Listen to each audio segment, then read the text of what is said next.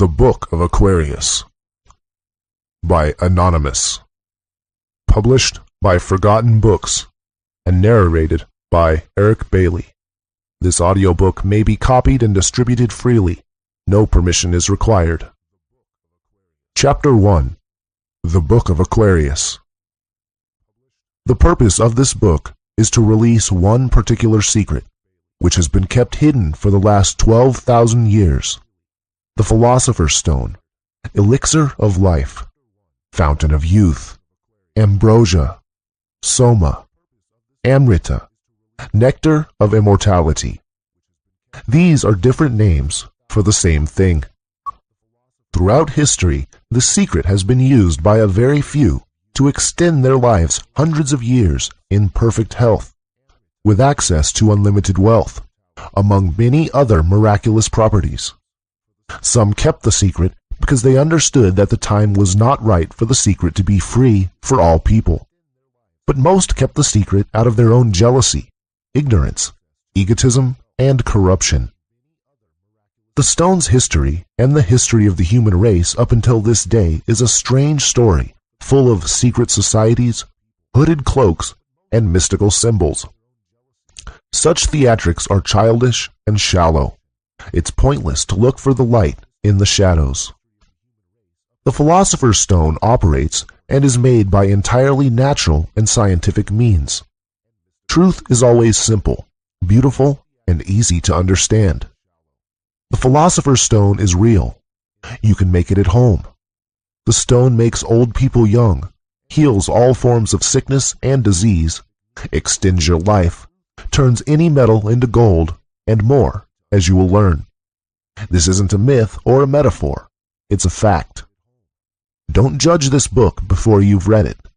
This is not one of those airy-fairy books written in all kinds of mystical language, filling pages with words that make sentences but not sense. This book will make more sense than anything you've ever read before. The age of secrets is over. I'm writing this book in common English. There's no need for mystical language or metaphor. This book contains no hidden meaning or codes. Everything is slated plainly and directly, in the shortest and simplest of words necessary to convey the meaning. Chapter 1 is the introduction. Chapter 2 is the foreword. Chapters 3 through 18 cover the theory of alchemy. Chapters 19 through 30 cover the practical instructions for making the stone. Chapters 31 through 33 cover further information on the stone. Chapters 34 through 49 cover the history of the stone. Chapters 50 and 51 cover some more philosophical topics. Chapter 52 is the Alchemist's prophecy. Chapter 53 is the afterword. Chapter 54 is a request for your help in the distribution of this book. Chapter 55 is a list of answers to questions asked since initial release. Chapter 56 is the bibliography. Quote by Samuel Clemens, aka Mark Twain. Truth is stranger than fiction, but it is because fiction is obliged to stick to possibilities. Truth isn't.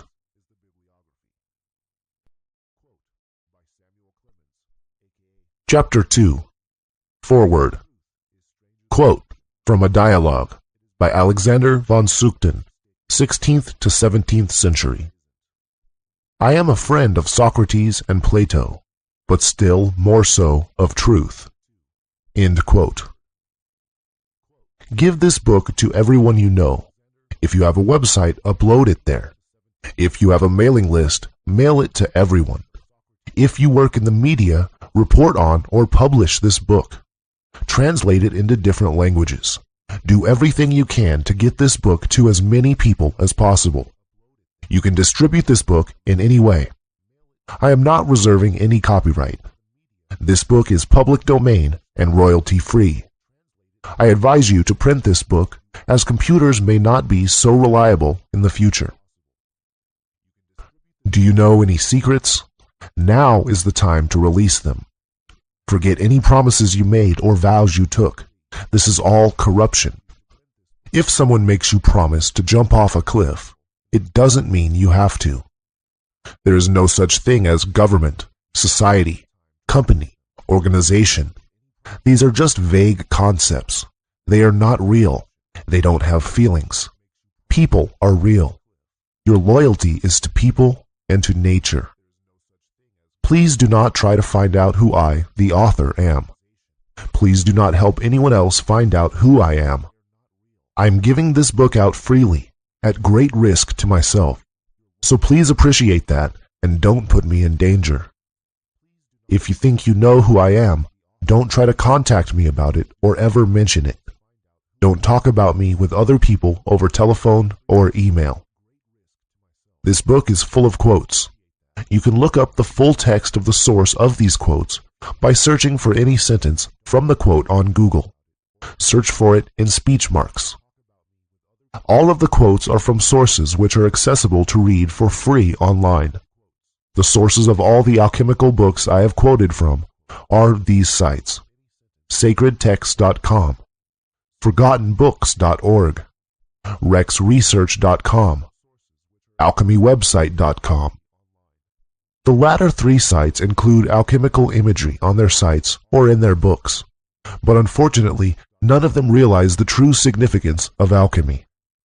However, all these sites and ramsdigital.com, which is not free, have done a great service to the world by publishing alchemical literature on the internet. The key for the below SHA1 hash is a poem I wrote, written in a language which is not necessarily English. Below is the hash value returned when the SHA1 algorithm is performed on the poem. If I wish to communicate any more information, I will include the poem, which will prove that the new information came from me. Also, if anyone else tries to write and pretend to be me, they will not have the key, so don't believe them. If anyone presents a poem as the key, be sure to check it returns the below value with the SHA1 algorithm.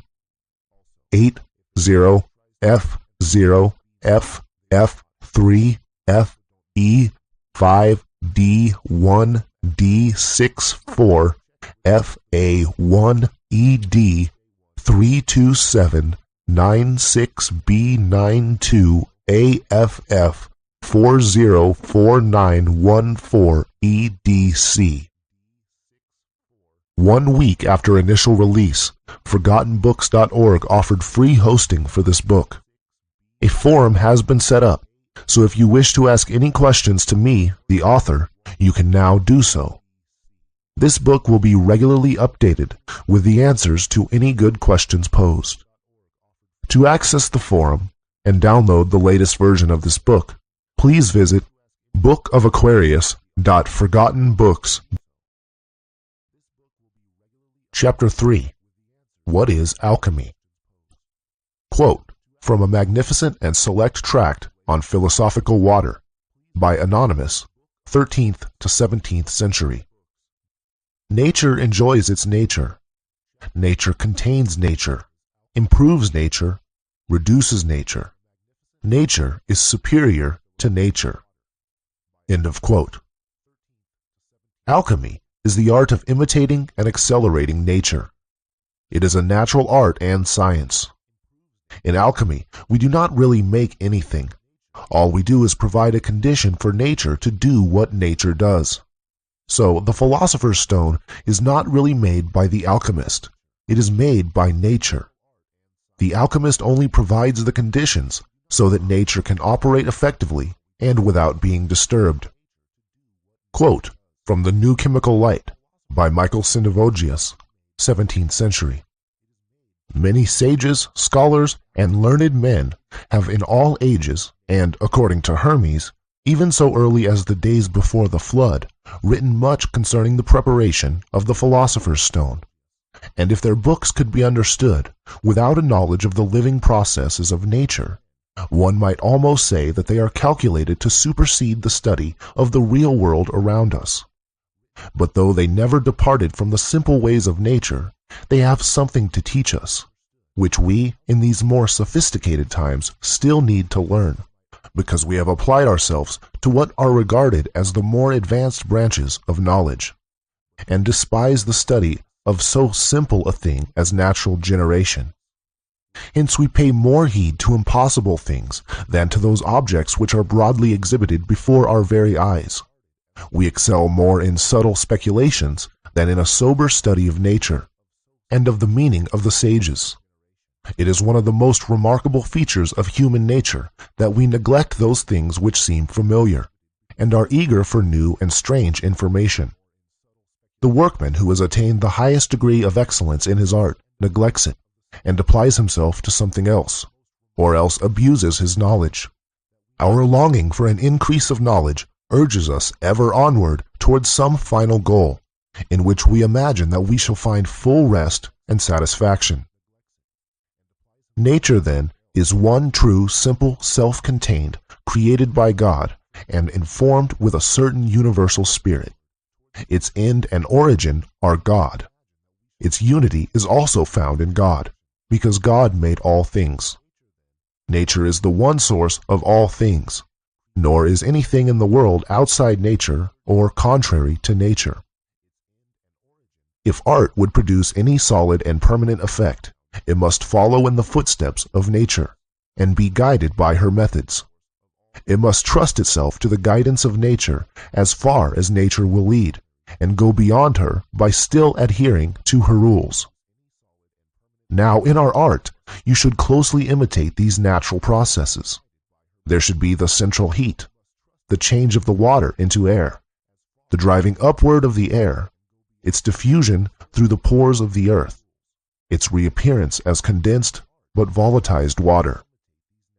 Quote from The New Pearl of Great Price by Peter Bonas, 1338 A.D. Nature, says Florus, is one, and if any man strays away from her guidance, he mars his labor. In changing the base metals into gold and silver by the projection of the stone, it follows, by an accelerated process, the method of nature, and therefore is natural. The fact is that, in producing gold, the art of alchemy does not pretend to imitate in the whole work of nature. It does not create metals, or even develop them out of the metallic first substance. It only takes up the unfinished handiwork of nature, i.e. the imperfect metals, and completes it, transmutes metals into gold. End of quote. An alchemist then only makes the stone in the same way that you make a tree by planting the seed and leaving it for a few years. Once the seed is set, if the conditions are right, then it just grows by itself, in accordance with nature.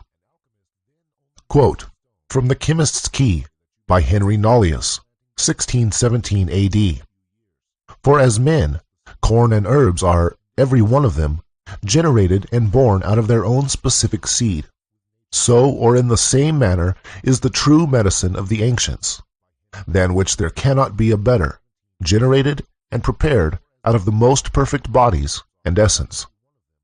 Everything generated or begotten is generated and born of his own specific seed, one, and in his proper, two, matrix. Quote from The Root of the World by Roger Bacon, 13th century. There is no true generation, but of things agreeing in nature, so that things be not made but according to their natures. The elder or oak trees will not bring forth pears, nor can you gather grapes of thorns, or figs of thistles. Things bring not forth, but only their like, or what agrees with the in nature, each tree its own fruit. Thus the wise man does that by art in a short time, which nature cannot perform in less than the revolution of 1,000 years. Yet notwithstanding, it is not we that make the metal, but nature herself that does it. Nor do or can we change one thing into another, but it is nature that changes them. We are no more than mere servants in the work. End quote. If you are wondering how this leads to the Philosopher's Stone, I will explain it more clearly. The Philosopher's Stone is a natural occurrence of nature. In fact, it is the aim of nature. Therefore, if you can find a substance which is very pure and infused with life energy, then put it under protected conditions, which are advantageous for its natural development. You will allow nature to take its course in an accelerated manner. When this is complete, nature will have made for you the Philosopher's Stone. It's very simple and entirely natural, which is the biggest part of the secret. I will explain again in another way. The Philosopher's Stone is the name of the thing that you get when nature has finished doing what it does all day long. The earth and the entire universe is going through this process. If, however, you find a substance already quite well matured by nature, clean it up, then put it into a closed system or microcosm, nature will finish this thing long before it finishes everything else. So, you get the result of nature earlier and can enjoy all its wonderful properties while the rest of the world is still in shit. Quote, from The Glory of the World, or Table of Paradise, by Anonymous, 1526 AD. The chemical development of our substance is internal and caused by the operation of nature. Our wise teacher Plato says, every husbandman who sows good seed first chooses a fertile field, plows and manures it well, and weeds it of all tares. He also takes care that his own grain is free from every foreign admixture. When he has committed the seed to the ground, he needs moisture, or rain, to decompose the grain, and to raise it to new life. He also requires fire, that is, the warmth of the sun, to bring it to maturity. The needs of our art are of an analogous nature. First, you must prepare your seed, i.e., cleanse your matter from all impurity, by a method which you will find set forth at length in the dicta of the sages, which I will subjoin to this treatise. Then you must have good soil in which to sow your mercury and sun.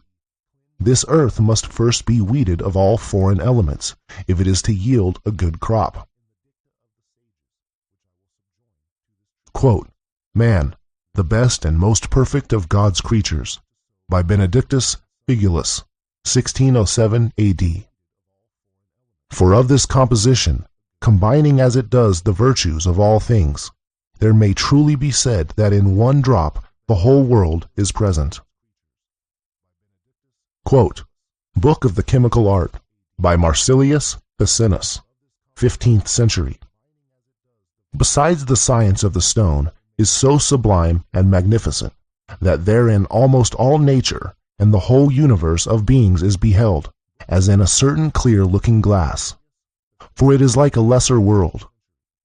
God wrought out his compacted being of the world by certain harmony and musical proportion allied to one another. That which are in the superior world are in the inferior also, but in a terrestrial manner. That which likeness are in the inferiors may also be seen in the superiors, in a celestial manner indeed, and according to the cause. Some philosophers have compared the work of the stone to the creation of the world, likewise to the generation of man and to his naturalness. Quote, from an anonymous treatise concerning the Philosopher's Stone, by Anonymous, 12th to 17th century. The inspired apostle, St. Peter, tells us that the earth and its work shall consume therein, and a new world shall be born, beautiful and good, as is described in the Apocalypse. Quote, from the Chemical Treatise, or The Ordinal of Alchemy, by Thomas Norton, 1477 A.D. The ancient writers call our stone a microcosm, and there can be no doubt that its composition greatly resembles that of the world in which we live. Quote, from Aphorisms of Urbigurus, by Barrow Urbigurus, 1690 A.D. To understand aright how out of this our chaos we are to form our philosophical microcosm, we must first of necessity rightly comprehend the great mystery and proceeding in the creation of the microcosm, it being extremely necessary to imitate and use the very same method in the creation of our little one, that the Creator of all things has used in the formation of the Great One. Quote from a magnificent and select tract on philosophical water by Anonymous, 13th to 17th century. This water cannot be prepared using strange methods in the world, but rather it can only be prepared using natural means, together with nature and from nature. These words are bright and clear to those who understand. End quote. Alchemy is therefore the art of the microcosm and the acceleration of nature through the microcosm. There is only one method for the entire work. We only do one thing, and that is to allow nature to take its course. Admittedly, however, we do first clean up our substance and remove what is not needed. Quote from The Root of the World by Roger Bacon, 13th century. For the knowledge of this art consisteth not in the multiplicity or great number of things, but in unity. Our stone is but one, the matter is one, and the vessel is one. The government is one, and the disposition is one. The whole art and work thereof is one, and begins in one manner, and in one manner it is finished. Quote from A Brief Guide to the Celestial Ruby by Irenaeus Philalethes, 1694 A.D. It is prepared from one substance, with which the art of chemistry is conversant, to which nothing is added, from which nothing is taken away, except that its superfluities are removed. End quote.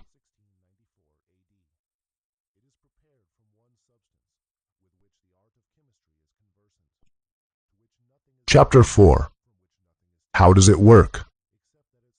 The Philosopher's Stone is energy, concentrated and purified to a massively high degree. This is the same energy that you are taking in when you breathe and when you eat and drink. It is the energy that powers all forms of life. And so I will call it life energy, since I have to call it something, and life energy is self-explanatory. I think most of us already have a feeling that there is some kind of life energy we obtain from our food, drink, and air. We all know that eating fruit is better than taking vitamins. We know that there is something in the juice of the fruit. We know that raw vegetables are better than cooked vegetables. We know that cooking food destroys the goodness in it. We eat other life forms, and we know that the more alive or fresh our food is, the better it is for us. There is also much to be said for breathing deeply and rhythmically, and not just for the oxygen. Else we would get the same effect by breathing air with more oxygen, but that's not necessarily the case. Quote from On the Gold Medicine and on the Yellow and the White by Ko Hung, 4th century, Chinese. Although the proper method of breathing and directing the movements of the qi, ethereal essence, of the body, and the eating of the vegetable medicine may extend people's life, yet they will not keep people from death. But the eating of the Shintan, divine medicine, confers immortality on the eater, enabling him to last as long as heaven and earth, and ride on clouds and dragons up and down the Tai Ching. Great clearness. End quote. This life energy is physical in the sense that it can be captured and made use of. You could say that this life energy is the smallest particle of which all other particles are made. Or you could say that everything is made of energy, and this is that energy in a raw and undetermined form, not yet formed into an element, which is probably closer to the truth. Quote from Shi Hing Ling, disciple of Chang Pao Tuong, and Sai Tung Kuang, disciple of Shai Sling Ling, 11th to 13th century, Chinese. Things in the universe are all produced from the single qi, ethereal essence, which embodies both the will of the clear sky and the will of the clouded earth. When bamboo ware is broken, bamboo is needed for repairing. When a man's energy wears out, lead is required for re-strengthening. Think the matter over. The medicine may be found directly in front of your eyes. The trouble is that the common people cannot perceive it. Quote from The New Chemical Light by Michael Sendivogius, 17th century. Man is made of earth and lives through air, for air contains the hidden food of life, of which the invisible spirit, when congealed, is better than the whole world. Quote from Book of the Chemical Art by Marsilius Ficinus, 15th century. The stone which the philosophers do seek is an invisible and impalpable spirit. The stone also is in everything, that is, nature is in everything. And because nature has in itself all names, and nature is all the world, therefore the stone has many names and is said to be in everything, although one is nearer than another. Quote from A Golden and Blessed Casket of Nature's Marvels by Benedictus Figulus, 1607 A.D. Everything conferring the virtue of stability and permanence necessarily possesses this virtue itself. Quote from The 12 Keys by Basilius Valentinus, 15th century. Thus the power of growth that I speak of is imparted not by the earth, but by the life-giving spirit that is in it. If the earth were deserted by the spirit, it would be dead, and no longer able to afford nourishment to anything. Know then, gentle reader, that life is the only true spirit. End quote. Chapter 5. The Powers of the Stone. I will here explain a few of the many possible uses of the philosopher's stone. The possibilities for its use are vast and beyond the imagination of a regular person. However, I will outline the traditional uses. There are two forms of the philosopher's stone: the white stone and the red stone. The white stone transmutes any metal into silver. The red stone is the more powerful and more well-known, and transmutes any metal into gold. Furthermore, know that the making of gold and silver were considered the least desirable effects of the stone. The effects on the body and mind have always considered to be worth so much more than the money. It is because the stone makes gold and silver that these were used as currency throughout history. Not that the stone makes gold and silver because they have value. Quote from the Sophic Hydrolith, or Water Stone of the Wise, by Anonymous, 17th century. Let not him who desires this knowledge, for the purpose of procuring wealth and pleasure, think that he will ever attain it. Those, therefore, that desire this art as a means of procuring temporal honor, pleasure, and wealth, are the most foolish of men, and they can never obtain that which they seek at so great an expense of money, time, and trouble, and which fills their hearts, their minds, and all their thoughts. For this reason the sages have expressed a profound contempt for worldly wealth, not as though it were in itself a bad thing, seeing that it is highly commended in Holy Scripture as an excellent gift of God, but because of its vile abuse.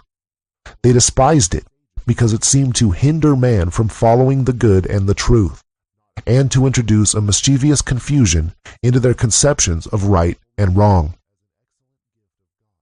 Quote from Fama Fraternitatis by the Rosicrucians, 1614 A.D. But now, concerning, and chiefly in this our age, the ungodly and accursed gold-making, which hath gotten so much the upper hand, whereby under colour of it many nunnagates and roguish people do use the great villainies, and cozen and abuse the credit which is given them. Yea, nowadays men of discretion do hold the transmutation of metals to be the highest point, and fastigium in philosophy. This is all their intent and desire, and that God would be most esteemed by them and honored, which could make great store of gold and in abundance, the which with unpremeditated prayers they hope to attain the all-knowing God and searcher of all hearts. We therefore do by these presents publicly testify that the true philosophers are far of another mind, esteeming little the making of gold, which is but a paragon. For besides that, they have 1,000 better things. End quote. If you do not yet understand how and why the stone works, what the active principle is, then this will all sound unbelievable.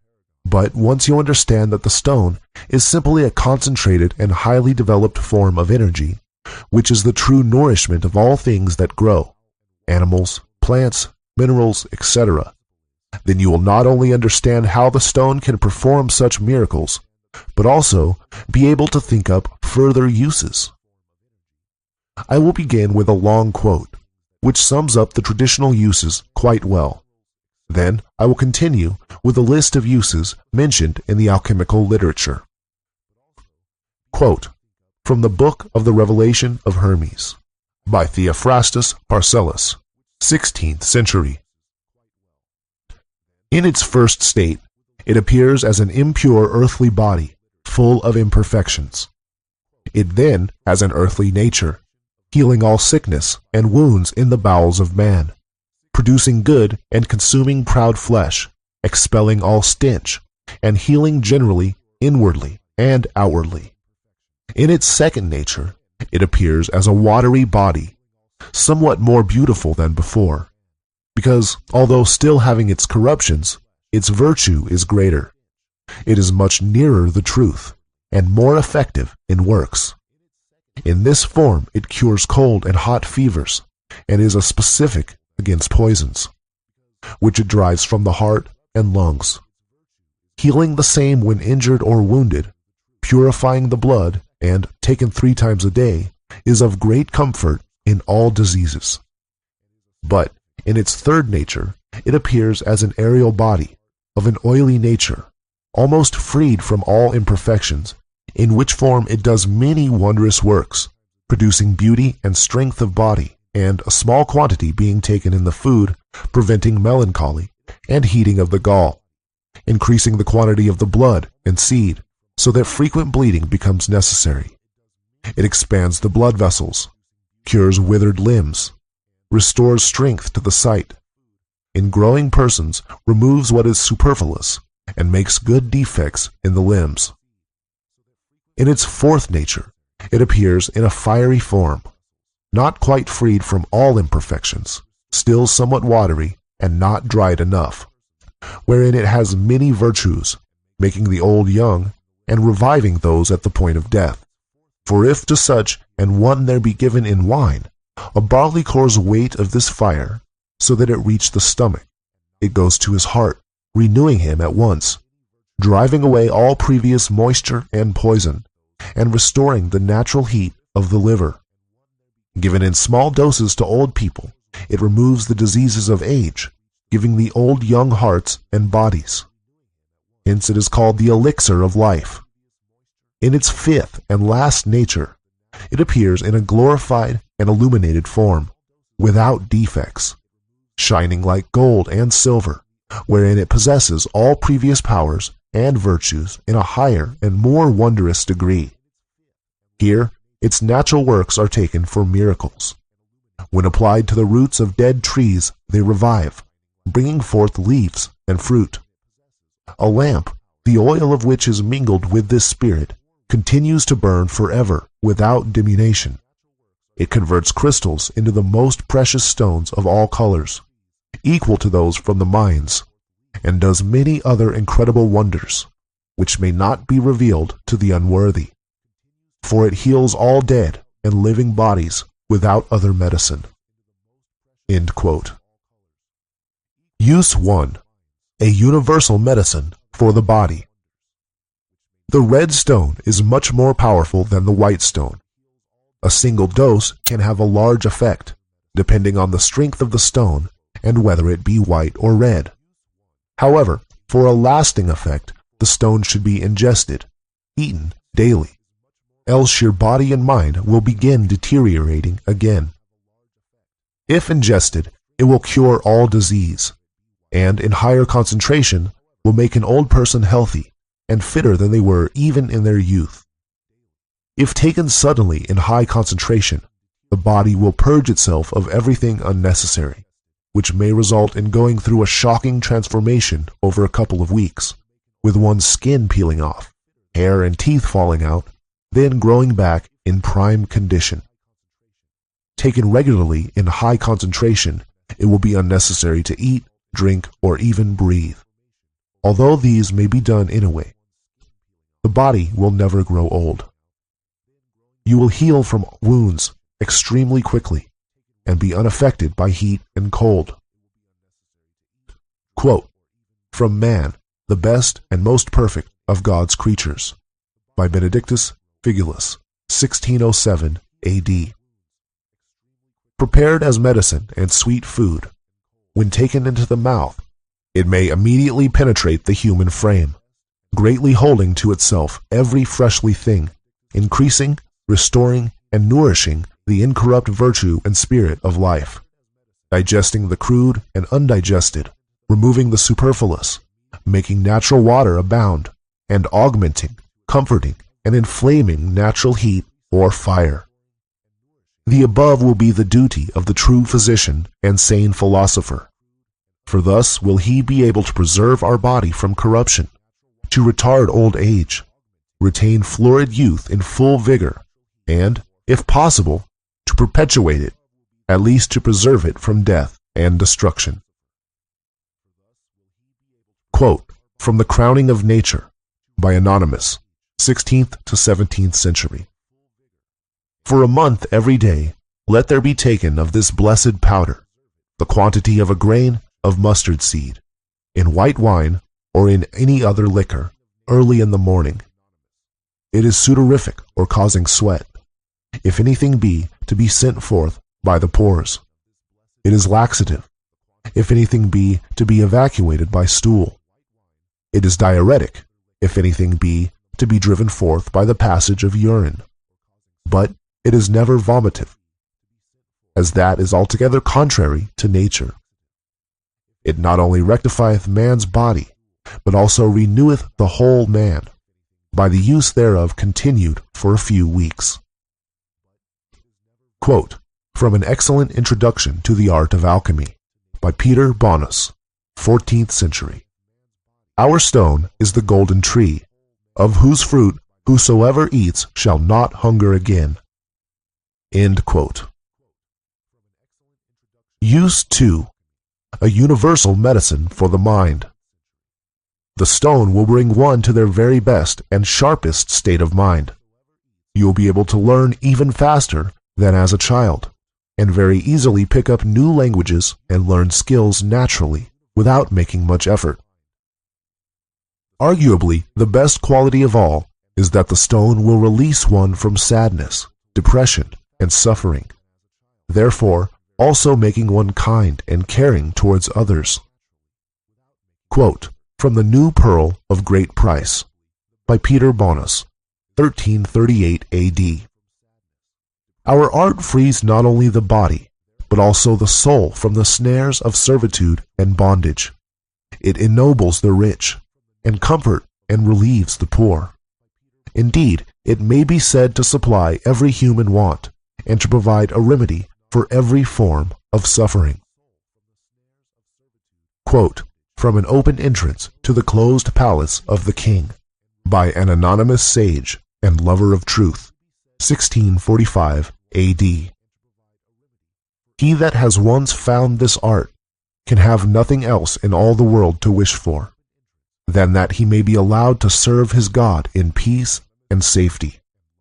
He will not care for pomp or dazzling outward show, but if he lived 1,000 years and daily entertained 1,000,000 people, he could never come to want. End quote. Use 3. A universal medicine for the spirit. The stone is a fast track to spiritual enlightenment, and considered by the ancient Indians, Tibetans, and Chinese to be the only method to achieve enlightenment without meditation. It is considered by the ancient Chinese Taoists to be the preferred method. With accelerated spiritual growth and unlimited life energy and qi, the possibilities eventually become limitless, and one will be capable of anything. Quote from Wu Chen Pian, Essay on the Understanding of Truth, by Chang Po Tuan, 1078 AD. Tan is the supremely priceless valuable medicine of the material body. Successful compounding leads to endless changes. It makes it possible for one to ascend, to meet the Chen Sung, true men, and further to solve the problem of Wu Sheng, non-living, by its skillful use. Even if you are able to apprehend the true nature of Buddhism, i.e., to become of a Buddha, you will not be able to avoid giving up your body here and acquiring another body there. What can be better than compounding the great Tan medicine at the same time? Then you can overcome Wu Tu, no leak, to become a Chen Chen, true man, Xian. The doors of Xuan and Pian are seldom known by the people. They are really not the nose and the mouth, as some persons think. Even if you practice breathing for years, how can you make the golden Wu, crow, capture the Tuo, rabbit? Quote, on the gold medicine and on the yellow and the white, by Ko Hong, 4th century. Whoever eats any of the medicines may rise on high or stay in this world according to his desire. End quote. Use 4. A universal medicine for plants. The stone will cause plants to grow extremely quickly and healthily, and in any condition. Use 5. A universal medicine for metals. The stone allows any metal to be transmuted into silver with the white stone, or gold with the red stone. It is also possible to transmute gold back into the lesser metals. Quote from The Chemist's Key, by Henry Nollius, 1617 AD. This matter, after having received perfect whiteness, perfect redness, and fixation, tinges all imperfect metals into the best silver and gold. Quote from The Sulfic Hydrolith, or Water Stone of the Wise, by Anonymous, 17th century. The purer the metals are, and the greater their affinity to our substance, the more easily are they received by the tincture, and the more perfect and rapid is the process of regeneration. For the transformation consists in all that is impure and unsuitable being purged off and rejected like dross. In the same manner, flawed stones can be transmuted into precious diamonds, and common crystal can be so tinged to become equal to the most precious stones. Moreover, many other things may be done with the tincture which must not be revealed to the wicked world. These virtues of the stone, and others of a like kind, are looked upon as the least important by the sages, and by all Christians on whom God has bestowed this most precious gift. Such men think them vile indeed when compared with the knowledge of God and of his works, which is afforded by the stone. Quote from The New Pearl of Great Price, by Peter Bonus, 1338 AD. He, Raymond, was also the first to discover the method of evolving precious stones out of the metallic principles. Nay, he was able not only to change lead into gold, but he transmuted gold into lead, and thus turned back the course of nature. Quote from A Golden and Blessed Casket of Nature's Marvels, by Benedictus Figulus, 1607 AD. Every mercury of metals and minerals may, by successive stages, be raised through the qualities of all other mercuries to the excellence of the solar body, and thence also be reduced to the degree and virtue of any metallic body one may choose. End quote. Use 6. A universal medicine for minerals. The stone can be used to grow and develop precious stones and diamonds. Quote from an explanation of the Natural Philosopher's Tincture of Paracelsus, by Alexander von Sukten, 16th century. Our stone matures all immature precious stones and brings them to their highest perfection. End quote. Use 7. Malleable glass. The stone can be used to make glass malleable. That is, so you can beat it into shape without it shattering. Quote from a very brief tract concerning the philosophical stone, by an unknown German sage, 15th to 17th century. Our substance is a body containing spirit, which makes glass malleable and turns crystals into carbuncles. End quote. Use 8.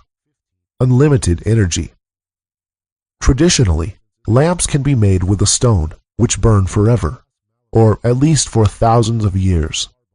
Therefore, it can also be used to generate an almost unlimited amount of electricity and be used as a power source. I will cover ever-burning lamps in more detail in a later chapter. The stone certainly has some interesting properties, which could make sci-fi technologies possible. Quote from an explanation of the natural philosopher's tincture, or Paracelsus, by Alexander von Sukten, 16th century.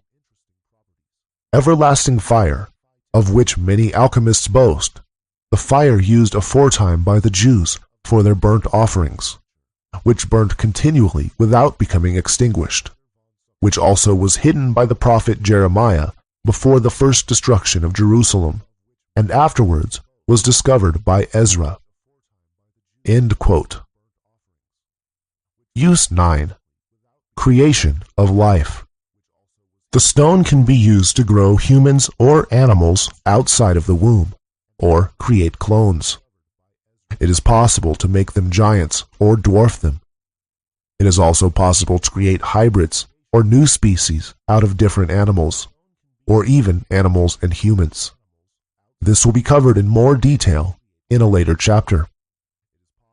Quote from The New Atlantis, by Francis Bacon, 1627 AD, wherein we find many strange effects, as continuing life in them, though diverse parts, which you account vital, be perished and taken forth, resuscitating of some that seem dead in appearance, and the like. We try also all poisons, and other medicines upon them, as well of chirurgy, as physic. By art likewise we make them greater or smaller than their kind is, and contrariwise dwarf them and stay their growth. We make them more fruitful and bearing than their kind is, and contrariwise barren and not generative. Also, we make them differ in color, shape, activity, many ways. We find means to make commixtures and copulations of diverse kinds, which have produced many new kinds, and them not barren, as the general opinion is. End quote.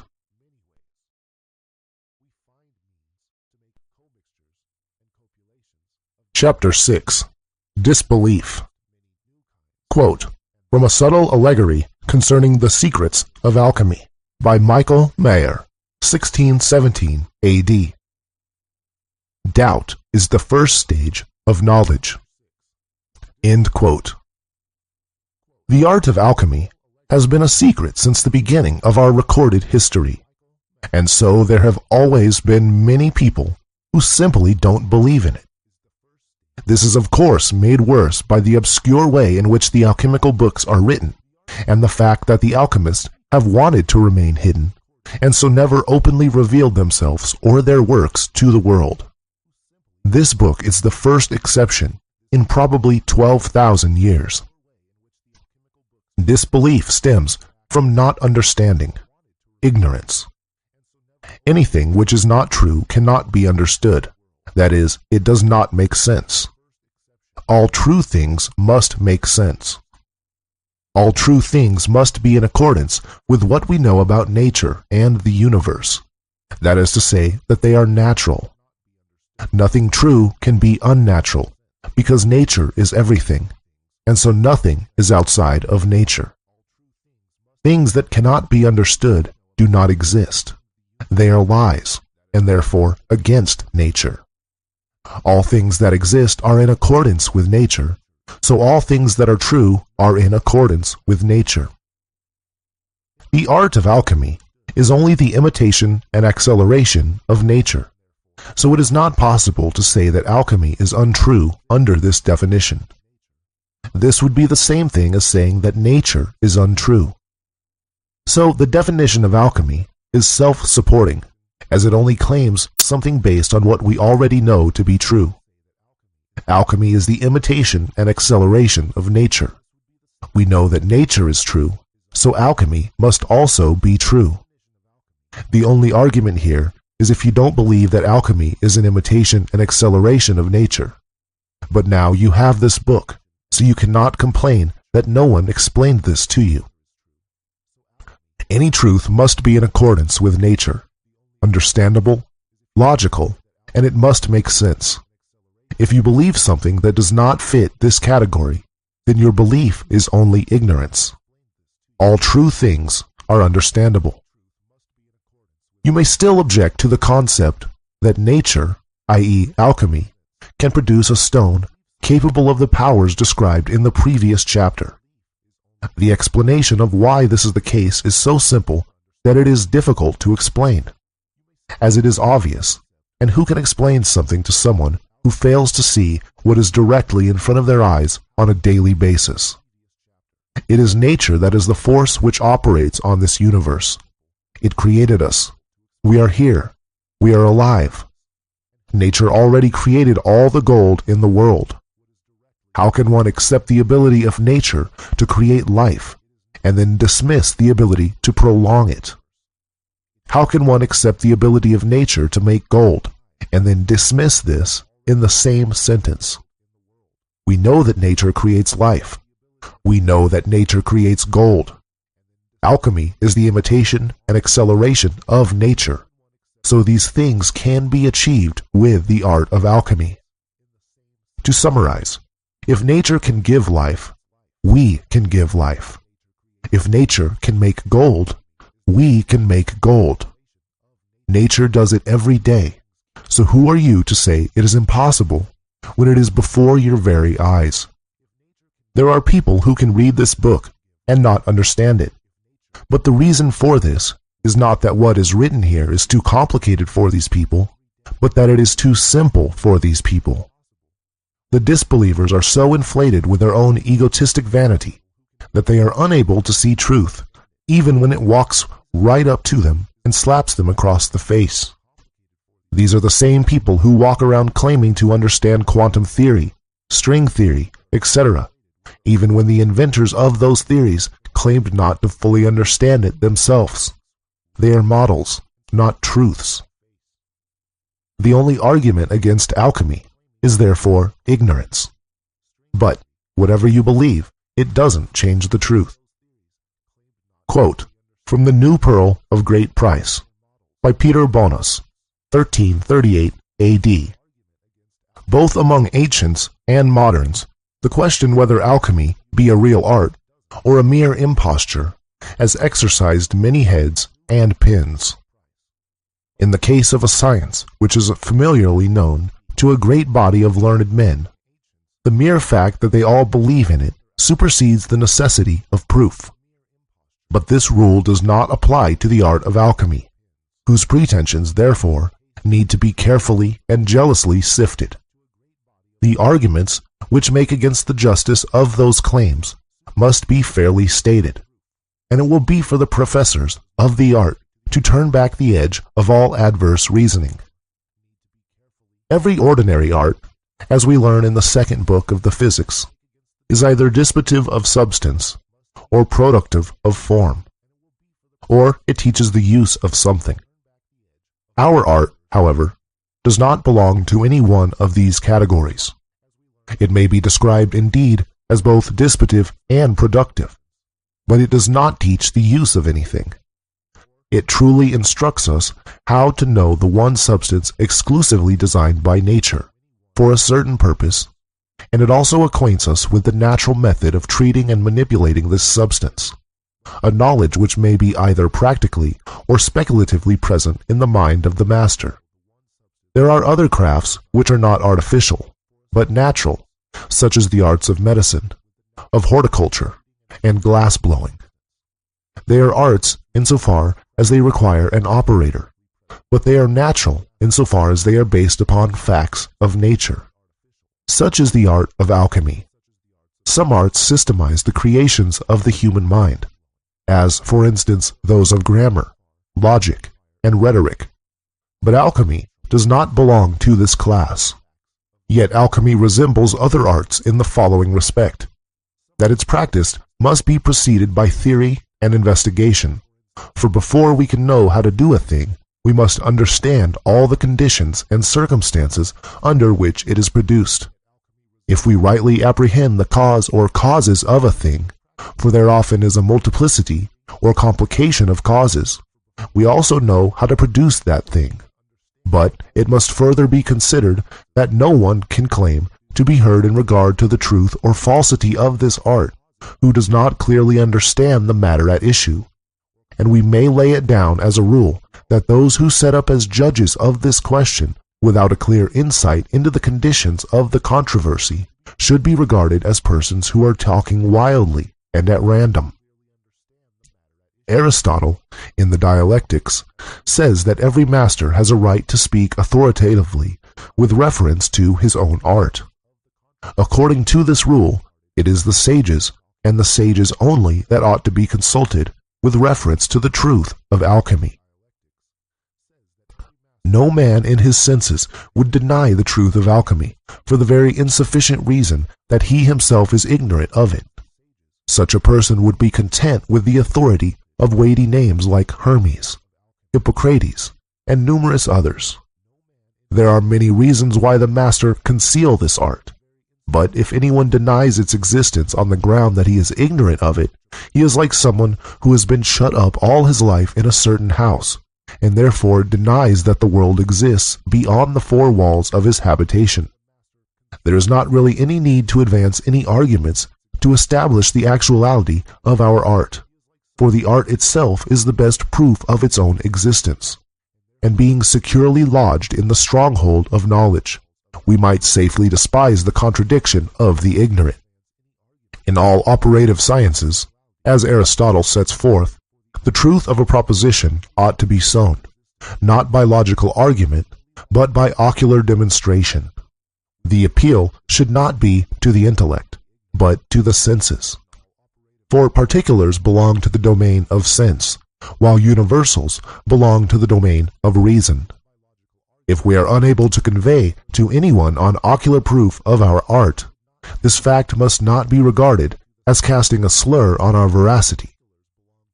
The difficulty of our task is enhanced by the circumstance that we have to speak of our art to the ignorant and scornful, and are thus in the position of a painter who should attempt to explain nice shades and differences of color to the colorblind, or of a musician who should discourse sweet harmony to the deaf.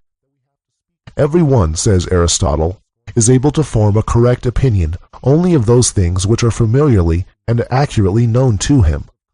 But he who denies the snow is white cannot have any eyes in his head.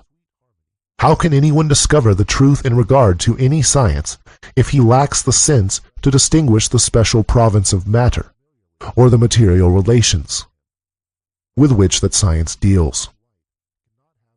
Such people need to exercise faith, even to become aware of the existence of our art. Pythagoras, in the Turba Philosophorum, says that those who are acquainted with the elements will not be numbered among deniers. A doctor who desires to prove that a certain medicine will produce a certain effect in a diseased condition of the human body must substantiate his position by practical experiment. For instance, someone suffers from a superabundance of red color in the veins of the stomach and liver, and I say that the cure is an evacuation after digestion. If I wish to discover what medicine would produce this effect, I would say everything that, after digestion, produces an evacuation of bile will heal the patient. Now, I know that rhubarb or scammania will produce this effect. Therefore, rhubarb, or scammania will be the right remedy to choose. Nevertheless, the truth of my assertion could be satisfactorily proven only by means of a practical experiment. In all these matters, as Hammock says, nothing short of seeing a thing will help you to know it. If you wish to know that pepper is hot, and that vinegar is cooling, that colocynth and absinthe are bitter, that honey is sweet, and that aconite is poison, that the magnet attracts steel, that arsenic whitens brass, and that fuchsia turns it of an orange color, you will, in every one of these cases, have to verify the assertion by experience. It is the same in geometry, astronomy, music, perspective, and other sciences with a practical scope and aim. A like rule applies with double force to alchemy, which undertakes to transmute the base metals into gold and silver.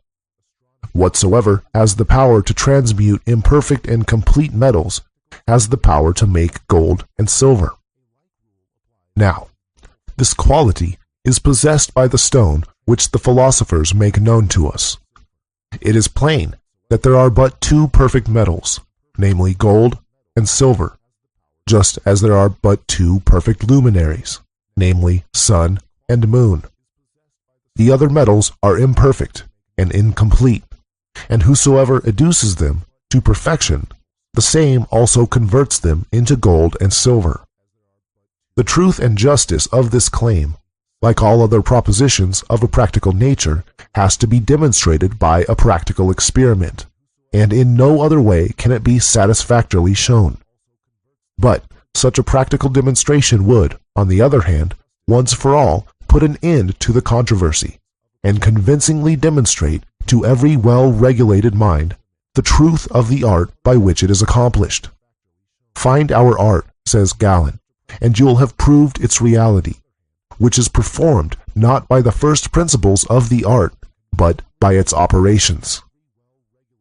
It is absurd to prove the existence of nature, or to argue the possibility of what is known.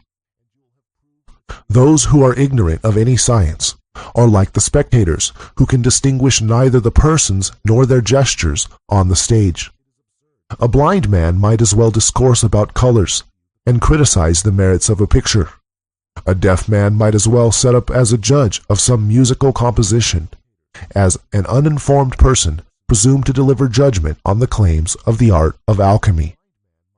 When indeed the stone is found, our friends who now laugh and sneer at us will be at a loss how to express their love. Quote from the Golden Tract Concerning the Stone of the Philosophers, by an anonymous German philosopher, 16th to 17th century.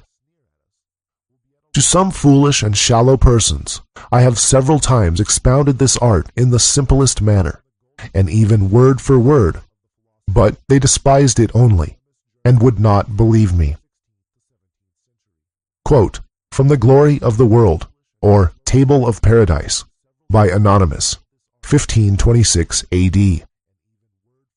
For the matter is only one thing, and would remain one thing, though 100,000 books had been written about it, because this art is so great a treasure that the whole world would not be a sufficient compensation for it. It is described in obscure terms, yet openly named by all, and known to all. But if all knew its secret, no one would work, and it would lose its value. On this account, it would be impious to describe it in universally intelligible language. He to whom God will reveal it may understand these dark expressions. But because most men do not understand them, they are inclined to regard our art as impossible, and the sages are branded as wicked men and swindlers. Learned doctors, who thus speak of us, have it before their eyes every day, but they do not understand it, because they never attend to it. And then, forsooth, they deny the possibility of finding the stone, nor will anyone ever be able to convince them of the reality of our art, so long as they blindly follow their own bent and inclination. In short, they are too wise to discern it, since it transcends the range of the human intellect, and must be humbly received at the hand of God. It is their own ignorance, the skeptics, that prevents them from attaining a true knowledge. But they put the blame on our writings and call us charlatans and impostors. They argue that if the stone could be found at all, they must have discovered it long ago, their eyes being as keen and their minds as acute as they are. Behold, they say, how we have toiled day and night, how many books have we read, how many years we have spent in our laboratories. Surely, if there were anything in this art, it could not have escaped us.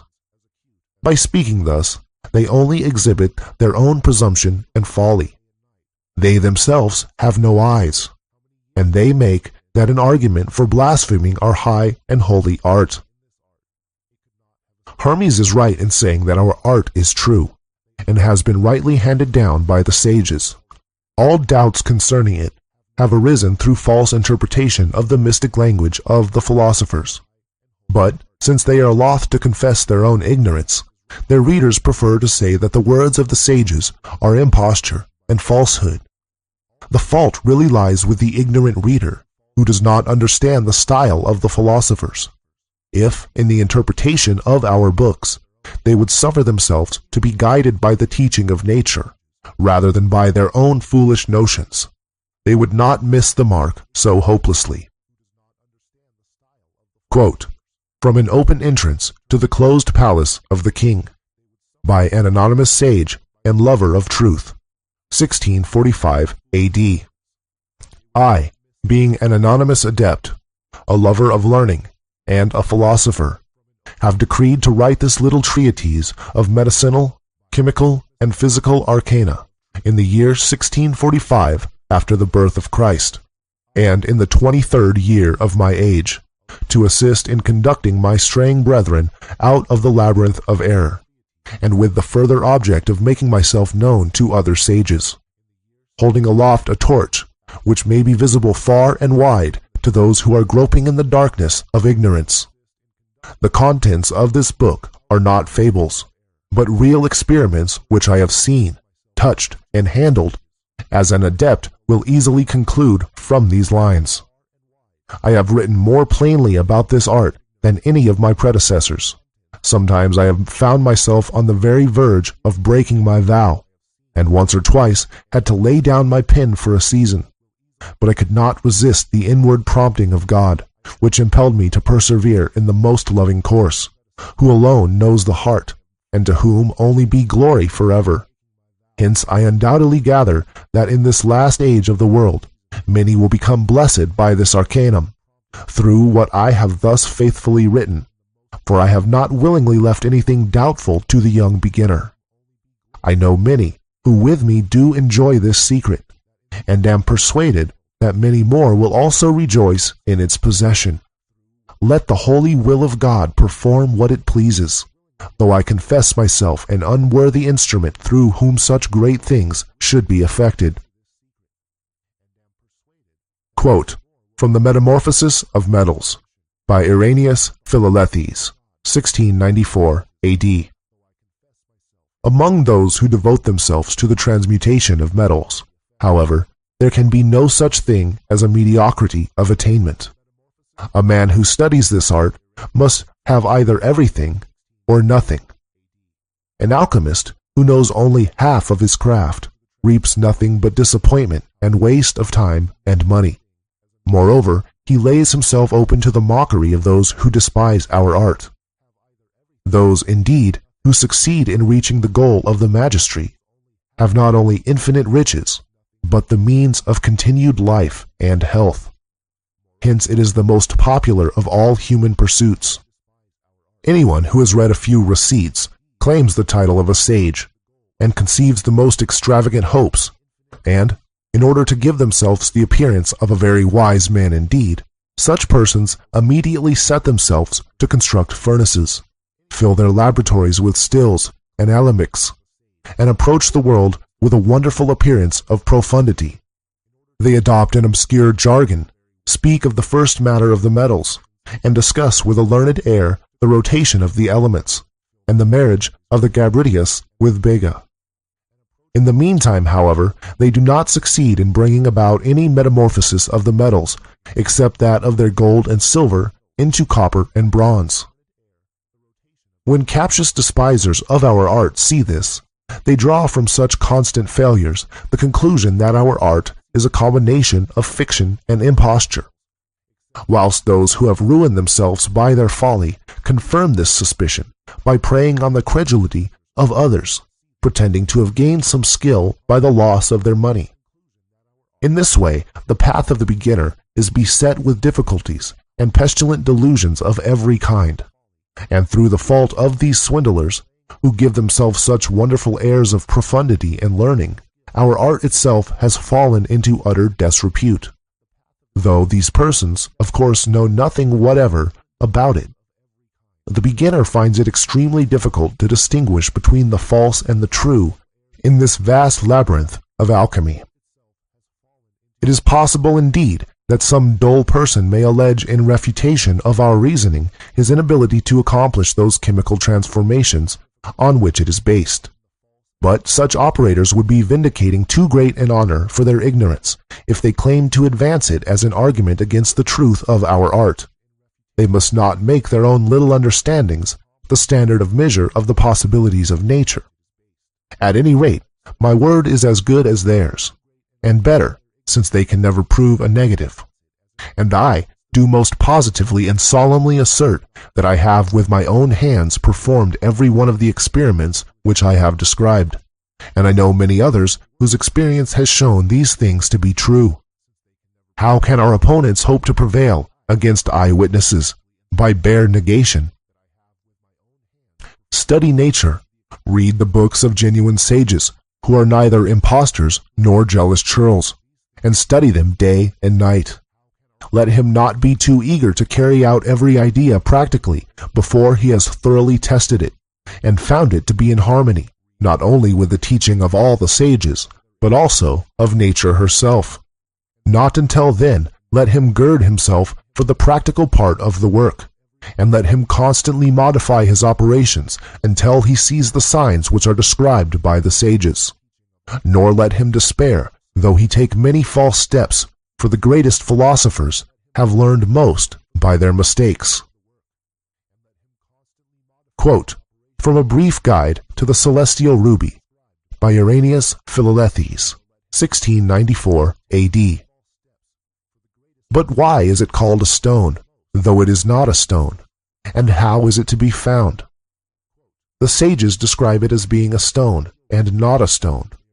And the vulgar, who cannot imagine how so wonderful a thing should be produced except by art magic, decry our science as impious, wicked, and diabolical.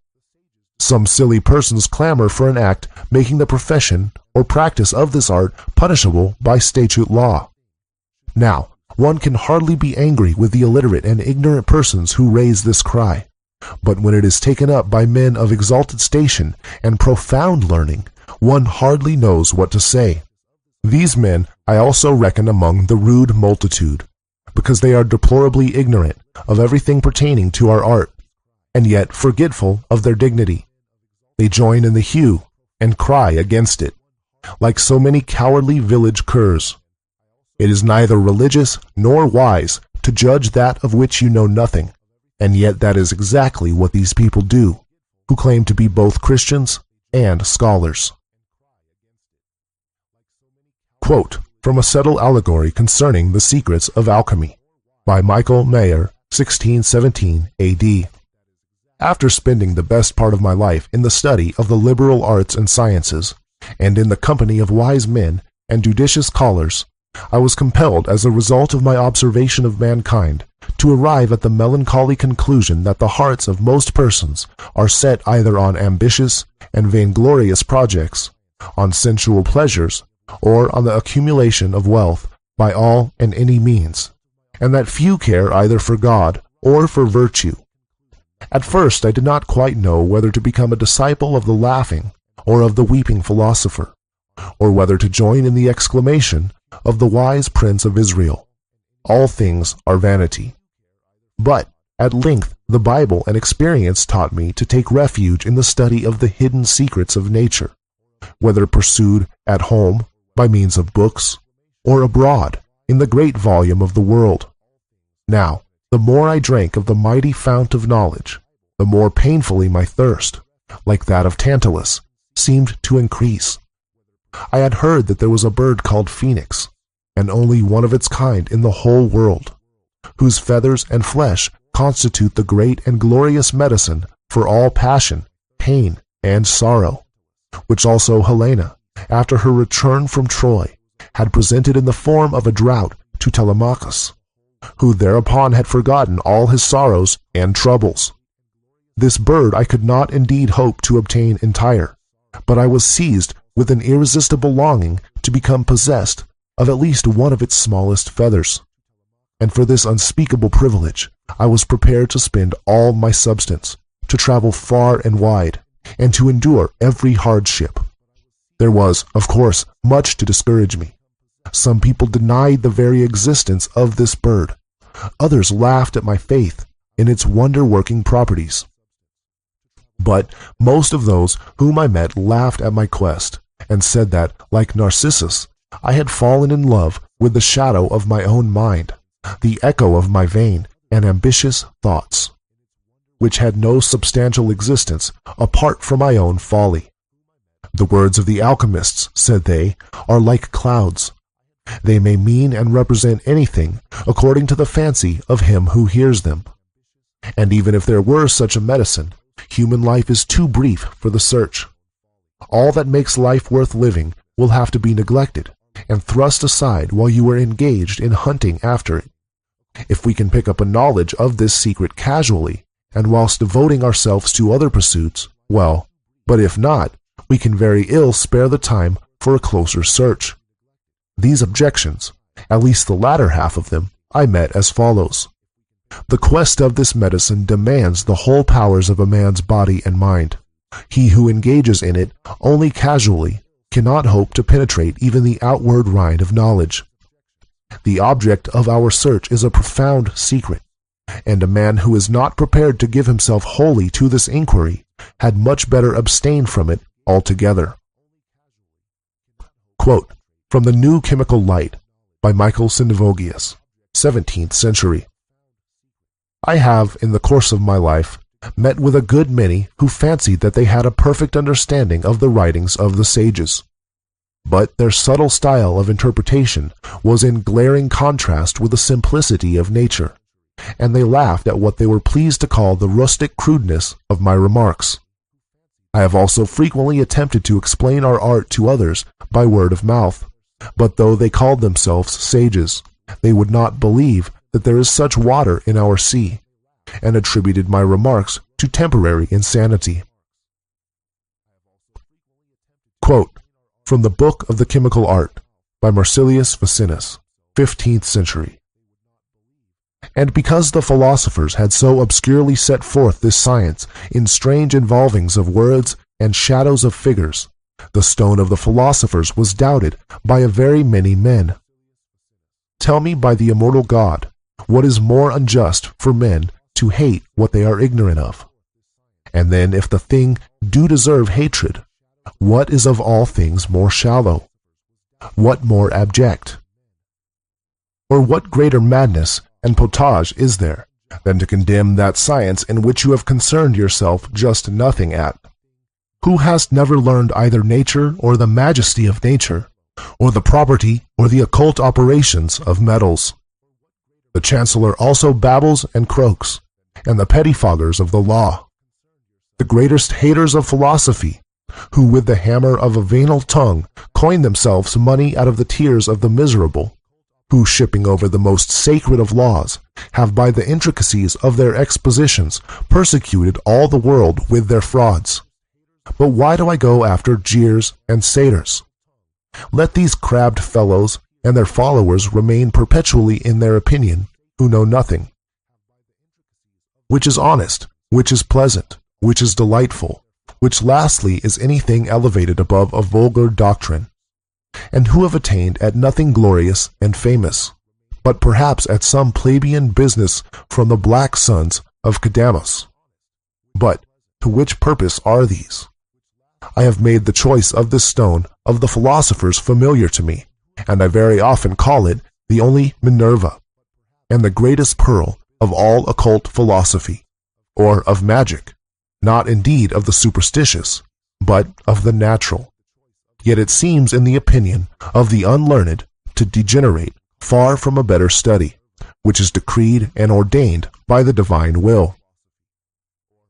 Quote from Golden Calf by John Frederick Helvetius, 17th century.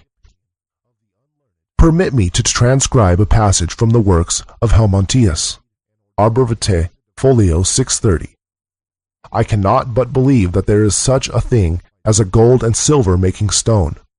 At the same time, I cannot shut my eyes to the fact that hundreds of painstaking alchemists are daily being led astray by impostors or ignorant professors of the spagyric art.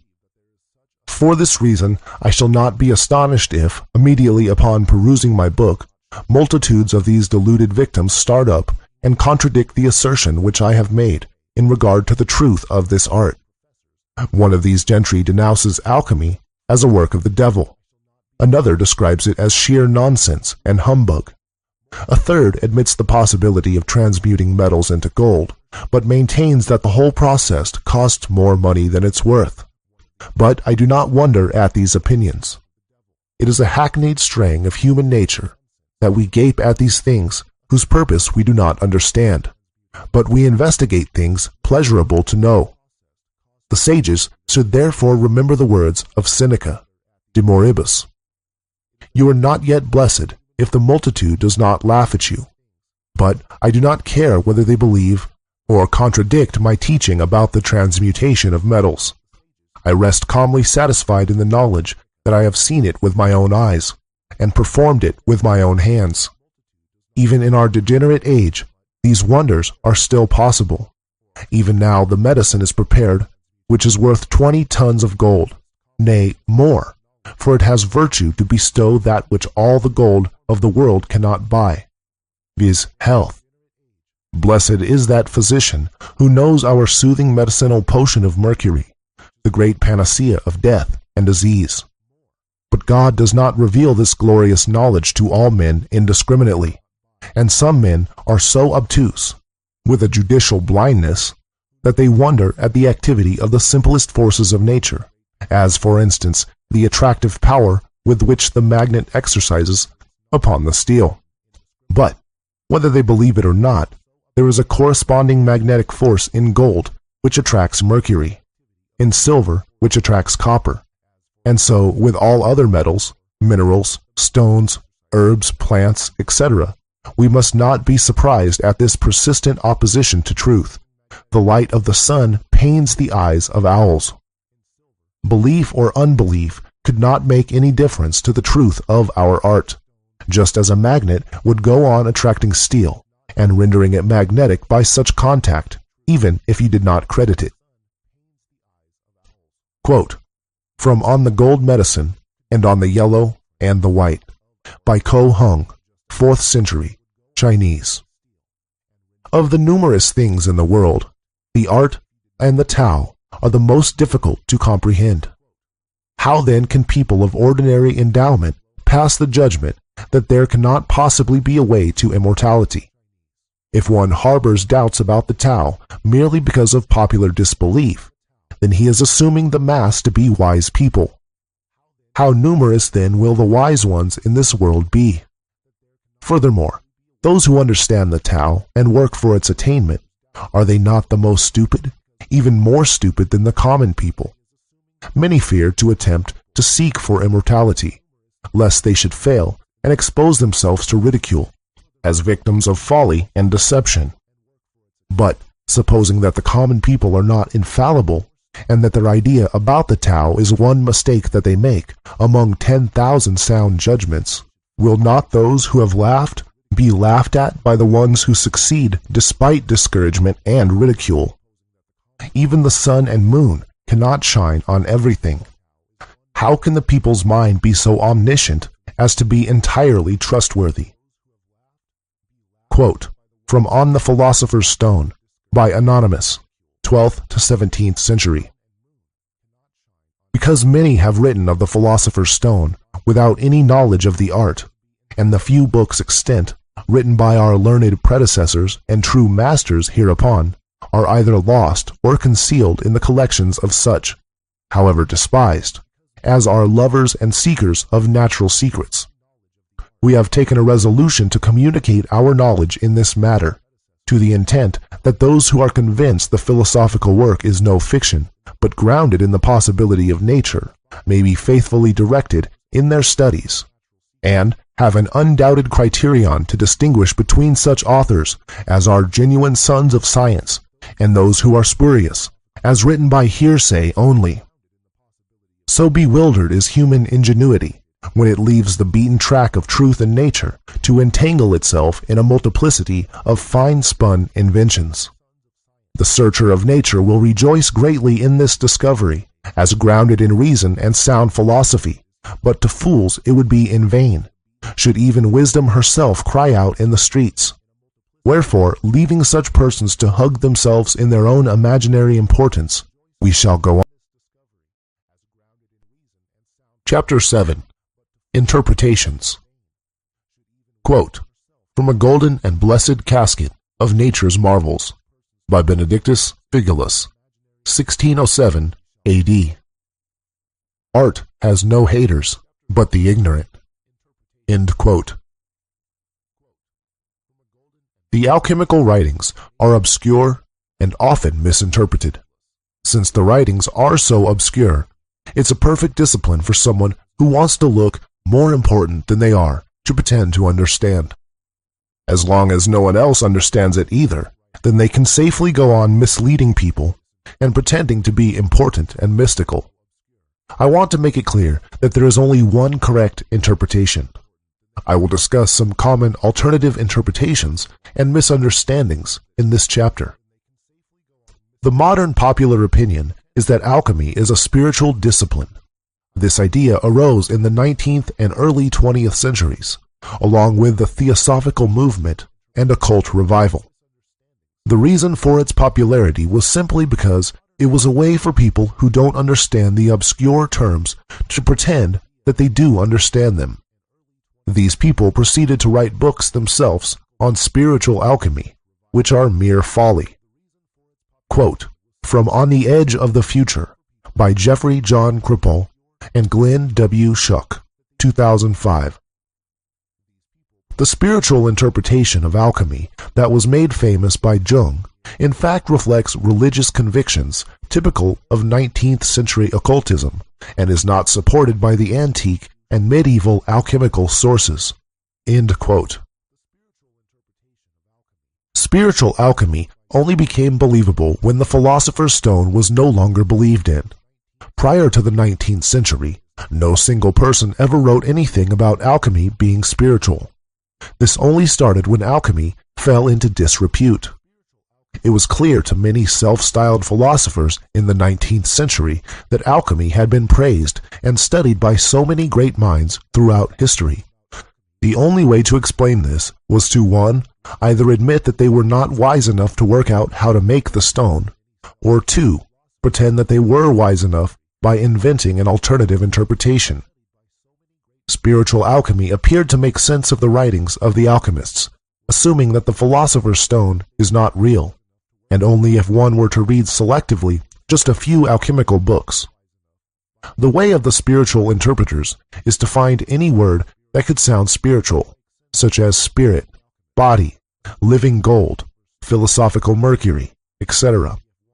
They then jump on this word as evidence of their claim, even though it is evident that these words refer to either the water or salt of the substance from which we make the stone. Unfortunately, many alchemical classics were adulterated during the 19th century, e.g. Corpus Hermeticum, in order to make them sound more spiritual. At the same time, new spiritual alchemy books were published under the name of older alchemists, when they were in fact new publications. Although it is easy to tell the cultural origin of the books by the style of writing, these books continue to fool people and are used as sources to support the spiritual interpretation. Quote, from Newton and Newtonianism, by James E. Force and Sarah Hutton, 2005. Hundreds of books, including adulterated translations of alchemical classics, appeared in the second half of the 19th century, all but a very few embracing this new spiritual interpretation of alchemy." End quote. The spiritual interpreters go further by suggesting that the alchemists had to hide their spiritual philosophy under obscurity, since the kings and the church in their time would have prosecuted them for blasphemy. This claim sounds believable if we are to read it and nod our heads without thinking about it. But if we think about it, we see that 1. Various saints and monks in the same periods spoke very clearly about spirituality without any problem. 2. The kings and church were actually prosecuting the alchemists anyway. 3. Since the alchemists were already being prosecuted for claiming they can make gold, all they would have to do is admit they were actually talking about spirituality and they would be safe. Quote, from Man, Myth, and Magic by Richard Cavendish and Brian Ennis, 1983. A purely spiritual alchemy would never explain the existence of alchemical laboratories in which physicians honestly and fanatically sought for occult medicines. End quote. Spiritual alchemy is the emperor's new clothes. Everyone pretends to understand it, but no one really does. There is nobody on earth who could explain the why and how of spiritual alchemy and successfully decode entire alchemical books using this interpretation. This is why the idea has stuck, simply because no one understands it, and so there is no argument against those who believe it, as how can you argue against someone who blindly believes something with no evidence? That being said, since the creation of the Philosopher's Stone does follow fundamental laws of nature, and since fundamental laws hold true on every level and every situation, then the same laws which apply to the creation of the stone also hold true to spiritual development. But the spiritual interpreters of alchemy don't follow those fundamental laws, since they don't understand alchemy, and so they are still wrong. My argument against the spiritual interpretations is not that alchemy does not apply to spirituality. Of course it does. But my argument is against the concept that alchemy is primarily spiritual. Alchemy is primarily concerned with the physical reality, and all the authors of the alchemy books were writing about a physical substance, which is easy to see from the quotes provided in this book. However, all fundamental truths apply on every level, and since the physical reality is a reflection of the spiritual reality, then of course the same does apply to both levels. If the spiritual interpreters of alchemy actually understood alchemy, then they would understand this, and therefore understand that the authors were writing about a physical substance. This is my point. Other people are indeed convinced that alchemy is practical, but they just can't get their head around the fact that it's very simple and follows the laws of nature. Many people have invented chemical processes, e.g. the white stone of urine, which they developed by reading only 1 or 2 alchemical books and taking the metaphorical part of the writings literally. From reading alchemy, they invent complicated chemical processes, which are far away from the actions of nature, and set about doing all kinds of fruitless experiments. They obviously get nowhere, and then decide to tell everyone else how to go wrong too. The emperor's new clothes again. I should say a few words about ormus, also called ormes or white power gold, which many people are describing and marketing as the Philosopher's Stone, and I have been asked many times if I am talking about the same thing. Ormus is a method to obtain very small particles of charged metals. This is not the stone, and it is not alchemy. It is not imitating nature. There may well be health benefits to ingesting ormus, but the claim made that ormus is the stone is a little silly. It's like calling a chicken a cow. A chicken is not a cow. It doesn't look like a cow and it doesn't act like a cow. Ormus is not made like the stone. It doesn't look like the stone. It doesn't act like the stone. It's not the stone. There's no reason whatsoever for anyone to believe that ormus is the same as the stone, other than this is what they have previously been told, And if what I am saying here applies to you, then you need to consider what you believe, who you are listening to, and whether you should continue to base your beliefs on the opinions of others presented with no evidence to support their claims. It is very easy to tell if a procedure is true or not.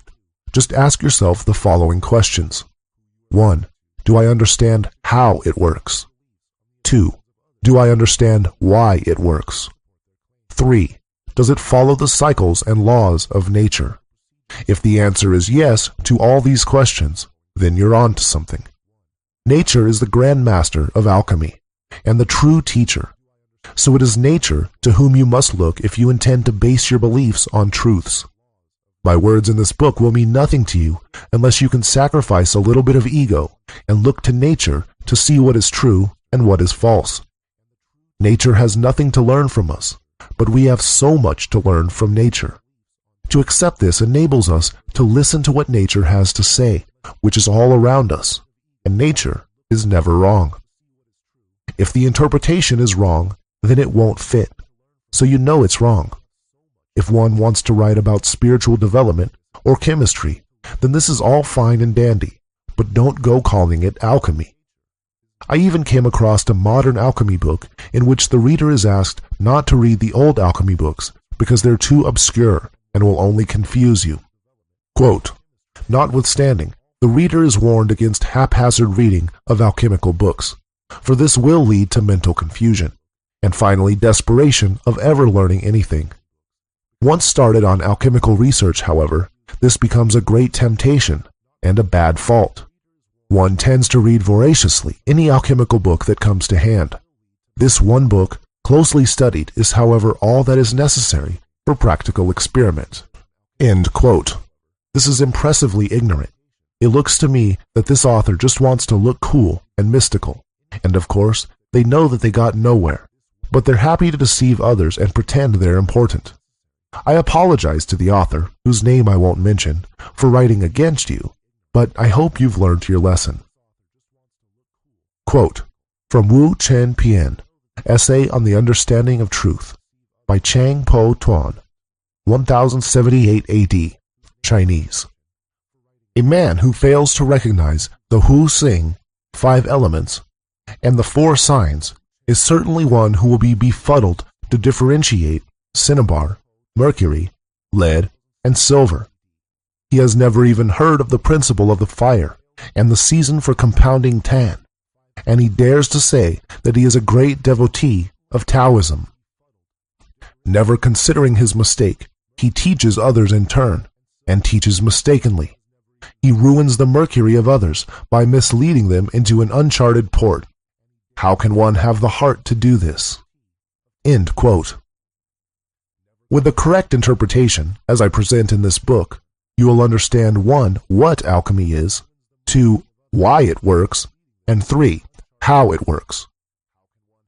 No other interpretation can give you this. They only rely on blind faith, since that is the only way to believe a lie. Notice how I can back up any statement I make in regards to alchemical theory and practice with several quotes from a variety of alchemical books. You will not find this with any other interpretation. Notice how I explain not only how alchemy works, but why alchemy works. Notice how you can actually understand what I say, and it makes sense with nature. This is what truth looks like, but it's been so long since many people have seen truth that they've forgotten what it looks like.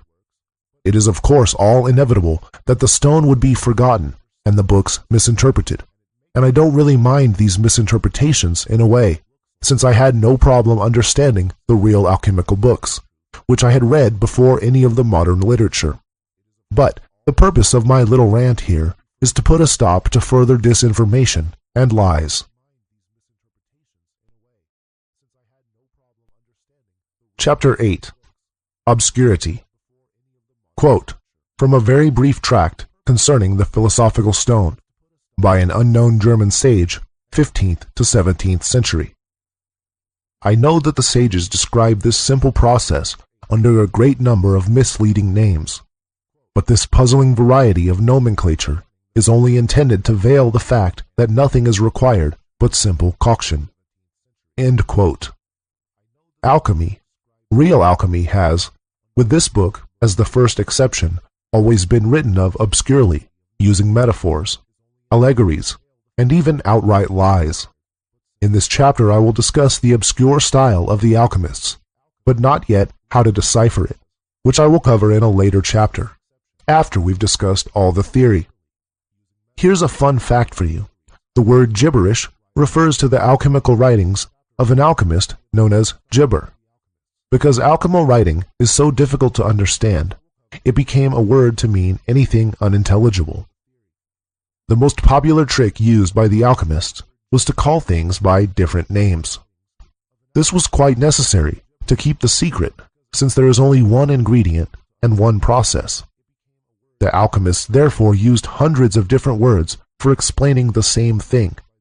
But, in their defense, they did write that they were doing this, so the reader should have known that the writing was a riddle and know that they must decipher it. Though some people chose not to listen to this and to take the writings literally, which has caused countless deaths throughout history from people ingesting mercury and sulfur, which are extremely poisonous. The alchemists knew that mercury and sulfur were poisonous, and knew that some people were taking their writings literally, so that was quite a sick joke to play. In my opinion, they should have called it milkshake and jelly beans, which would have still been obscure, especially because those weren't invented yet, but would not have killed anyone. Additionally, the alchemists amused themselves by listing operations performed by nature, implying that the alchemist would be physically performing them, which is not the case. In truth, it is nature who makes the stone, while the alchemist only optimizes the conditions. This way, the alchemist can claim they told you the truth. But what they told you was something you don't need to do. Quote, from the Glory of the World, or Table of Paradise, by Anonymous, 1526 AD. I make known to all ingenious students of this art that the sages are in the habit of using words which may convey either a true or false impression, the former to their own disciples and children, the latter to the ignorant, the foolish, and the unworthy. Bear in mind that the philosophers themselves never make a false assertion. The mistake, if any, lies not with them, but with those whose dullness makes them slow to apprehend the meaning. Hence it comes that, instead of the waters of the sages, these inexperienced persons take pyrites, salts, metals, and diverse other substances, which, though very expensive, are of no use whatever for our purpose. X. Promenides. The sages have written about many waters, stones, and metals for the purpose of deceiving you. Good heavens, how skillfully the sages have contrived to conceal this matter! It would surely have been far better if they had abstained from writing altogether, for the extreme obscurity of their style has overwhelmed thousands in ruin and plunged them into the deepest poverty, especially those who set about this task without even the slightest knowledge of nature or of the requirements of our art. What the sages write is strictly true, but you cannot understand it unless you are already initiated in the secrets of this art. Yeah, even if you were a doctor of the doctors and a light of the world, you would be able to see no meaning in their words without this knowledge. They have written, but you are none the wiser. They half wish to communicate the secret to their posterity, but a jealous feeling prevented them from doing so in plain language. Jealous sages have named many waters and metals and stones, simply for the purpose of deceiving you. Herein the philosophers would warn us that they have used secrecy, lest the whole mystery should be manifested before all the world.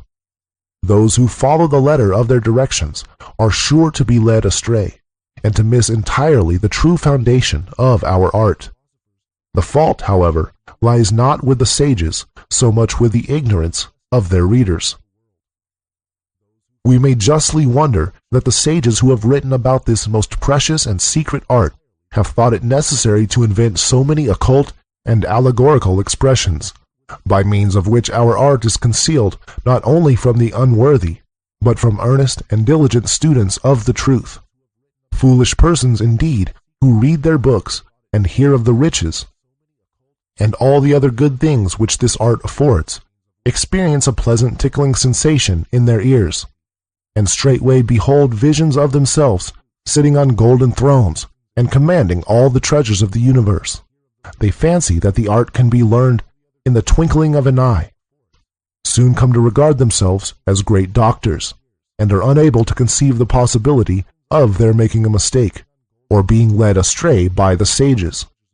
Much less are they aware that it has always been the custom of the philosophers to conceal the fundamental facts of this art, and to reveal them to their own sons and disciples only in sententious allegorical sayings.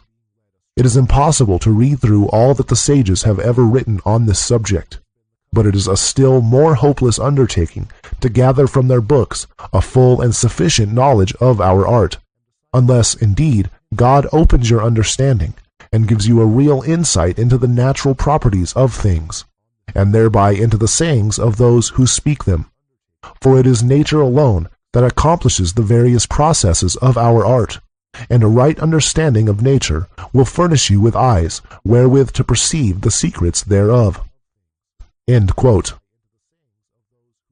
On reading the alchemical books, you will come across strange allegories, metaphors, and symbols. Don't think that the fancy words mean anything special. All this stuff about kings and unicorns and lions is not meant to teach you anything. It does have a meaning. The different objects represent different materials at certain stages of the process. But this only means something if you already understand how to make the stone. The alchemists used these symbols to communicate with other alchemists, and prove to other alchemists that they had found the stone, but without anyone else knowing what they were talking about. Quote from the Chemical Treatise, or The Ordinal of Alchemy, by Thomas Norton, 1477 A.D. For all that before me have written on this matter have rendered their books obscure and unintelligible by an exaggerated use of poetical imagery, parables, and metaphors, which grievously obstruct the path of those who first enter on this field of knowledge. This is the reason that a beginner, who strives to put their precepts into practice, only loses his trouble and his money, as is daily seen. Hermes, Races, Gibber, Avicenna, Merlin, Hordelinus, Democritus, Morianus, Bacon, Raymond, Aristotle, and many others have concealed their meaning under a veil of obscurity. Hence their books, which they have handed down to us, have been a source of endless error and delusion to the vulgar and the learned. And in spite of the beautiful conceits which abound in their writings, no one has been able to find a path through the wilderness of their words. Yea, many have been reduced to despair. Quote from The Golden Age Restored, by Henry Mattathanus, 1622 A.D. I have indeed studied the writings, parables, and various figures of the philosophers with singular industry, and labored hard to solve their manifold wonderful enigmas, most of which are simply the vain products of their imaginations. It was long before experience taught me that all their obscure verbiage and high pretensions are mere folly and empty phantasms, as is amply testified by our leading sages. The just and pious reader will regard my undertaking with a kindly eye, and not suffer seeming contradictions to mislead him. The theory of and practice of this art, and the laws which obtain in the Republic of the Chemists, forbade me to write more openly or plainly. End quote. A further problem is that not all alchemical books are written by people who understand alchemy. Since the vast majority of people have no understanding of it, they can't tell the true alchemists from the fakes. What makes this even worse is when real alchemists themselves write lies and deliberately mislead the reader. So before the beginner can even start trying to interpret the writings, he has to try to work out which ones are honest and which are not. This is not too difficult to determine. At least I had no problem with it. But then what causes more confusion is when a real alchemist writes partly the truth, but then makes an outright lie to throw you off course again, after they've already gained your trust. Quote from the Aurora of the Philosophers by Theophrastus Paracelsus, 16th century. For those writers, however many they be, are either themselves in error, or else they write falsely out of sheer envy, and put forth receipts whilst not ignorant of the truth. Quote from An Open Entrance to the Closed Palace of the King by an anonymous sage and lover of truth, 1645 A.D. The great difficulty which discourages all beginners is not of nature's making. The sages have created it by speaking of the longer operation when they mean the shorter one, and vice versa. Quote from the Metamorphosis of Metals by Irenaeus Philalethes, 1694 A.D. They are ignorant mechanics who, not having skill and brains enough for an honest trade, must needs meddle with our art, and of course soon lose all they possess. Others, again, are only just less ignorant than these persons. They are in too great a hurry to make gold before they have mastered even the rudiments of natural science. Of course they fail, spend all they have, borrow money from their friends, amuse themselves and others with hopes of infinite wealth, learn to talk a barbarous, semi-philosophical jargon, and afford a capital handle to those who have an interest in abusing our art. Again, there are others who really have a true knowledge of the secret, but who grudge others the light which has irradiated their own path, and who therefore write about it in hopelessly puzzling language, which the perplexed beginner cannot possibly understand. To this class belong Gibber, Arnold, and Lullius, who would have done much better service to the student if they had never dipped pen in ink. The consequence is that everyone who takes up this study at once finds himself lost in a most perplexing labyrinth of falsehood and uncertainty, in which he has no clue. Some boastful and arrogant sophists, which have read in books that our mercury is not common mercury, and who know that it is called by different names, do not blush to come forward as pretenders to a knowledge of this art, and take upon themselves to describe this solvent as diaphanous and limpid, or as a metallic gum which is permissible with metals, though they do not in reality know anything whatsoever about it. The same may be said of those who would extract our mercury from herbs, or still more fantastic substances. These gentry know not why the sages do not use mercury, such as is sold by apothecaries, as their substance. They are aware of the fact, but are unacquainted with its causes, and the consequence is the idea which they have that anything which changes the nature of common mercury will convert it into that of the sages.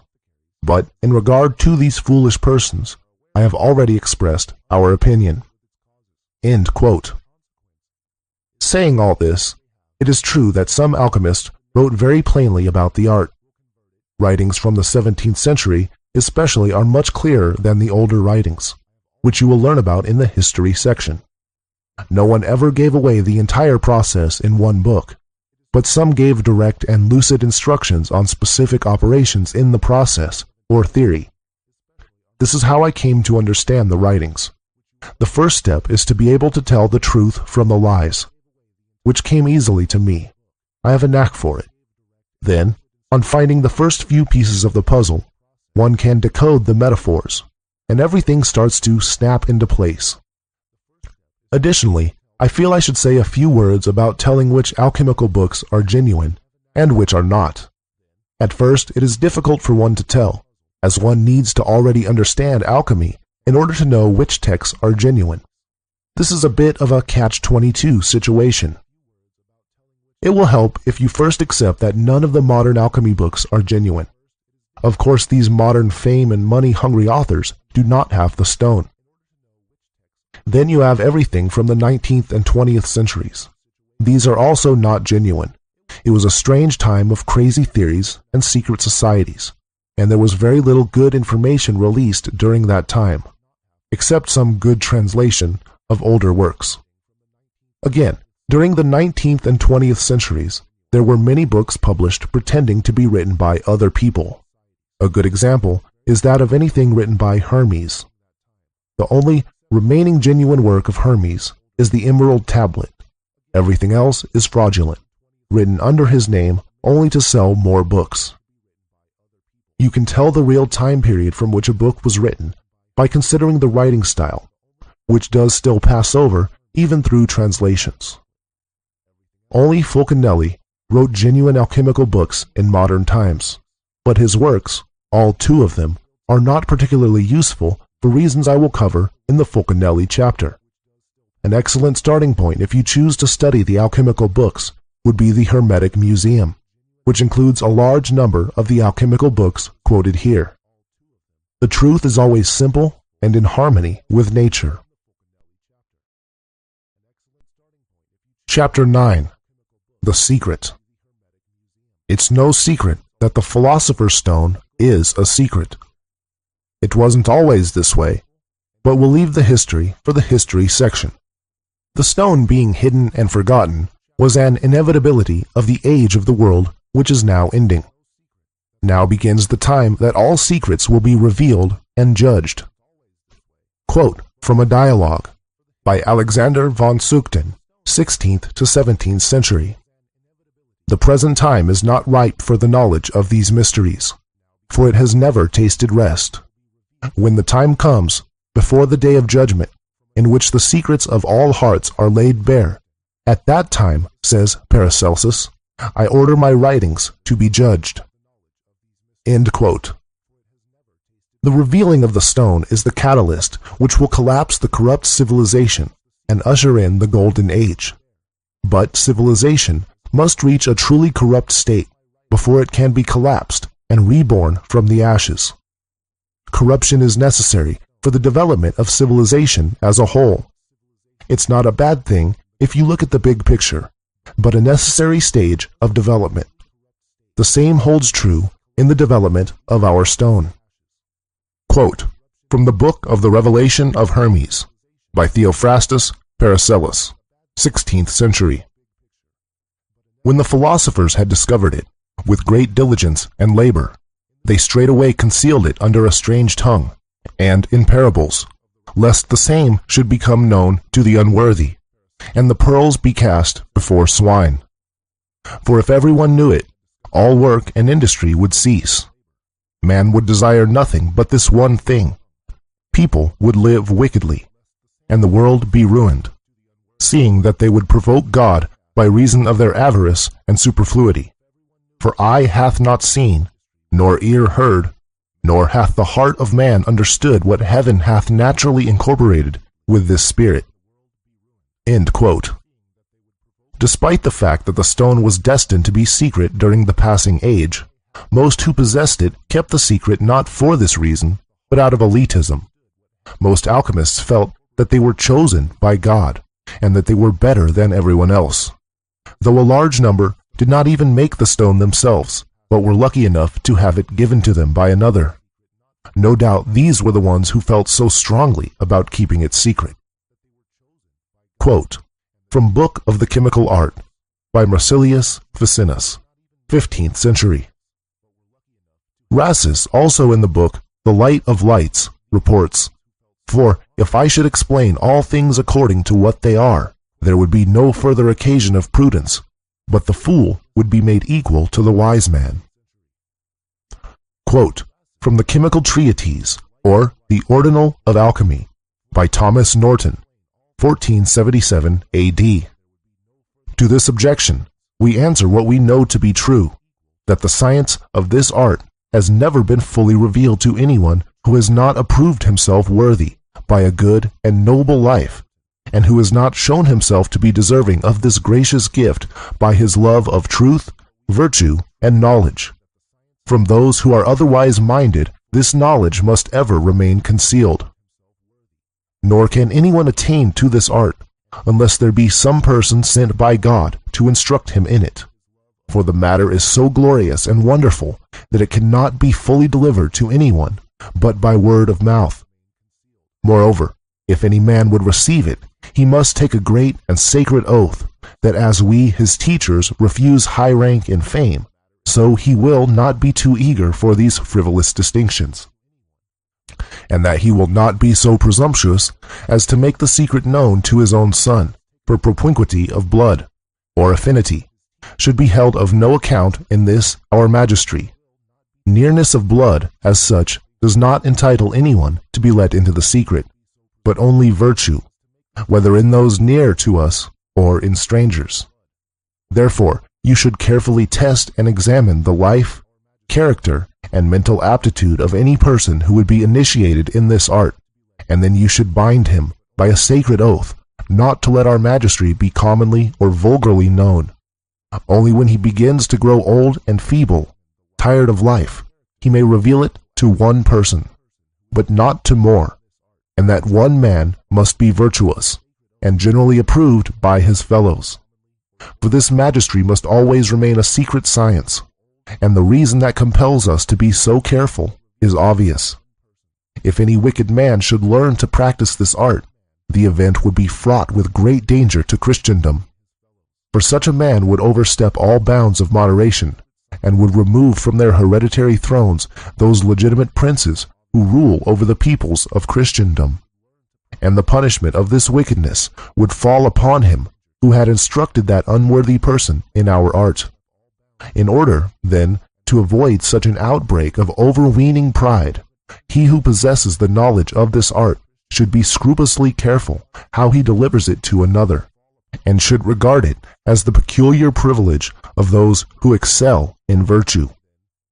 For all the authors who deal with this subject write about it in obscure language, and not one of them declares it plainly. Nay, they beseech God to remove them suddenly out of this world, if they ever write books about the grand secret. For many of them have been fearful of committing to paper more than was right about this science, and not one of them has given more than 1 or 2 plain hints respecting it.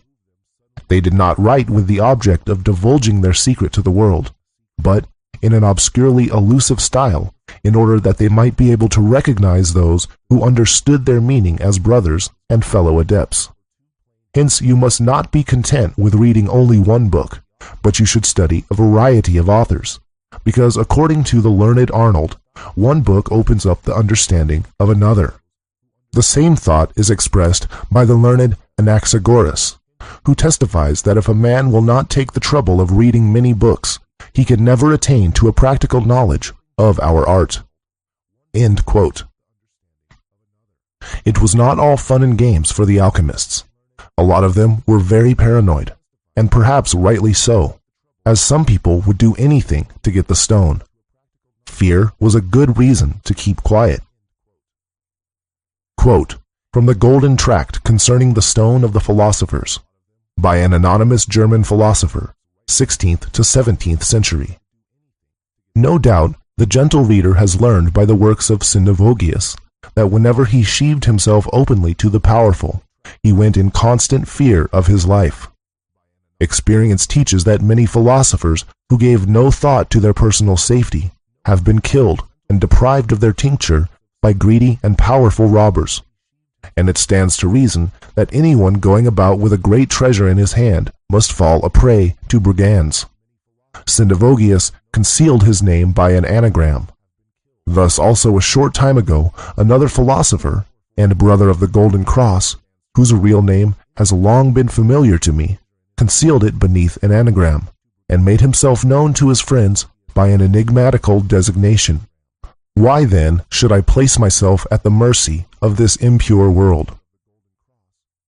Quote, from an open entrance to the closed palace of the king, by an anonymous sage and lover of truth, 1645 AD.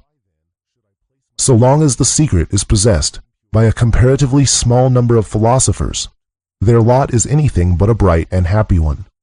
Surrounded as we are on every side by the cruel greed and the prying suspicion of the multitude, we are doomed, like Cain, to wander over the earth homeless and friendless.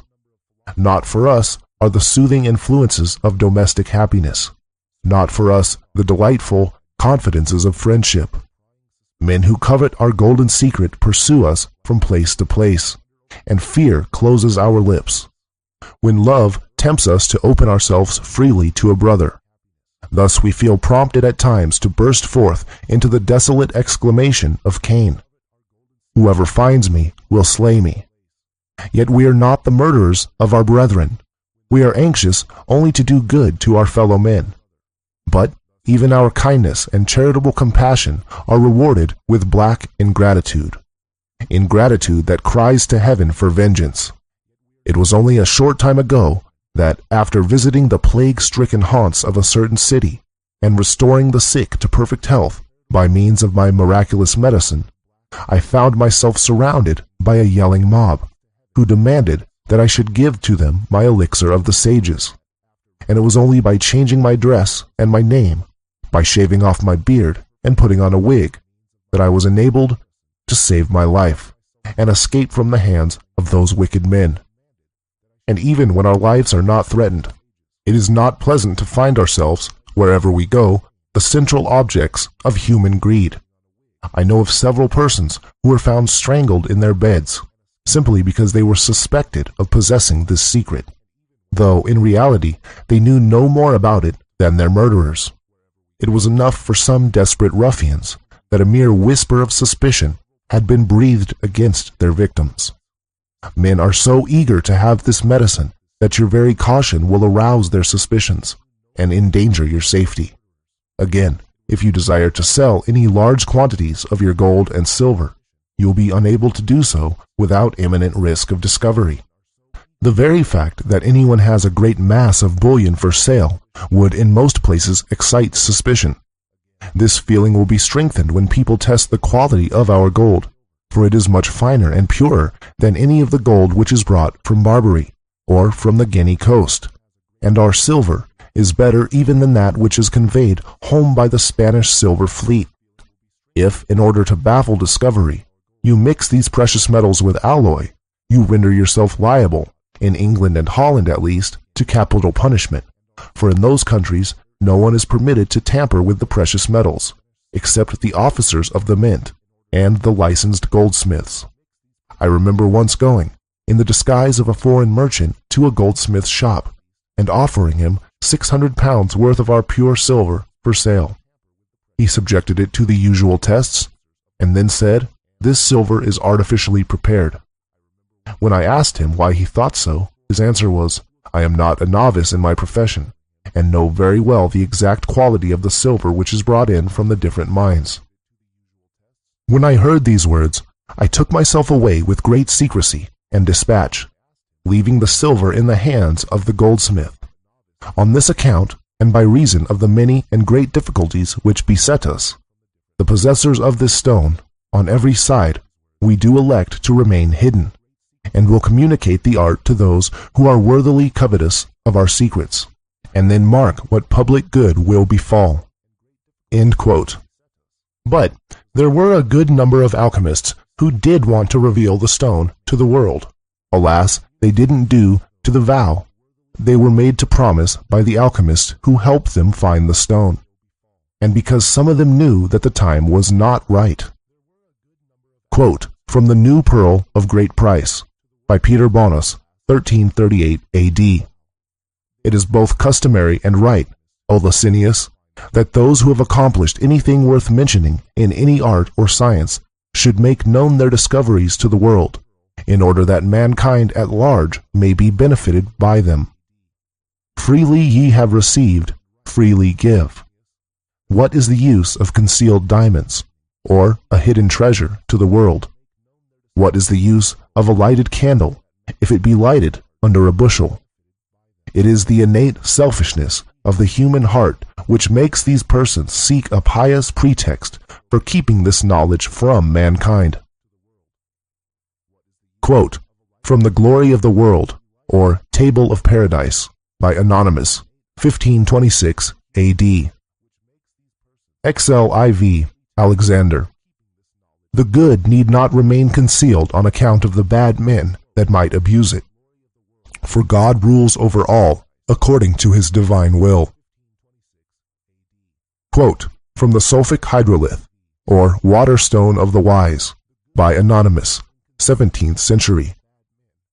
I account myself unworthy to speak of so great a mystery, yet I may say without any self-glorification, that, through the grace of God, I have made greater progress in this magistracy than most, and I consider it as my duty not to hide the talent which my Lord and Master, the great and good God, has committed to my unworthy keeping. God gives this art to the sincere and good, nor can the world purchase it with all its gold. The vulgar know nothing of this mystery, for if any man be impious, he seeks the stone in vain. He who holds it in silence dwells where he would, and fears neither accidents, nor thieves, nor any evil. For this reason this sacred gift is granted to few. It is in the hands of God, and he gives it to whomsoever he will. Quote from On the Philosopher's Stone by Anonymous, 12th to 17th century. The philosophers have contributed with an intention of hiding their first matter from the unworthy, in which they were, perhaps, more cautious than is necessary. For Sendivogius declares that occasionally, in discourse, he had intimated the art plainly, word by word, to some who accounted themselves very accurate philosophers. But they conceived such subtle notions, far beyond the simplicity of nature, that they could not, to any purpose, understand his meaning. Wherefore he professes little fear of its being discovered, but to those who have it according to the good pleasure and providence of the Most High. The philosophers have hitherto industriously kept that a profound secret, some out of selfish disposition, though otherwise good men. Others, who wished only for worthy persons to whom they might impart it, could not write of it openly, because covetousness and vanity have been governing principles in the world, and, being wise men, they knew that it was not the will of the Most High to inflame and cherish such odious tempers, the genuine offspring of pride and self-love, but to banish them out of the earth, wherefore they have been withheld hitherto. But we, finding no restraint on our mind in that respect, shall declare what we know, and the rather because we judge the time is come to demolish the golden calf, so long had in veneration by all ranks of men, insomuch that worth is estimated by the money a man possesses, and such is the inequality of possessions that mankind are almost reducible to the rich, who are rioting in extravagance, and the poor, who are in extreme want, smarting under the iron hand of oppression. Now the measure of inequality among the rich hastens to its limit, and the cry of the poor is come before the Lord, who will give them to eat till they shall be satisfied. Hereafter the rich shall see the vanity of their possessions when compared to the treasures communicated by this secret, for the riches it bestows are a blessing from God, and not the squeezing of oppression. Besides, its chief excellence consists in making a medicine capable of healing all diseases to which the human body is liable, and prolonging life to the utmost limits ordained by the Creator of all things. There want not other reasons for the manifestations of this process, for skepticism has gone hand in hand with luxury and oppression. End quote. Chapter 10. Yin-Yang. The alchemists agree that the stone develops and operates from the combination of female, yin, and male, yang, principles. Everything contains these two forces in different proportions, and the most stable proportions are not 50-50, but with either one of the two dominating. This is why the Philosopher's Stone comes in two forms, the red stone, male, and the white stone, female. This is also the relationship between gold, male, and silver, female, and why the red stone transmutes metals into gold, whereas the white stone transmutes them into silver. Of course, when we say that gold is male and silver is female, this does not mean that gold is all yang and silver is all yin. Everything contains both, but with one of them dominating for the time being. Furthermore, we can clearly see the relationships between male and female principles in nature. The two depend on each other. Obviously, we have the fact that animals come in male and female genders, who are attracted to one another.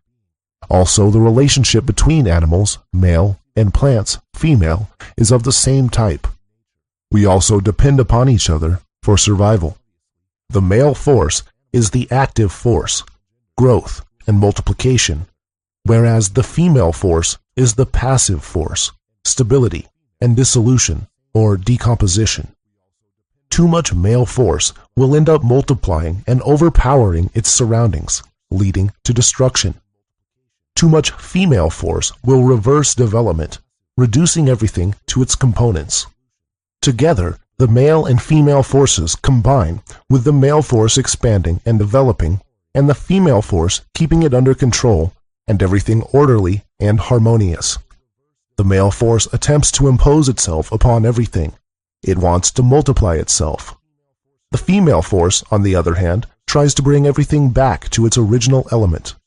It is the female force that allows for rebirth by encouraging reduction and decomposition back into the original element, supporting and nourishing this for the task of the male, which is to encourage growth, development, and multiplication. Imagine the world was only full of men, or only full of women. The men would spend the whole time fighting in their efforts to impose their views and themselves on the rest of the world. The women would sit around and talk all day long, developing nothing. Now, consider animals and plants. The plants have a lot of yin. They just sit around all day and don't even try to move, whereas the animals are busy running around and eating everything they can put in their mouths.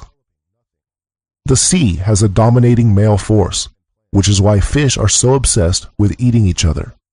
It's also why there are very few plants in the sea. Even the corals are animals. The air has dominating female force, with a lot of trees and comparatively few animals in between. The genders are in one manifestation of the yin-yang principle, but on a more fundamental level, it is these two forces constantly pulling back and forward against each other in a tug-of-war, and so create the cycles of nature. Yin-yang is polarity. We live in a universe of opposites. The cycles we see in nature are all due to the polarity of our universe, and it is these cycles, caused by yin-yang, which themselves cause growth and development of all things, from the atom to the whole universe itself. The Philosopher's Stone also develops from the yin-yang principle of polarity. In the natural development of the stone, and therefore everything else, the dominating principle moves to and fro, from yin to yang and back, in the form of evaporation and condensation, sun and rain. In this way, the stone develops to higher and higher degrees of perfection. Quote from Wu Chen Pian, Essay on the Understanding of Truth, by Chang Po Tuong, 1078 AD, Chinese. In the vegetable world, grass and trees are actuated by yin and yang. They could not grow in the absence of either one of these two forces. At the beginning, yang dominates and is indicated by the budding of green leaves. Then, after the development of blossoms, yin, destructive, follows. This principle of the Tao of constancy has long been the common practice of nature. But how many can understand the principle of Chen Yang, true spring, which can alter this process of nature?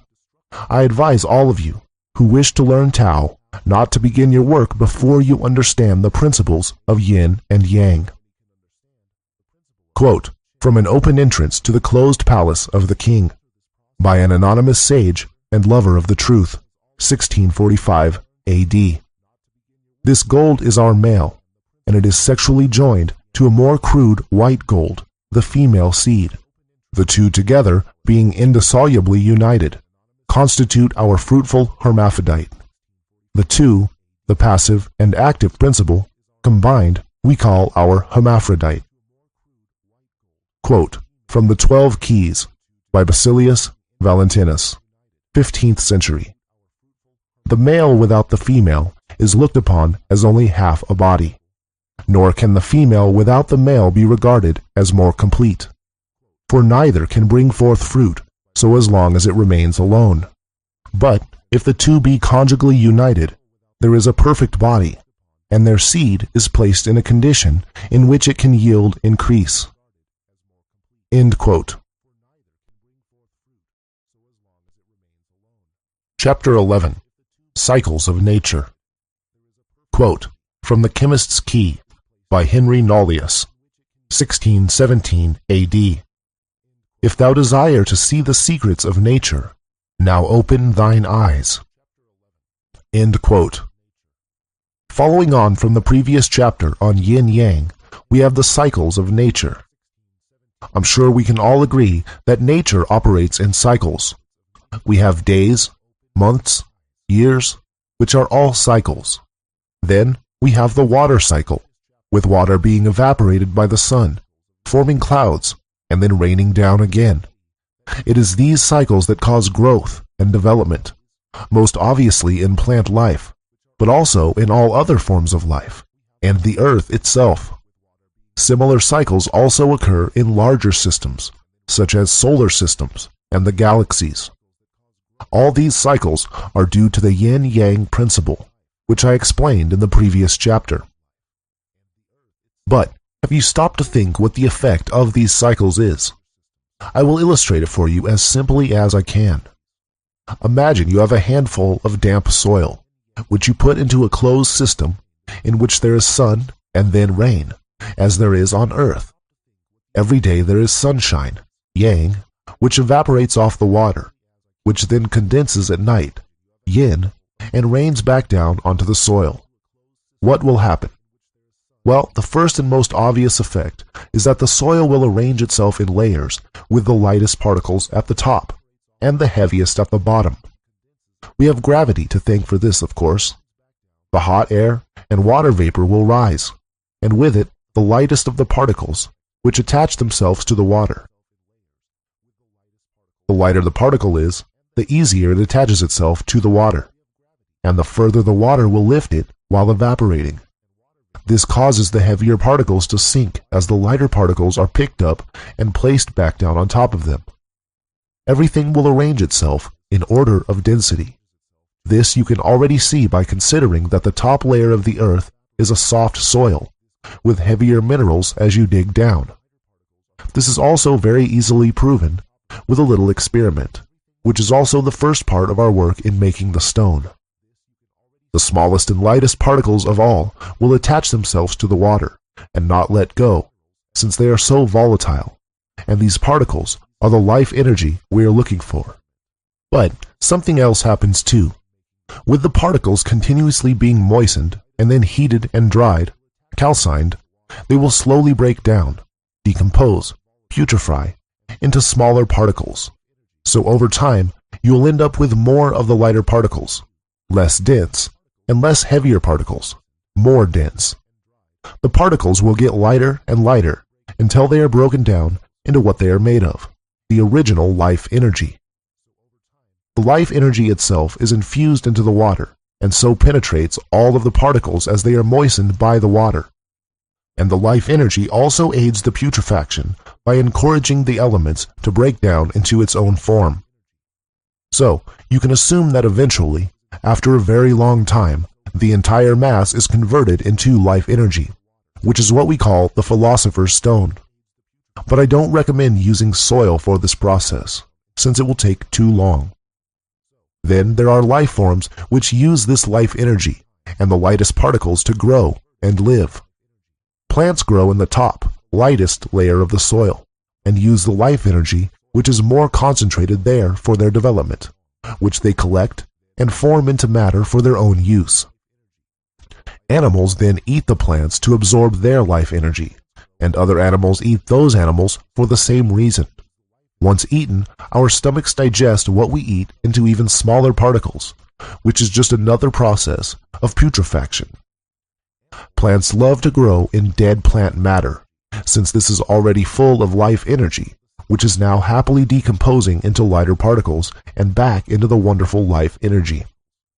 I'll give you an illustration of how this works inside your body.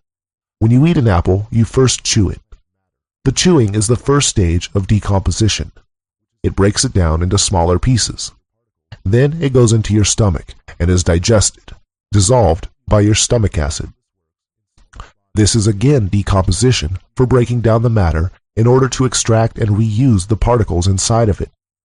What you get is a range of matter, sugars, proteins, vitamins, etc., and life energy.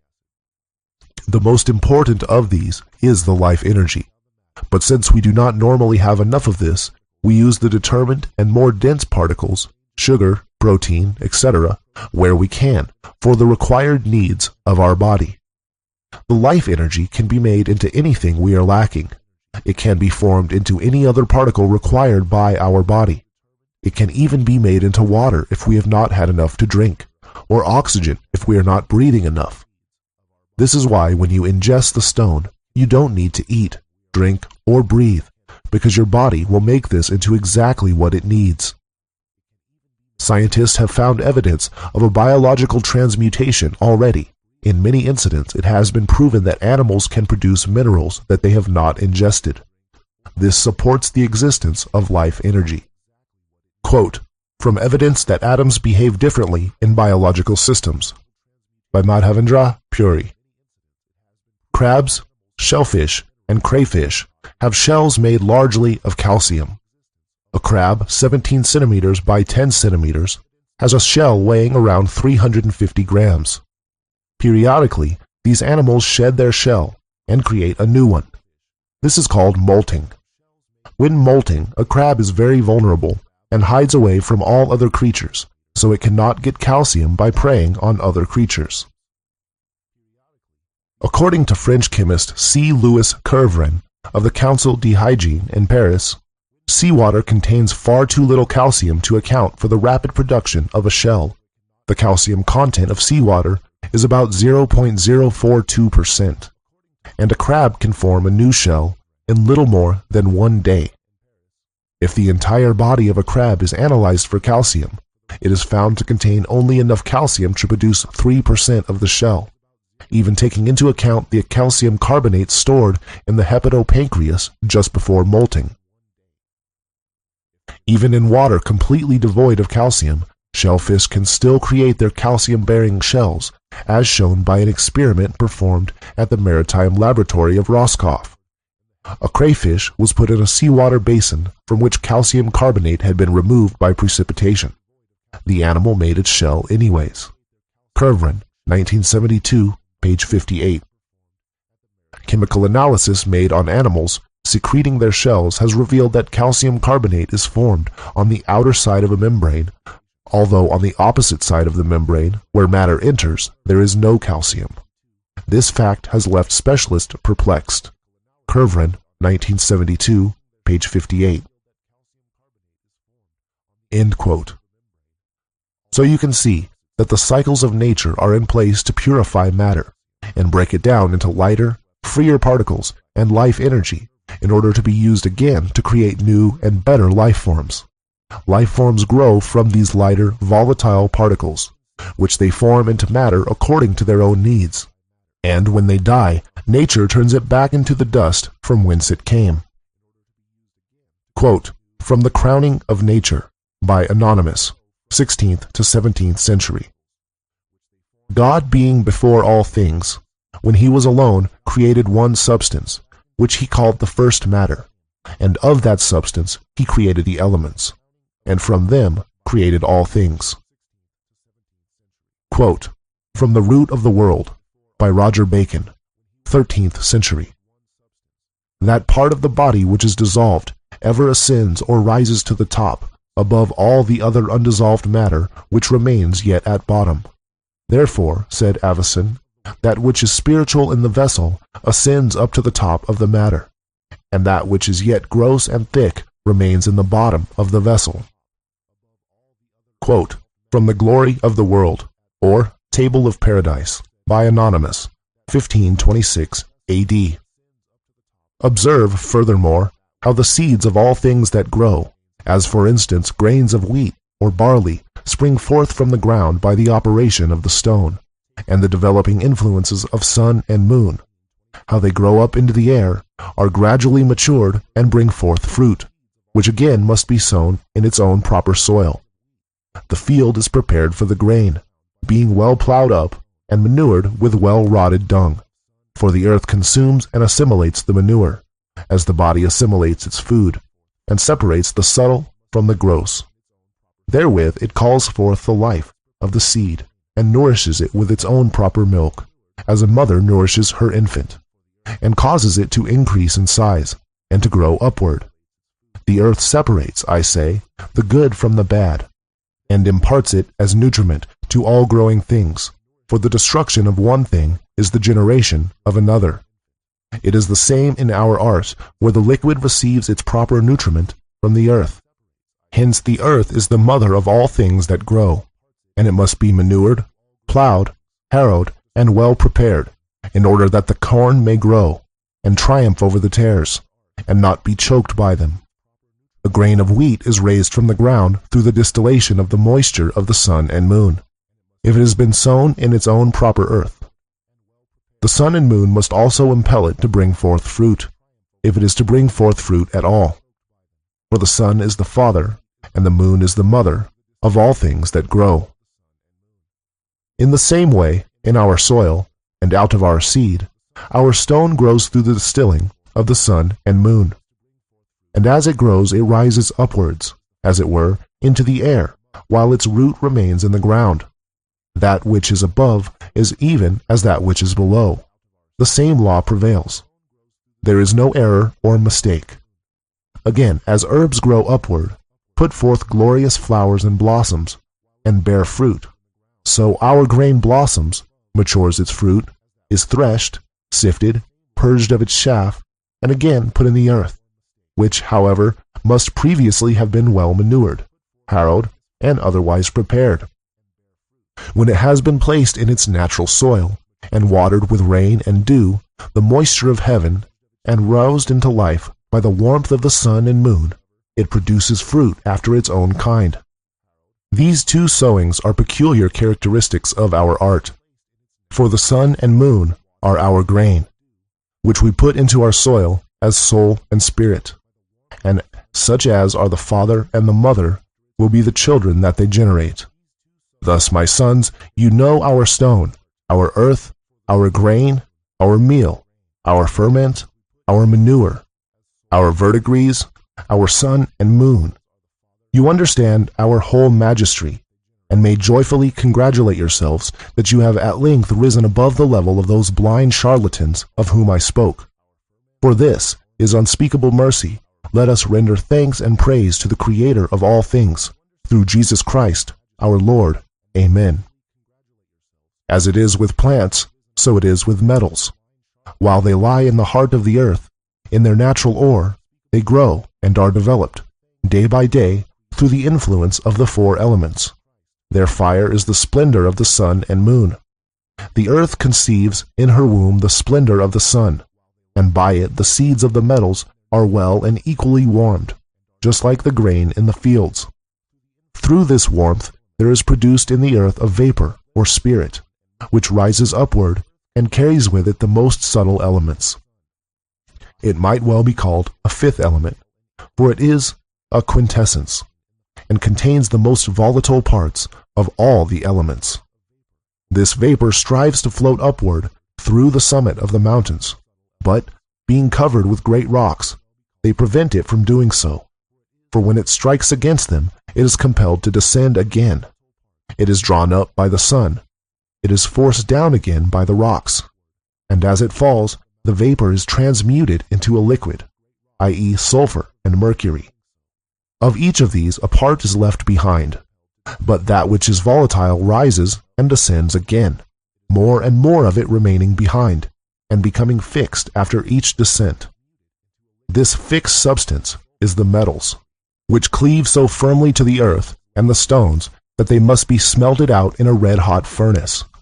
The grosser the stones and the earth of the mountains are, the less pure the metal will be.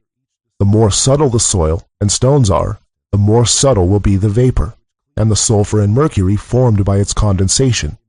And the purer these latter are, the purer, of course, will the metals themselves be. When the earth and the stones of the mountains are gross, the sulfur and mercury must partake of this grossness, and cannot attain their proper development. Hence arise the different metals, each after its own kind. For as each tree of the field has its own peculiar shape, appearance, and fruit, so each mountain bears its own particular ore. these stones and that earth being the soil in which the metals grow. Quote, Verbum Dismissum by Count Bernard Trevisan, 15th century. It is then expedient to understand the manner of this circulation, which verily is nothing else but to imbibe, refresh, or moisten the compound in due weight or proportion with our mercurial water, which philosophers command to be called permanent water, in which inhibitions the compound is digested and congealed to its natural accomplishment. As the infant in the mother's belly ought to be nourished with natural nourishment, which is menstrual blood, to the end it may be increased and grow in quantity, and stronger in quality, so ought our stone to be nourished. Quote, from an explanation of the Natural Philosopher's Tincture, by Paracelsus, by Alexander von Suchten, 16th century. The steady warmth of the sun ripens every fruit, and the warmer the sun, yet not too dry and alternating with dew rains, the better do fruits mature and turn out. Chapter 12. Metallic Generation. The alchemists claim that metals and minerals all grow and develop, and so are life forms, along with plants and animals. Perhaps not life forms in the sense we normally use the phrase, but if we are to define a life form as something which grows and multiplies, then we must include metals and minerals in this category. The alchemists all agree that metals have the same seed, that is to say, that they are all of the same species. The different types of metals are just different stages of the same thing, of which gold is the final and complete development. To put it another way, we could say that the different, elementary metals are stable energy states, which a metal moves through in continued development.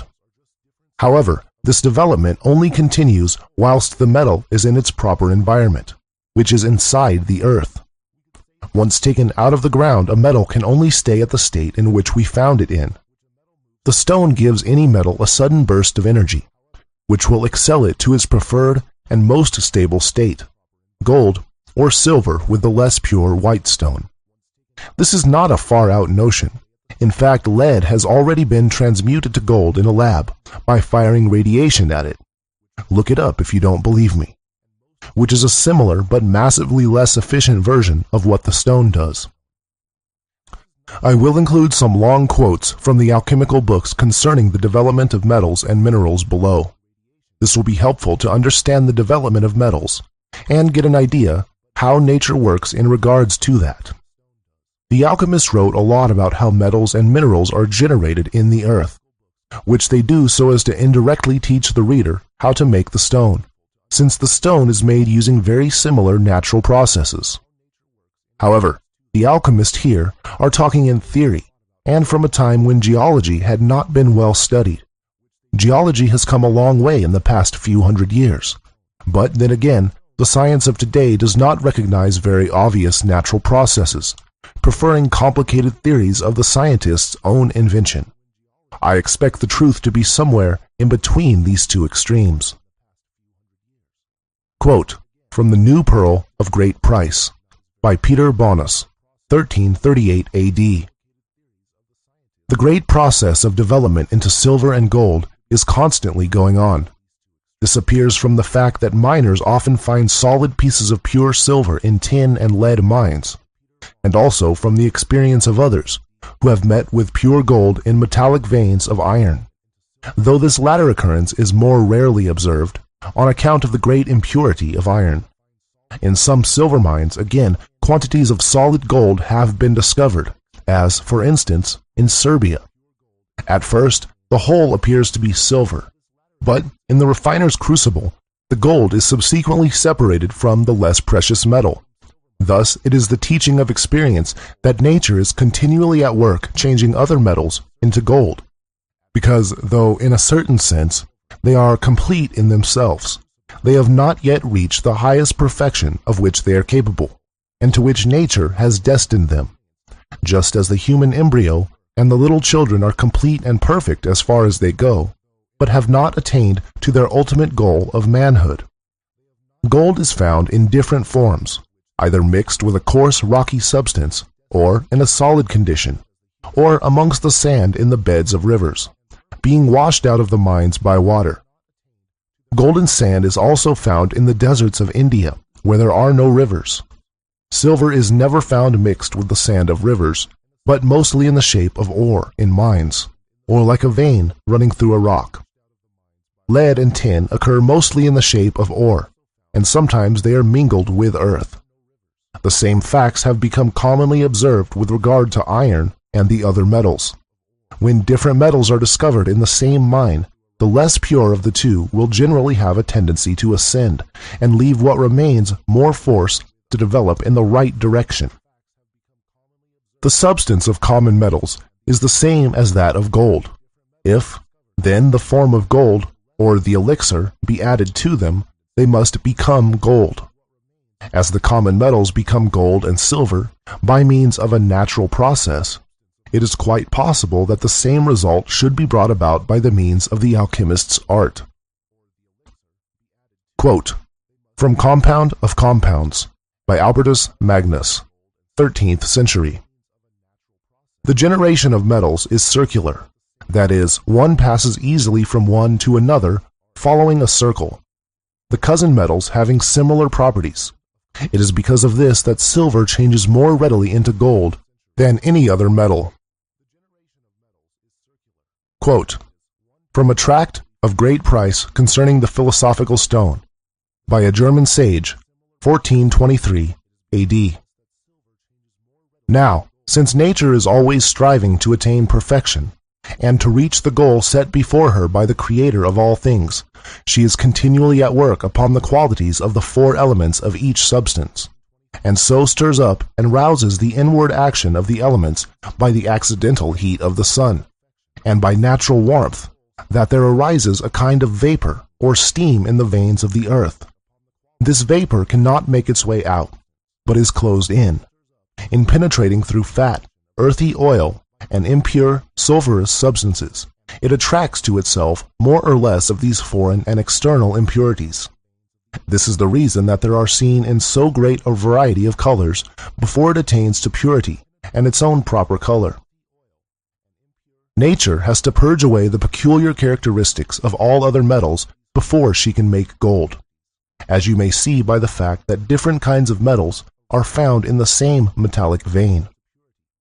If, however, this pure quicksilver floats upward in a pure mineral earth, without any gross alloy, it is hardened into the pure and white sulfur of nature by being subjected to a very moderate degree of gentle heat, and at length assumes the specific form of silver. Like all the other metals, it may still be developed into gold if it remain under the influence of its natural heat. But if the same pure unalloyed quicksilver be subjected to a higher degree of natural heat, it is transmuted into the pure red sulfur of nature, and becomes gold without first passing through the stage of silver. In this form it remains, because gold is the highest possible stage of metallic development. Those metals, indeed, which have been torn up by the roots, that is to say, that have been dug up from their own proper soil in the veins of the earth, can no longer proceed in that course of development which they pursued in their native abode. Yet as much in them lies, they strive to be perfected. The operation of nature is progressive, not retrogressive. Hence, it is a great mistake to suppose that the work of nature can be reversed by dissolution in aqua fortis, or by the amalgamation of gold and silver and quicksilver. For if the metal be plunged into a solvent, if water be distilled from it, or if quicksilver be sublimed from it, it still remains the same metal that it was before. The specific properties of a metal cannot be destroyed so as to obtain the first substance. The metals which we dig up out of the earth are, as it were, torn up by the roots, and their growth having come to a standstill, they can undergo no further development into gold, but must always retain their present form, unless something is done for them by our art. Hence we must begin at the point where nature had to leave off. We must purge away all impurity, and the sulfurous alloy, as nature herself would have done if her operation had not been accidentally or violently disturbed. she would have matured the original substance and brought it to perfection by gentle heat, and in a longer or shorter period of time, she would have transmuted it into gold. In this work, nature is ceaselessly occupied while the metals are still in the earth. First, the earth, which was created rich, great, deep, wide, and broad, was, through the daily operation of the sun's rays, penetrated to her very center with a fervent, bubbling, vaporous heat. For the earth in herself is cold and saturated with the moisture of water. At length, the vapors which were formed in this way, in the heart of the earth, became so strong and powerful as to seek to force a way out into the open air, and thus, instead of affecting their object, threw up hills and hillocks, or as they were, bubbles on the face of the earth. And since in those places where mountains were formed, the heat of the sun must have been most powerful, and the earthy moisture rich, and most plentiful, it is there we find the most precious metals. Where the earth remained plain, this steam did not succeed in raising up mountains. It escaped, and the earth, being deprived of its moisture, was hardened into rocks. Where the earth was poor, soft, and thin, it is now covered with sand and little stones, because it never had much moisture, and having been deprived of the little it possessed, has now become sandy and dry, and incapable of retaining moisture. No earth was changed into rocks that was not rich, viscous, and well saturated with moisture. For when the heat of the sun has sucked up its moisture, the richness of the earth still makes it cohere, although now it has become hard and dry, and earth that is not yet perfectly hard is even at the present time undergoing a change into hard stones, through the diligent working of nature.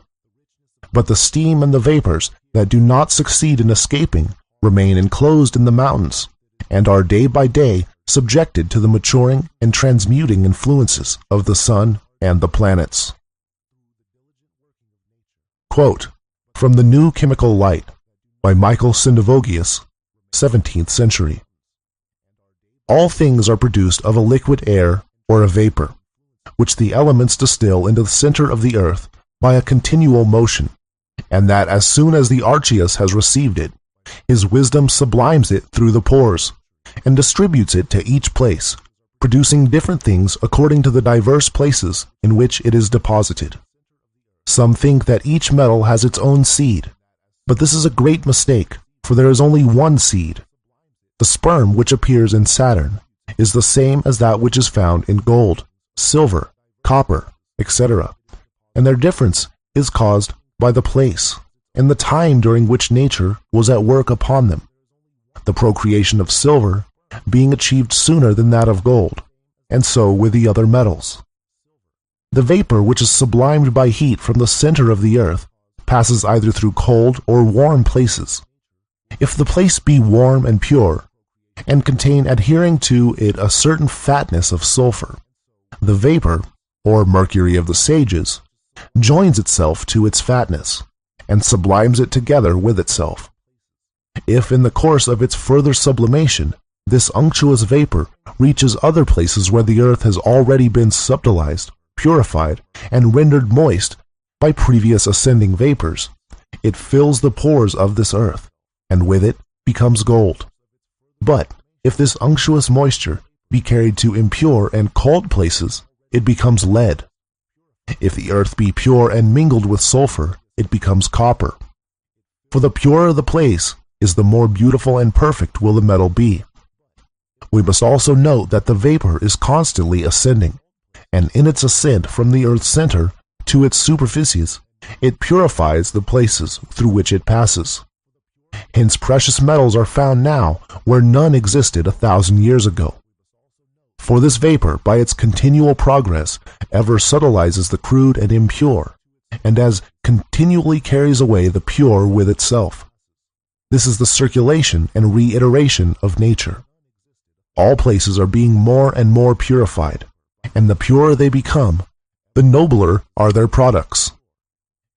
The substance of stones is the same as that of all other things, and their quality is determined by the purity of the places in which they arise. When the four elements distill their vapor to the center of the earth, the Archeus of nature expels and sublimes it in such a manner that it carries with it in its passage through the pores of the earth all the impurities of these places up to the surface, where they are congealed by the air. All that pure air engenders being congealed by crude air, their ingression being mutual, so that they join one with another, since nature rejoices in nature. Thus rocks and stones are gradually built up and generated.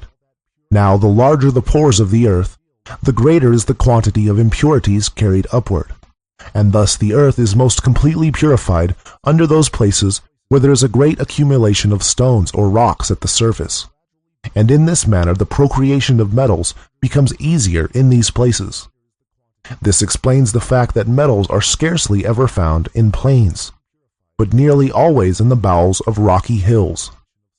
The plains are often moist with elemental water, which attracts to itself the rising vapor, and with it is digested by the rays of the sun into the rich clay which potters use. In places where the soil is gross, and the vapor contains neither unctuous nor sulfur, it produces herbs and grass in the meadows. The precious stones, such as diamonds, rubies, and emeralds, chrysoprase, onyx, and carbuncle, are all generated in the same manner as ordinary stones. When the natural vapor is sublimed by itself without sulfur or the unctuosity of which we have spoken, and reaches a place where there is pure salt water, i.e. in very cold places, where our sulfur cannot exist, for could it exist this effect would be hindered, diamonds are formed. The unctuous sulfur which rises with the vapor cannot move without warmth, and is instantly congealed when it reaches a slightly cold place, leaving the vapor to continue its upward movement without it. Quote from On the Philosopher's Stone by Anonymous, 12th to 17th century. All philosophers affirm, with one consent, that metals have a seed by which they are increased, and that this seminal quality is the same in all of them. End quote. Chapter 13. The Emerald Tablet. This chapter is dedicated to the Emerald Tablet, which is the only surviving genuine writing of Hermes, the founder of alchemy in this age. Hermes was called Mercury by the Romans, the messenger of the gods, and it is after Hermes that the word Mercury is used so commonly in alchemy.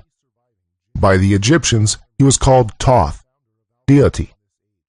Alchemy is also called the Hermetic art, after Hermes, and even today the term hermetically sealed can be used to describe an airtight seal, necessary in alchemy. Some believe Hermes was Noah of flood fame. Others believe he was Enoch. Regardless, Hermes was the person who carried the knowledge of the sacred sciences over the last big catastrophe to save it from destruction, which leans towards him being Noah. It was also Hermes who began the vow of secrecy, reserving alchemy only for a limited elite of the wise, but with the understanding that the secret will be released again at the end of the age. There are many legends surrounding the tablet.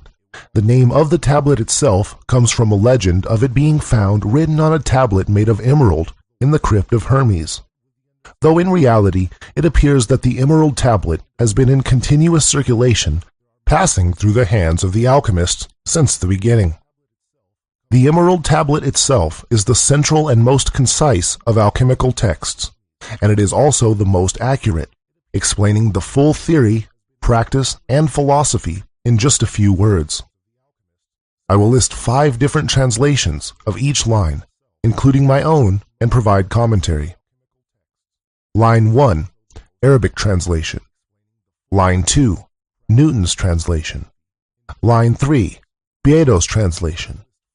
Line 4, contemporary rendering of the Latin text. Line 5, author's translation, bold. It contains an accurate commentary that can't be doubted. 'Tis true without lying, certain most true. This is true and remote from all cover of falsehood. It is true without error, certain and most true. A fundamental truth, without error, perfect and complete. This line is informing us that what is being said is a fundamental truth, not only a relative truth. Relative truths can change, such as the sky is blue. It is not always true.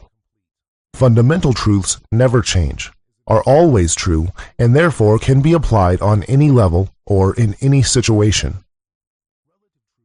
It states, what is the above is from the below, and the below is from the above. The work of wonders is from one. That which is below is like that which is above. That which is above is like that which is below to do the miracles of one only thing. Whatever is below is similar to that which is above. Through this, the marvels of the work of one thing are procured and perfected. That which is below is as that which is above, and that which is above is as that which is below, to perform the miracles of the one thing. As above, so below, the lesser and greater. Microcosm and macrocosm, they are the same. Following this principle, all things were made from the one. There are two statements on this line.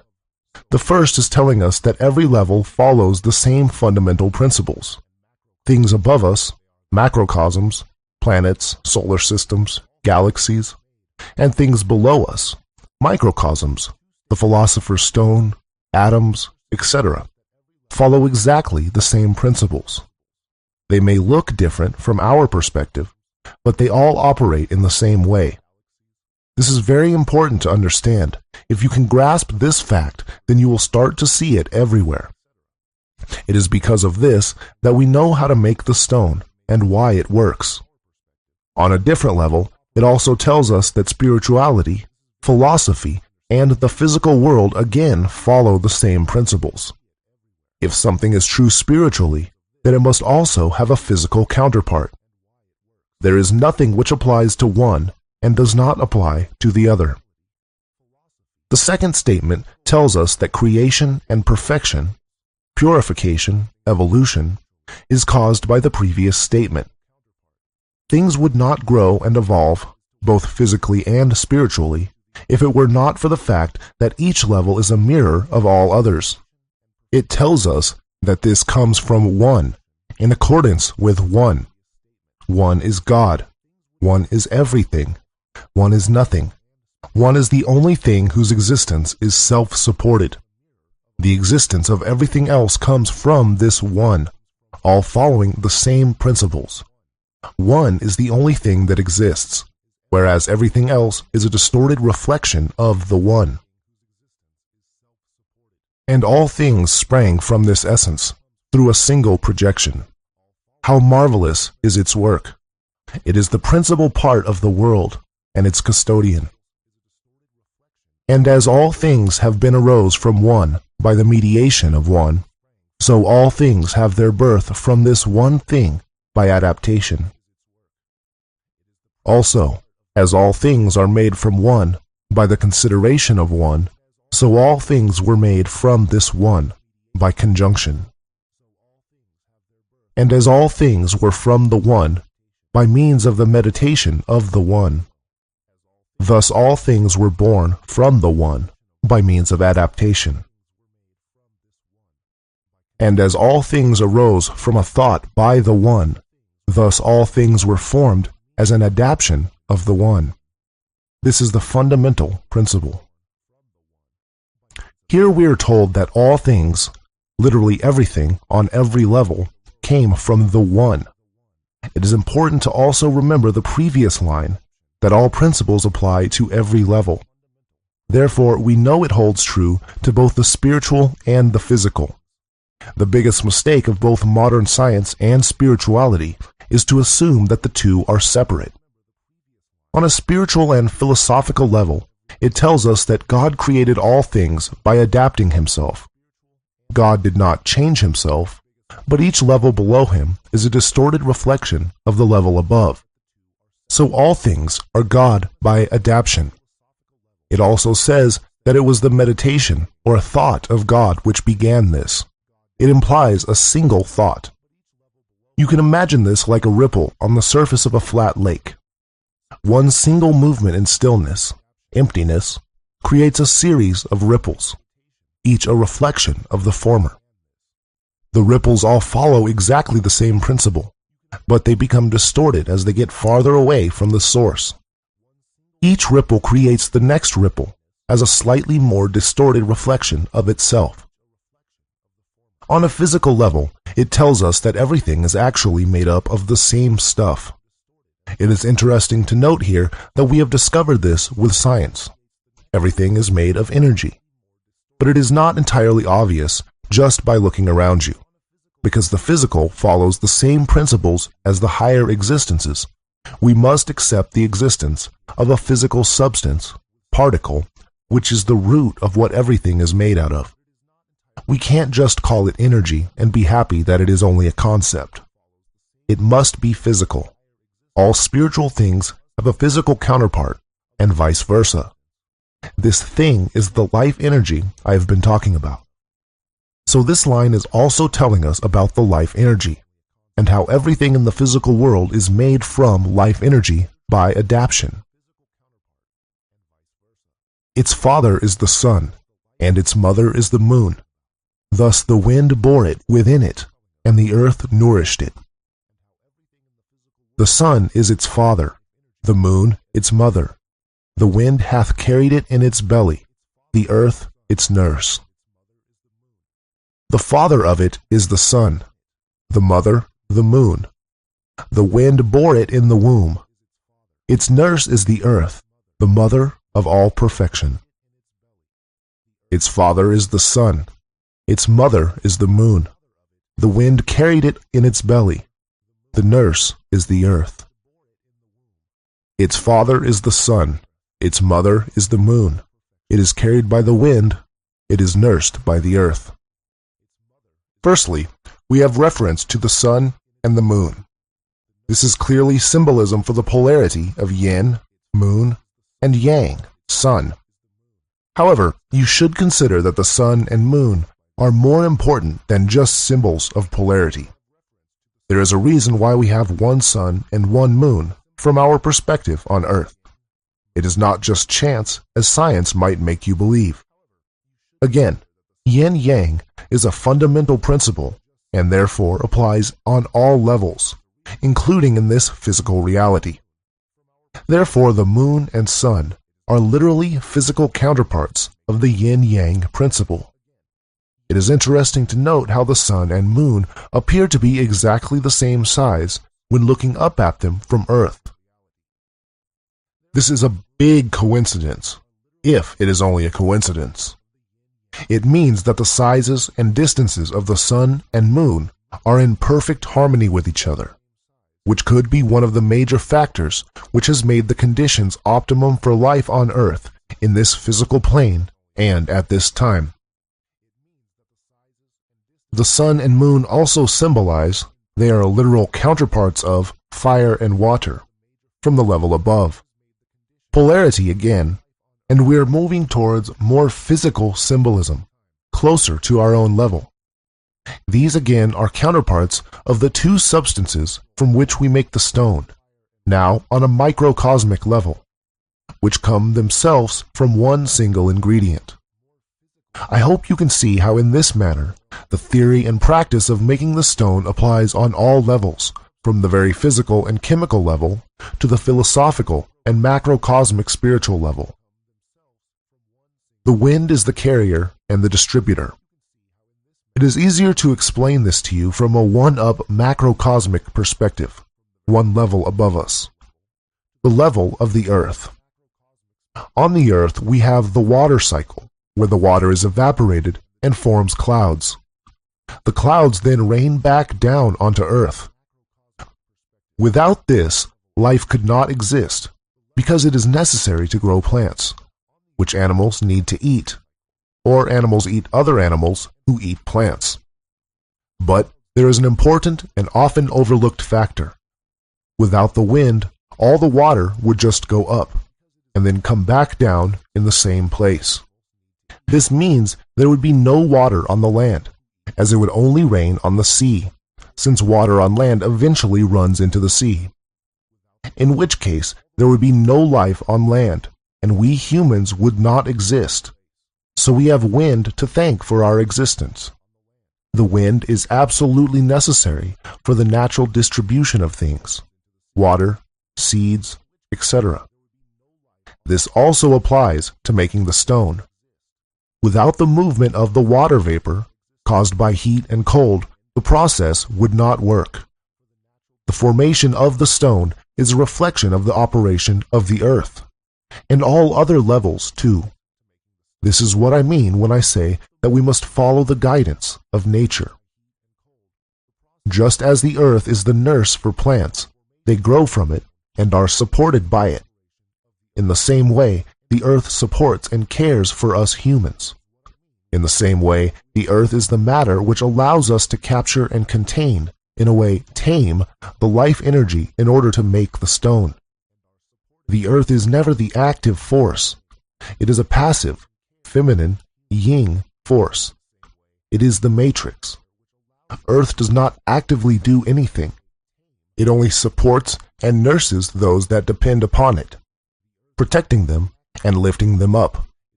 So, Earth is truly the nurse of all things.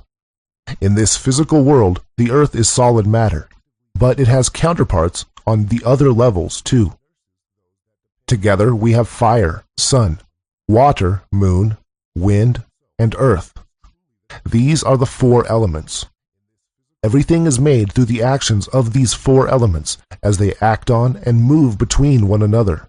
In the same way, the yin and yang are always pulling back and forth. The ancients did not literally believe that everything was made of these four elements, in the sense that everything is made of H2O, mud and air, as history books might tell you. These are the states of matter. Earth, water, and wind are solid, liquid and gas, and fire is heat.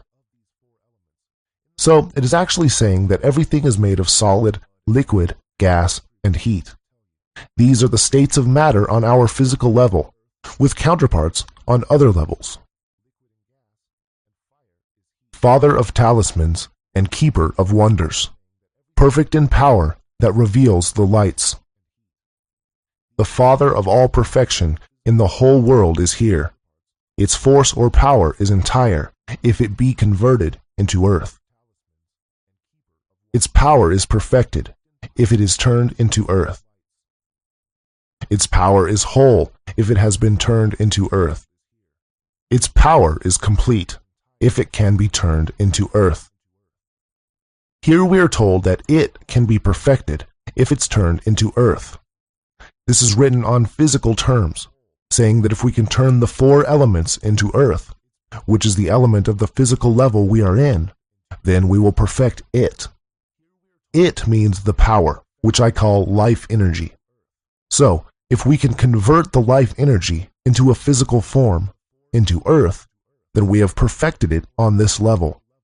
Again, if we can turn the energy from the four elements into earth, then we will have converted and perfected the energy for use on this here physical level.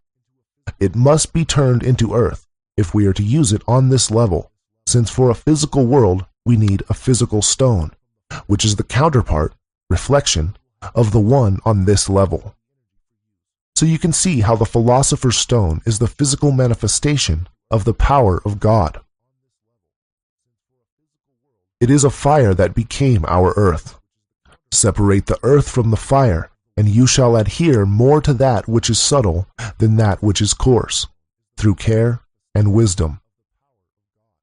Separate thou the earth from the fire, the subtle from the gross, sweetly with great industry. Separate the earth from the fire, the subtle and thin from the crude and coarse, prudently, with modesty and wisdom. You will separate the earth from the fire, the subtle from the dense, sweetly, with great skill.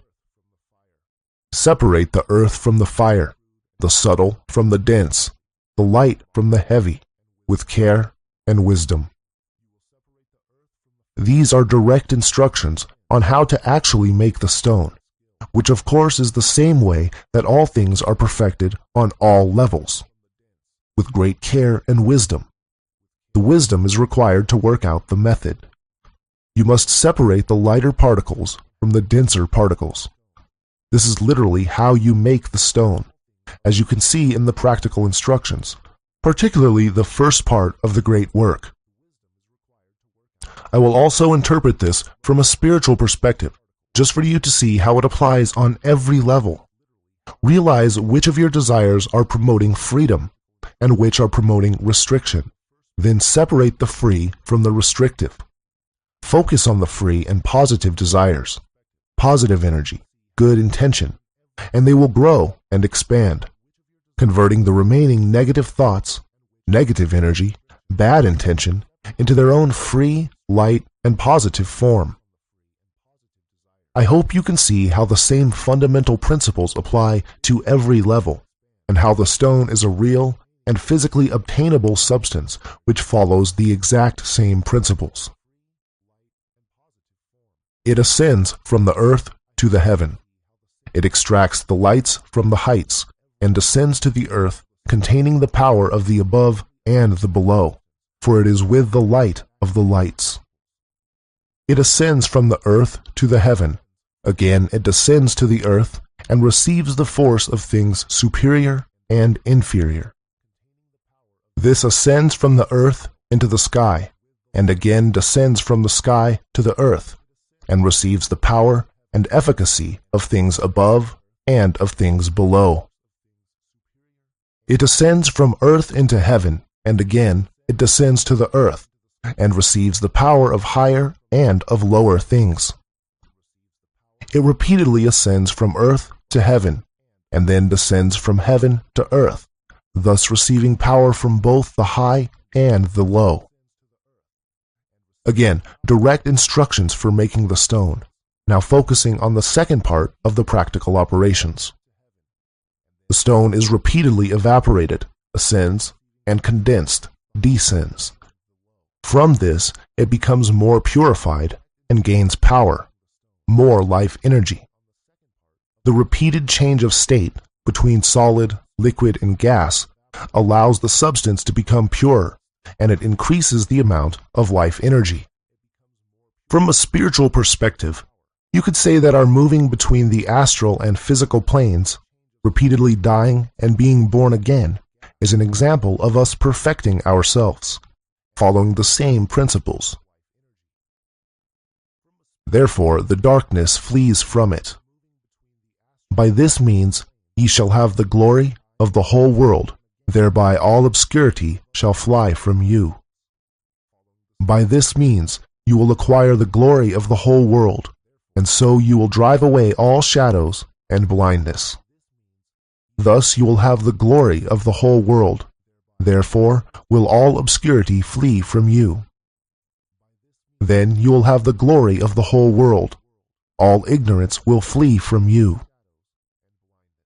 This is saying, firstly, that you will have the glory of the whole world, which is the highest honor in the physical world, the Philosopher's Stone, which is the physical counterpart of the power of God. Secondly, all obscurity or ignorance will flee from you. This applies, of course, on every level. It means that you will now understand so much about the workings of nature, and no longer be ignorant, and new knowledge will come to you easily. It will be easy for you to see the truth from the lies. It also means, from the physical standpoint of making the stone, that once past a certain point of purity, the stone will very quickly be able to become more pure. Once it gets past a tipping point, the stone will convert impurity into its own pure form, as opposed to being diluted or corrupted by any dense or impure particles. Exponential development. The greatest power overcomes everything that is subtle, and it penetrates all that is coarse. Its force is above all force, for it vanquishes every subtle thing, and penetrates every solid thing. For this, by its fortitude, snatches the palm from all other fortitude and power. For it is able to penetrate and subdue everything subtle, and everything crude and hard. Of all strength, this is true strength, because it will conquer all that is subtle and penetrate all that is solid. It is true force and the most powerful, for it conquers all subtle things and penetrates all solid things. The stone will convert all subtle and undetermined things into its own form, and for solid, determined things, it will penetrate them and bring them towards their true perfection.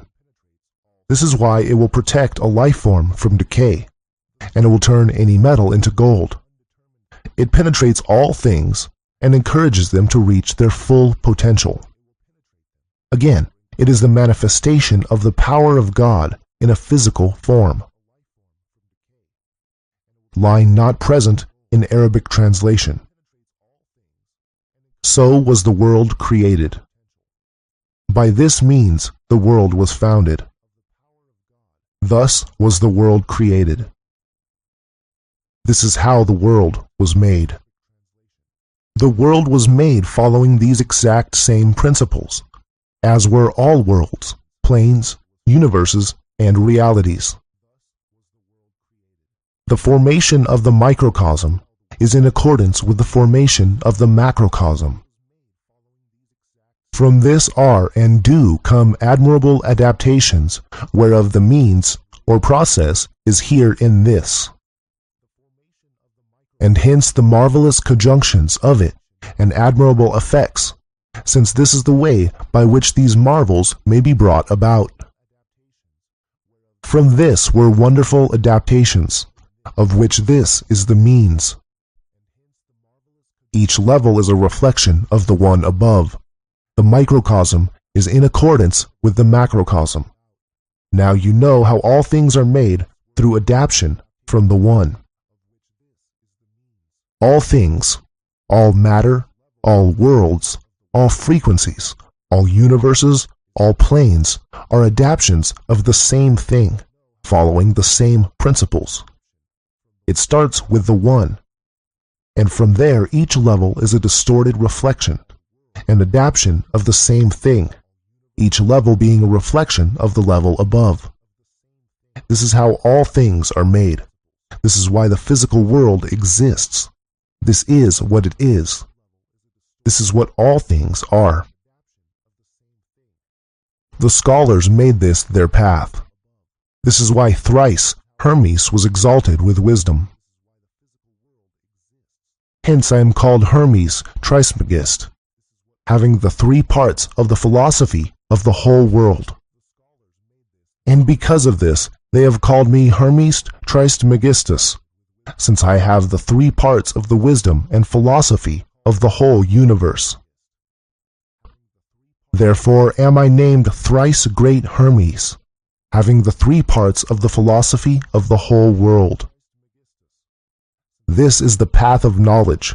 Hence I am Hermes, thrice great, having three parts of the philosophy of the whole world. Alchemy is the path of knowledge, one of the more difficult paths to enlightenment, reserved for the wise and intellectual. Traditionally that was so, but now is the time of alchemy. Hermes is thrice great, 3 times great, because he was the custodian of the 3 sacred sciences, alchemy, astrology, and geometry. The 3 sacred sciences are all related to each other, of course, since like everything else, they follow the same principles. This is his last book that he hid in the catacomb. That which I have said of the operation of the sun is accomplished and ended. My speech is finished, which I have spoken concerning the solar work. It is finished, what I have said about the working of the sun. I have said all that is needed concerning the operation of the sun. According to Hermes, this should be all that is necessary to fully understand. That is, assuming you already have a good understanding of philosophical principles. I hope that my commentary has helped you to understand the Emerald Tablet and see the truth of alchemy. It is the operation of the sun, because the sun is a level above us and a symbol for the stone. The same principles apply on every level. Quote from the Emerald Tablet by Hermes, translated by author. A fundamental truth, without error, perfect and complete. As above, so below, the lesser and greater, microcosm and macrocosm, they are the same. Following this principle, all things were made from the One. And as all things arose from a thought by the One, thus all things were formed as an adaptation of the One. This is the fundamental principle. Its father is the sun. Its mother is the moon. It is carried by wind.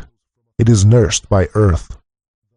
Its power is complete if it can be turned into earth.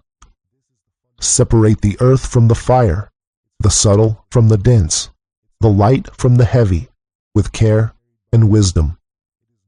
It repeatedly ascends from earth to heaven, and then descends from heaven to earth, thus receiving power from both the high and the low. Then you'll have the glory of the whole world. All ignorance will flee from you.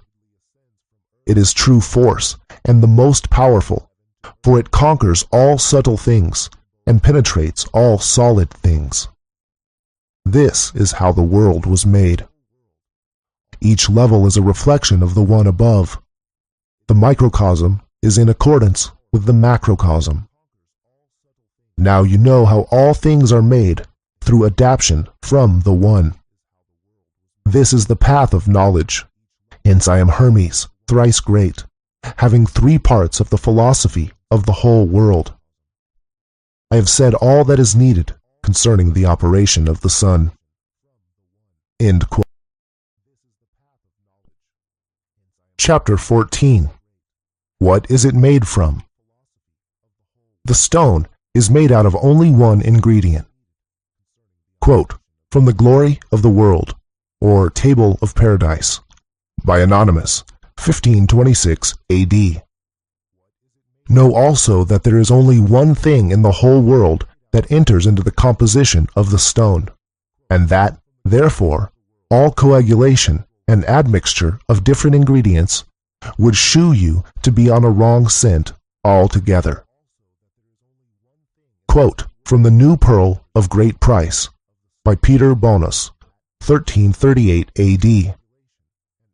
From the one substance is evolved, first the white and then the red tincture. There is one vessel, one goal, and one method. End quote. Not only is there nothing else used than this one ingredient, but you must be careful not to accidentally allow any other matter to become mixed with it. A small amount of dust or water would not ruin the work completely, but will certainly increase the time it takes to make it.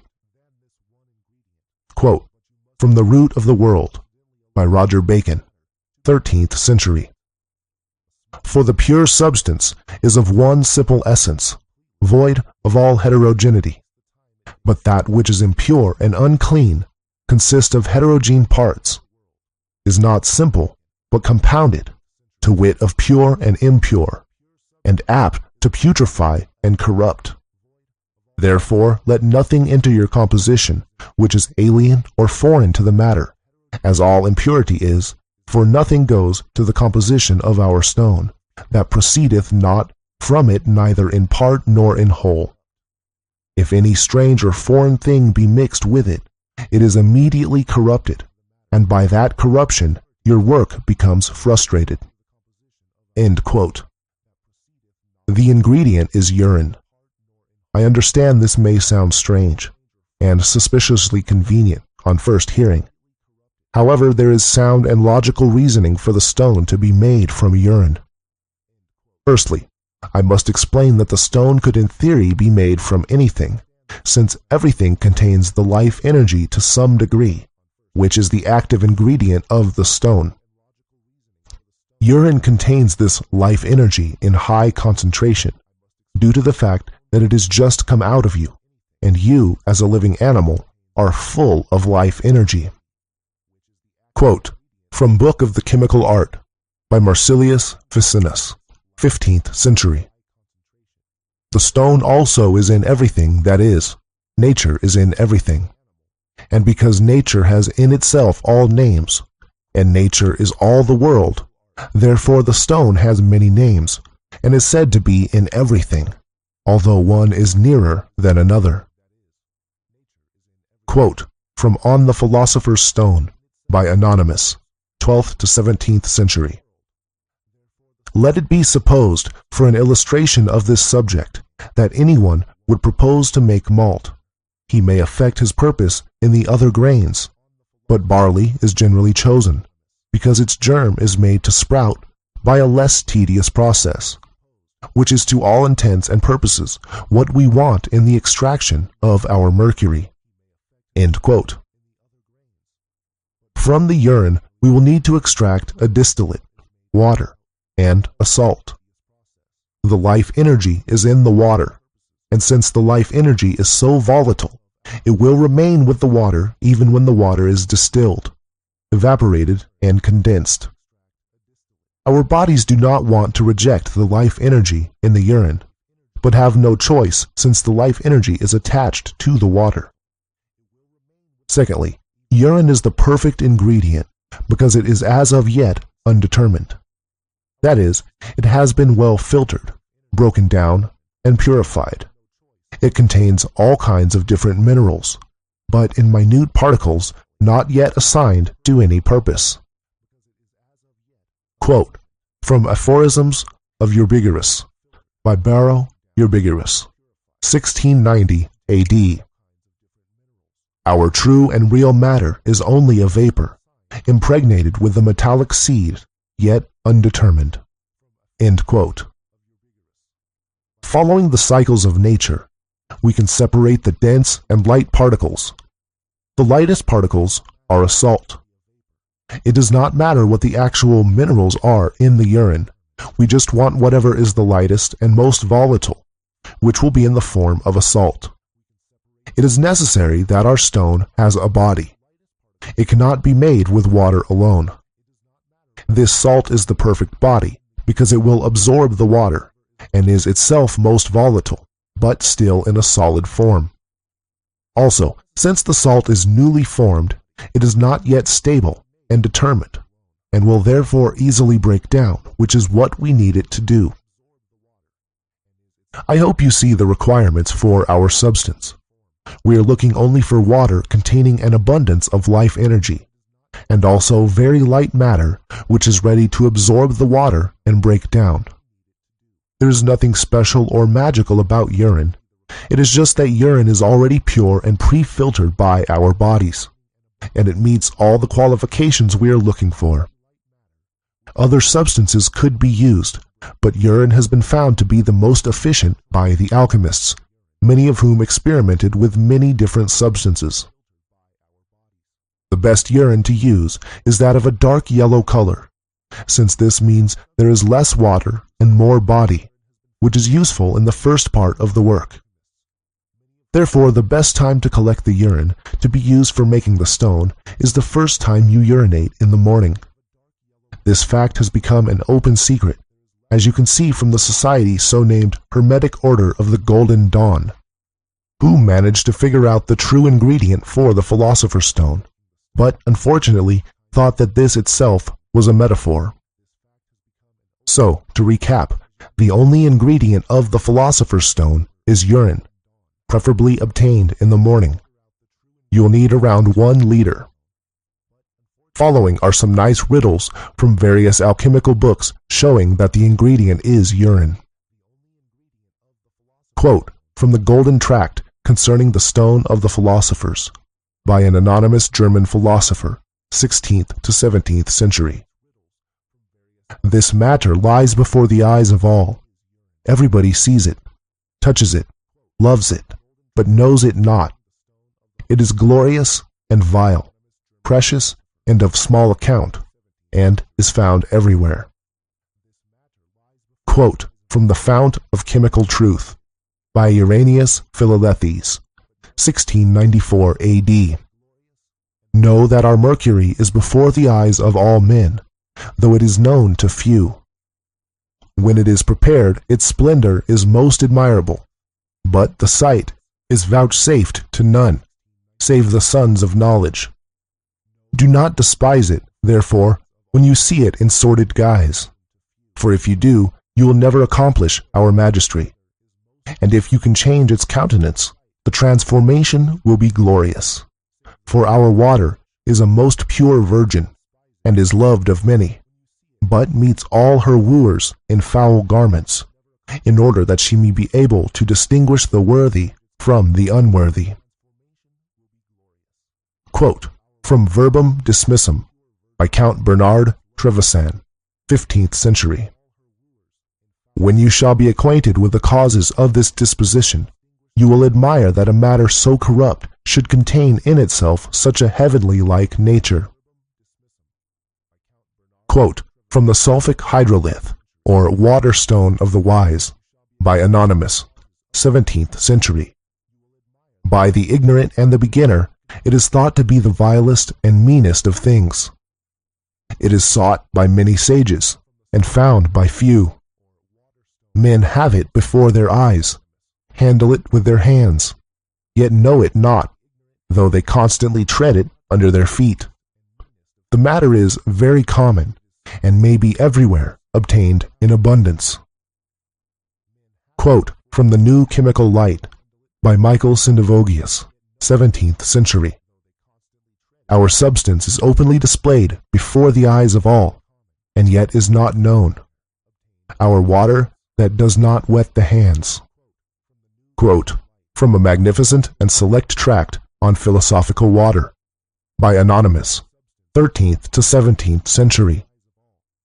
There is something which everyone recognizes, and whoever does not recognize it will rarely, perhaps never, find it.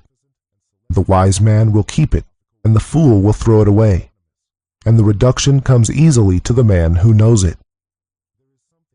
Quote from 3 alchemical poems by Chang Po Tong, 11th century, Chinese. The wonderful Tao exists not far away from your own body. It is not necessarily found in the high mountains or in unknown waters. Quote from the Glory of the World, or Table of Paradise, by Anonymous, 1526 A.D. There is only one spring in all the world from which this water may be obtained. It issues in a secret place, and its waters flow over all the world. It is familiar to all, yet none knows the principle, reason, or way to find the spring. For this reason, that sage might well exclaim, O water of a harsh and bitter taste! For, in truth, the spring is difficult to find, but he who knows it may reach it easily without any expense, labor, or trouble. The water is, of its own nature, harsh and bitter, so that no one can partake of it. And because it is of little use to the majority of mankind, the sage doth also exclaim, O water, that art lightly esteemed by the vulgar, who do not perceive thy great virtues, in thee lie, as it were, hid the 4 elements. Thou hast power to dissolve and conserve, and join nature, such as is possessed by no other thing upon earth. It is called rebis, 2 thing, is a stone, salt, 1 body, and, to the majority of mankind, a vile and despised thing. Our matter is one of the commonest things upon earth, and contains within itself the 4 elements. It is, indeed, nothing short of marvelous that so many seek so ordinary a thing, and yet are unable to find it. The 2 are really only one very limpid water, which is so bitter as to be quite undrinkable. The quantity of this water is so great that it flows over the whole earth, yet leads to nothing but the knowledge of this art. The same also is misused too often by those who desire it. Take also the fire, and in it you will find the stone, and nowhere else in the whole world. It is familiar to all men, both young and old. is found in the country, in the village, in the town, in all things created by God, yet it is despised by all. Rich and poor handle it every day. It is cast into the street by servant maids. Children play with it, yet no one prizes it, though next to the human soul it is the most beautiful and the most precious thing upon earth, and has power to pull down kings and princes. Nevertheless, it is esteemed the vilest and meanest of earthly things. It is cast away and rejected by all. For the stone is prepared out of nothing in the whole world except this substance, which is essentially one. He who is unacquainted therewith can never attain the art. It is that one thing which is not dug up from mines, or from the caverns of the earth, like gold, silver, sulfur, salt, etc., but is found in the form which God originally imparted to it. It is formed and manifested by an excessive thickening of air. As soon as it leaves its body, it is clearly seen, but it vanishes without a trace as soon as it touches the earth, and, as it is never seen again, it must therefore be caught while it is still in the air. For no one would dream of buying the true matter at the apothecaries, nay, that tradesmen daily cast it into the street as worthless refuse. XXXVII Pythagoras, in his fourth table, says, "How wonderful is the agreement of sages in the midst of difference! They all say that they have prepared the stone out of a substance which by the vulgar is looked upon as the vilest thing on earth. Indeed, if we were to tell the vulgar herd the ordinary name of our substance, they would look upon our assertion as a daring falsehood. But if they were acquainted with its virtue and efficacy, they would not despise that which is, in reality, the most precious thing in the world. God has concealed this mystery from the foolish, the ignorant, the wicked, and the scornful, in order that they may not use it for evil purposes. The stone is mystic, or secret, because it is found in a secret place, in a universally despised substance where no one looks for the greatest treasure of the world. Hence, it may well be called the hidden stone." Chapter 15. The Time. It's difficult to determine exactly how long it will take to make the stone, since this depends upon many factors. The main factors which affect the time are: 1. How well you distill and purify the substance in the first part. 2.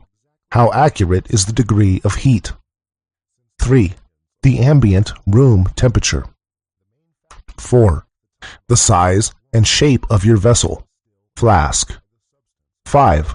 The quantity of the substance. There are also other less important factors, such as air pressure and astrological implications, but these are outside of your control, and so not worth worrying about.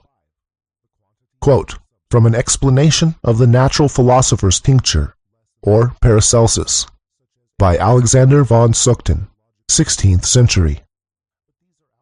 Compare Oral, Augural, Book 3.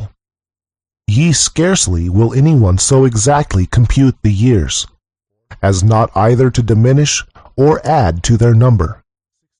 For suitable material will sometimes accelerate the process, and unsuitable retard the same.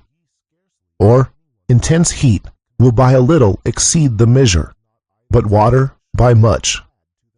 And time and place will vary. End quote.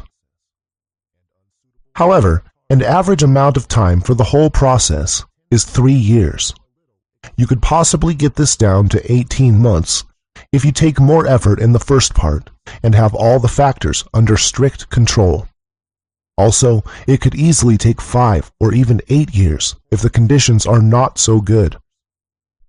It takes a long time to make the stone, but the work is not hard, nor does it require much effort. For the most part, you simply need to check on the progress whenever you like, or at least every couple of weeks. Therefore, even a very busy person can find time to make the stone. The time is long, but the work is easy. The alchemical books are very obscure with the time. They do it on purpose to test the patience and dedication of the beginner. It works. Most people have no idea it takes years to make the stone, and so eventually give up, even if they were on the right track. Some of the alchemical book directly lie about how long it takes. But, as a rough guide, you can assume they mean a year when they say a month when they say a week, and a week when they say a day. Quote, from The New Pearl of Great Price, by Peter Bonus, 1338 A.D. The proper duration of our magistry, and the day and hour of its nativity and generation, are also shrouded in obscurity. Its conception, indeed, takes place in a single moment. Here we are to notice the conjunction of the purified elements and the germ of the whole matter. But if we do not know this, we know nothing of the entire magistry. There are certain signs which occur with great regularity, at their own proper times and seasons, in the development of this stone. But if we do not understand what they are, we are as hopelessly in the dark as before. The same remark applies to the exact proportions in which the different elements enter into its composition. The time required for the whole operation is stated by Rhasis to be 1 year. Rosinus fixes it at 9 months, others at 7, others at 40, and yet others at 80 days. I knew a man, says Gregory, who began the work in the right way, and achieved the white tincture. But when there was some delay about the appearance of the red color, he gave up in despair, etc. This man knew the simple elements of our art, their purification, commixtion, and the different signs which were to appear. He was ignorant only of the day and hour in which the conjunction of the simple elements and the completion of the work might be expected. And because he did not know what to do at the right time, the whole magistry vanished from his sight. For the white stone was not yet fixed, and, being exposed to too much heat, it evaporated. Quote, from A Golden and Blessed Casket of Nature's Marvels, by Benedictus Figulus, 1607 A.D. The wise reduce years to months, months to weeks, weeks to days. End quote. You should certainly try to optimize the heat and other factors in order to make the stone sooner. However, you should not rush the stone. You can't rush nature. If you want to accelerate nature, you have to play by its rules. It won't play by yours. Quote, from the Epistle of Bonus of Ferrara, by Peter Bonus, 14th century. Bear in mind that the chief error in this art is haste. Quote, from A Brief Guide to the Celestial Ruby, by Irenaeus Philalethes, 1694 A.D. You must not yield to despondency, or attempt to hasten the chemical process of dissolution. For if you do so by means of violent heat, the substance will be prematurely parched up into a red powder, and the active vital principle in it will become passive, being knocked on the head, as it were, with a hammer. Patience is, therefore, the great cardinal virtue in alchemy. Quote, from the 12 Keys, by Basilius Valentinus, 15th century. You must exercise considerable patience in preparing our elixir, if it is to become all that you wish it to become. No fruit can grow from a flower that has been plucked before the time. He who is in too great of a hurry can bring nothing to perfection, but is almost sure to spoil that which he has in hand. Quote, from the Chemical Treatise, or the Arsenal of Alchemy, by Thomas Norton, 1477 A.D. The greater haste we make, the less will be our speed. End quote. Chapter 16. The Heat. Most of the work in making the stone consists of optimizing the heat to be the perfect temperature. The degree of heat must be under strict control. Too much, and you will destroy the work. Too little, and it will not develop. Quote from A Brief Guide to the Celestial Ruby by Uranius Philalethes, 1694 A.D. The external fire of the furnace should be neither too violent, in order that the equilibrium of chemical forces in the substance may not be disturbed, nor yet too gentle, so that the action of the inward fire may not languish for want of outward heat. It should be just such as to keep up an equable vital warmth. Quote from The Root of the World by Roger Bacon, 13th century. The happy prosecution of the whole work consists in the exact temperament of the fire. Therefore, beware of too much heat, lest you come to solution before the time, viz., before the matter is ripe, for that will bring you to despair of attaining the end of your hopes. Close up well thy vessel, and pursue to the end, for there is no generation of things but by putrefaction, by keeping out the air, and a continual internal motion, with an equal and gentle heat. End quote. In the first part of the work, and the very last part, you will be using high heat. A high degree of heat is called by the alchemists a dry heat, because it causes all the moisture to be evaporated. However, the majority of the work requires a moist heat, which means that the body is never dried out completely, and the moisture is circulating. A moist heat evaporates off most, but not all, of the moisture, then allows it to condense and rain back down onto the body, in an imitation of the nature's water cycle. The exact degree of heat required is, like the time it takes, difficult to state as an absolute, since it is relative and depends on your matter and vessel. The trick is to adjust the heat so that the moisture circulates, evaporates, and condenses as efficiently as possible. Quote from The Glory of the World, or Table of Paradise, by Anonymous, 1526 A.D. The water or fire, being subtle, ascends, while the body is hard and remains where it is. The separation must be accomplished by gentle heat, i.e., in the temperature bath of the sages, which acts slowly, and is neither too hot nor too cold. Then the stone ascends to heaven, and again descends from heaven to earth. The spirit and body are first separated, then again joined together by gentle coction, of a temperature resembling that with which a hen hatches her eggs.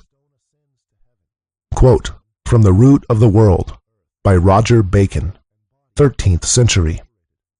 This then is the thing, that the vessel with the medicine be put into a moist fire, to wit, that the middle or one half of the vessel be in a moist fire, or balneo, of equal heat with horse dung, and the other half out of the fire, that you may daily look into it. End quote. In the beginning of the second part, the degree of heat required will likely be equal to or slightly above body temperature, 100 degrees Fahrenheit, 37 degrees Celsius. The heat will need to be increased as stone develops to the black, white, and red stages. Common sense should be able to inform you of the degree of heat required. It should be a comforting degree of heat, not an aggressive degree of heat, and it should support the circulation of the moisture. Quote from The Root of the World by Roger Bacon, 13th century. Therefore saith Rhasis, be very diligent and careful in the sublimation and liquefaction of the matter, that you increase not your fire too much, whereby the water may ascend to the highest part of the vessel. For then, wanting a place of refrigeration, it will stick fast there, whereby the sulfur of the elements will not be perfected.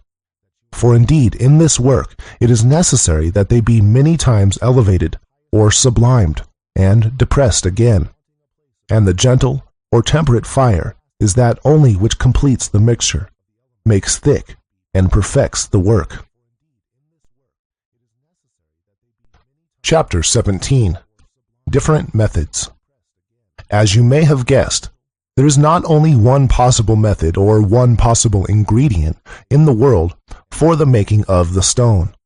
There are several ways to get to the same place. As long as you are following the rules of nature, you will get the stone by whatever method you use. Some methods will be more efficient, quicker than others. Quote from the book concerning the tincture of the philosophers by Theophrastus Paracelsus, 16th century. Many ways have been sought to the tincture of the philosophers, which finally all came to the same scope and end.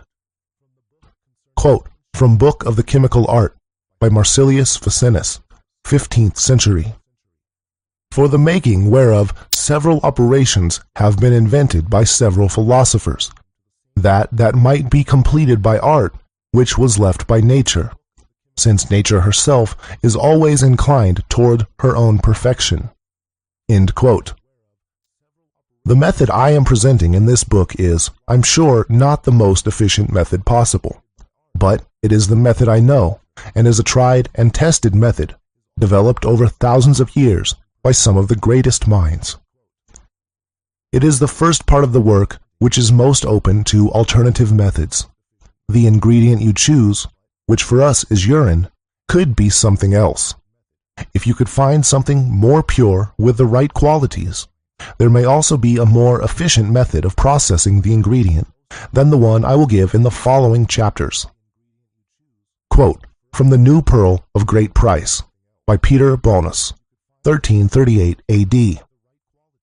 The second difficulty consists in the apparent disagreement of those who profess to exercise our art at the present day. Amongst those persons are observed a great diversity of method, and a considerable variety even in the choice of their substance. It appears indeed as if there were many roads to our art, and not one only. Gibber avers that there are many ways to produce one effect. The same opinion is expressed by Rhasis in his book on the perfect magistry, where he speaks of bodies and spirits, and their purification and diverse and manifold composition. End quote. In order to predict other substances which could be used as our ingredient, we must consider the laws and cycles of nature. A good understanding of nature and alchemy, understanding how and why the process works, will enable you to also guess at other substances which could be used. It makes sense to me that urine is most efficient for the extraction of the body, salt, and also contains much life energy in its water. However, it would make logical sense that semen, blood, and fresh fruit juice also contain a high concentration of life energy, which is the active principle. Perhaps more than urine, or perhaps not. I have not experimented with these, as, in my experience, it takes so long to experiment that it would be quicker to just make the stone the traditional way.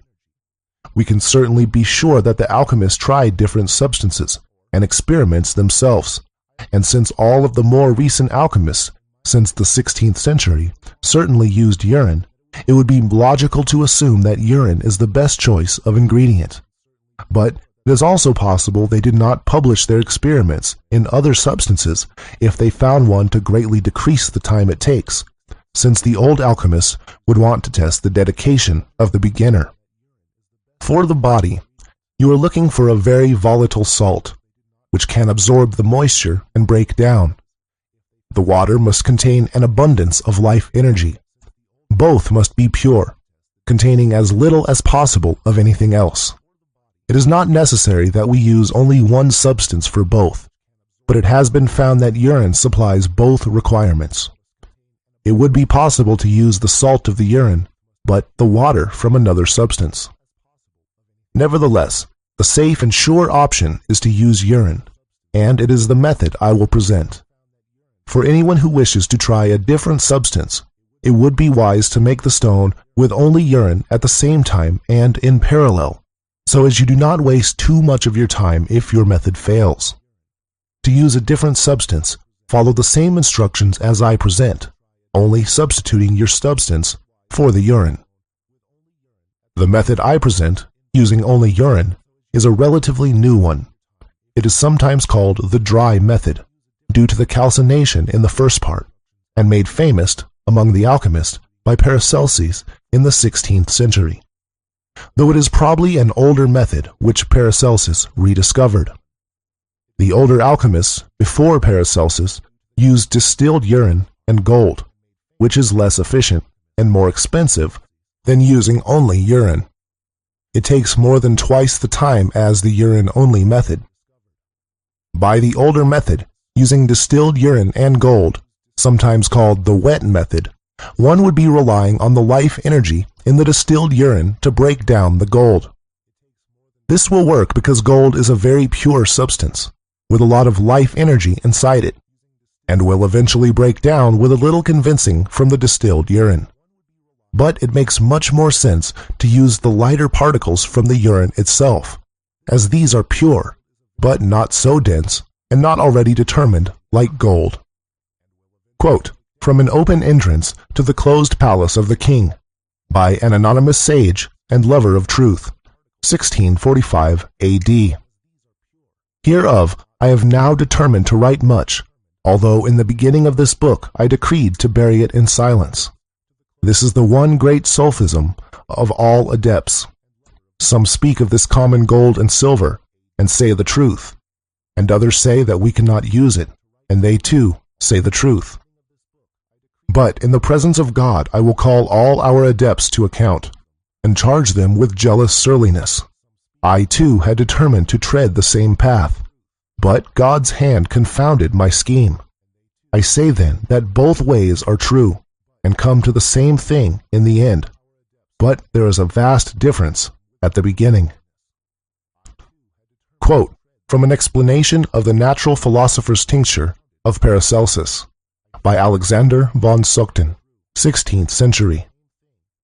Theophrastus shews you two ways, one ancient, the other discovered and used by himself, saying the ancients had a very long way before accomplishing the aforesaid separations and achieving their object.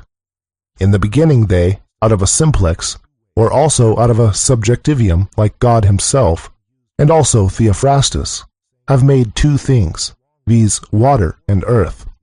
And he continues to say that artists have to these two simplices given the name lily, afterwards using the said simplices and not one.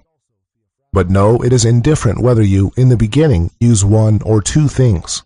If our matter is found in one thing, it will equally well be found in two, nature having already converted the original one into two. Now, I wot there is no one who would not wish to know this shorter method, and that you may not have to complain of Theophrastus, he shews you another short way, admonishing you also to let the above tedious process be, and to take from the lion naught but his rosy blood, and from the eagle the white gluten. These two bodies you must coagulate together, and bring into one body, as it were male and female seed. Quote, from Aphorisms of Eubigerus, by Barrow Eubigerus, 1690 A.D. If you know how to amalgamate our mercury simplex with your common gold, which is dissolved, vivified, and renewed by it, you may be sure of effecting the great elixir, although neither so quick, so natural, nor so rich as you might have done without it. And this is our third way. The amalgamation of our mercury simplex, distilled urine, with common gold consists only in the right proportion, and in the indissoluble union of both, which is done without any external heat in a very short time. This is a lie, it takes a very long time. Without which exact proportion and right union, nothing of any moments is to be expected from their marriage. Know then that this right proportion is 10 parts of our mercury simplex to 1 of your finest common gold in filings, which is dissolved in it, like ice in common water, after an imperceptible manner, and as soon as the dissolution is over, the coagulation and putrefaction presently follow, which effect, if you find not, 'tis a sign that the mercury exceeds its due proportion. Now, When your gold has been thus well amalgamated, united, putrefied, and inseparably digested with our mercury simplex, you will then have only our philosophical sulfur, in which time one might easily have performed the whole work, working without common gold. In Chapter 18, Understanding the Writings. Now that we've covered the theory, I will give you a short glossary to aid you in understanding the alchemical books in case you choose to study them further. You should now have a good idea about the principles of nature, which operate on the development of the stone, and this should be enough to understand the alchemical writings. However, I will help you out by explaining the meaning of the words used by the alchemists. Unfortunately, the alchemists were in the habit of not only using several words for one thing, but also using one word for several things, and different alchemists used each word to mean different things. So you still have to work out the meaning according to the context, which you will be able to do with an understanding of the natural process. Some of the alchemists made up their own words and symbols, so all I can cover here are the commonly used words.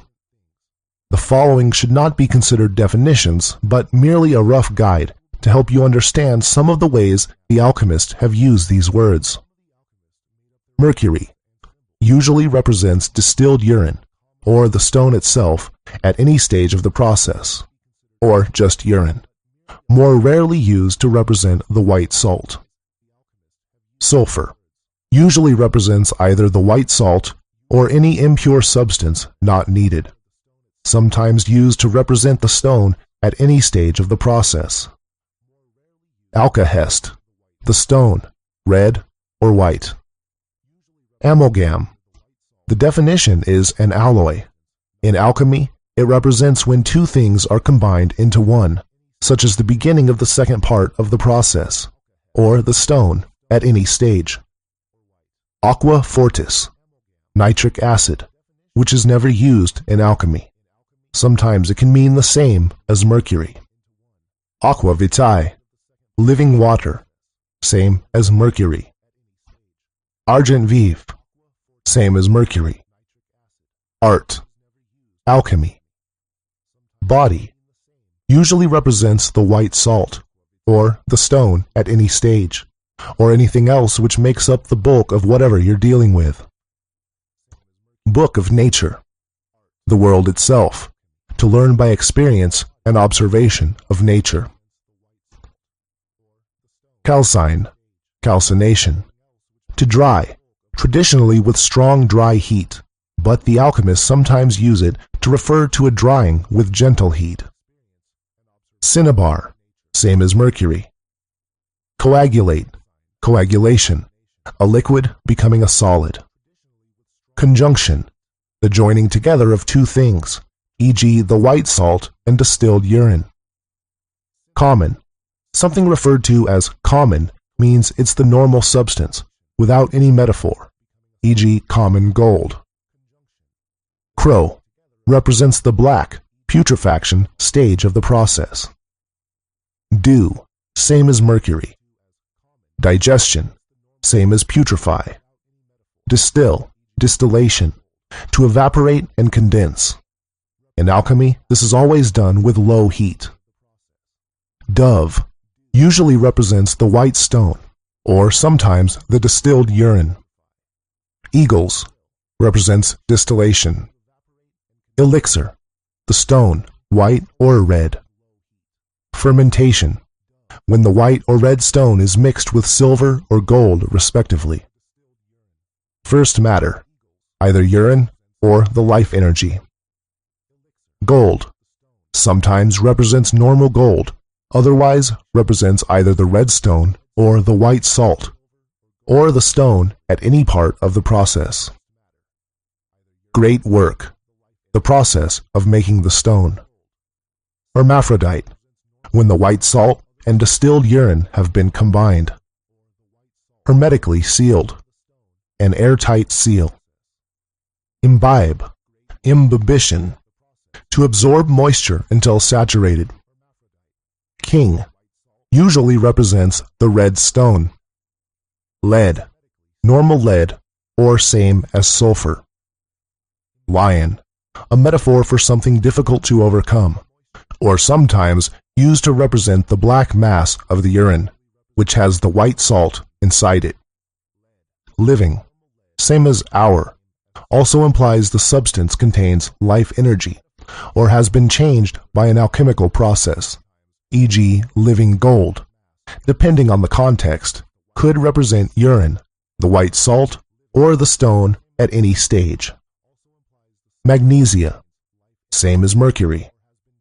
Moon, luna, feminine principle, usually represents the white stone or the distilled urine, even though some alchemists consider the distilled urine to be the masculine principle. Can also represent silver. Multiplication, when the stone is increased in quantity and/or quality. Of the sages, a word with "of the sages" after it is a clue that the previous word is a metaphor, e.g. Mercury of the sages. Hour, a word with "hour" before it is a clue that the following word is a metaphor, e.g. our Mercury. Pelican, the vessel, not a special vessel as some think, just a normal round one. Philosophical, same as our, e.g. philosophical Mercury. Phoenix, a mythological bird said to live hundreds of years, then die in a ball of fire, from which it is born again from the ashes. This symbol represents nature's process of generation from corruption. All things must be destroyed before they can further develop. This fundamental concept applies to all things, including our stone and our civilization. In alchemy, the symbol usually represents the red stone, or the entire process itself. Projection, when the stone is used to turn metals into silver or gold. Putrefy, putrefaction, breaking down, decomposition. Queen, usually represents the white stone. Quicksilver, same as mercury. Quintessence, usually represents the active principle, what I am calling life energy. Raven, represents the black, putrefaction stage of the process. Rebis, when the white salt and distilled urine have been combined. Salt, usually represents the white salt. Seed, same as common usage, but broader as alchemists insist that everything has a seed. Soul, usually represents the life energy. Spirit, distilled urine. Sublime, sublimation, a solid becoming a liquid or gas. Sun, soul, masculine principle, usually represents the red stone or the white salt, can also represent gold. Tincture, the stone, white or red. Vulcan, Roman god of useful fire. In alchemy, Vulcan's fire is a degree of heat which will cause circulating evaporation and condensation. Vulcan was created as an alchemical symbol. Vulgar, same as common. Water, same as mercury. I will follow with an example. Quote from the Sophic Hydrolith, or Water Stone of the Wise, by Anonymous, 17th century. A spirit is given for a time to the body, and that spirit is the life of a soul. If the spirit draws the soul to itself, they are both severed from the body. Then are there three abiding in the same place, until the precious body is dissolved, and is decomposed, and dies. But after a time the spirit and the soul are brought back by gentle warmth, and hold once more their former seat. Then you have the essence. No perfection is wanting, and the work is glorified by a joyful end. End quote. Translation: the urine contains both water and salt. The life energy is in the water. If the water is distilled, the life energy will go with it. The three, salt, distilled urine, life energy, being put together will break down, putrefy, and turn black. But after a time, the water is brought back with a moist heat, and all combines. Then you have the stone. It is perfect, and the work is glorified by a joyful end. Chapter 19. Overview. Quote, Wu Chen Pian, Essay on the Understanding of Truth, by Chang Po Tuan, 1078 AD, Chinese. The work is easy, and the medicine is not far away. If the secret is disclosed, it will be so simple that everyone may get a good laugh. End quote. There are two parts to our great work. Both parts follow the same laws of nature that we addressed in our theory. Quote, from the New Pearl of Great Price, by Peter Bonus, 1338 AD. The first operation, which is done by hand, is the first stage of the work, which consists in sublimation and purification. The second operation, in which the artist has nothing to do but look on, is the second stage of the work. End quote. In the first part, we give nature a head start by manually performing some of nature's operations and removing the densest particles, so as to accelerate the whole process. If you did not perform this first part, the process would still work, but it may well take longer than your lifetime. We will repeatedly distill with low heat and calcine the urine, in order to separate it into layers according to density. We will then take only the lightest and most subtle of the particles, which will be in the form of a white salt, and discard the rest of the body. Then, further distill the urine to make it as pure as possible, so only the lightest particles remain. This leaves us at the end of the first part with a white salt and a well-distilled urine. The first part will take around 3 months. Quote, from an anonymous treatise concerning the Philosopher's Stone, by Anonymous, 12th to 17th century. By artificial distillation, the spirit can be separated from phlegmatic wateriness and earthy impurity, a residue remaining, from which residue, after calcinations, is extracted a white salt. End quote. In the second part, we combine the salt and distilled urine, hermetically seal them in a vessel of the correct specifications, and let nature do its thing. At this stage, we only need to make sure it is subjected to the correct degree of heat. To combine the salt and distilled urine, we heat gently until the salt absorbs and becomes saturated with the distilled urine, which can take up to 1 year or longer. Then we just need to watch for the matter to putrefy and turn black, then purify and turn white, adjusting the heat accordingly. When the matter turns white, we have the white stone. Quote from A Demonstration of Nature, by John A. Mihung, 16th to 17th century. Reduce the matter, which is one, to powder. Put it together with its water in a well-closed vessel, and expose it to continuous, gentle heat, which will then begin to operate while the moisture favors the decomposition. End quote. The white stone can then be fermented with silver in order to stabilize it and make it capable of withstanding higher heat. You can think of this as trapping the life energy inside a material body, the silver. The white stone can be subjected to higher heat, which will mature it into the red stone. The red stone must itself be fermented with gold. Quote from the Epistle of Bonus of Ferrara, by Peter Bonus, 14th century. Without a proper ferment, the moon cannot become the sun, but the substance, having nothing to prevent it from doing so, will again revert to water.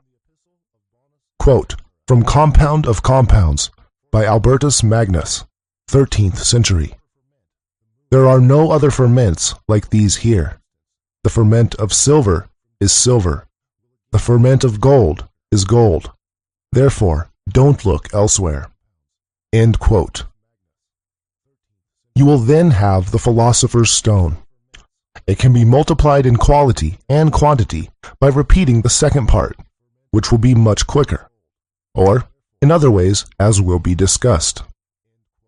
Quote from an explanation of the Natural Philosopher's Tincture of Paracelsus by Alexander von Suchten, 16th century.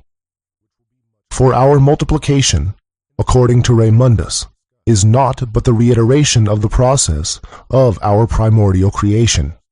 End quote. Chapter 20. Apparatus. Having now covered the theory, we can start with the practical operations for actually making the Philosopher's Stone. You first need to obtain the necessary apparatus. For the first part, you will need 2 500 milliliter retorts for distilling the urine. It is important that this be a retort and not some modern distillation apparatus. The reason for this is that you are only distilling on low heat so as not to destroy the life energy. If you try to use modern distillation apparatus, then the water vapor will not rise high enough to escape before it condenses. The reason for the second retort is because you may have to break the first one in order to extract the white salt, and also because the distilled urine will need to be further distilled in a clean retort before moving on to the second part. You will need a 500 milliliter glass bottle for collecting and storing the distilled urine. For the second part, you will need a round bottom flask in either Keldal, Florence, or boiling flask style. The size you will need will likely be 50 milliliters, depending on how much of the body you will be using. Try to find one with a long neck. You can use one with a shorter neck, but for this, you will have to make sure the ambient room temperature is low enough for the water vapor to condense closer to the heat source. The Keldal flask has an egg-shaped bottom and a long neck, which is perfect for our purpose of imitating the water cycle through evaporation and condensation. But even a normal boiling flask will do the job as long as it has a round bottom. Do not use a flat bottom flask. You will need a pipette for accurately transferring the distilled urine into the flask. You will need stoppers for sealing the flask. For both parts, you will need a water bath with digital temperature control. A water bath is the best heat source since the water is all at an even temperature. The lower part of the flask can be immersed in the water, and the temperature can be adjusted very precisely. Get the smallest one you can. It needs only be large enough for the 500 milliliter retort. You will also need a dry heat source for calcining the retort between distillations. You could do this on a portable gas stove or electric hot plate. The calcining will need to be done outside, so you will not be able to use your kitchen stove. You will need a triangle support stand with the clamp attachments for holding the retort or flask in place over the water bath. If you can afford it, get 2 or more of everything, just in case. It's also a good idea to get a collection of various bottles, spatulas, stoppers, dishes, mortar and pestle, and other fun things like that, which are not absolutely necessary, but will certainly be very useful. Otherwise, you'll have to improvise with what you can find in the kitchen.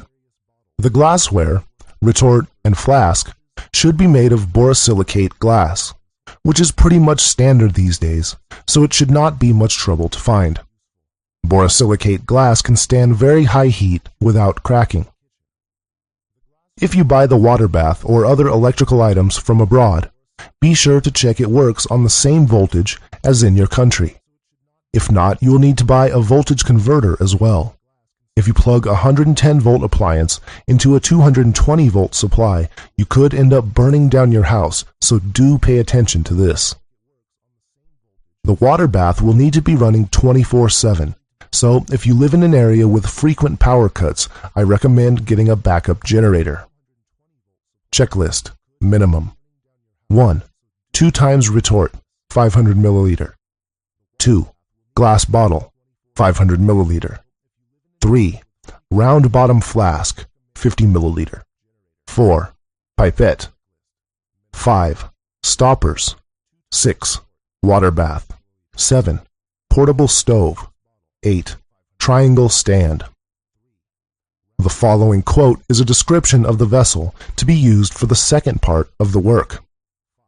Quote from The Root of the World by Roger Bacon, 13th century.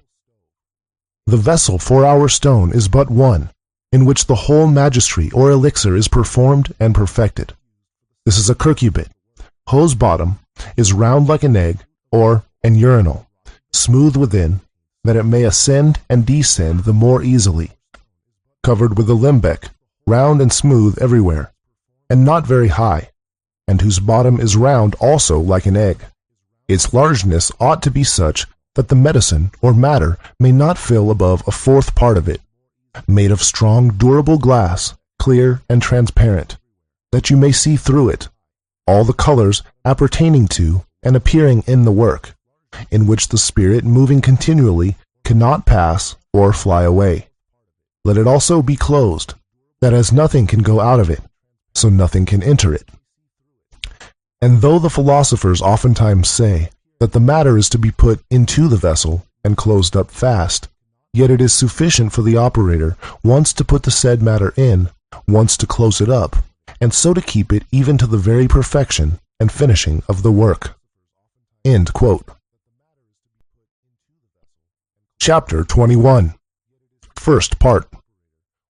Collect 500 milliliters of urine. The darker, the better. So it's best to collect it from the first time you urinate in the morning. If you don't get enough, then you can top it up during the day, or wait until the next morning. Don't leave the urine in an open container. Quote from the Sophic Hydrolith, or Waterstone of the Wise, by Anonymous, 17th century. It, the urine, must be purged of its watery and earthy nature, for at first it appears an earthy, heavy, thick, slimy, and misty body, and all that is thick, nebulous, opaque, and dark in it must be removed, that thus, by a final sublimation, the heart and inner soul contained in it may be separated and reduced to a precious essence. End quote. Distill the urine at no more than 170 degrees Fahrenheit, 80 degrees Celsius, in the water bath with the 1-liter retort. It should take 1 to 2 weeks to distill the urine once. Obviously, the distillation will be faster if the ambient room temperature is lower, though not below freezing. The top opening of the retort should be hermetically sealed. It is best for the retort to be connected to the bottle in which the distilled urine, is to be collected, but it is not absolutely necessary for it to be hermetically sealed at this stage. If the two are not connected, which is likely going to be the case, then you can wrap cling film around where they connect to stop the distilled urine from evaporating again, though a hermetic seal is safer. The bottle should not be in the sun. The distillation will be much faster if the bottle is lower than the heat source, which means it might need to be leaned over to one side in order for the neck of the retort to be pointing downwards as much as possible. When the urine is all distilled, there will be a nasty black mass in the bottom of the retort, though it may not look black the first time, which needs to be calcined. Take the retort out of the water bath, unplug the top opening, and put it onto high heat, such as on a gas stove. Leave it this way for a few hours, until the mass is all dry and cracked. If there is still liquid in the retort, especially after the first 2 distillations, you should start the calcination on low heat, just to evaporate off all the liquid. Then apply high heat when there is no more liquid. If you apply a very high heat while there is still liquid in the retort, the urine might bubble up and spill over. The purpose of the calcinations is to burn and destroy the solid part of the urine, in order to extract the salt, which is incombustible. So do not be scared to put the high heat flame directly against the glass of the retort and leave it like this for a few hours. You need to really burn the solid matter in the urine. The first few times you perform the calcination, a nasty smoke will come off of it, which will stain everything black and smell really bad. so I strongly recommend doing this outside. Do not breathe in the smoke, it's poisonous. Do not perform the first few calcinations inside your house. Quote, from The Chemist's Key by Henry Nollius, 1617 AD. When this spirit is drawn off from them, they remain as dead earth behind, because they have lost their spirit by distillation. Quote, from The Crowning of Nature by Anonymous, 16th to 17th century. First, by a light fire equally temperated and continued, water is to be gotten. Then the fire is to be made a little more vigorous and stronger until the fire be received mixed with the fire. That which remains burned in the bottom is the dry earth where the crystalline salt of the stone lieth hid. Quote, from On the Philosopher's Stone by Anonymous, 12th to 17th century. It exists under two forms, the moisture which was extracted, and the residuum, being our philosophical earth. The water contains its seminal virtue, and the earth is a proper receptacle, wherein it may fructify. Let the water, then, be separated and kept for use. Calcine the earth, for an impurity adheres to it, which can only be taken away by fire, and that, too, of the strongest degree. For here there is no danger of destroying the seminal quality, and our earth must be highly purified before it can ripen the seed. End quote.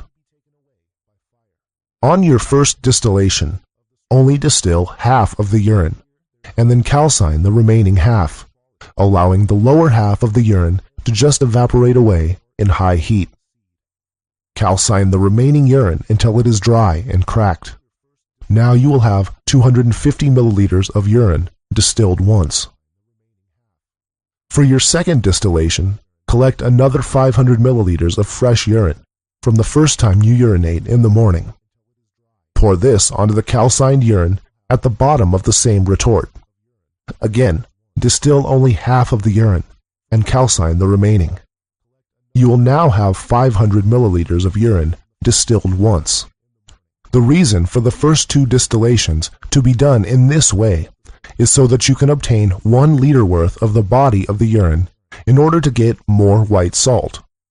The reason you distill only the first half from both batches of urine is so that the distilled urine contains the lightest particles. This is not entirely necessary, but will make your distillate a little purer and therefore accelerate the process. In an older version of this book, I recommended using a 1 liter retort for the distillation, as I used. I have changed the instructions as the distillation will be a little more efficient using a 500 milliliter retort, and also because 500 milliliter retorts are cheaper and easier to find. But if you already have a 1 liter retort, you can use this. It'll just take a little longer. For all further distillations, pour the 500 milliliter of distilled urine back onto the calcined body in the retort. Distill the distilled urine again, then calcine again. Pour the same 500 milliliters of distilled urine back on again. Distill again, calcine again. Repeat the distillation, calcination again and again. Quote, from An Open Entrance to the Closed Palace of the King by an anonymous sage and lover of the truth, 1645 AD. Know, my brother, that the exact preparation of the eagles of the sages is the highest effort of our art. In this first section of our work, nothing is to be done without hard and persevering toil, though it is quite true that afterwards the substance develops under the influence of gentle heat without any imposition of hands. The sages tell us that their eagles must be taken to devour the lion, and that they gain the victory all the sooner if they are very numerous. Also, that the number of the work varies between 7 and 9. The Mercury of the sages is the bird of Hermes, now called a goose, now a pheasant. But the eagles are always mentioned in the plural, and number from 3 to 10. Yet this is not to be understood as if there should be so many weights or parts of the water to one of the earth. But the water must be taken so oftentimes actuated or sharpened as there are eagles numbered. This actuation is made by sublimation, distillation. There is then one sublimation, distillation, of the mercury of the sages. When one eagle is mentioned, and the seventh sublimation will so strengthen your mercury that the bath of your king will be ready. Quote, from the Secret Book of Artephius, by Artephius, 12th century. This compositum then has its mundification, or cleaning, by our moist fire, which by dissolving and subliming that which is pure and white, it cast forth its feces, or filth, like a voluntary vomit. For in such a dissolution and natural sublimation, or lifting up, there is a loosening or untying of the elements, and a cleansing and separating of the pure from the impure, so that the pure and white substance ascends upwards, and the impure and earthy remains fixed in the bottom of the water and the vessel.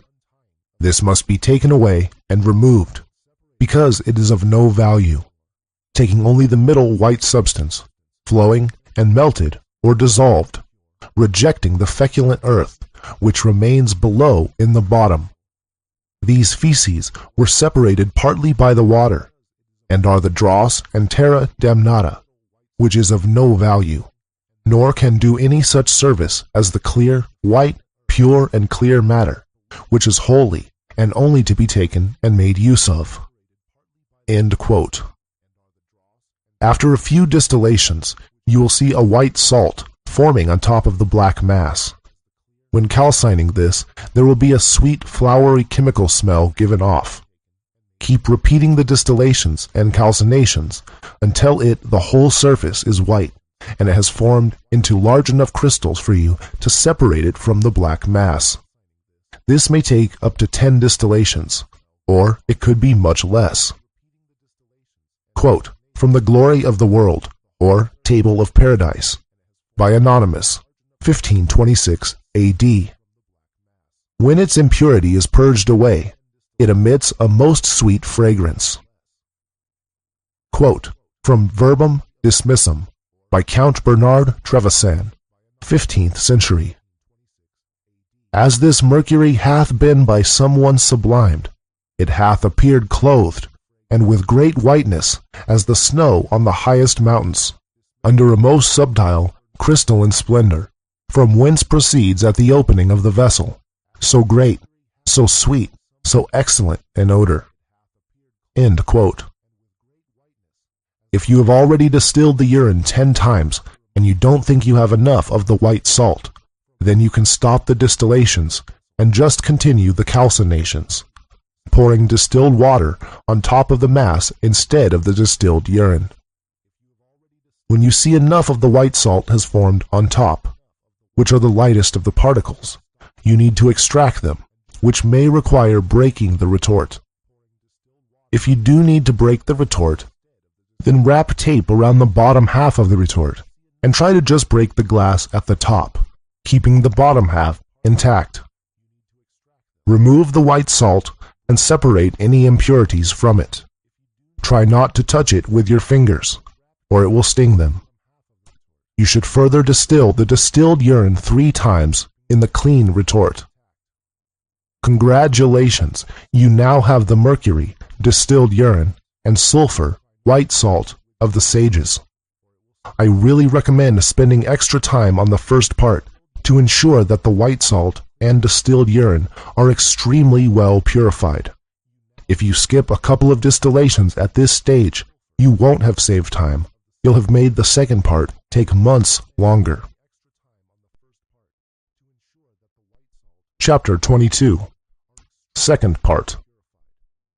Now that you have the mercury, distilled urine, and sulfur, white salt of the sages, you need to combine the two so they can putrefy and turn black. Crush the white salt into powder and place it into the 50 milliliter round bottom flask. Add a few drops of distilled urine, just enough to cover the salt, not too much. Hermetically seal the flask, making sure the stopper is airtight by putting wax, Vaseline, or silicone sealant around it. Place the flask into the water bath. Only the bottom half of the round part of the flask should be in the water. The rest of the flask should be in the air. You might need to cut a hole in the lid of the water bath, or make your own lid.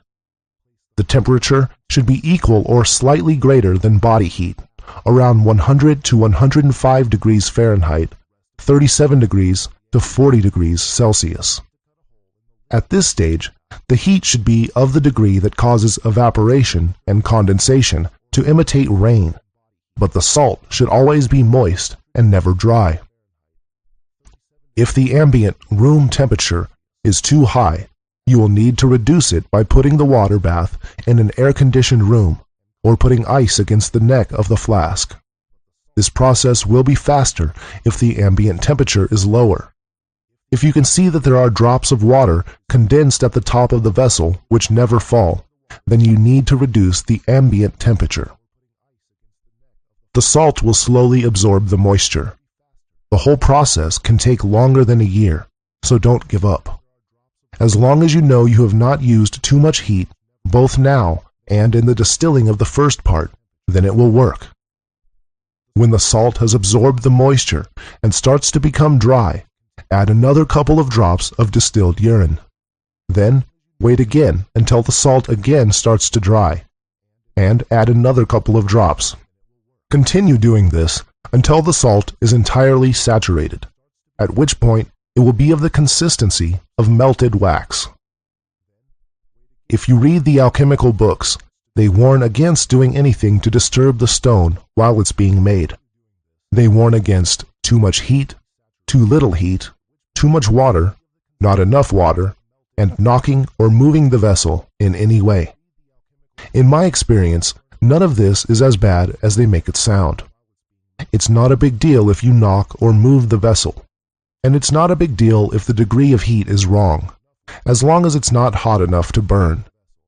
If there is too much water, you can remove some or increase the heat.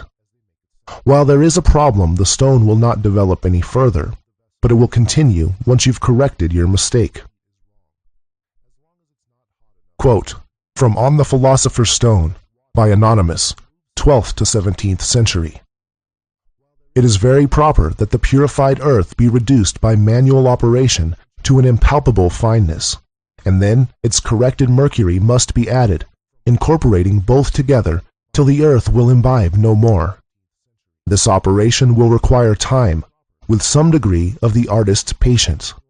For however the humidity may seem disproportionate, on letting it rest a while, a dryness on the surface of your matter will show that it is capable of imbibing more, so that the operation is to repeated till it is fully saturated. Quote from The Glory of the World, or Table of Paradise, by Anonymous, 1526 A.D. That must again be dissolved into water, which before was water, and the body, which before was mercury, must again become mercury. The two must be united by a gentle and continuous fire, affording the same degree of warmth as that with which a hen hatches her eggs. The body must receive its spirit to drink gradually, and little by little, until it recovers its life, and health, and strength, which takes place by means of the same gentle heat which digests food in the stomach, and matures fruit in its place. Quote from the Epistle of Bonus of Ferrara, by Peter Bonus, 14th century. It is necessary at the beginning to give the earth little water, just as an infant has to be given at first little nourishment, and then gradually more. This should be repeated over and over again with great patience, more and more water being poured over the earth each time, but not more than the earth can conveniently drink up. Quote from The Chemist's Key, by Henry Nollius, 1617 A.D. A spirit that is at liberty will easily and quickly free another spirit of the same nature, that is bound up and restrained. This is done first by reason of that activity and generability which the free spirit is imbued with.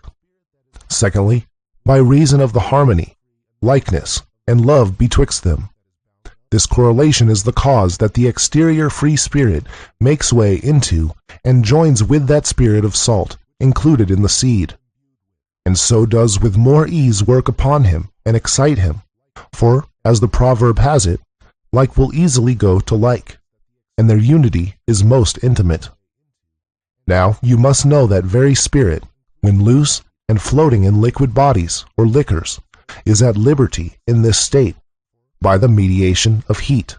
It does, like a lodestone, attract to it the spirit that is under restraint, opening and dissolving the body which holds it in, and the restrained spirit itself, like a sensible prisoner, labors for life by conspiring and striving to be in action and a full communion with the other.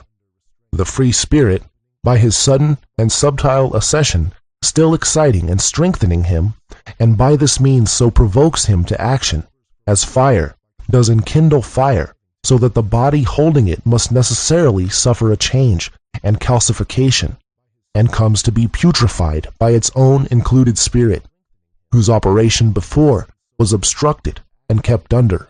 For the included spirit, having acquired liberty and a power to be in action from the other, strives to get out and enlarge itself, and to that end breaks and destroys its first body, and procures another new one.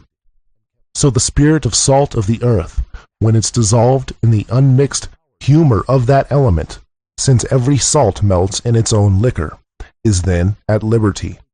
For every salt, when it is once dissolved in its own liquor, becomes active.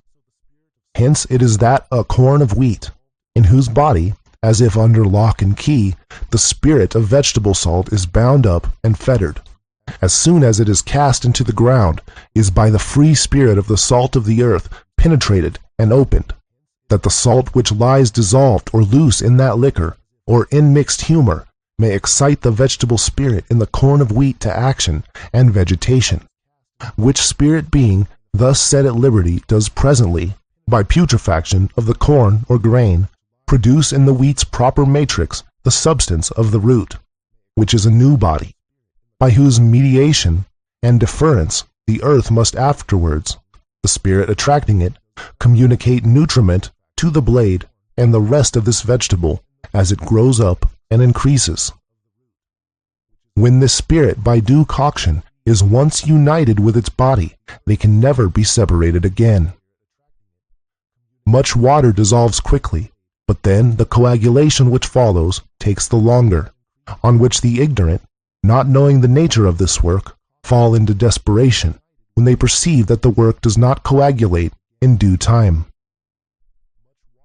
Quote from Verbum Dismissum by Count Bernard Trevisan, 15th century. Let it be inserated with white oil of philosophers by little and little, till it suddenly flow like wax. Quote from the 12 Keys by Basilius Valentinus, 15th century.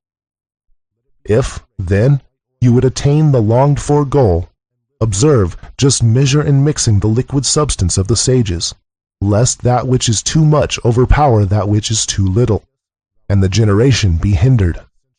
For too much rain spoils the fruit, and too much drought stunts the growth. Therefore, when Neptune has prepared his bath, measure out carefully the exact quantity of permanent water needed, and let there be neither too little nor too much. Quote from the Secret Book of Artephius by Artephius, 12th century. Digest with a gentle fire, as it were for the hatching of chickens, so long till the bodies are dissolved, and their perfectly conjoined tincture is extracted.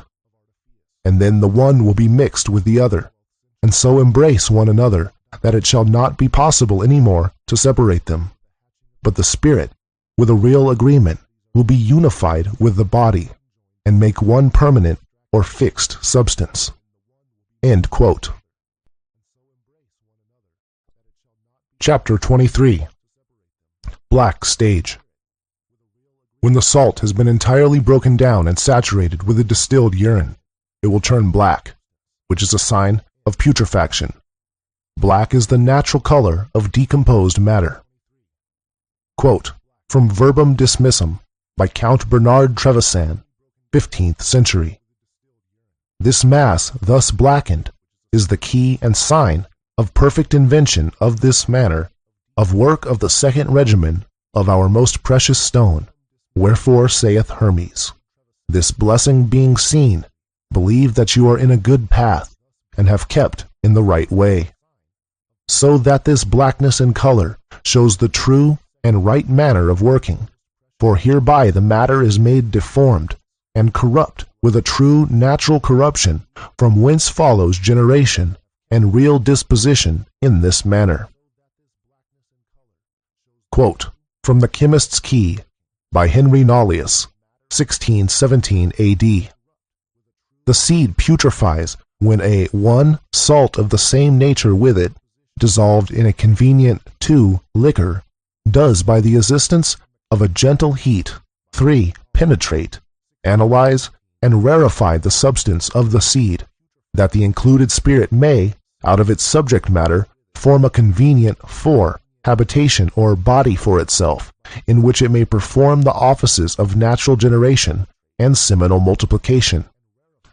The heat which promotes this putrefaction must be so mild and temperate that the liquor in which the resolving salt lies may remain still in and about the matter, and not be laved and evaporated from it. The body putrefying must not be removed out of the matrix in which the putrefaction was begun, until that which is intended be fully perfected. When all is well, united by purification or putrefaction, then she continues to bake it without separating the impure, until all is become a black, glittering, and heavy earth. End quote. The body will not turn black suddenly, but it will have been getting darker and darker during the previous imbibing stage. Quote from A Brief Guide to the Celestial Ruby by Irenaeus Philalethes, 1694 A.D. The first color, which appears after the silver color of the amalgamated body, is not perfect blackness, but only a darkish white. The blackness becomes more pronounced day by day, until the substance assumes a brilliant black color. This black is a sign that the dissolution is accomplished, which does not come about in 1 hour, but gradually, by a continuous process. End quote. When the whole mass has turned black, then you know it is putrefied completely. This is a great sign, because you will now be more than halfway to completing the stone. Quote from An Open Entrance to the Closed Palace of the King by an anonymous sage and lover of truth, 1645 A.D. The substance has now become of a uniform color, namely, as black as pitch, and neither vapors or winds or any other signs of life are seen. The whole is dry as dust, with the exception of some pitch-like substance, which now and then bubbles up. All presents an image of eternal death. End quote. When you are sure that the salt is entirely saturated, then you need to turn up the heat a little. It's difficult to give an exact temperature, since it depends on many factors, but just turn up the heat little by little until the body starts to become dry. But the heat still needs to be low enough that the moisture will rain down, the difference only being that during imbibing, the salt had to always be moist, whereas now you want the salt to dry out between the rains. Quote from the Sulfic Hydrolith, or Waterstone of the Wise, by Anonymous, 17th century. The earthly body of the sun is totally solved and decomposed and robbed of all strength. The body, which was first of a muddy impurity, changing to a coal-black color, called by the sages the raven's head, within the space of 40 days, and is thus despoiled of its soul, the moisture. The soul is borne upward, and the body, being severed from the soul, lies for some time, as if dead, at the bottom of the still like ashes. But if the fire is increased and well tempered, the soul gradually descends again in drops, and saturates and moistens its body, and so prevents it from being completely burned and consumed. Then, again, it ascends and descends, the process being repeated. Quote, from The Root of the World, by Roger Bacon, 13th century. Avicen saith, that heat causeth blackness first, in a moist body, then the humidity being consumed, it putteth off, or loseth its blackness, and as the heat increaseth, or is continued, so it grows white. End quote. Slowly, slowly, the body will start getting whiter, and may pass through different colors, including one that looks a bit reddish. Don't worry about these colors, we just need the body to get white. Quote, from A Brief Guide to the Celestial Ruby, by Irenaeus Philalethes, 1694 AD.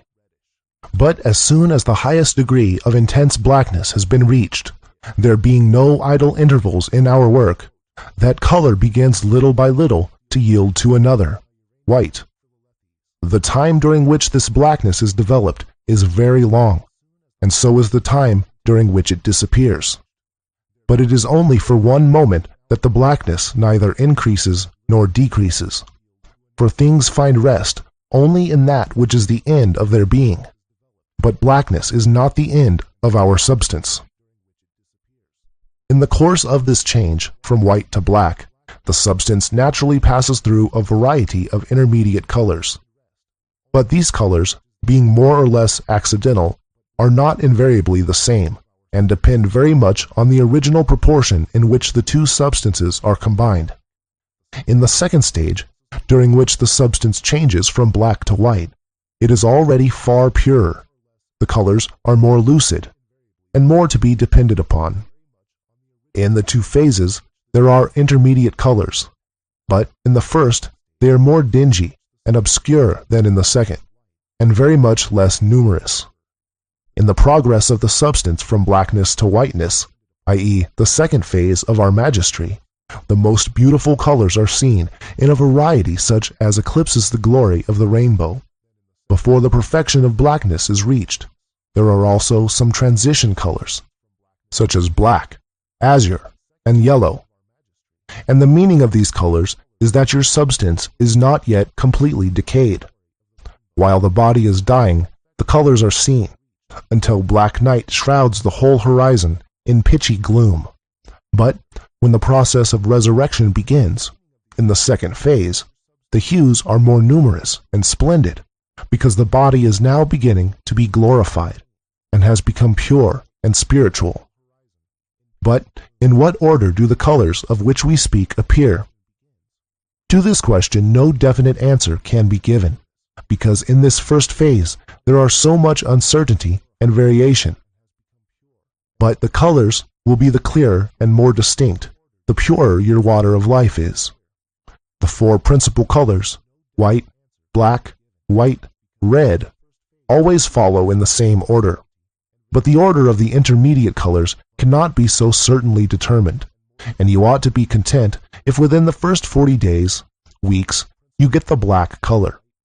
There is only one caution you should bear in mind in regard to this point. If a reddish color appears before the black, especially if the substance begins to look dry and powdery at the same time, you may be almost sure that you have marred your substance by too violent a fire. You should be very careful then about the regulation of your fire. If the fire be just hot enough, but not too hot, the inward chemical action of our water will do the rest. End quote.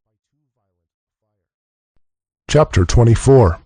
White Stage. Having adjusted the heat during the black stage so that the body dries out in between rains, the black body will slowly pass through various colors and turn white. As when turning black, the whiteness will not appear suddenly one day, but it will be a slow progress over a few months. Quote, from The Mirror of Alchemy, by Roger Bacon, 13th century. When you find it black, know that in blackness, whiteness is hidden, and you must extract the same from his most subtle blackness. But after putrefaction, it waxes red, not with a true redness, of which one says, it is often red and often a citrine color.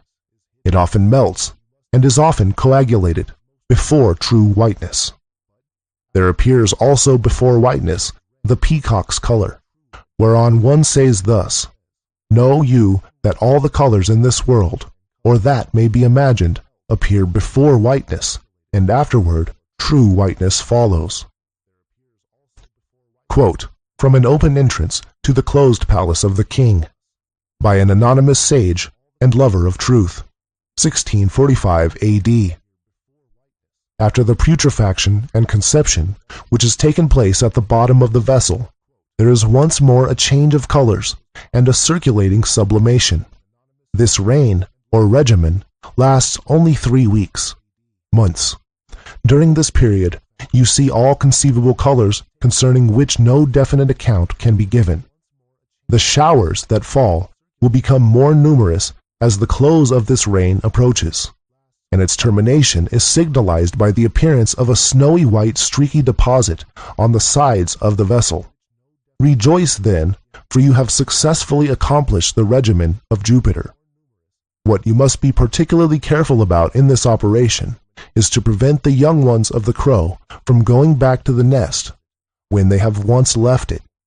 Secondly, to let your earth get neither too dry by an immoderate sublimation of the moisture, nor yet to swamp and smother it with the moisture. These ends will be attained by the proper regulation of the outward heat. While it passes from blackness to whiteness, a great variety of colors are observed, nor is it at once perfectly white. At first it is simply white. Afterwards it is of a dazzling, snowy splendor. Quote, from The Root of the World, by Roger Bacon, 13th century. Decoct the male and the female or vapor together, until such time as they shall become one dry body.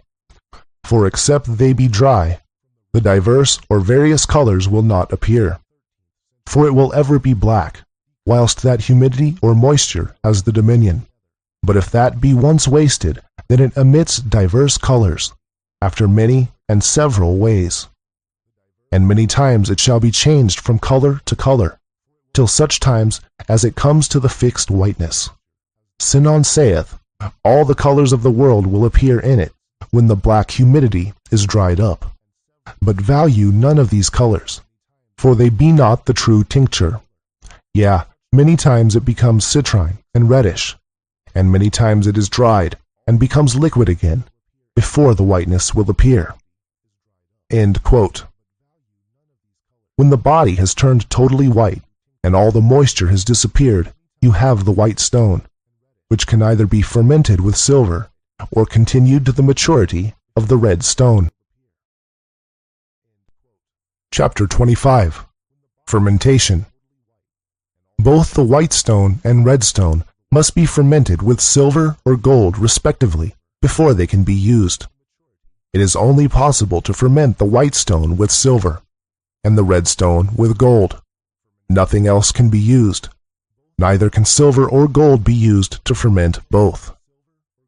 Quote, from Compound of Compounds, by Albertus Magnus, 13th century. There are no other ferments like these here. The ferment of silver is silver. The ferment of gold is gold. Therefore, don't look elsewhere. End quote. The ferment, silver or gold, is not considered to be an ingredient of the stone. The stone is already developed when we apply the ferment, but it needs to be fermented in order to be used for our purposes. The stone would be harmful if ingested without being fermented first.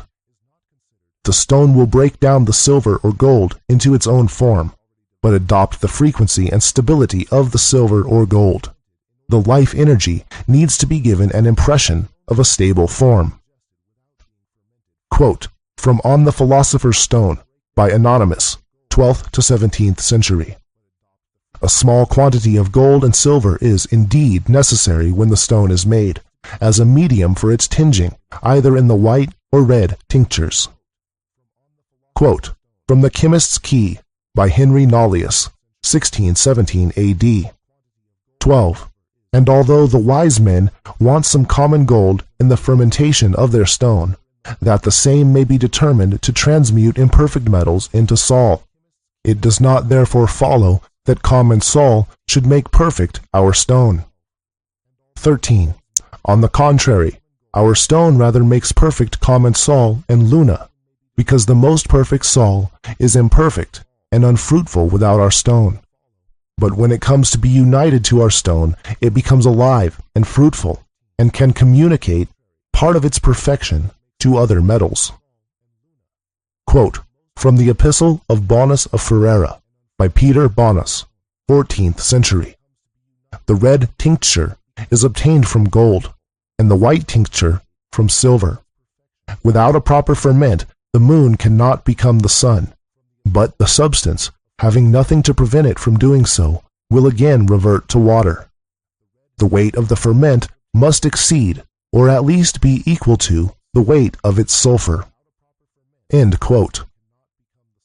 The fermentation is the same process as the second part of the work, only you will also be adding silver or gold, and the process will be much faster.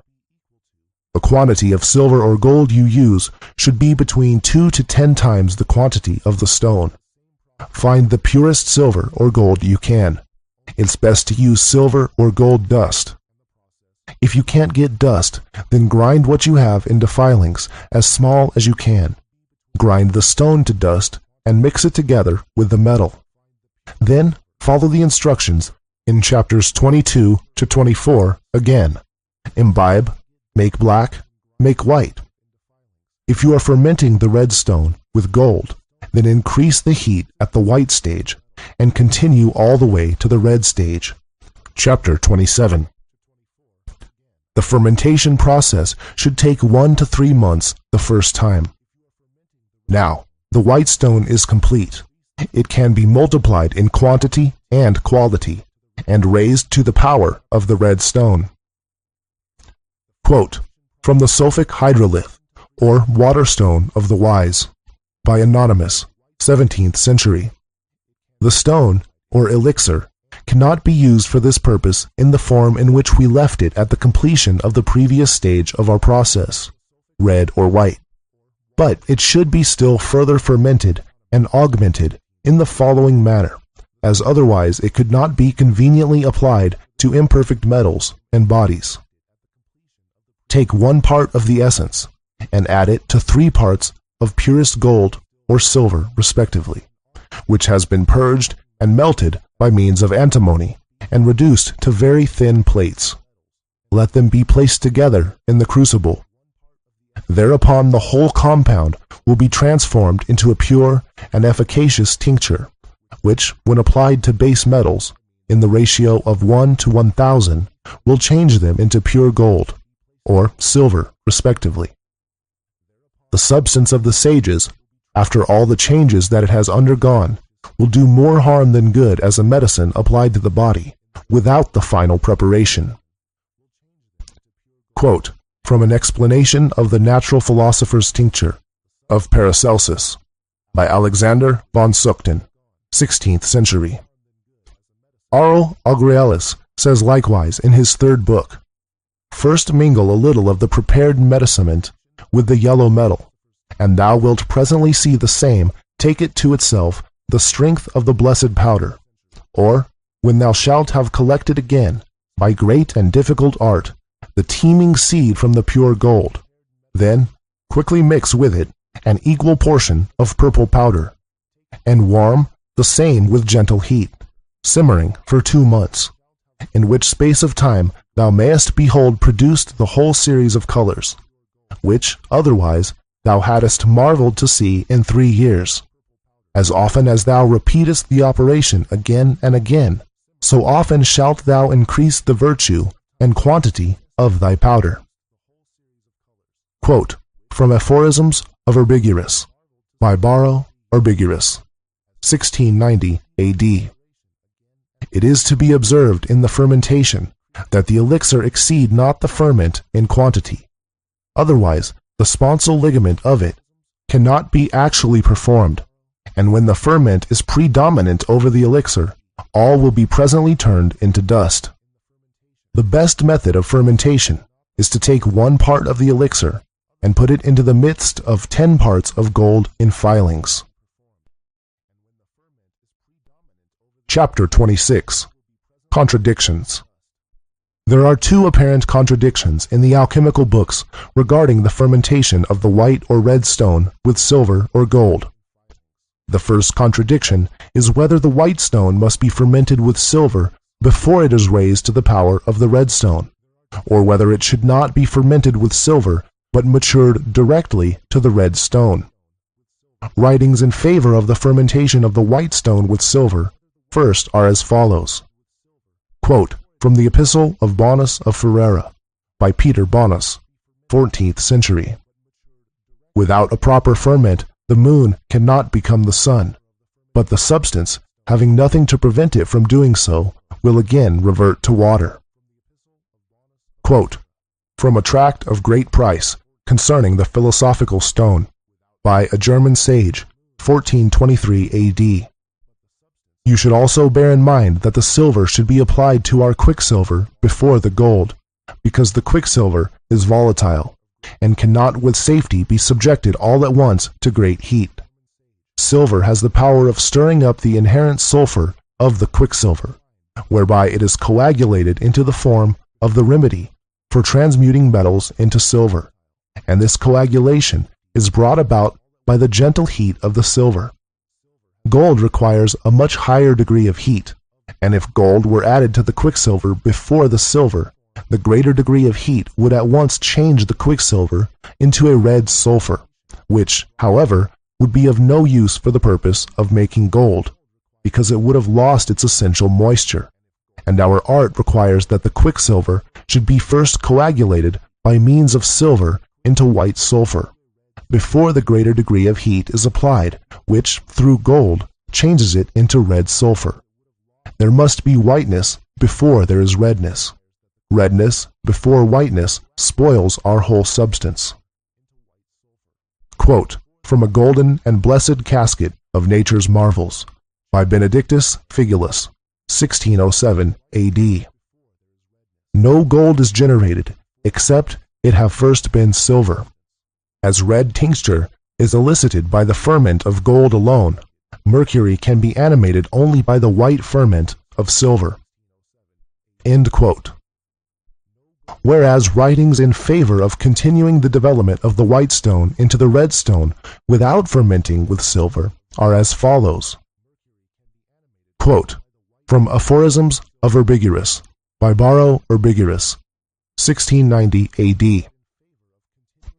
The white elixir being brought to its degree of maturity, desiring to go on to its highest degree of perfection, instead of fermenting it with silver, it must be sebated with its own flesh and blood, which is the double mercury, by which it being nourished, multiplied in quality and quantity, and digested, the whole work is accomplished.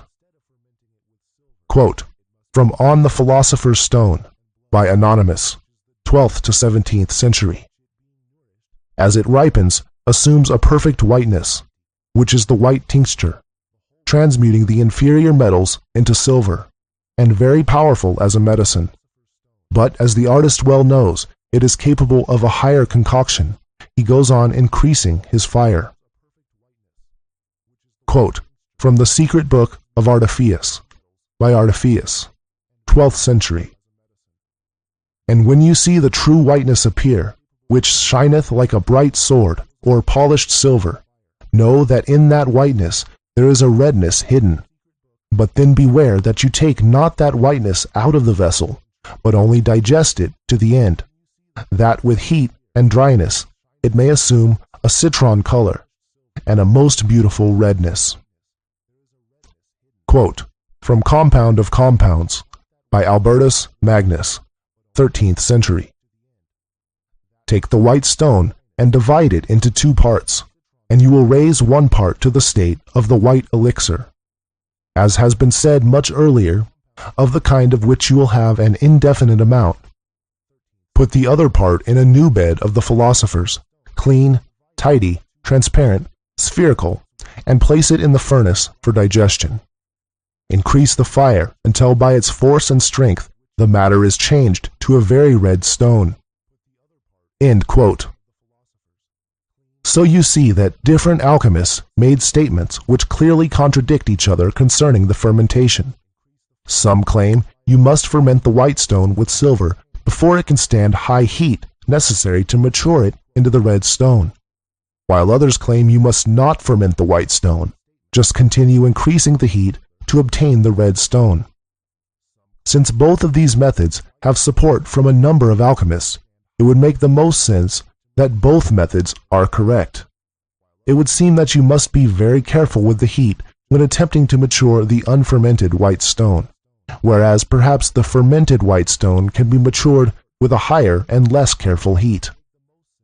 The safest move, however, would be to follow the instructions of Albertus Magnus, the last quote above, who advises us to divide the stone into two parts at the white stage. One part you will ferment with silver into the white stone. The other part you will continue to develop into the red stone. Then, if your unfermented white stone fails to turn red, you can mature part of your fermented white stone. This also means you will have both the white stone and the red stone, instead of having to choose between them, and you will therefore be able to take advantage of the medicinal value of the white stone sooner.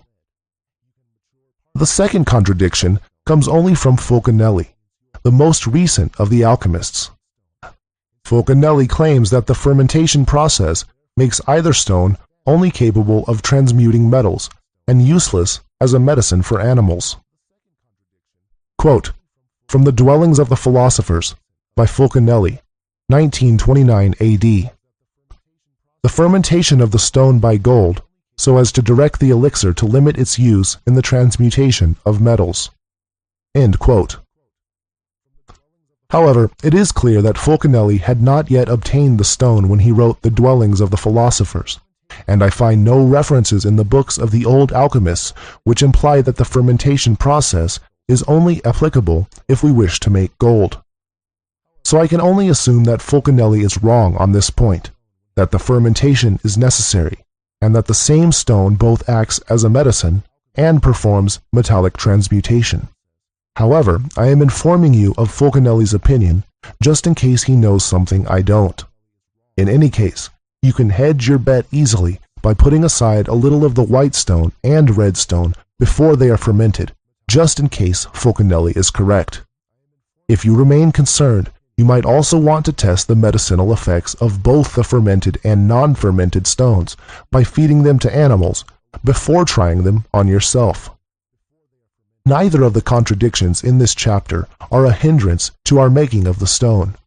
You only need to save a little of the stone from before each of the fermentations, and so in the end you will be in possession of 4 powders: the white stone fermented, the white stone unfermented, the red stone fermented, and the red stone unfermented, therefore allowing you to easily test the effects of each.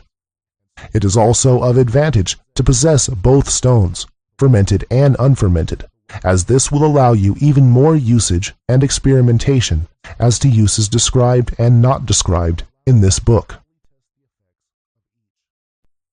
Chapter 27. Red Stage.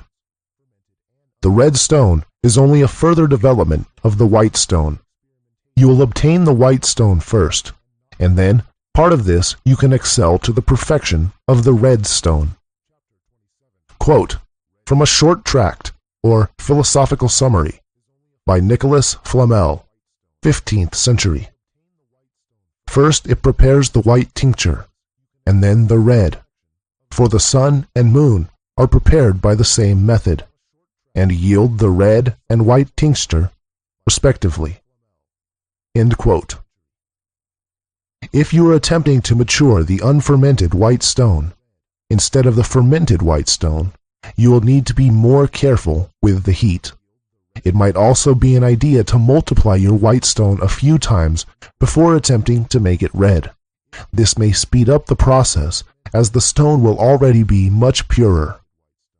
Hermetically seal the white stone in a clean round-bottom flask, as before. Carefully heat it with a dry heat, but still in the water bath, to the degree that the white stone melts, with the consistency of melted wax. When the stone turns an ash-orange color, then calcine it on a high-heat source, still sealed, continuously with an aggressive heat, as you did with the urine in the first part. It may take a few months, but will eventually turn into red powder. When you have the red powder, save half and ferment the other half with gold, and you have the red stone, both fermented and unfermented. Quote from Compound of Compounds by Albertus Magnus, 13th century. Take the white stone and divide it into 2 parts. You will raise one part to the state of the white elixir, as has been said much earlier, of the kind of which you will have an indefinite amount. Put the other part in a new bed of the philosophers, clean, tidy, transparent, spherical, and place it in the furnace for digestion. Increase the fire until by its force and strength the matter is changed to a very red stone. Cook perfectly the white elixir to give it the color of cinnabar, starting there in order to make the red elixir. Quote from Verbum Dismissum by Count Bernard Trevisan, 15th century. When the white stone is accomplished, you must dissolve one part of it, and so calcine it, as some will have it, by long decoction, till it becomes like impalpable ashes, so soft not to be touched, colored citrine. Quote from The Root of the World by Roger Bacon, 13th century. But the heat of this dry fire ought to be double at the least to what it was before, or than the heat of the moist fire. By the help of this heat, the white medicine receiveth the admirable tincture of the redness. Therefore you must burn it without fear in a dry fire, until such time as it is clothed with a most glorious red, or a pure vermilion color. For which cause Epictetus the philosopher saith, decoct the white in a red-hot furnace, until such time as it be clothed with a purple glory. Do not cease, though the redness be somewhat long before it appears. For as I have said, the fire being augmented, the first color of whiteness will change into red. Also, when the citrine shall first appear among those colors, yet that color is not fixed.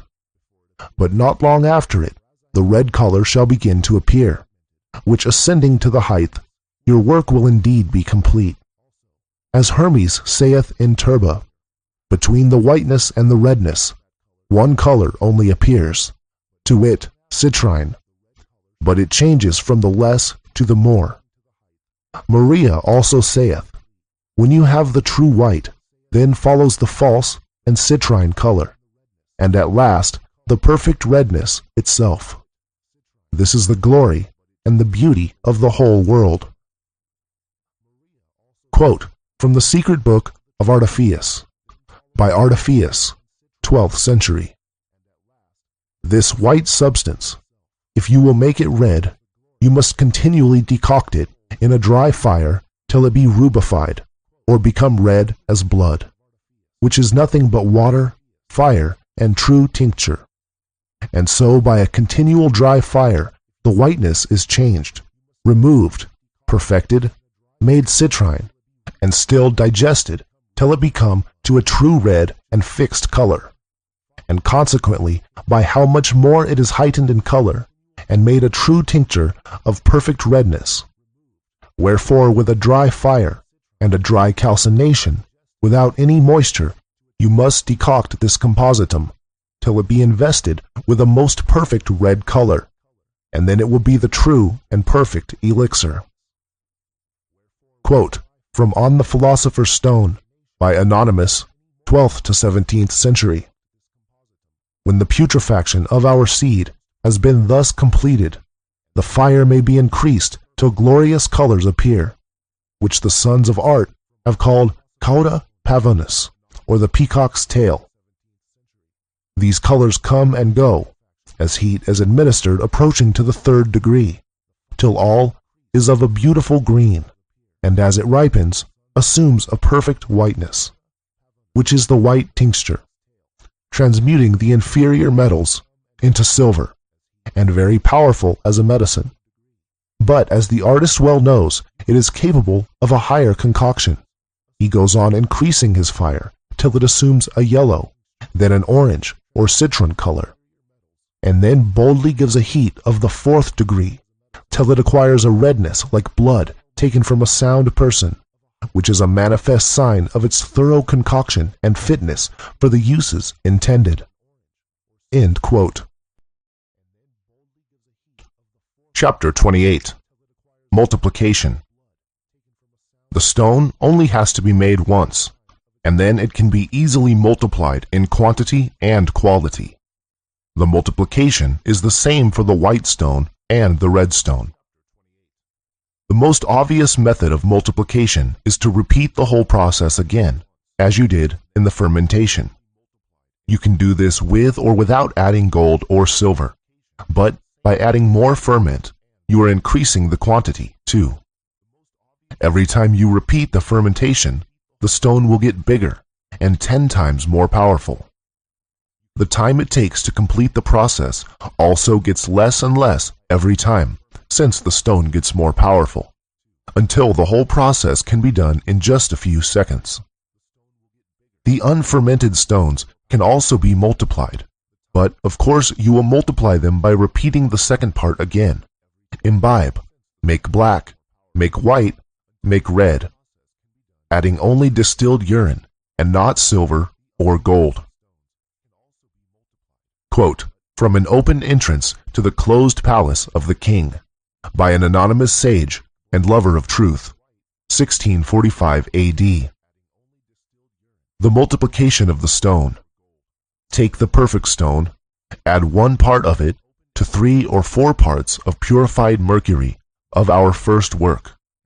Subject it to gentle coction for 7 days, the vessel being carefully sealed up, and let it pass through all the rains, which it will do very quickly and smoothly.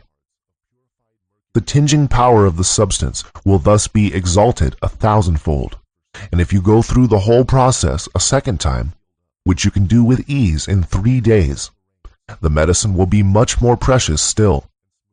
This you may repeat as often as you like. The 3rd time, the substance will run through all the rains in a day, the 4th time in a single hour, and so on. And the improvement in its quality will be most marvelous. Then kneel down and render thanks to God for this precious treasure. Quote, from the secret book of Artephius, by Artephius, 12th century. Now, if afterwards you would multiply your tincture, you must again resolve that red in new and fresh dissolving water, and then by decoctions first whiten, and then rubify it again, by the degrees of fire, reiterating the first method of operating in this work. Dissolve, coagulate, and reiterate the closing up, the opening, and multiplying in quantity and quality at your own pleasure. For by a new corruption and generation, there is introduced a new motion.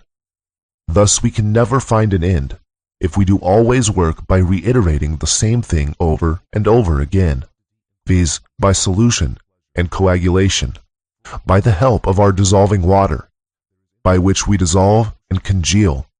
As we have formerly said in the beginning of the work, thus also is the virtue thereof increased, and multiplied both in quantity and quality, so that if after the first course of the operation you obtain 100-fold, by the second-fold you will have 1,000-fold, and by the third 10,000-fold increase. And by pursuing your work, your projection will come to infinity, tinging truly and perfectly, and fixing the greatest quantity, how much soever. Thus by a thing of small and easy price, you have both color, goodness, and weight. End quote. You can also dissolve the stone in water and then distill it. This will increase the quantity and quality 100 times. In short, anything you can think of to purify or dissolve and then coagulate the stone will increase its quality, and anything dissolved and overpowered by the stone will become the stone also and increase its quantity. Quote from A Brief Guide to the Celestial Ruby by Irenaeus Philalethes, 1694 AD. If that substance which nature supplies be taken in hand by art, dissolved, coagulated, and digested, its perfection is increased from a monadic to a denary value. By repeating the same process, it is increased 100-fold, and then 1,000-fold, etc. End quote.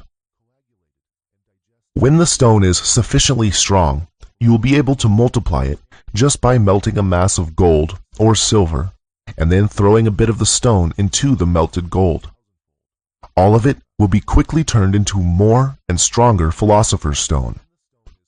If the stone becomes really powerful, you will be able to do this with any metal, since the stone will transmute it all the way into more stone, instead of leaving it as gold. Then you'd need to dilute the stone if you want to make gold. Quote from Verbum Dismissum by Count Bernard Trevisan, 15th century.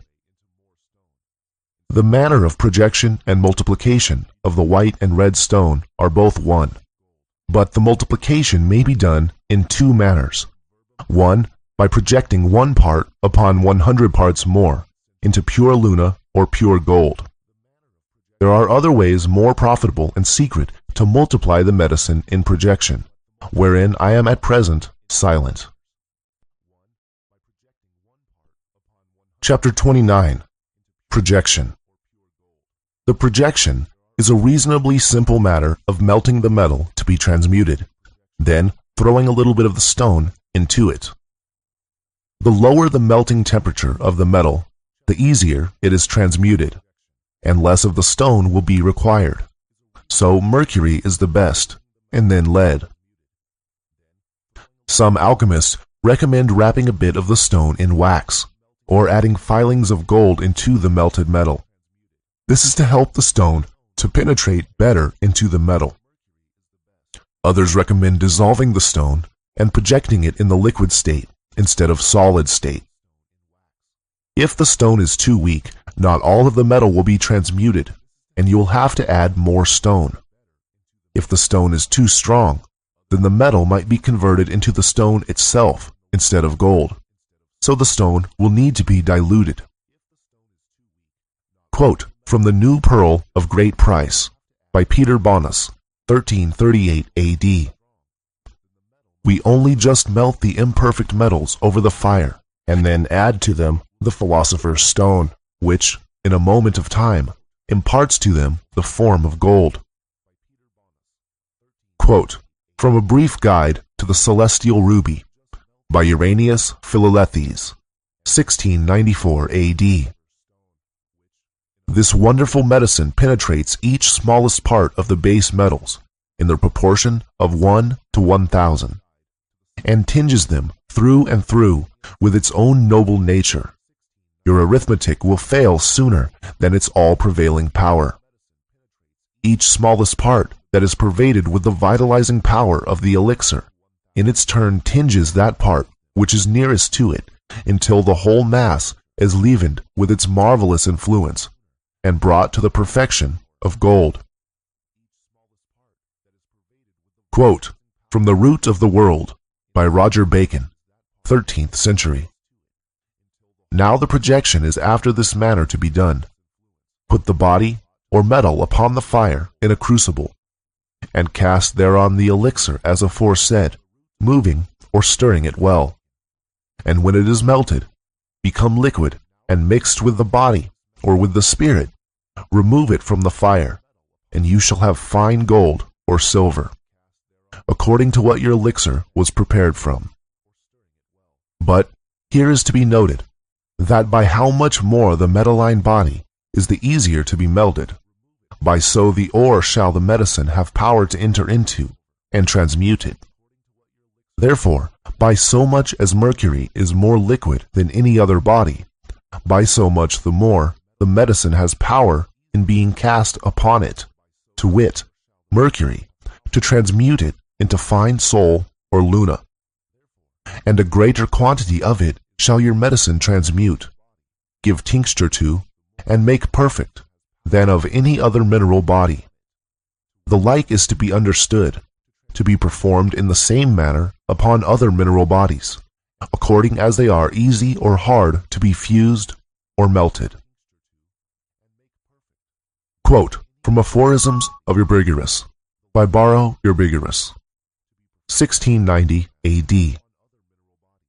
Common mercury, amalgamated with lead, is counted the most proper subject for making projection, which being infusion, your fermented matter being divided into 3 parts.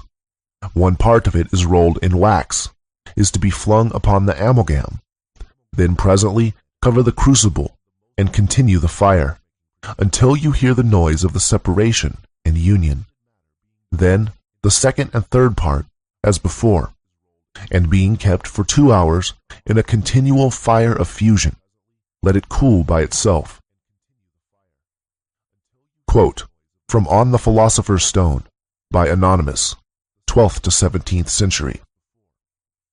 When the artist would transmute any metal, for instance lead, let a quantity be melted in a clean crucible, to which let a few grains of gold in filings be cast, and when the whole is melted, let him have in readiness a little of the powder, which will easily scrape off from his stone, the quantity inconsiderable, and cast it on the metal while in fusion. Immediately there will arise a thick fume, which carries off with it the impurities contained in the lead, with a crackling noise, and leaves the substance of the lead transmuted into most pure gold, without any kind of sophistication. The small quantity of gold added, previous to projection, serves only as a medium to facilitate the transmutation, and the quantity of your tincture is best ascertained by experience, as its virtue in proportion to the number of circulations you have given after the first has been completed. Chapter 30. Appearance.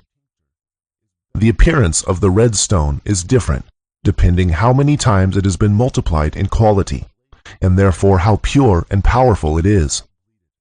At first it is a dull red and opaque, but becomes brighter and transparent purple when more refined. It is very heavy.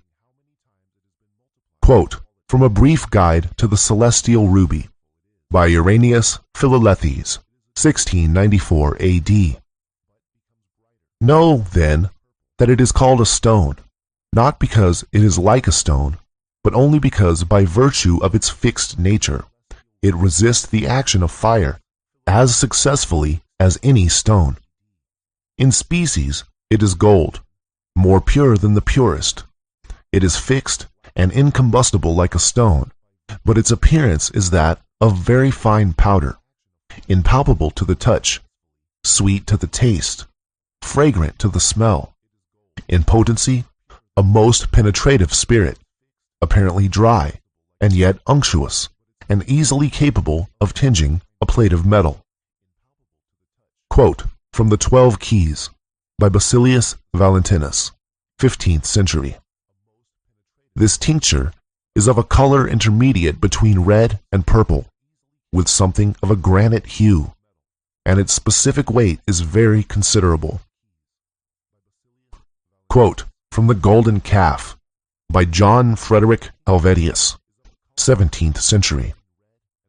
Our tincture of gold contains stars, is a substance of the greatest fixity, is unchangeable in multiplication, is a red powder with almost a saffron tinge, liquid like resin, transparent like crystal, fragile like glass, is of a rubinate color, and of great specific gravity. It is soluble in any liquid, melting and commingling with the same, fragile as glass, in a powder saffron colored, but in a solid mass, red like the ruby. Its purple color is the mark of perfect fixation and fixed perfection, for it remains fixed and incombustible, even when exposed to fire, corrosive waters, or burning sulfur, since it is, like the salamander, incapable of being consumed by fire. Quote from On the Philosopher's Stone by Anonymous, 12th to 17th century. Having thus completed the operation, let the vessel cool, and on opening it, you will perceive your matter to be fixed into a ponderous mass, thoroughly of a scarlet color, which is easily reducible to powder by scraping, or otherwise, and in being heated in the fire, flows like wax, without smoking, flaming, or loss of substance, returning when cold to its former fixity, heavier than gold, bulk for bulk, yet easy to be dissolved in any liquid, in which a few grains being taken, its operation most wonderfully pervades the human body, to the extirpation of all disorders, prolonging life by its use to its utmost period, and hence it has obtained the appellation of panacea, or a universal remedy. End quote. Chapter 31. Ever-burning lamps. Lamps have been found all over the world, which have been burning for hundreds of years with no apparent power source. The scientific opinion is that there must have been a secret oil well full of oil for the lamp, even though they never found one. But no surprise, it's alchemy again. I'm not entirely sure how to make an ever-burning lamp. From my understanding, it needs to be in a hermetically sealed container. The wick needs to be made of a material which will not burn, perhaps made by alchemy also. And then you just put some of the stone into the oil, or maybe no oil and just the stone dissolved in water. I found a nice article on the internet with some good research and history on ever-burning lamps. I'm going to quote this instead of writing about the lamps myself. The author of this article is an alternative history researcher called Ellen Lloyd. Ellen thought that the lamps were made with an alien technology, which is not that far from the truth, and may be more believable than the truth. But there were no aliens, just humans with the Philosopher's Stone. Quote from The Mystery of Ever-Burning Lamps by Ellen Lloyd, August 23, 2006.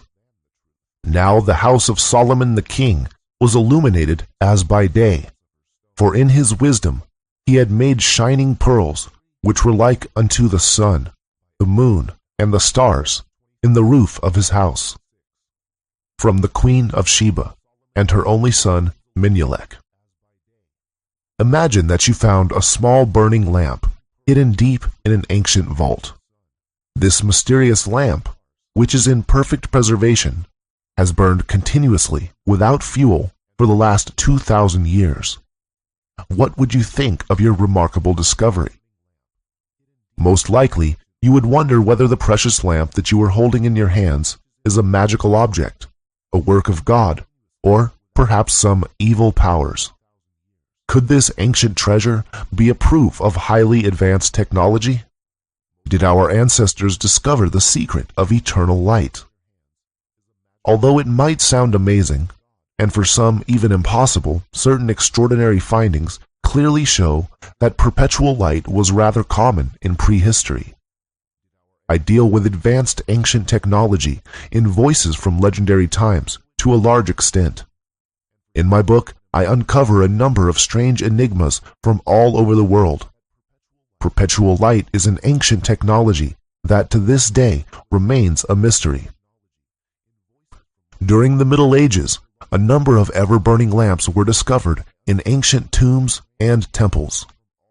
Based on ancient records, we learn that these mysterious objects were found all over the world, in India, China, South America, North America, Egypt, Greece, Italy, United Kingdom, Ireland, France, and many other countries.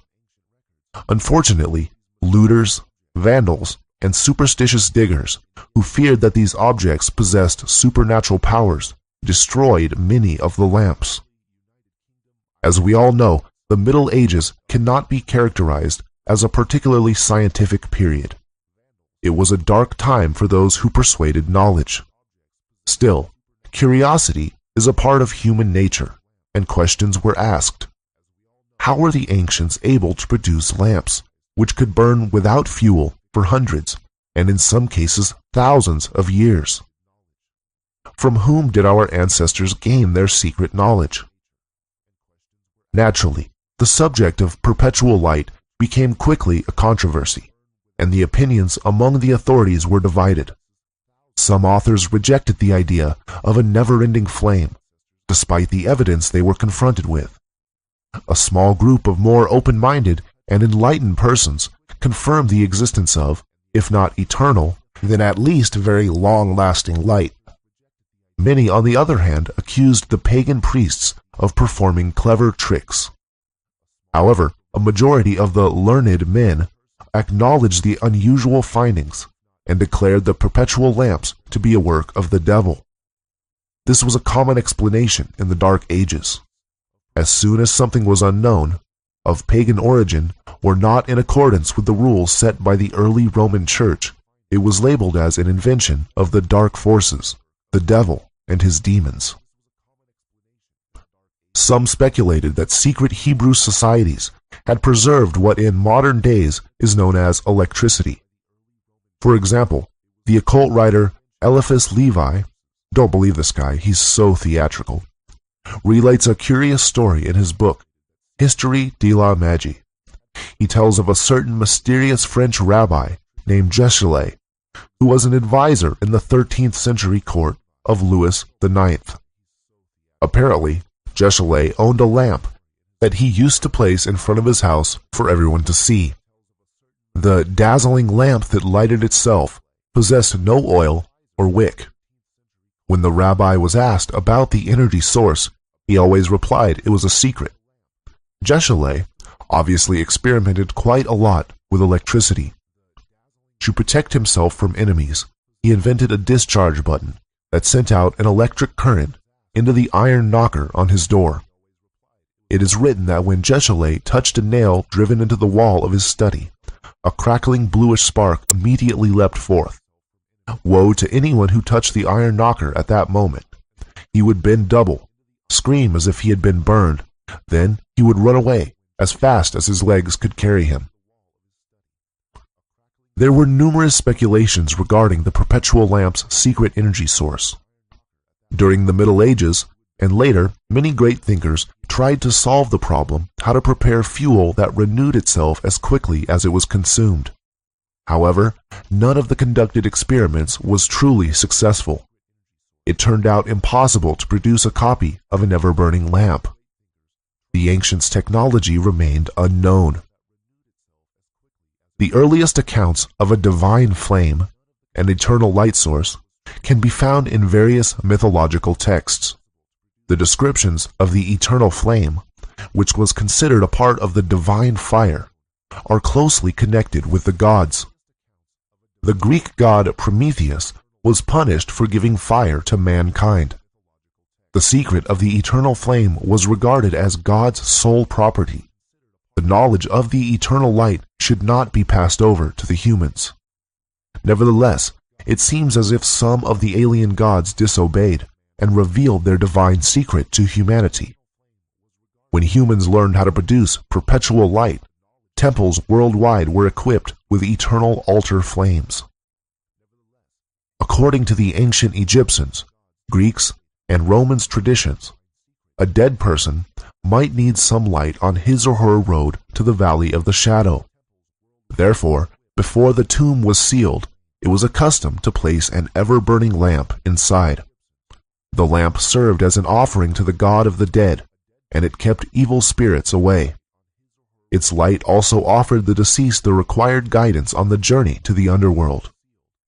Hundreds of years later, when vaults were opened, excavators found the lamps in perfect condition and still burning. So far, we have only spoken in general terms about the existence of perpetual light in antiquity. It has been estimated that as many as 170 medieval authors have written about the phenomenal and mysterious ever-burning lamps. Let us now look at some of the remarkable discoveries. Plutarch wrote of a lamp that burned over the door of a temple to Jupiter Ammon. According to the priests, the lamp remained alight for centuries without any fuel, and neither wind nor rain could put it out. Saint Augustine described an Egyptian temple sacred to Venus with a lamp which wind and water could not extinguish. He declared it to be the work of the devil. In 527 AD, at Edessa, Syria, during the reign of Emperor Justinian, soldiers discovered an ever-burning lamp in a niche over a gateway, elaborately enclosed to protect it from the air. According to the inscription, it was lit in 27 AD. The lamp had burned for 500 years before the soldiers who found it destroyed it. In 140, near Rome, a lamp was found burning in the tomb of Pallas, son of King Evander. The lamp, which had been alight for over 2,000 years, could not be extinguished by ordinary methods. It turned out that neither water nor blowing on the flame stopped it from burning. The only way to extinguish the remarkable flame was to drain off the strange liquid contained in the lamp bowl.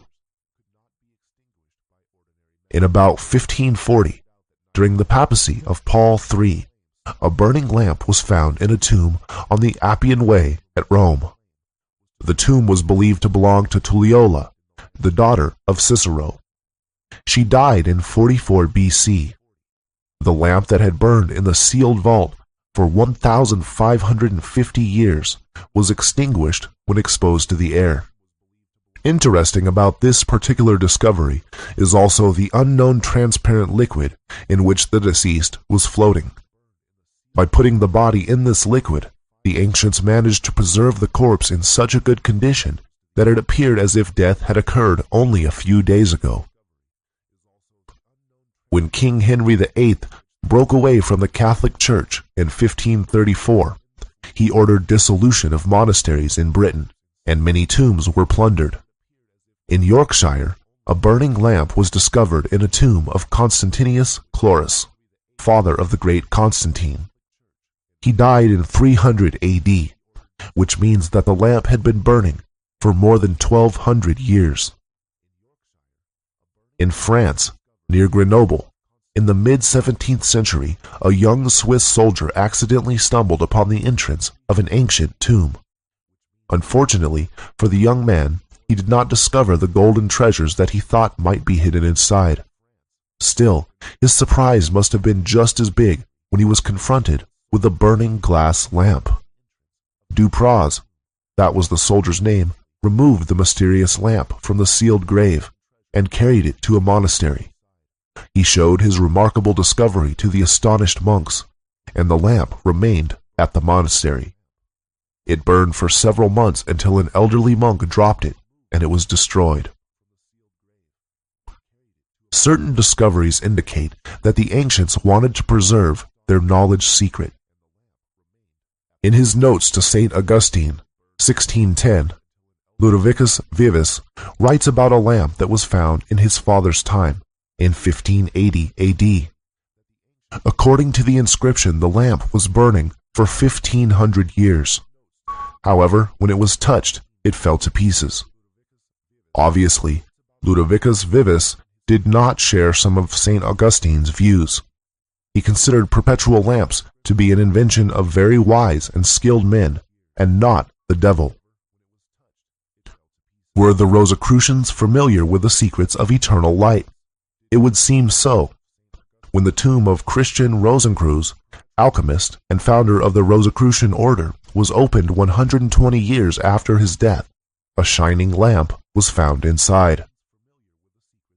Another interesting case worth mentioning occurred in England, where a mysterious and most unusual tomb was opened. It was believed that the sepulchre was of a Rosicrucian. A man who discovered the tomb noticed a burning lamp hanging from the ceiling, lighting up the underground chamber. As the man took some steps forward, certain part of the floor moved with his weight. At once, a seated figure in armor started to move. The figure rose to its feet and hit the lamp with some sort of a weapon. The precious lamp was destroyed. The goal had been accomplished. The lamp's substance remained a secret.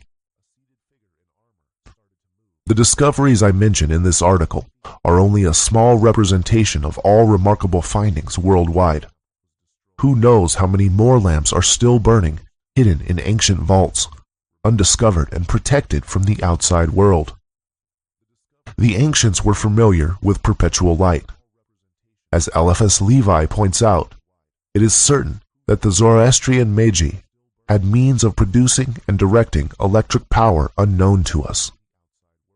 Yes, indeed, and the ancient Egyptians, Greeks, Romans, and other cultures possessed the same knowledge. King Solomon was a wise man when he wrote, "There is no new thing under the sun. Is there anything whereof it may be said, See, this is new? It hath been already of old time, which was before us." End quote. Chapter 32. Tocquien. Quote, from the New Atlantis, by Francis Bacon, 1627 A.D., wherein we find many strange effects, as continuing life in them, though diverse parts, which you account vital, be perished and taken forth, resuscitating of some that seem dead in appearance, and the like. We try also all poisons, and other medicines upon them, as well of chirurgy, of physic. By art likewise we make them greater or smaller than their kind is, and contrariwise dwarf them, and stay their growth. We make them more fruitful, and bearing than their kind is, and contrariwise barren, and not generative. Also we make them differ in color, shape, activity, many ways. We find means to make commixtures and copulations of diverse kinds, which have produced many new kinds, and them not barren, as the general opinion is. End quote. Tocquien is advanced alchemy, which deals with the creation of life, through alchemy and using the life-giving powers of the stone. It is not easy to find information about Tocquien, but of course it is possible. If nature can do it, so can alchemy. Quote, from Of the Nature of Things, 8, by Paracelsus, via Sandrovigius, 16th century. We must by no means forget the generation of artificial men, for there is some truth in this thing, although it hath been a long time concealed, and there have been no small doubts and questions raised by some of the ancient philosophers, whether it were possible for nature or art to beget a man outside of the body of a woman and natural matrix. To this I answer that it is in no way repugnant to the art of alchemy and nature. Yea, it is very possible, but to effect it, we must proceed thus. Let the sperm of a man by itself be putrefied in a gourd glass, sealed up with the highest degree of putrefaction in horse dung, for the space of 40 days, or so long until it began to be alive, move, and stir, which may easily be seen. After this time it will be something like a man, yet transparent, and without a body.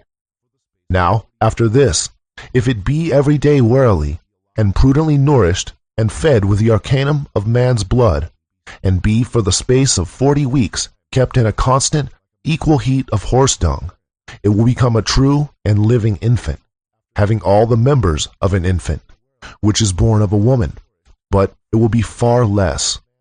This we call it come riper years of understanding. Now this is one of the greatest secrets that God ever made known to mortal, sinful man. For this is a miracle, and one of the great wonders of God, and secret above all secrets, and deservedly it ought to be kept amongst the secrets until the last times, when nothing shall be hid, the apocalypse, but all things made manifest. End quote.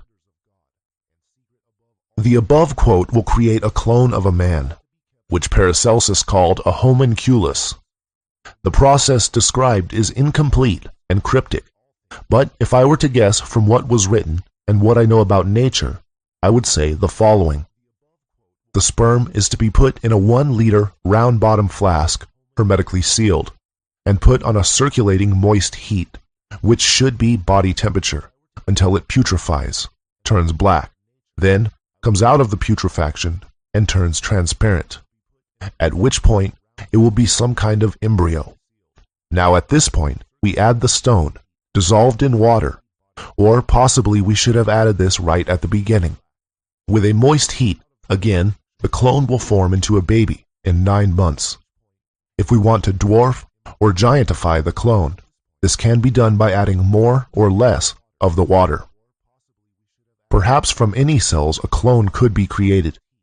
And what would happen if we include cells from 2 different people? Would it be a child of them? What about 3 or more people? What about from 2 different animals? Or animals and humans? This stuff is all possible, although it is probably much more complicated than just placing cells or seeds from different animals in the same flask. Perhaps they have to be started separately and then combined. I don't know.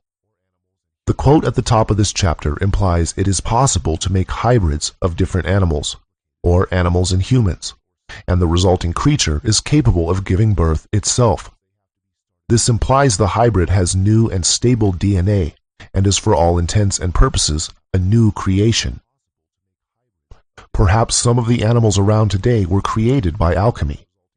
Dogs and cats are an interesting case since they have never been wild in their current form, and they have been living alongside humans throughout recorded history. Cats especially had high status in ancient Egypt, which was big on alchemy. In the Jewish alchemical tradition, an alchemically created man was known as a golem. Quote, from Homunculi, Golems, An Artificial Life, by Gary Lachman, 2006. The notion of man-made humans, or other living creatures fashioned by human hands, has a long history in mythology and folklore. In recent years, with the development of genetic engineering, virtual reality, and artificial life of various sorts, it has gained a new significance. But our current fascination with, not to mention dread over, the increasing likelihood of genetically modified and artificial humans is not, in essence, a particularly new development. It touches on some of the central themes of religion and the occult and magical practices that emerged from a once powerful but now submerged spiritual belief. The Kabbalah, for example, includes legends and stories about the alchemical homunculus, or little man, and the golem, a kind of proto-Frankenstein's monster. In both cases, the idea is that through certain secret magical practices, human beings can share in the creative power of God. Quote, from The Golem, by Aidan Orek, 2010. In Jewish tradition, the golem is most widely known as an artificial creature created by magic, often to serve its creator. The word golem appears only once in the Bible, Psalms 139:16. In Hebrew, golem stands for shapeless mass. The Talmud uses the word as unformed or imperfect, and according to the Talmudic legend, Adam is called golem, meaning body without a soul. Sanhedrin 38b. For the first 12 hours of his existence. The golem appears in other places in the Talmud as well. One legend says the prophet Jeremiah made a golem. However, some mystics believe the creation of a golem has symbolic meaning only, like a spiritual experience following a religious rite. The Sefer Yetzirah, Book of Creation, often referred to as a guide to magical usage by some Western European Jews in the Middle Ages, contains instructions on how to make a golem.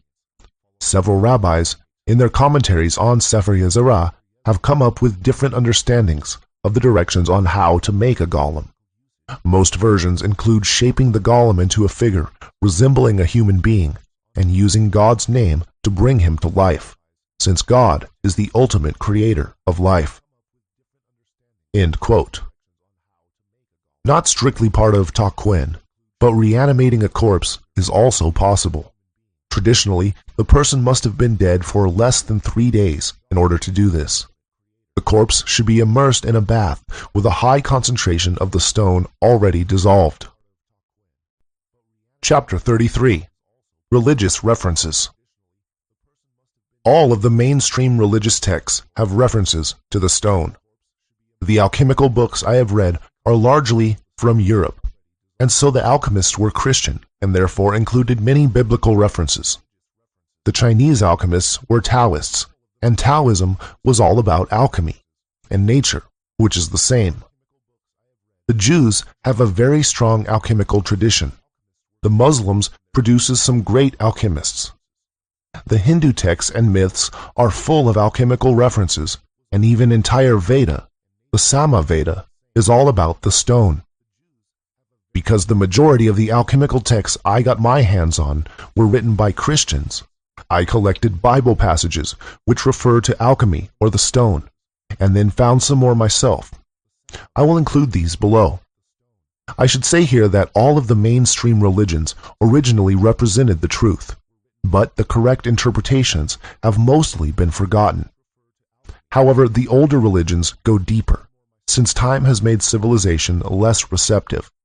But none of the popular modern interpretations of any of the scriptures are correct. None of the sacred texts actually contradict each other. They seem to only because your interpretations are wrong.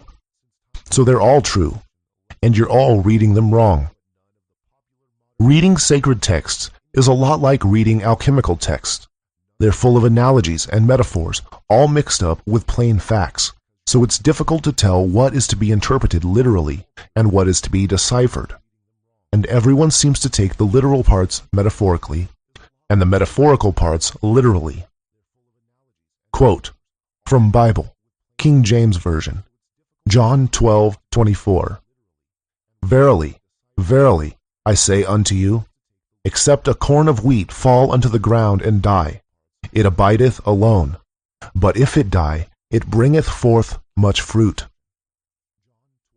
Quote, from Bible, King James Version, 1 Corinthians 15:36-38. Thou fool, that which thou sowest is not quickened, except it die. And that which thou sowest not that body that shall be, but bare grain, it may chance of wheat, or of some other grain. But God giveth it a body, as it hath pleased him, and to every seed his own body. Quote, from Bible, King James Version, Proverbs 3:13-20. Happy is the man that findeth wisdom, and the man that getteth understanding. For the merchandise of it is better than the merchandise of silver, and the gain thereof than fine gold. She is more precious than rubies, and all the things thou canst desire are not to be compared unto her. Length of days is in her right hand, and in her left hand riches and honor. Her ways are ways of pleasantness, and all her paths are peace. She is a tree of life to them that lay hold upon her, and happy is everyone that retaineth her. The Lord by wisdom hath founded the earth, by understanding hath he established the heavens. By his knowledge the depths are broken up, and the clouds drop down the dew. Quote, from Bible, King James Version, Proverbs 3:13-20. On the left hand, where he doth work, but I cannot behold him. He hideth himself on the right hand, that I cannot see him. But he knoweth the way that I take. When he hath tried me, I shall come forth as gold. My foot hath held his steps. His way have I kept, and not declined. Quote, from Bible, King James Version, Song of Solomon, 5:10-16. My beloved is white and ruddy, the chiefest among 10,000. His head is as the most fine gold. His locks are bushy, and black as a raven. His eyes are as the eyes of doves by the rivers of waters, washed with milk, and fitly set. His cheeks are as a bed of spices, as sweet flowers, his lips like lilies, dropping sweet-smelling myrrh. His hands are as gold rings set with a beryl. His belly is as bright as ivory overlaid with sapphires. His legs are as pillars of marble set upon sockets of fine gold. His countenance is as Lebanon, excellent as the cedars. His mouth is most sweet. Yeah, he is altogether lovely. This is my beloved, and this is my friend, O daughters of Jerusalem. Quote from Bible, New International Version, 2011. Zechariah 4-6. Zechariah 4. Then the angel who talked with me returned and woke me up, like someone awakened from sleep. He asked me, "What do you see?" I answered, "I see a solid gold lampstand with a bowl at the top and 7 lamps on it, with 7 channels to the lamps. And there are 2 olive trees by it, one on the right of the bowl and the other on its left." I asked the angel who talked with me, "What are these, my Lord?" He answered, "Do you not know what these are?" "No, my Lord," I replied. So he said to me, "This is the word of the Lord to Zerubbabel. Not by might nor by power, but by my Spirit, says the Lord Almighty. What are you, mighty mountain? Before Zerubbabel, you will become level ground. Then he will bring out the capstone to shouts of God bless it, God bless it. Then the word of the Lord came to me. The hands of Zerubbabel have laid the foundation of this temple. His hands will also complete it. Then you will know that the Lord Almighty has sent me to you. Who dares despise the day of small things, since the 7 eyes of the Lord that range throughout the earth will rejoice when they see the chosen capstone in the hand of Zerubbabel? Then I asked the angel, "What are these 2 olive trees on the right and the left of the lampstand?" Again I asked him, "What are these 2 olive branches beside the 2 gold pipes that pour out golden oil?" He replied, "Do you not know what these are?" "No, my Lord," I said. So he said, "These are the 2 who are anointed to serve the Lord of all the earth." Zechariah 5. I looked again, and there before me was a flying scroll. He asked me, "What do you see?" I answered, "I see a flying scroll, 20 cubits long and 10 cubits wide." And he said to me, "This is the curse that is going out over the whole land. For according to what it says on one side, every thief will be banished, and according to what it says on the other, everyone who swears falsely will be banished. The Lord Almighty declares, I will send it out, and it will enter the house of the thief, and the house of anyone who swears falsely by my name. It will remain in that house and destroy it completely, both its timbers and its stones." Then the angel who was speaking to me came forward and said to me, "Look up and see what is appearing." I asked, "What is it?" He replied, "It is a basket." And he added, "This is the iniquity of the people throughout the land." Then the cover of lead was raised, and there in the basket sat a woman. He said, "This is wickedness." And he pushed her back into the basket, and pushed its lead cover down on it. Then I looked up, and there before me were 2 women, with the wind in their wings. They had wings like those of a stork, and they lifted up the basket between heaven and earth. "Where are they taking the basket?" I asked the angel who was speaking to me. He replied, "To the country of Babylonia, to build a house for it. When the house is ready, the basket will be set there in its place." Zechariah 6. I looked up again, and there before me were 4 chariots, coming out from between 2 mountains, mountains of bronze. The first chariot had red horses, the second black, the third white, and the fourth dappled, all of them powerful. I asked the angel who was speaking to me, "What are these, my Lord?" The angel answered me, "These are the 4 spirits of heaven, going out from standing in the presence of the Lord of the whole world. The one with the black horses is going toward the north country, the one with the white horses toward the west, and the one with the dappled horses towards the south. When the powerful horses went out, they were straining to go through the earth, and he said, "Go throughout the earth." So they went throughout the earth.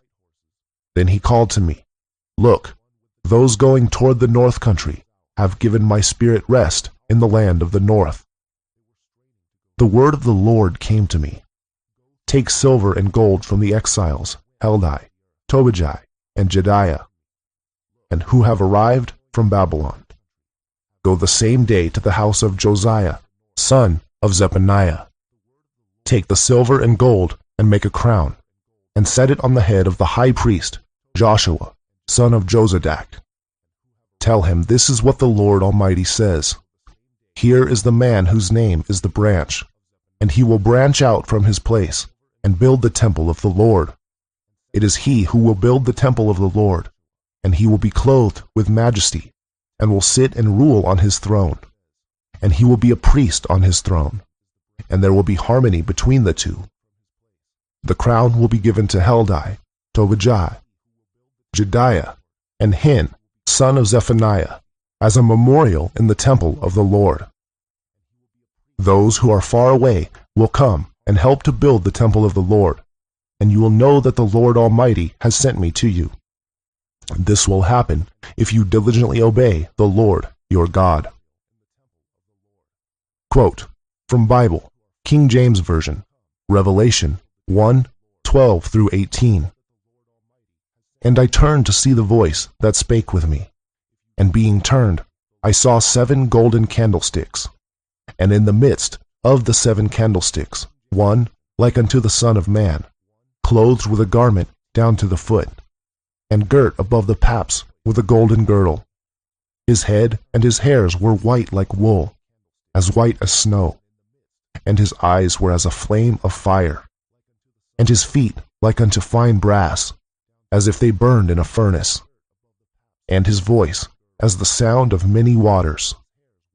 And he had in his right hand 7 stars, and out of his mouth went a sharp 2-edged sword, and his countenance was as the sun shineth in his strength.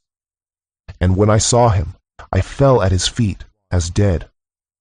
And he laid his right hand upon me, saying unto me, Fear not, I am the first and the last. I am he that liveth, and was dead. And behold, I am alive forevermore. Amen. And have the keys of hell and of death. Quote from Bible, King James Version, Exodus 16:31. And the house of Israel called the name thereof manna. And it was like coriander seed, white, and the taste of it was like wafers made with honey.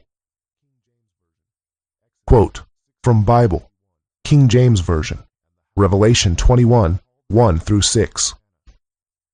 And I saw a new heaven and a new earth, for the first heaven and the first earth were passed away, and there was no more sea. And I, John, saw the holy city, New Jerusalem, coming down from God out of heaven, prepared as a bride adorned for her husband. And I heard a great voice out of heaven saying, Behold, the tabernacle of God is with men, and he will dwell with them. And they shall be his people, and God himself shall be with them, and be their God.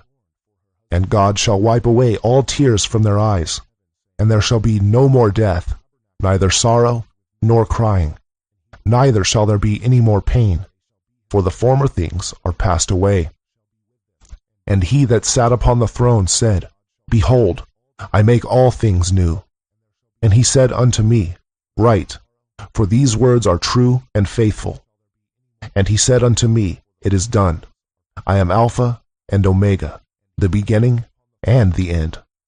I will give unto him that is athirst of the fountain of the water of life freely. Quote from Bible, King James Version, Revelation 2:17. He that hath an ear, let him hear what the Spirit saith unto the churches.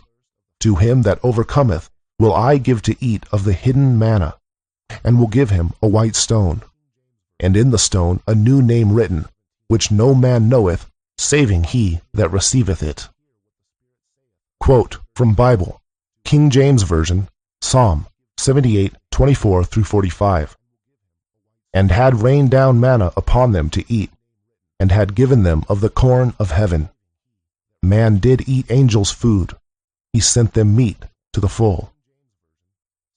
Quote from Bible, King James Version, John 6, 53-58. Then Jesus said unto them, Verily, verily, I say unto you, except ye eat the flesh of the Son of Man, and drink his blood, ye have no life in you. Whoso eateth my flesh, and drinketh my blood, hath eternal life, and I will raise him up at the last day. For my flesh is meat indeed, and my blood is drink indeed. He that eateth my flesh, and drinketh my blood, dwelleth in me, and I in him. As the living Father hath sent me, and I live by the Father, so he that eateth me, even he shall live by me. This is that bread which come down from heaven, not as your fathers did eat manna, and are dead. He that eateth of this bread shall live forever. Quote from Bible, King James Version, 1 Peter 2, 6-8. Wherefore also it is contained in the Scripture, Behold, I lay in Sion a chief cornerstone, elect, precious, and he that believeth on him shall not be confounded. Unto you, therefore, which believe he is precious, but unto them which be disobedient, the stone which the builders disallowed, the same is made the head of the corner, and a stone of stumbling, and a rock of offense, even to them which stumble at the word, being disobedient, whereunto also they were appointed. Quote from Bible, King James Version, Genesis 3:22. And the Lord God said, The man has now become like one of us, knowing good and evil. He must not be allowed to reach out his hand and take also from the tree of life and eat and live forever. Quote from Bible, King James Version, Genesis 2, 4-7. This is the history of the heavens and the earth when they were created, in the day that the Lord God made the earth and the heavens, before any plant of the field was in the earth, and before any herb of the field had grown. For the Lord God had not caused it to rain on earth, and there was no man to till the ground. But a mist went up from the earth, and watered the whole face of the ground.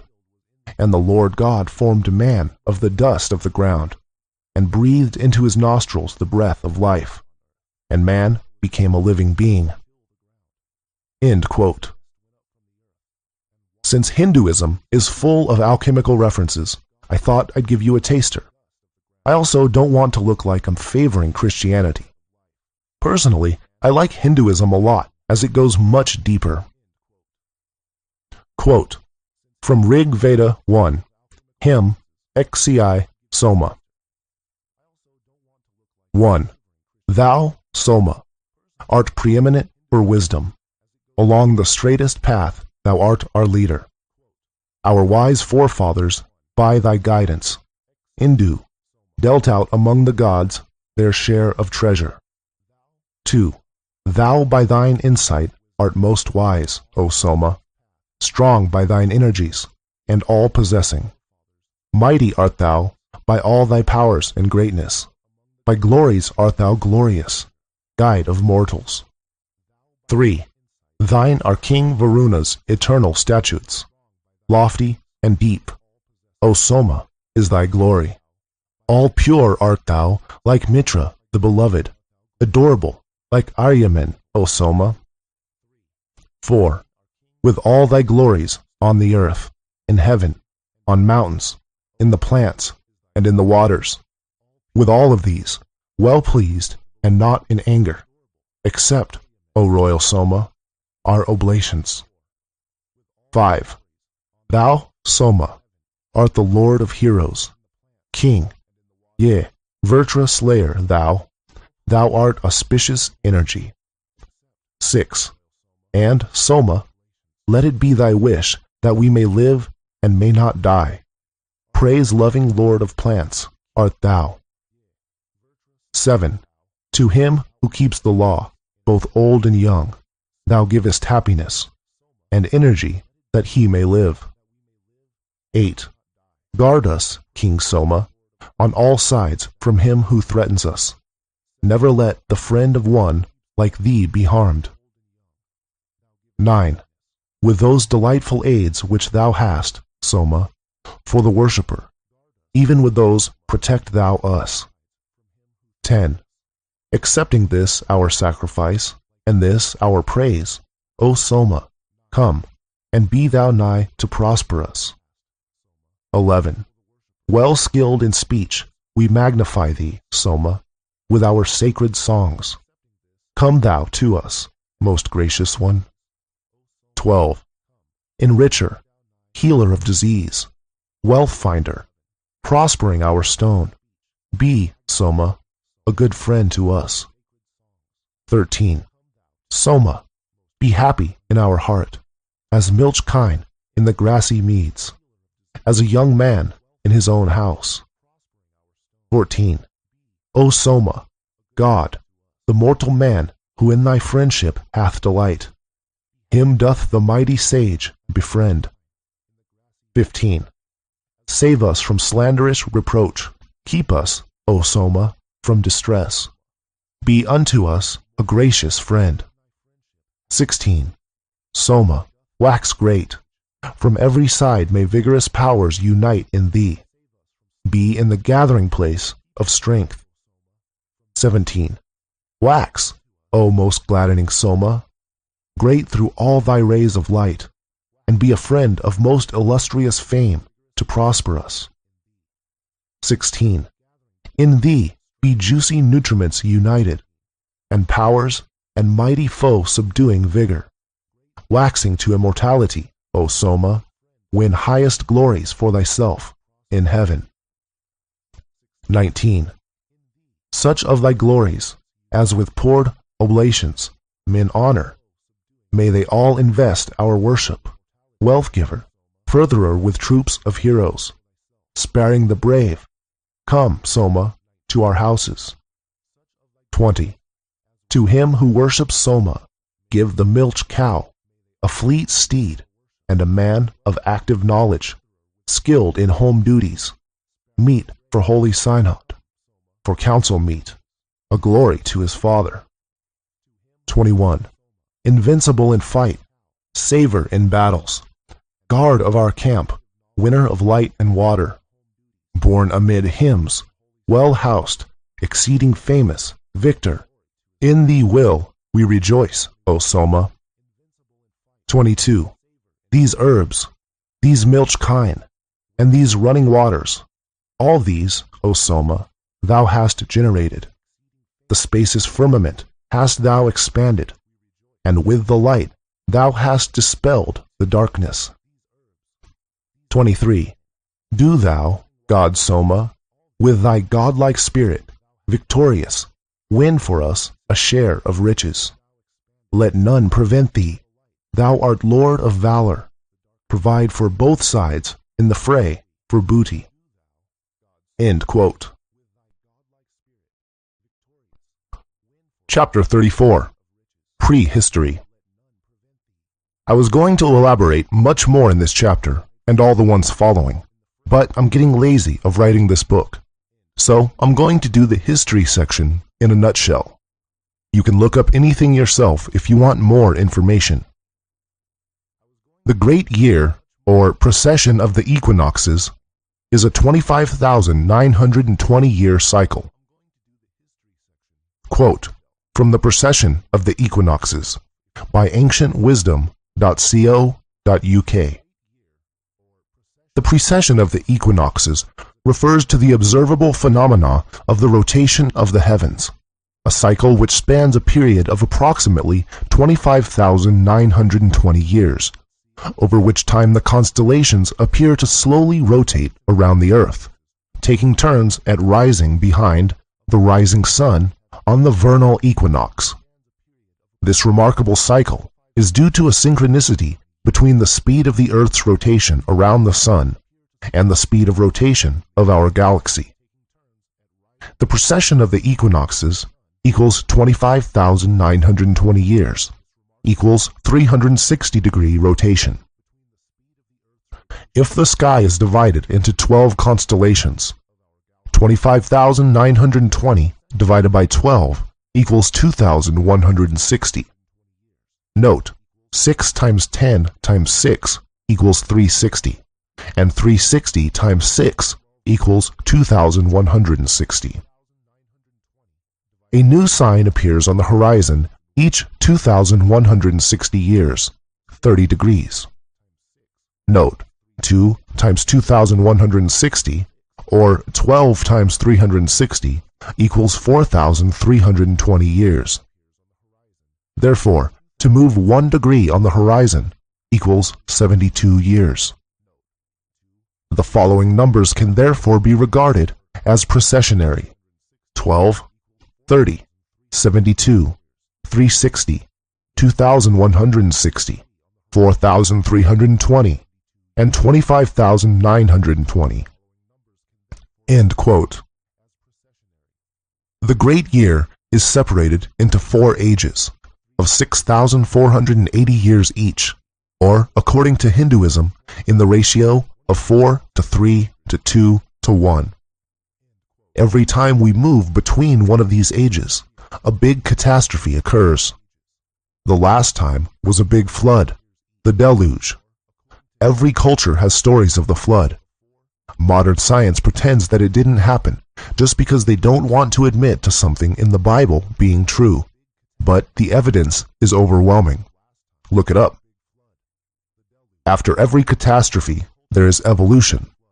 The conditions on Earth change due to the catastrophe, and therefore all life evolves into new forms very quickly.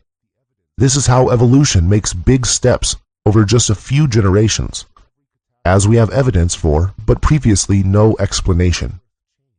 There have been various races of humans which look different to us throughout history. They often get mistaken for aliens. Sorry, no aliens. Only humans of previous races who had the stone. Didn't you wonder at how all other animals come in so many shapes and sizes? How many different types of dogs are there? Yet they can still interbreed, and they are all still dogs. Well, humans come in different shapes and sizes too. Some of them are still around. Quote, from Sudden Origins, A Leap in Evolution, by Kat Piper, 2007. Evolutionary changes in species occur suddenly, rather than through tiny gradual changes as suggested in Darwin's theory of evolution, researchers say. Resistance to change means that evolution is more likely to occur in bursts triggered by extreme environmental conditions, says Jeffrey H. Schwartz, professor of anthropology at the University of Pittsburgh. According to biologists, cells are protected by an army of proteins, making them very resistant to change. So, argues Professor Schwartz, the Darwinian idea that animals adapt to their environment through constant small mutations in their genes, natural selection, goes against basic cell biology. Only extreme stresses can overcome these defenses and cause mutations in the cells. The mutations may remain dormant for several generations before suddenly manifesting as a new feature. The change may be just as likely to kill the organism as it is to help it, says Professor Schwartz. So it is not so much adapting to the environment, but being rocked by it.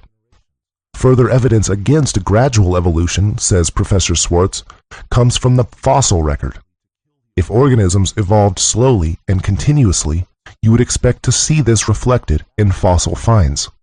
What is actually seen is large changes from one species to the next. Most scientists explain this by saying that the missing links have not yet been discovered. End quote. These 4 ages are symptoms of the development, evolution of the Earth.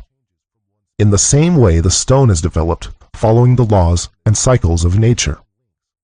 The planet is evolving, as are all life forms living on or in the planet. Evolution happens mostly in short bursts, These things are all connected: natural cycles, time, evolution, catastrophes, purification.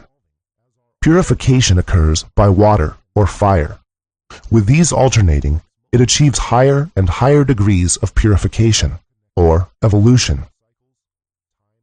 The Golden Age. Catastrophe. The earth evolves, along with humans and animals. Everyone has the stone, or if they don't, then they don't need it. Everyone is truly happy. No one needs any rules or technology. There is no such thing as money. Truth and nature is obvious. Everyone is very spiritual. Good times. The Silver Age. Catastrophe. The earth evolves, along with humans and animals. Everyone has the stone. People are mostly happy. People start developing advanced technology. This is the age of technology. There's no need to work still, but people like inventing things. Ownership of property starts, which causes problems, and by the end, there are wars. The Bronze Age. Catastrophe. The earth evolves, along with humans and animals. The survivors keep the stone away from the new, evolved humans and call themselves gods. They build cities and rule the new humans. There is still some technology which the gods keep for themselves. The gods decide gold and silver are to be the new currency, since they can easily produce these two metals and the new humans cannot. People are happy half the time. The Iron Age. Catastrophe. The earth evolves, along with humans and animals. The gods are dead now, or hiding. The technology is mostly lost. The stone is kept very secret by the few who manage to retain the knowledge. People start to care about money more than anything else. The people can't live without rules, but good rulers are few and far between. People are depressed and lose the ability to comprehend truth, preferring to believe their own lies. In the very latter part of this time, as the Iron Age is starting to pass into the Golden Age again, technology starts to develop. But this is only temporary and does not develop properly due to the best technology being kept secret and the fact that the people can't understand nature. At the end of the Iron Age, the stone is rediscovered and released back into the world, which is the catalyst causing all secrets to be released and ushers in the Golden Age.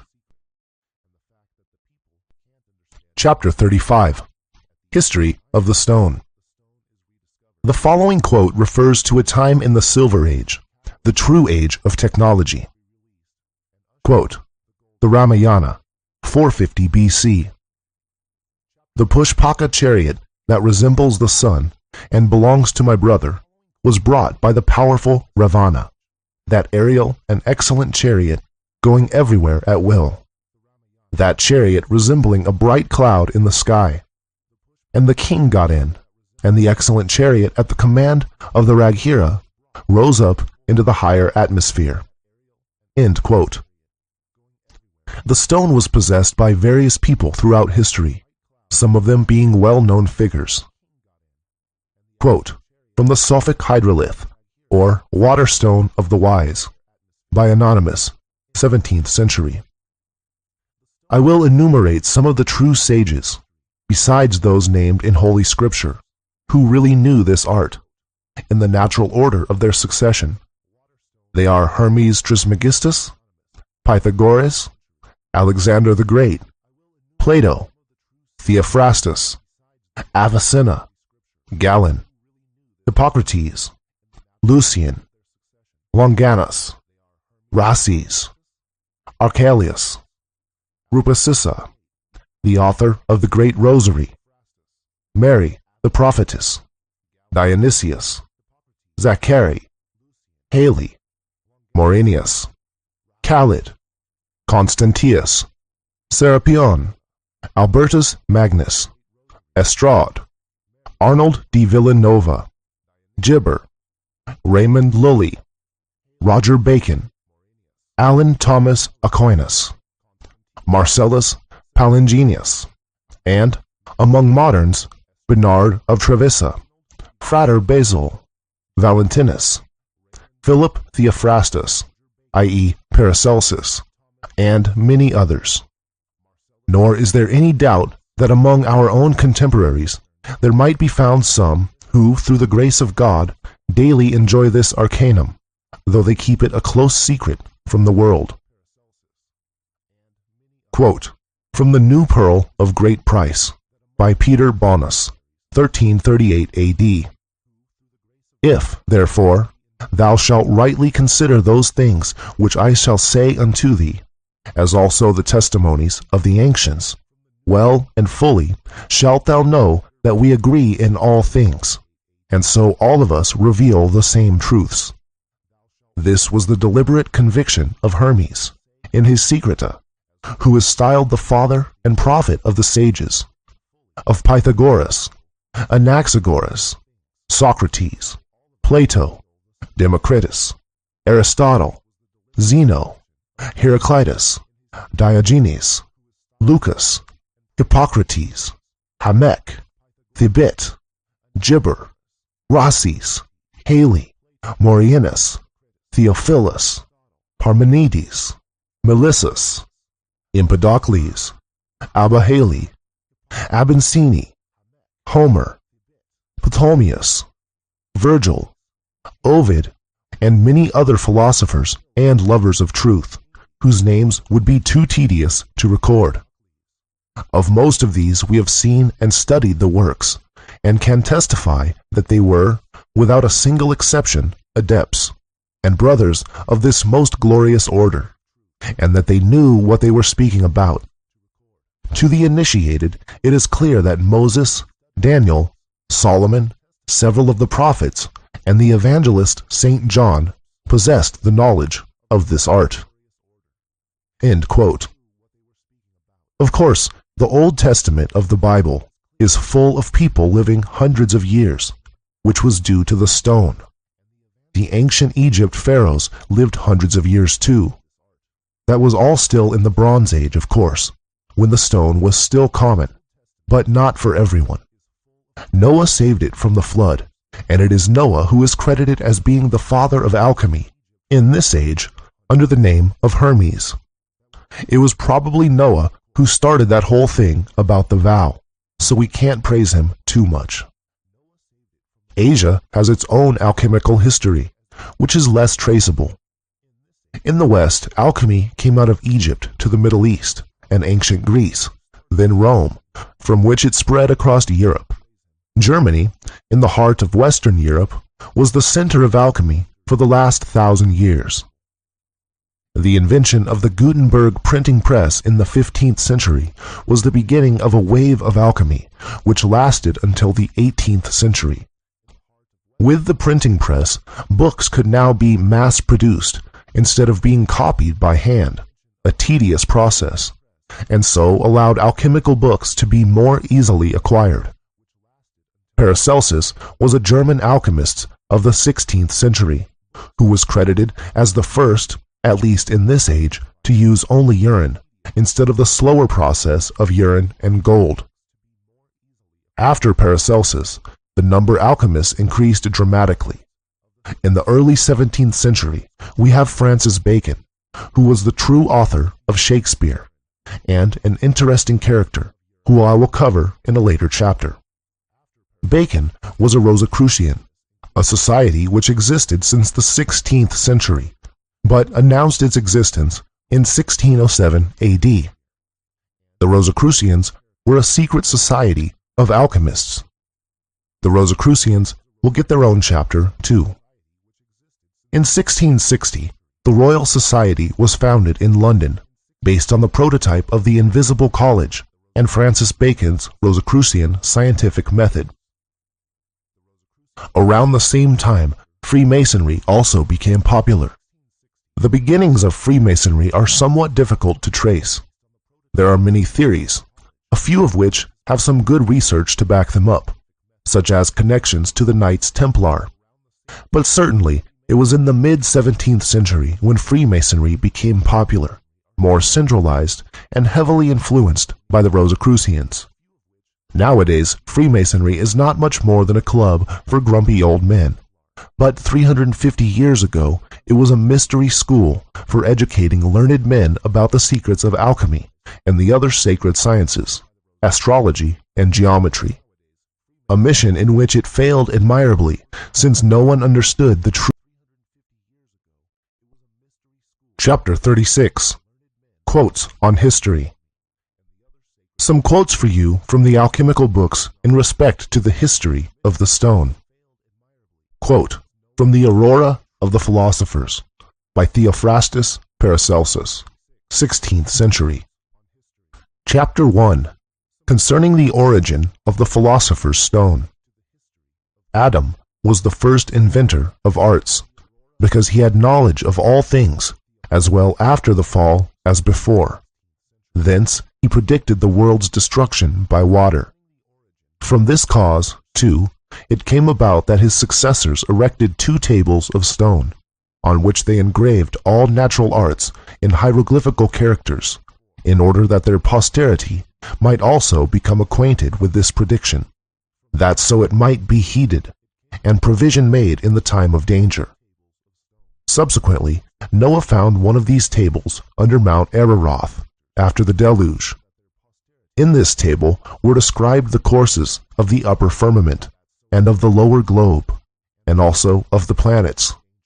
At length this universal knowledge was divided into several parts, and lessened in its vigor and power.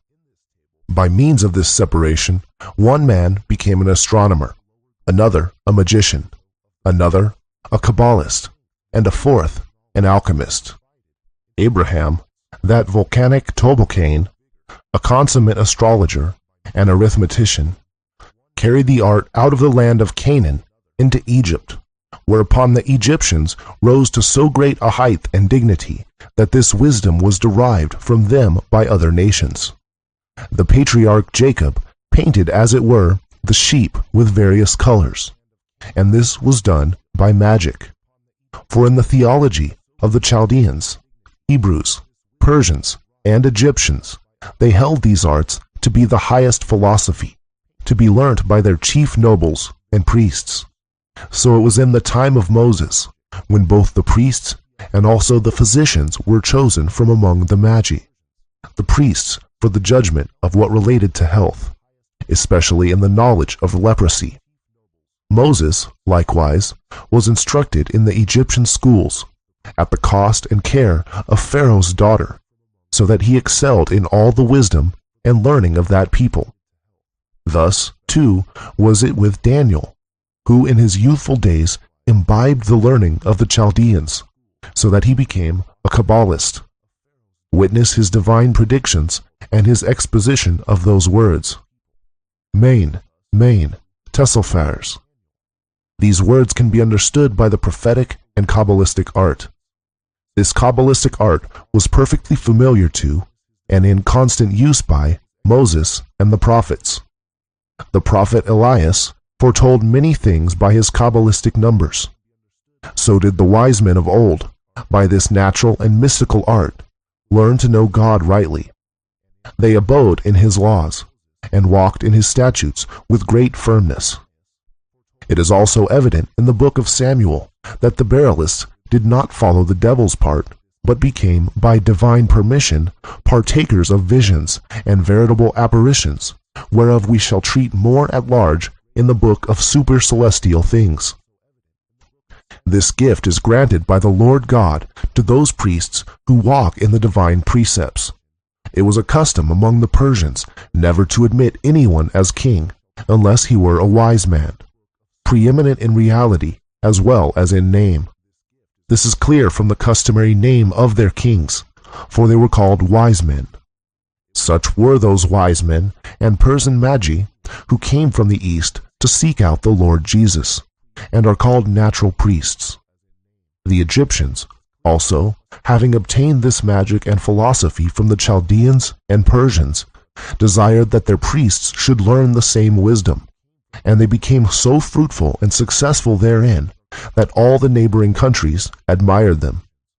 For this reason Hermes was so truly named Trismegistus, because he was a king, a priest, a prophet, a magician, and a sophist of natural things. Such another was Zoroaster. Chapter 2, wherein is declared that the Greeks drew a large part of their learning from the Egyptians, and how it came from them to us.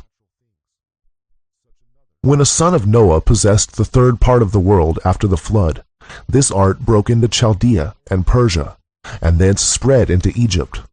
The art, having been found out by the superstitious and idolatrous Greeks, some of them who were wiser than the rest betook themselves to the Chaldeans and Egyptians, so that they might draw the same wisdom from their schools. Since, however, the theological study of the law of Moses did not satisfy them, they trusted to their own peculiar genius, and fell away from the right foundation of those natural secrets and arts. This is evident from their fabulous conceptions, and from their errors respecting the doctrine of Moses. It was the custom of the Egyptians to put forward the traditions of that surpassing wisdom only in enigmatical figures and abstruse histories and terms. This was afterwards followed by Homer with marvelous poetical skill, and Pythagoras was also acquainted with it, seeing that he comprised in his writings many things out of the law of Moses and the Old Testament. In like manner, Hippocrates, Thales of Miletus, Anaxagoras, Democritus, and others did not scruple to fix their minds on the same subject, and yet none of them were practiced in the true astrology, geometry, arithmetic, or medicine, because their pride prevented this, since they would not admit disciples belonging to other nations than their own. Even when they had got some insight from the Chaldeans and Egyptians, they became more arrogant still than they were before, by nature, and without any diffidence propounded the subject substantially indeed, but mixed with subtle fictions or falsehoods, and then they attempted to elaborate a certain kind of philosophy which descended from them to the Latins. These, in their turn, being educated herewith, adorned it with their own doctrines, and by these the philosophy was spread over Europe. Many academies were founded for the propagation of their dogmas and rules, so that the young might be instructed, and this system flourishes with the Germans and other nations right down to the present day. Chapter 3, what was taught in the schools of the Egyptians. The Chaldeans, Persians, and Egyptians had all of them the same knowledge of the secrets of nature, and also the same religion. It was only the names that differed. The Chaldeans and Persians called their doctrine Sophia and magic, and the Egyptians, because of the sacrifice, called their wisdom priestcraft. The magic of the Persians and the theology of the Egyptians were both of them taught in the schools of old. Though there were many schools and learned men in Arabia, Africa, and Greece, such as Abulmazar, Abenzagal, Gibber, Rhases, and Avicenna among the Arabians, and among the Greeks, Machaon, Podalirius, Pythagoras, Anaxagoras, Democritus, Plato, Aristotle, and Rhodianus. Still, there were different opinions amongst them as to the wisdom of the Egyptian on points wherein they themselves differed, and whereupon they disagreed with it. For this reason, Pythagoras could not be called a wise man, because the Egyptian priestcraft and wisdom were not perfectly taught, although he received therefrom many mysteries and arcana, and that Anaxagoras had received a great many as well, is clear from his discussions on the subject of Sol and its stone, which he left behind him after his death. Yet he differed in many respects from the Egyptians. Even they would not be called wise men, or magi, but, following Pythagoras, they assumed the name of philosophy, yet they gathered no more than a few gleams like shadows from the magic of the Persians and the Egyptians. But Moses, Abraham, Solomon, Adam, and the wise men that came from the east to Christ were true magi, divine sophists, and Kabbalists. Of this art and wisdom the Greeks knew very little, or nothing at all, and therefore we shall leave this philosophical wisdom of the Greeks as being a mere speculation, utterly distinct and separate from other true arts and sciences. Chapter 4. What Magi the Chaldeans, Persians, and Egyptians were. Many persons have endeavored to investigate and make use of the secret magic of these wise men, but it has not yet been accomplished. Many, even of our own age, exalt Trithemius, others Bacon and Agrippa, for magic and the Kabbalah, two things apparently quite distinct, not knowing why they do so.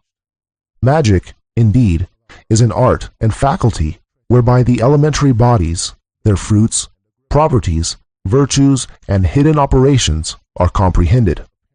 But the Kabbalah, by a subtle understanding of the Scriptures, seems to trace out the way to God for men, to shew them how they may act with Him, and prophecy from Him. For the Kabbalah is full of divine mysteries, even as magic is full of natural secrets. It teaches of and foretells from the nature of things to come, as well as of things present, since its operation consists in knowing the inner constitution of all creatures, of celestial as well as terrestrial bodies, what is latent within them, what are their occult virtues, for what they were originally designed, and with what properties they are endowed. These and the like subjects are the bonds wherewith things celestial are bound up with things of the earth, as may sometimes be seen in their operation, even with the bodily eyes. Such a conjunction of celestial influences, whereby the heavenly virtues acted upon inferior bodies, was formerly called by the Magi a gammaheia, or the marriage of the celestial powers and properties with elementary bodies. Hence ensued the excellent commixtures of all bodies, celestial and terrestrial, namely of the sun and planets, likewise vegetables, minerals, and animals. Quote from the Metamorphosis of Metals by Irenaeus Philalethes, 1694 A.D. Hermes, surnamed Trismegistus, is generally regarded as the father of this art, but there are different opinions with regard to his identity. Some say he was Moses. All agree that he was a very clear-sighted philosopher, the first extant author on the subject, and was also of Egyptian extraction. Others say that Enoch invented the art, and, before the coming of the flood, described it on the so-called Emerald Tables, which were afterwards found by Hermes in the valley of Hebron. Many assert that it was known to Adam, who revealed it to Seth, that Noah carried the secret with him into the ark, and that God revealed it to Solomon. But I do not agree with those who claim for our art a mystical origin, and thus only make it ridiculous in the eyes of a scornful world. It is founded on the eternal verities of nature. Why need I trouble my head with the problem whether this or that antediluvian personage had a knowledge of it? Even for me to know that it is now true and possible, that it has been exercised by the initiated for many centuries, and under the most distant latitudes.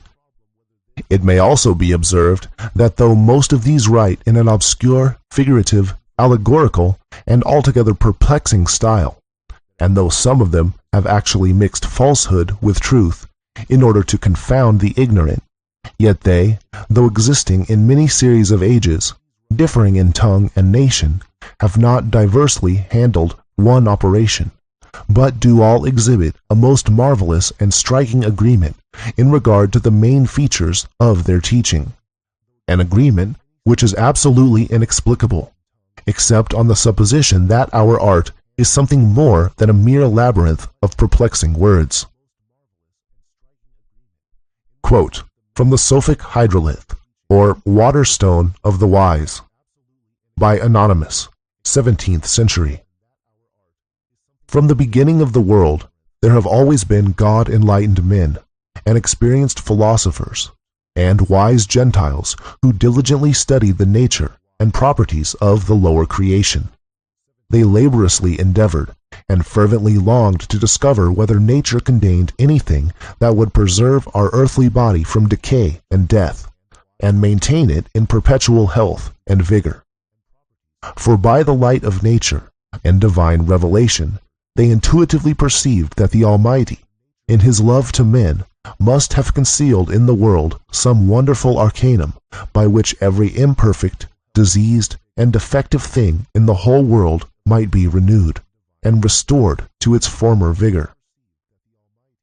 By the most diligent and careful search, they gradually found out that there was nothing in this world that could procure for our earthly and corruptible body immunity from death, since death was laid upon the protoplasts, Adam and Eve, and their posterity as a perpetual penalty.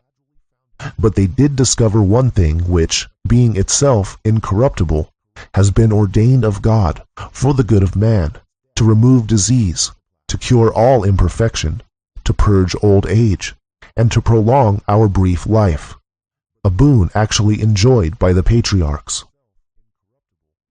For by its aid, Noah is said to have built the ark, Moses the tabernacle with all its golden vessels, and Solomon the temple, besides accomplishing many other great deeds, fashioning many precious ornaments, and procuring for himself long life and boundless riches.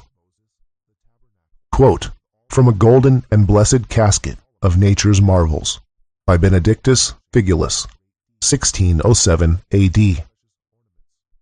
After the flood, the general understanding and knowledge of this true natural philosophy became weakened in force and scattered in fragments in all directions. Hence arose a subdividing of the whole into parts, and one has become an astronomy, another a magician, a third a Kabbalist, a fourth an alchemist, and especially did it afterwards flourish in Egypt. Quote from Man, the best and most perfect of God's creatures, by Benedictus Figulus, 1607 AD.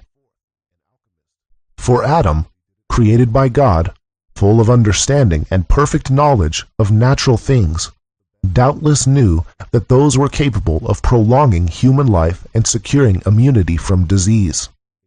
Doubtless he also taught the same to some of his descendants, and they again to others. Hence many of the fathers lived to the age of 700, 800, and more years. But some did not live so long, this secret not being revealed to all. Quote, from a dialogue by Alexander von Suchten, 16th to 17th century. Adam, our first father, who had knowledge of all arts, also received that of medicine from God, and it was kept secret by the learned, as the great gift from God, until Noah's time. When God destroyed the world by the flood, the art of medicine, with many other controlled arts, was lost. No one remained who knew them except Noah, called by some Hermogenes or Hermes, to whom antiquity ascribes the knowledge of all things celestial and terrestrial. The same Noah, before his death, described medicine, skillfully concealing it among another matter. After his death, this knowledge returned to God, and thus, through the flood and Noah's death, was taken away from the human race. Whence came the idols which, before Christ, were in Europe, Africa, and Asia? Our human reason has speculated them out, and thus also has it happened with medicine.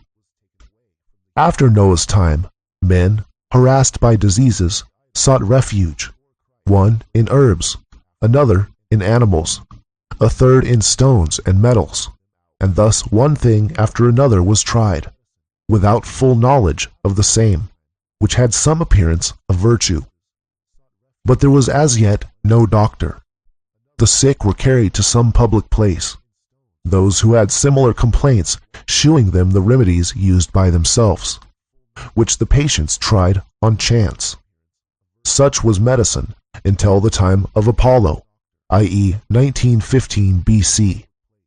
This Apollo was a clever and learned man, and carefully noting those things which proved efficacious in diseases, he began to visit the sick, and thus became a public physician, to whom, after his death, a temple was erected and divine honors were paid.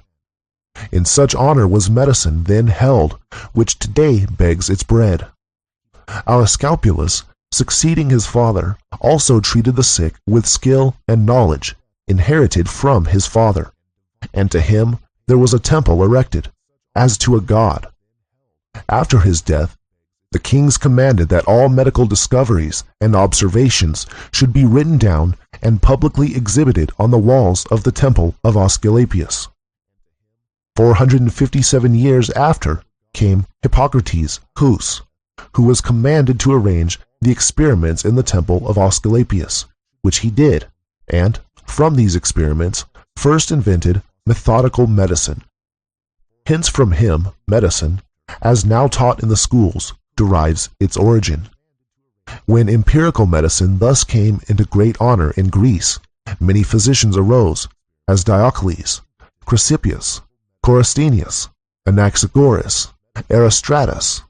500 years after Hippocrates came Galenus, a plausible man who described the Hippocratic medicine, painting it in beautiful colors, inventing causes and symptoms of diseases, ascribing virtues to herbs, and teaching the cure of feverish illness by cold, that of cold ones by heat.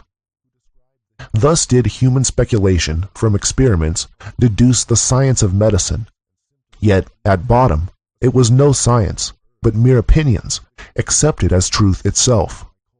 But God, who is not always wrath with man, has, in our own time, chosen Philip Theophrastus Bombast of Hohenheim to rekindle the light of medical science, and to expose the deceit practiced in his day. Therefore this Theophrastus is the true monarch of medicine, and will remain so until the end of time. End quote. Chapter 37. Timeline. The following is a timeline of alchemical events, which I copied directly from alchemywebsite.com. It's not complete, and I didn't update it with any more information. The purpose of this timeline is just to give you a general feel for the history. History can never be recorded or written about correctly, so I don't feel it's necessary to be too serious about it. Anyway, history repeats itself. Quote, from Timeline of Events in the History of Alchemy by alchemywebsite.com. 1144. Earliest dated Western alchemical treatise. Robert of Chester, Decomposition Alchemy. 1148. Hildegard of Bingen, Writing on Science. 1150. Turba Philosophorum, translated from Arabic. 1225. Michael Scott Liber Introductorius, Liber Particularis. 1230. Bartholomew Angelicus de Rerum Proprietatibus. 1231. First mention of alchemy in French literature. Roman de la Rose. 1235. Robert Grosseteste, Bishop of Lincoln, discusses transmutation of metals in De Artibus Liberalibus and De Generation Stellarum. 1240. The Dominican Thomas of Contemporary mentions alchemy in his Liber de Natura Rerum. 1250. Vincent de Beauvais, Speculum Maius. This encyclopedia mentions alchemy in many places. 1256.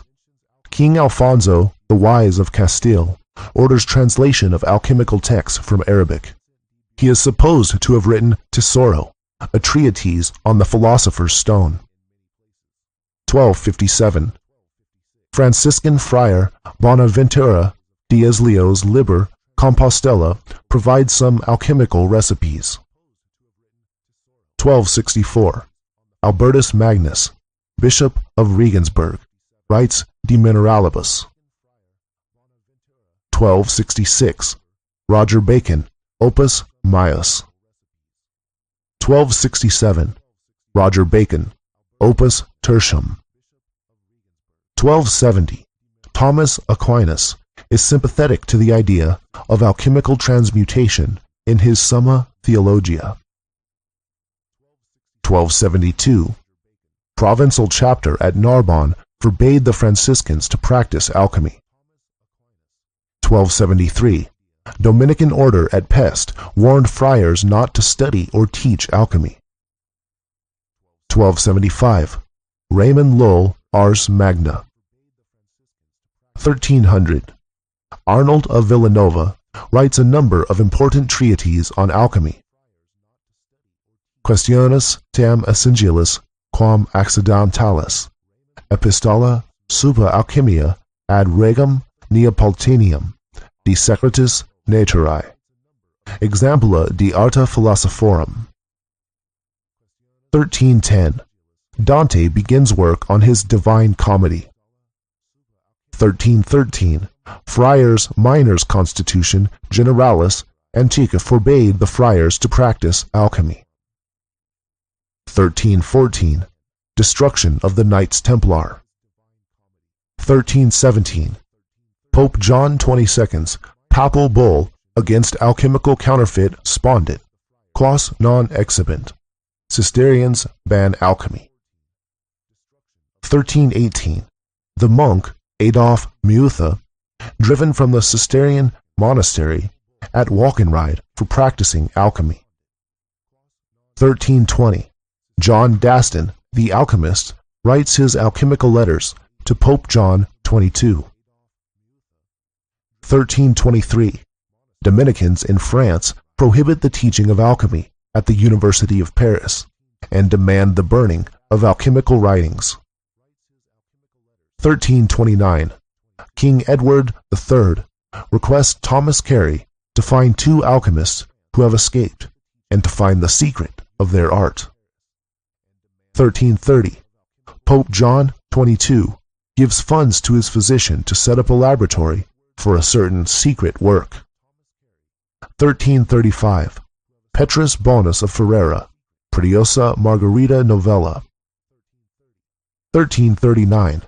Pope Benedict XII orders an investigation into the alchemical activities of some clerics and monks. 1352. Pseudo Lullian liber de secretis naturae su de quinta essentia. 1356. Pope Innocent VI imprisons the Catalan alchemist John of Repasissa. 1357. Hortelanas' commentary on the Emerald Tablet of Hermes. 1358. Francesco Petrarch discussed alchemy in De Remediis Autrisque Fortunae. 1370. William Langland's Piers Plowman criticizes alchemists as deceivers. 1374. John of Livania, canon in Trier, writes 3 books on the vanity of alchemy. 1376. The Dominican Directorium Inquisitorium, the textbook for inquisitors, places alchemists among magicians and wizards. 1380. King Charles V the Wise issues a decree forbidding alchemical experiments. 1388. Geoffrey Chaucer Canterbury Tales discussed alchemy in the canon's Yeoman's Tale. 1403. King Henry IV of England issues a prohibition of alchemy and to stop counterfeit money. 1415. Early German MS Buch der Heiligen Dreifaltigkeit paralleling the Christ and the Philosopher's Stone. 1450. Beginning of printing. Cosimo de' Medici asks Marsilio Ficino to set up the Platonic Academy in Florence. 1456. 12 men petition Henry VI of England for a license to practice alchemy. 1470.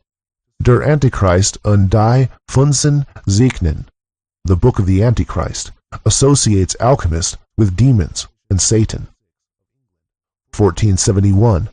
George Ripley Compound of Alchemy, Ficino's translation of the Corpus Hermeticum. 1474, Christopher of Paris, Elucidarius. 1476, George Ripley, Medulla Alchemi. 1477, Thomas Norton writes his Ordinal. 1484, Avicenna's De Anima. Hieronymus Bosch Garden of Earthly Delights. 1485, Gibber, Summa Perfectionis. 1488, the figure of Hermes Trismegistus is put into the mosaic pavement in Siena Cathedral. 1494, Sebastian Brandt, The Ship of Fools, discussed methods used by cheating alchemists. 1497, Tractatus contra Alchemistas, written by a Dominican, questions the genuineness of alchemical gold. 1499, Hypnerotomachia Polyphily. 1505, Burr Buckland provides first published information on traditions of mining. 1519, Braunschweig's Das Buch zu Destillerien. 1530, Georgius Agricola Burmanus, book on mining and extraction of ores. 1531, Agrippa's 3 books of occult philosophy. 1532, earliest manuscript of the Splendor Solis. 1540, Vanessio Bernogucci de la Peritecna. 1541, In hoc volumine Alchemia, first alchemical compendium. 1546, Petrus Bonus, Pretiosa Margarita Novella of 1335, printed. 1550, Rosarium Philosophorum, published. 1555, first edition of Alessio Piemontesi Secreti. 1556, Georgius Agricola de re Metallica. 1560, Adam von Bodenstein begins his work of editing various writings of Paracelsus, Giambattista della Porta Magia Naturalis. 1561, Peter Perna prints the compendium of 53 alchemical treatises, Verae Alchemiae Artistic Metallica. 1564, Nazares il Metaformosae Metallico et Humano, John Dee's Hieroglyphic Monad. 1572, Peter Perna prints the compendium Alchemiae Quam Vocant. 1574, Peter Perna prints the collected works of Paracelsus in Latin. 1580, Rabbi Loew of Prague makes the Golem. 1582, Reusner Pandora. 1589, Edward Kelly embarks on his public alchemical transmutations in Prague. 1591, reprinting of John Dee's Hieroglyphic Monad. 1595, Libavius Alchemi. 1599, first appearance of a work of Basil Valentine, Book of Lambspring included in Barnard's Triga Chimica. 1600, Giordano Bruno executed. 1602, publication of the first volumes of the Compendium of Alchemical Text, Theatrum Chemicum. 1604, Basil Valentine's Triumphal Chariot of Alchemy, Simon Studion's Naumetria MS Novum Lumen Chemicum. 1609, main edition of Kunrath's Amphitheatrum Sapientiae Aeternae, Oswald Krall, Basilica Chemica. 1610, Jean Beguin Tyrocinium Chemiceum. 1611, Ben Jonson's play The Alchemist. 1612, Flamel figures Hieroglyphiques, first publication, Ruland's Lexicon Alchemiae. Jacob, Bohm Aurora. 1614, Fama Fraternitatis. Isaac Casaubon redates the works of Hermes Trismegistus. 1615. Confessio, Fraternitas, Stefan Michael Spacker, Kabbalah. Spiegel der Kunst und Natur. 1616. Chemisk Hochzeit. 1617. First volume of Flood's Urchirsk Cosmi Historia. 1618. Theophilus Swigard Speculum, Sophicum Roto Storaticum, Myers Atalanta Fugiens. 1619. Seibmacher's Waterstone of the Wise. 1623. Jean D. Espagnet, Enchiridion Physica Restitutae. 1624.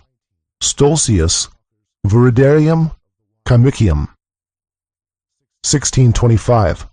Museum Hermeticum. 1629. Flood's Summum Bonum. 1631. Arthur D. Fascisculus Chemicus in Latin. 1640. Albero Alonso, Barber, Art of Metals. 1650. Arthur D. Fasciculus Chemicus, issued in English. 1651. John French, The Art of Distillation. 1652. Ashmole, Theatrum Chemicum Britannicum, English translation of Fama and Confessio, edited by Thomas Vaughan. 1654. Pierre Borel, Bibliotheca Chimica. 1666. Helvetius, Account of the Transmutation in the Hague, Chrysalame Lux Obnulata. 1677. Uranius Philalethes, An Open Entrance to the Closed Palace of the King. 1670. Montfaucon de Villars, Satyrus Secretet Nolede in his Comte de Gabales. 1672. Bibliothèque des Philosophes Chimicus. 1673. William Cooper begins to publish works on alchemy, especially those of Uranius Philalethes. 1674. Nor von Rosenroth's Kabbalah Denudata. 1677. Mutus Liber. 1682. Jichtel's edition of the collected works of Bohm. 1690. Publication of the English translation of The Chemical Wedding of Christian Rosenkreutz. 1702. Manget Bibliotheca Chimica Curiosa, Alchemical Compendium. 1710. Samuel Richter begins to form the Order of the Golden and Rosy Cross. 1719. George von Welling, Opus Mago Kabbalisticum, first edition. 1973. Kirchwedger's Golden Chain of Homer. 1728. Frederick Roth Schultz, Deutsches Theatrum Chemicum. 1735. Abraham Eliezer, Uraltes Chemicus work. 1752. Hermaphroditus' Son und Mondskind. 1758. Dom Pernety, Dictionnaire Mytho Hermetique. 1776. Adam Weishaupt forms the Order of Illuminati of Bavaria. 1779. Burkholz, Der Compass der Weisen. 1783. James Price commits suicide after performing some alchemical experiments. 1785. Geheim Figurum, The Secret Symbols of the Rosicrucians. 1802. Karl von Eckartshausen, Chemische Research. End quote. Chapter 38. Nicolas Flamel. As far as alchemists go, Nicolas Flamel, or Nicholas Flamel, was not particularly interesting, nor did he write any really useful information on the stone. But he is probably the most well-known of the alchemists due to him being a character in many popular fiction books, especially Harry Potter. So I'm including this chapter just because he's popular. Flamel did exist, and he did find the stone. There are plenty of records in Paris from his time to prove his existence. Quote, from a detailed biography of Nicolas Flamel by Reginald Merton, 2000 to 2010. There is nothing legendary about the life of Nicolas Flamel. According to the records, he was born in 1330 and died in 1418. He was a real person who became one of the greatest alchemists in the world. The Bibliothèque Nationale in Paris contains works copied in his own hand and original works written by him. All the official documents relating to his life have been found: his marriage contract, his deeds of gift, his will. His history rests solidly on these substantial material proofs for which men clamor, if they are to believe in obvious things. To this indisputably authentic history, legend has added a few flowers. But in every spot where the flowers of legend grow, underneath there is the solid earth of truth. Quote, from Seeking the Immortal Nicolas Flamel in Paris by Dennis D. Jacobs, 2010. Yes, Nicolas Flamel of Harry Potter fame was a real person. Some believe he is a real person. Flamel was born in 1330 in Paris, or its immediate environs. He achieved success as a scrivener and bookseller in Paris. He and his wife, Pernelle, spent their later years in a house at 51 Rue de Montmorency. Built in 1407, the house is the oldest in Paris still standing. You can literally get a flavor for Nicolas Flamel's home by dining in the restaurant that occupies the building's ground floor, the Auberge Nicolas Flamel. You can also learn more about Flamel by taking the Mysteries of Paris Ghost Tour. This English-language tour begins not far from Flamel's home at O'Sullivan's Rebel Bar near the Châtelet Metro station at 10 Rue des Lombards. Like the majority of his fellow countrymen, Flamel was Catholic. One night, he had a dream in which an angel presented him with a book. At first you will understand nothing in it, the angel told him, but one day you will see in it that which no other man will be able to see. Not long after, a young man in need of money appeared in his bookstep, offering him a manuscript called the Book of Abraham, the Jew. Flamel recognized it immediately as the book from the dream, and did not quibble over the asking price of the 2 florins. The book contained many strange characters and diagrams, and the word Maranatha repeated over and over on every page. It was written by a man who allegedly was a Levite prince, as well as a prince, astrologer, and philosopher. It promised curses to anyone who read it, who was not a priest or a scribe. Flamel traveled to the part of Spain under Moorish control in search of Jews who could help him decipher the portions of the text written in ancient Hebrew. He found a man in Lyon who could translate the few pages of the book Abraham Flamel had brought with him.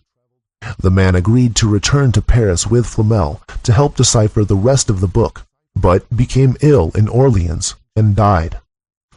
Flamel returned to Paris, and with the knowledge he had gained from his journey, was able to eventually comprehend the meaning of the rest of the Book of Abraham.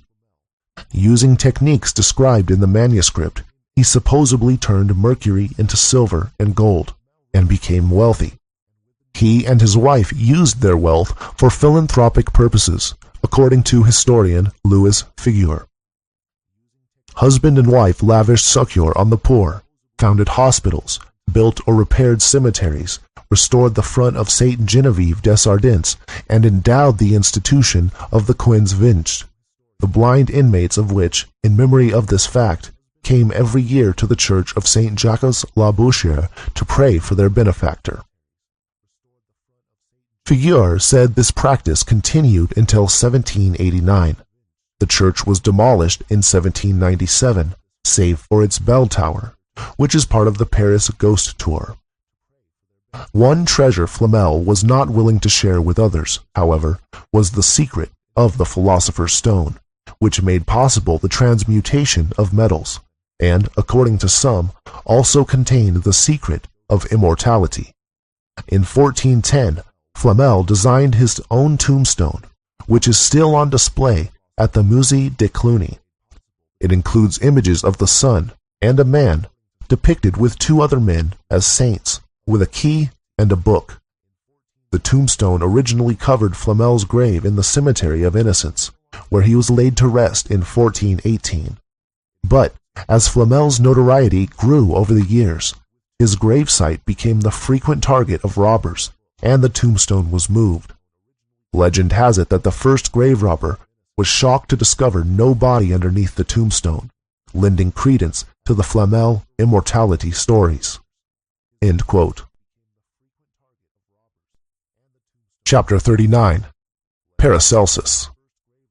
Quote from Paracelsus by en.wikipedia.org.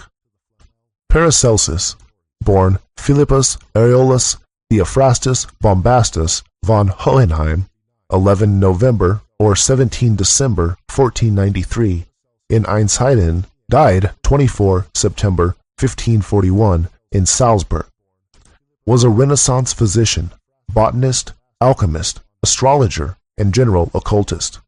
Paracelsus, meaning equal to or greater than Celsus, refers to the Roman encyclopedist Aulus Cornelius Celsus from the 1st century, known for his tract on medicine. He is also credited for giving zinc its name, calling it zincum, and is regarded as the first systematic botanist. End quote. I'm including a chapter on Paracelsus because he was considered by many alchemists after his time to be one of the greatest alchemists of this age, after Hermes himself.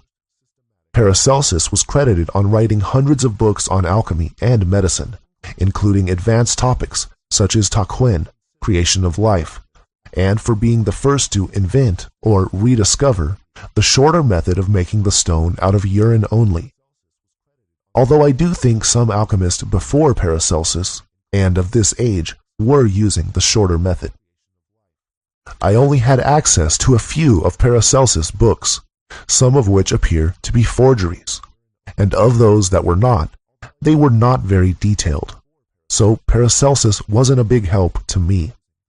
But certainly Paracelsus was the first of a wave of alchemists who wrote much more openly about the art after the invention of the Gutenberg printing press. It's possible he had a connection to the Rosicrucians, since they were already existent in Germany during Paracelsus' life, although still silent during this time. Some people have supposed Paracelsus to be the founder of the Rosicrucians, although there is no evidence to support that. Paracelsus' life story is not very interesting, at least the way it's told today, so I will not waste your time reproducing it here. You can look it up if you're interested.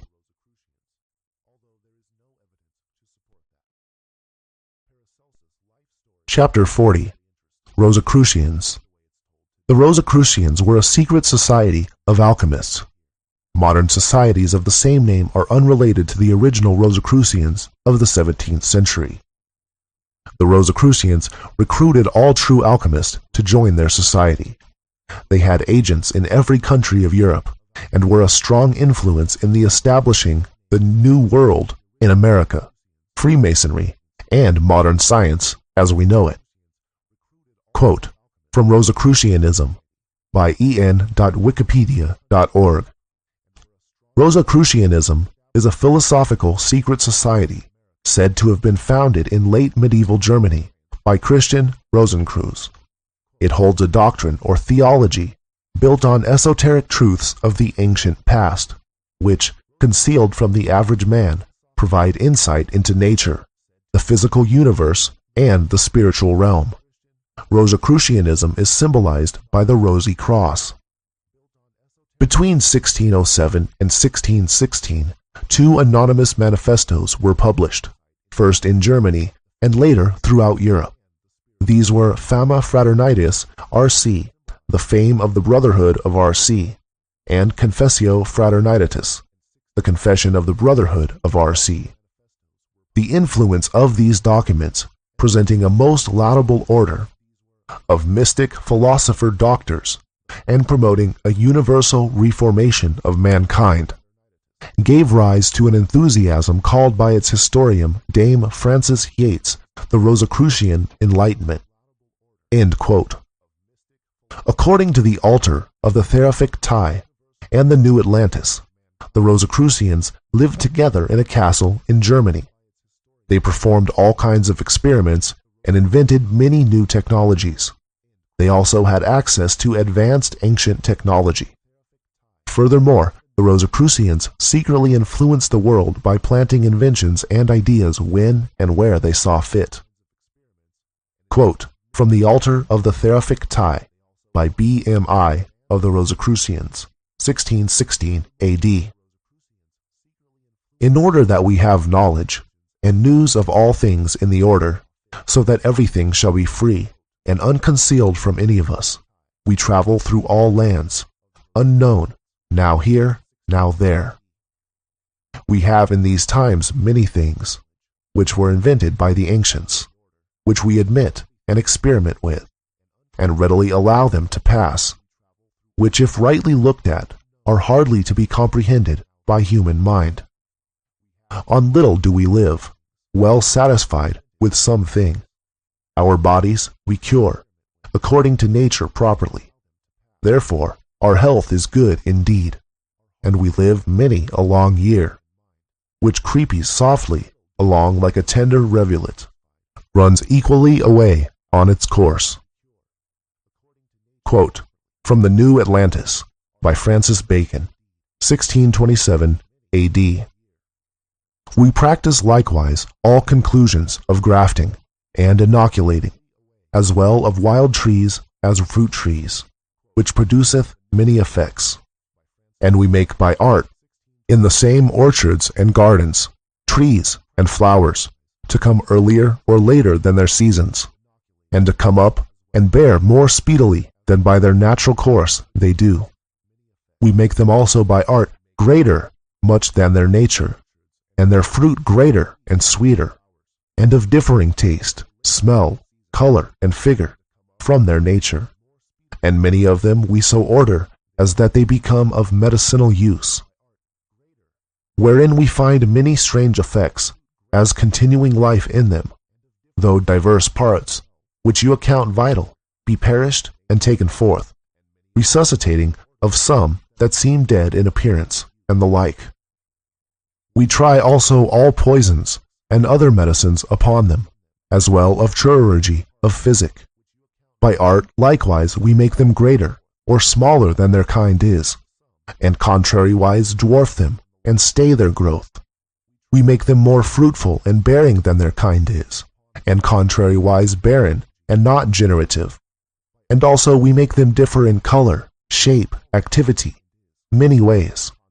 We find means to make commixtures and copulations of diverse kinds, which have produced many new kinds, and them not barren, as the general opinion is. We have also diverse mechanical arts, which you have not, and stuffs made by them, as papers, linen, silks, tissues, dainty works of feathers, of wonderful luster, excellent dyes, and many others, and shops likewise as well for such as are not brought into vulgar use among us, as for those that are. For you must know that of the things before recited, many of them are grown into use throughout the kingdom, but yet, if they did flow from our invention, we have of them also for patterns and principles. We procure means of seeing objects afar off, as in the heaven and remote places, and represent things near as afar off, and things afar off as near, making feigned distances. We have also helps for the sight, for above spectacles and glasses in use. We have also glasses and means to see small and minute bodies, perfectly and distinctly, as the shapes and colors of small flies and worms, grains and flaws in gems, which cannot otherwise be seen, observations in urine and blood not otherwise to be seen. We make artificial rainbows, halos, and circles about light. We represent also all manner of reflections, refractions, and multiplications of visual beams of objects. We have all means to convey sounds in trunks and pipes, in strange lines and distances. We imitate also flights of birds. We have some degrees of flying in the air. We have ships and boats for going underwater and brooking of seas, also swimming girdles and supporters. Lastly, we have circuits or visits of diverse principal cities of the kingdom, whereas it cometh to pass we do publish such new profitable inventions as we think good. End quote. Chapter 41. Francis Bacon. Quote, from Francis Bacon, by en.wikipedia.org. Francis Bacon, first and only Viscount of St. Alban, K.C., 22 January 1561 through 9 April 1626, was an English philosopher, statesman, scientist, lawyer, jurist, and author. He served both as Attorney General and Lord Chancellor of England. Although his political career ended in disgrace, he remained extremely influential through his works, especially as a philosophical advocate and practitioner of the scientific revolution. His dedication brought him into a rare historical group of scientists who were killed by their own experiments. His works established and popularized deductive methodologies for scientific inquiry, often called the Baconian method, or simply the scientific method. His demand for a planned procedure of investigating all things natural marked a new turn in the rhetorical and theoretical framework for science, much of which still surrounds conceptions of proper methodology today. End quote. Francis Bacon was an alchemist and a Rosicrucian. He was also the real author of the plays of William Shakespeare, possibly along with his brother Anthony, and his group of good pens. Quote, from the Secret Teachings of All Ages, by Manly P. Hall, 1928 A.D. 1 year after the publication of the first great Shakespearean folio, a remarkable volume on cryptograms and ciphers was published. The title page of the work is reproduced here. The year of its publication, 1624, was during the Rosicrucian controversy. The translation of the title page is as follows: The Cryptomimesis and Cryptography of Gustavus Cellinus, in the 9 books, to which is added a clear explanation of the system of steganography of John Trithemius, abbot of Spanheim and Herbipolis, a man of admirable genius, interspersed with worthy inventions of the author and others. 1624. The author of this volume was believed to be Augustus, Duke of Brunswick. The symbols and emblems ornamenting the title page, however, are conclusive evidence that the Rosicrucians were behind its publication. At the bottom of the picture is a nobleman placing his hat on another man's head. In the 2 side panels are striking and subtle Shakespearean allusions. On the left is a nobleman, possibly Bacon, handing a paper to another man of mean appearance, who carries in his hand a spear. At the right, the man who previously carried the spear is shown in the costume of an actor, wearing spurs and blowing a horn. The allusion to the actor blowing his horn and the figure carrying the spear suggest much, especially as spear is the last syllable of the name Shakespeare. End quote. The whole Shakespearean authorship debate has been going on for centuries, so I won't try to convince you about that. But what I will convince you of is that the author of Shakespeare's works, whether Shakespeare, Bacon, or another, was certainly an alchemist, as is clear from alchemical references in many of Shakespeare's plays, and most obviously in his poem, The Phoenix and the Turtle, Dove. Quote from Shakespeare: "Let the bird of loudest lay on the sole Arabian tree, herald sad and trumpet be, to whose sound chaste wings obey. But thou shrieking harbinger, foul procurer of the fiend, augur of the fever's end, to this troop come thou not near. From this session interdict every fowl of tyrant wing, save the eagle feathered king, keep the obsequies so strict. Let the priest in surplice white, that defunctive music can, be the death divining swan, lest the requiem lack his right. And thou treble-dated crow, that thy sable gender makest, with the breath thou givest and takest, mongst our mourners shalt thou go. Here the anthem doth commence, love and constancy is dead. Phoenix and the turtle fled, in a mutual flame from hence. So they loved, as love in twain had the essence but in one, two distincts, division none. Number therein love was slain. Hearts remote, yet not asunder, distance and no space was seen, twixt the turtle and his queen, but in them it were a wonder. So between them love did shine, that the turtle saw his right, flaming in the phoenix's sight. Either was the other's mine. Property was thus appalled, that the self was not the same. Single nature's double name, neither two nor one was called. Reason in itself confounded, saw division grow together. To themselves yet either neither, simple were so well compounded. That it cried, how true a twain, seemeth this concordant one. Love hath reason, reason none, if what parts can so remain.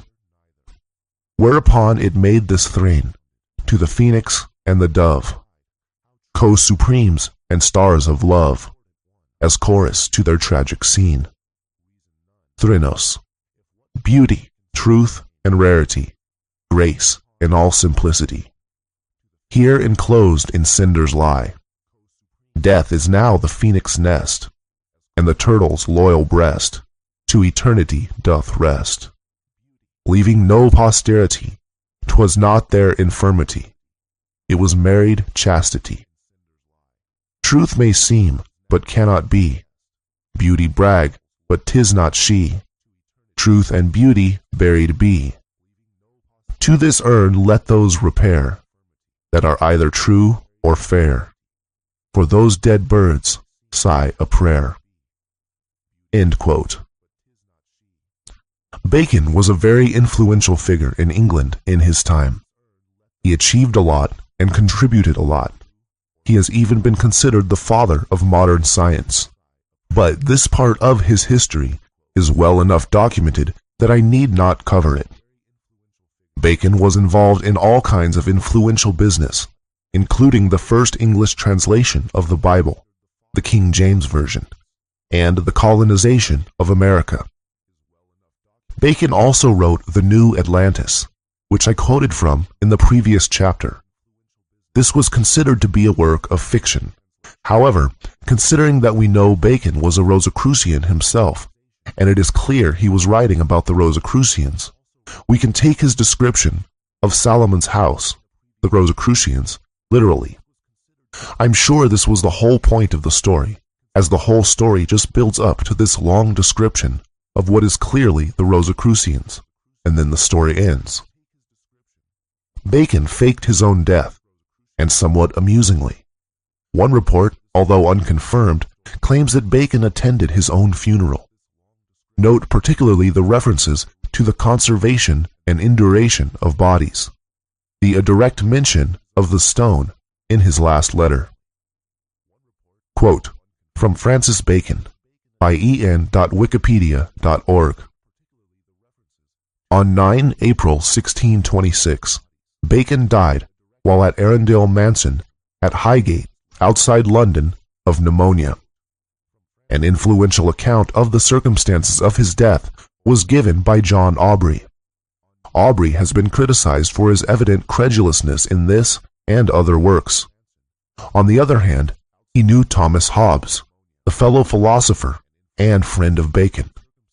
Aubrey's vivid account, which portrays Bacon as a martyr to experimental scientific method, had him journeying to Highgate through the snow with the king's physician, when he is suddenly inspired by the possibility of using the snow to preserve meat. They were resolved they would try the experiment presently. They alighted out of the coach and went to a poor woman's house at the bottom of Highgate Hill, and bought a fowl, and made the woman extenterate it. As a result of being out in the cold in order to stuff the fowl with snow, Bacon contracted a fatal case of pneumonia. Some people, including Aubrey, consider these two contiguous, possibly coincidental events, as related and causative of his death. The snow so chilled him that he immediately fell so extremely ill that he could not return to his lodging, but went to the Earl of Arundel's house at Highgate, where they put him into a damp bed that had not been lain in, which gave him such a cold that in 2 or 3 days, as I remember Mr. Hobbes told me, he died of suffocation. Being unwittingly on his deathbed, the philosopher wrote his last letter to his absent host and friend, Lord Arundel. My very good lord, I was likely to have had the fortune of Caius Plinius the elder, who lost his life by trying an experiment about the burning of Mount Vesuvius. For I was also desirous to try an experiment or two touching the conservation and induration of bodies. As for the experiment itself, it succeeded excellently well, but in the journey between London and Highgate, I was taken with such a fit of casting, as I know not whether it were the stone, or some surfeit, or cold, or indeed a touch of them all three. But when I came to your lordship's house, I was not able to go back, and therefore was forced to take up my lodging here, where your housekeeper is very careful and diligent about me, which I assure myself your lordship will not only pardon towards him, but think the better of him for it. For indeed your lordship's house was happy to me, and I kiss your noble hands for the welcome which I am sure you give me to it. I know how unfit it is for me to write with any other hand than mine own. But by my troth, my fingers are so disjointed with sickness that I cannot steadily hold a pen. Chapter 42. Robert Boyle. Robert Boyle was one of the founding members of the Royal Society and considered the first modern chemist. He was also an alchemist. A few of the founders were. He wrote The Skeptical Chemist. It was this book that undermined alchemy and made it unpopular to believe. Boyle's intention was not to destroy alchemy, but to question the cause of it and all things. At the time, many people were taking the alchemical books literally, or at least misinterpreting them, which made progress very difficult if the alchemical books were to be a foundation for modern chemistry. The main point of the book was to question what things were made out of, what the elements actually were. Unfortunately, the book was too successful and used as an argument against alchemy, which was not its intention. Quote, from Robert Boyle, by en.wikipedia.org. Robert Boyle, FRS, 25 January 1627 through 31 December 1691, was a 17th century natural philosopher, chemist, physicist, and inventor, also noted for his writings in theology. He is best known for Boyle's Law. Although his research clearly has its roots in the alchemical tradition, he is largely regarded today as the first modern chemist, and therefore one of the founders of modern chemistry. Among his works, The Skeptical Chemist is seen as a cornerstone book in the field of chemistry. Boyle's great merit as a scientific investigator is that he carried out the principles which Francis Bacon espoused in the Novum Organum. Yet he would not avow himself a follower of Bacon, or indeed of any other teacher. On several occasions, he mentions that in order to keep his judgment as unprepossessed as might be with any of the modern theories of philosophy, until he was provided of experiments to help him judge of them, he refrained from any study of the atomical and the Cartesian systems, and even of the Novum Organum itself, though he admits to transiently consulting them about a few particulars. Nothing was more alien to his mental temperament than the spinning of hypotheses. He regarded the acquisition of knowledge as an end in itself, and in consequence he gained a wider outlook on the aims of scientific inquiry than had been enjoyed by his predecessors for many centuries. This, however, did not mean that he paid no attention to the practical application of science, nor that he despised knowledge which tended to use.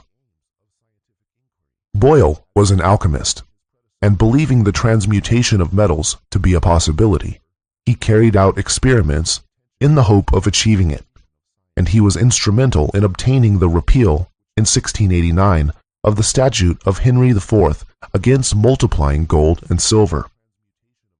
With all the important work he accomplished in physics, the enunciation of Boyle's law, the discovery of the part taken by air in the propagation of sound, and investigations on the expansive force of freezing water, on specific gravities and refractive powers, on crystals, on electricity, on color, on hydrostatics, etc. Chemistry was his peculiar and favorite study. His first book on the subject was The Skeptical Chemist, published in 1661, in which he criticized the experiments whereby vulgar spagurists are wont to endeavor to evince their salt, sulfur, and mercury to be the true principle of things. For him, chemistry was the science of composition of substances, not merely an adjunct to the arts of the alchemist or the physician. He endorsed the view of elements as the undecomposable constituents of material bodies, and made the distinction between mixtures and compounds. He made considerable progress in the technique of detecting their ingredients, a process which he designated by the term analysis. He further supposed that the elements were ultimately composed of particles of various sorts and sizes, into which, however, they were not to be resolved in any known way. He studied the chemistry of combustion and of respiration, and conducted experiments in physiology, where, however, he was hampered by the tenderness of his nature, which kept him from anatomical dissections, especially of living animals, though he knew them to be most instructing. End quote. It's very possible that Robert Boyle succeeded in making the stone. Indeed, before he supposedly died, Boyle reported that he was to spend his last years performing hermetic, alchemical experiments. Quote, from Robert Boyle, by en.wikipedia.org. In 1689, his health, never very strong, began to fail seriously, and he gradually withdrew from his public engagements, ceasing his communications to the Royal Society, and advertising his desire to be excused from receiving guests, unless upon occasions very extraordinary, on Tuesday and Friday forenoon, and Wednesday and Saturday afternoon. In the leisure thus gained, he wished to recruit his spirits, range his papers, and prepare some important chemical investigations, which he proposed to leave as a kind of hermetic legacy to the studious disciples of that art, but of which he did not make known the nature. End quote. Newton, who was a contemporary of Boyle, warned Boyle against speaking about alchemy, which is amusing since it appears that Newton failed to achieve anything with alchemy, whereas it looks like Boyle was successful. Quote, From Newton on Keeping Alchemy Secret by alchemylab.com. Isaac Newton wrote fellow alchemist Robert Boyle a letter urging him to keep high silence in publicly discussing the principles of alchemy, because the way by the mercurial principle may be impregnated has been thought fit to be concealed by others that have know it, Newton wrote, and therefore may possibly be an inlet to something more noble that is not to be communicated without immense damage to the world, if there be any verity in the warning of the Hermetic writers. There are other things besides the transmutation of metals which none but they understand. End quote. Chapter 43. James Price. I'm just going to go ahead and quote the entire Wikipedia article on James Price. Quote, from James Price, by en.wikipedia.org. James Price, 1752 to 1783, was an English chemist and alchemist who claimed to be able to turn mercury into silver or gold. When challenged to perform the conversion in front of credible witnesses, he instead committed suicide by drinking prussic acid. Born in London in 1752, he was initially called James Higginbotham, but changed his name to Price following the wishes of a relative who had died and left him a legacy. He attended Oxford University and, although no records of his early education or his research at Oxford exist, had a brilliant career there. He became a Master of Arts at 25, and the university made him a Doctor of Medicine in 1778, particularly for his work in the field of chemistry. In 1781, at the age of 29, he became a member of the Royal Society. Work on transmutation. In the following year, he appears to have been working on the transmutation of base metals into precious metals, and on 6 May 1782, after revealing his findings to a few of his friends, he began a series of public experiments hosted at his laboratory in Guildford. He demonstrated that he could produce precious metals by mixing borax, nitre, and red or white powder of his own devising, known as the powder of production, with 50 times its own weight in mercury, and stirring the mixture in a crucible with an iron rod. Mixing in the red powder produced gold, the white powder silver.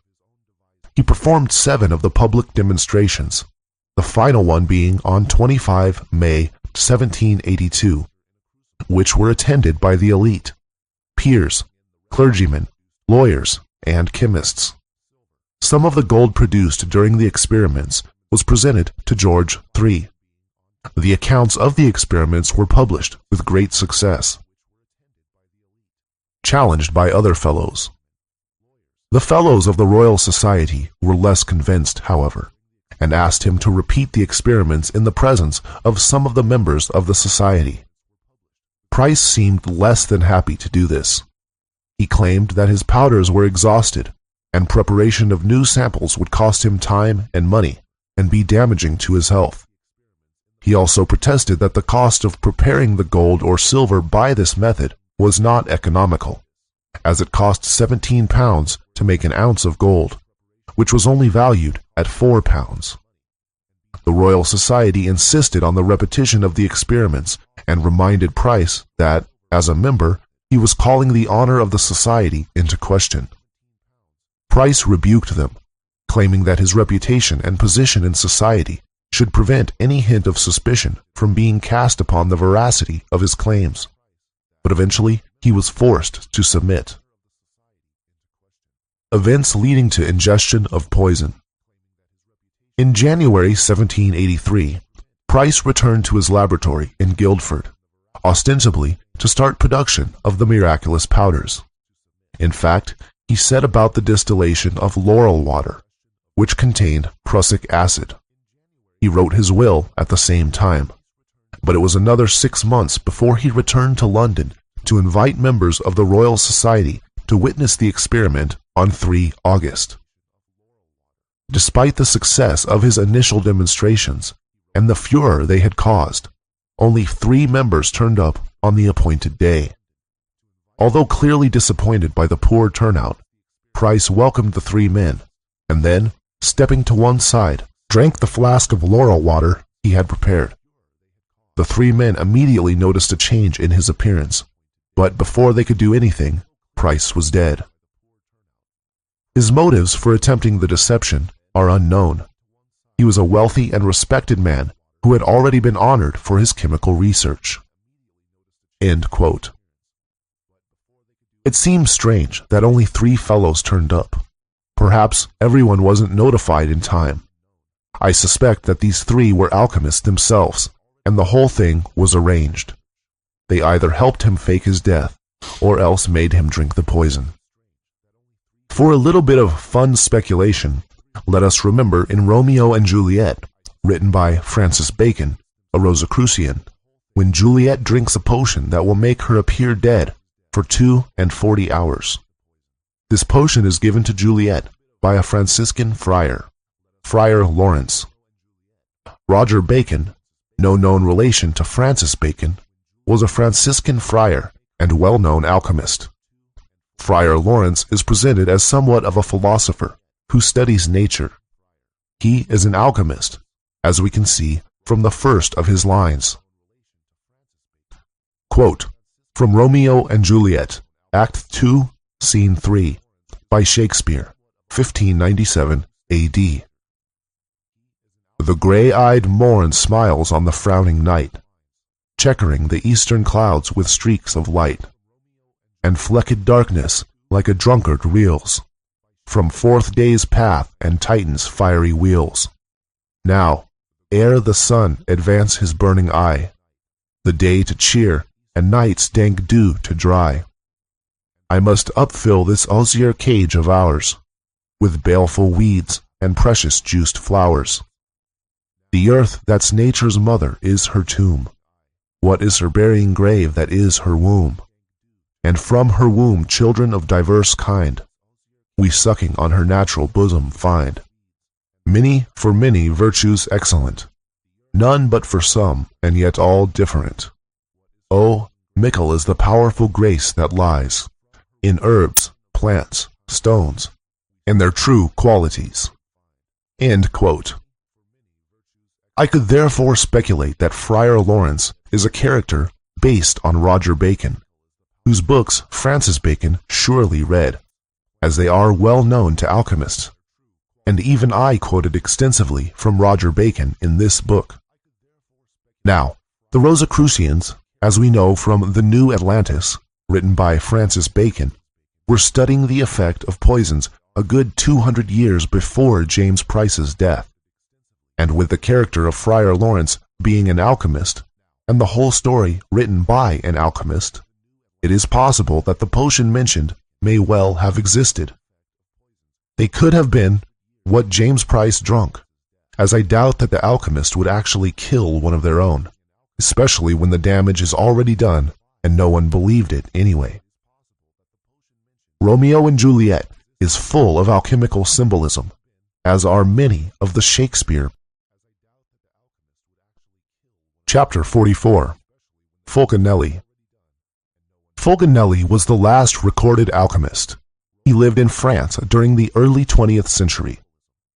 Fulcanelli's true identity is disputed. There is plenty of information and wild theories concerning Fulcanelli on the internet, so I will cover him only briefly. Fulcanelli wrote 2 books, The Mystery of the Cathedrals, 1922, and Dwellings of the Philosophers, 1929. Both books are primarily concerned with alchemical symbolism in architecture. The latter book also includes some interesting thoughts regarding chemistry. Fulcanelli did not obtain the stone until 1932, after writing his 2 books, which is important to consider as he makes some statements which seemingly contradict the older alchemist. The most notable being that he claims the fermentation process makes the stone only capable of transmuting metals, which I covered in the Contradictions chapter. Other contradictions include Fulcanelli claiming that the pretended Brotherhood of the Rose Cross never had any social existence, which is neither logical, and nor does he offer any evidence to support his claim against that which has evidence. The reason Fulcanelli deserves a special mention, instead of just being another obscure alchemist, is because his books show a more modern and scientific take on alchemy. Additionally, his existence shows that alchemy was still alive and well up until very recently. If I'm honest, I think that Fulcanelli did not help anyone by publishing his books. They are full of the type of symbolism that you must already know in order to understand, and I personally feel this type of thing is only a hindrance. You can only understand his symbolism if you already understand his symbolism, which makes it all redundant. Such endless symbolism serves to unnecessarily complicate the truth, bringing people away from the guidance of nature and towards the vain products of imagination and excitement for shadows. Chapter 45. Where did they go? Where did the alchemists go? Are they still wandering around somewhere? What happened to the Rosicrucians? The first consideration is that many of the alchemists are likely dead now. Just because they can live forever does not mean that they would want to. Eventually, life gets boring.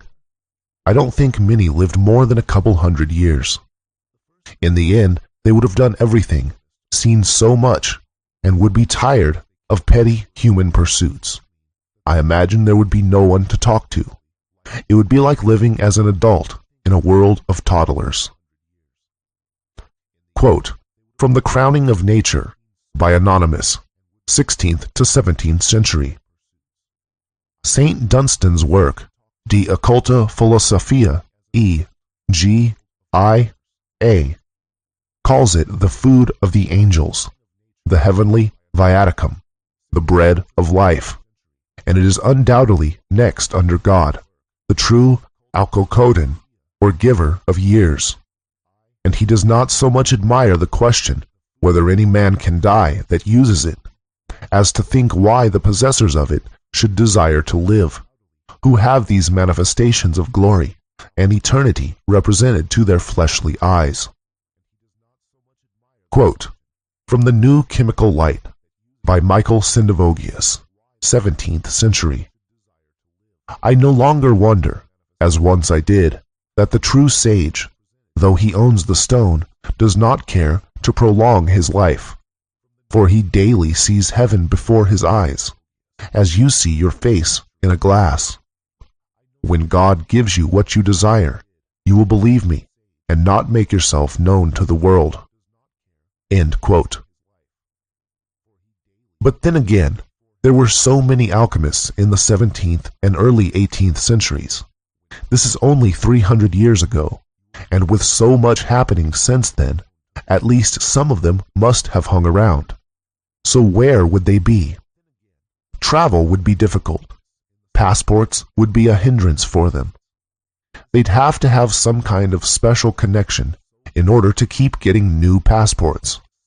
But then their connections would keep dying.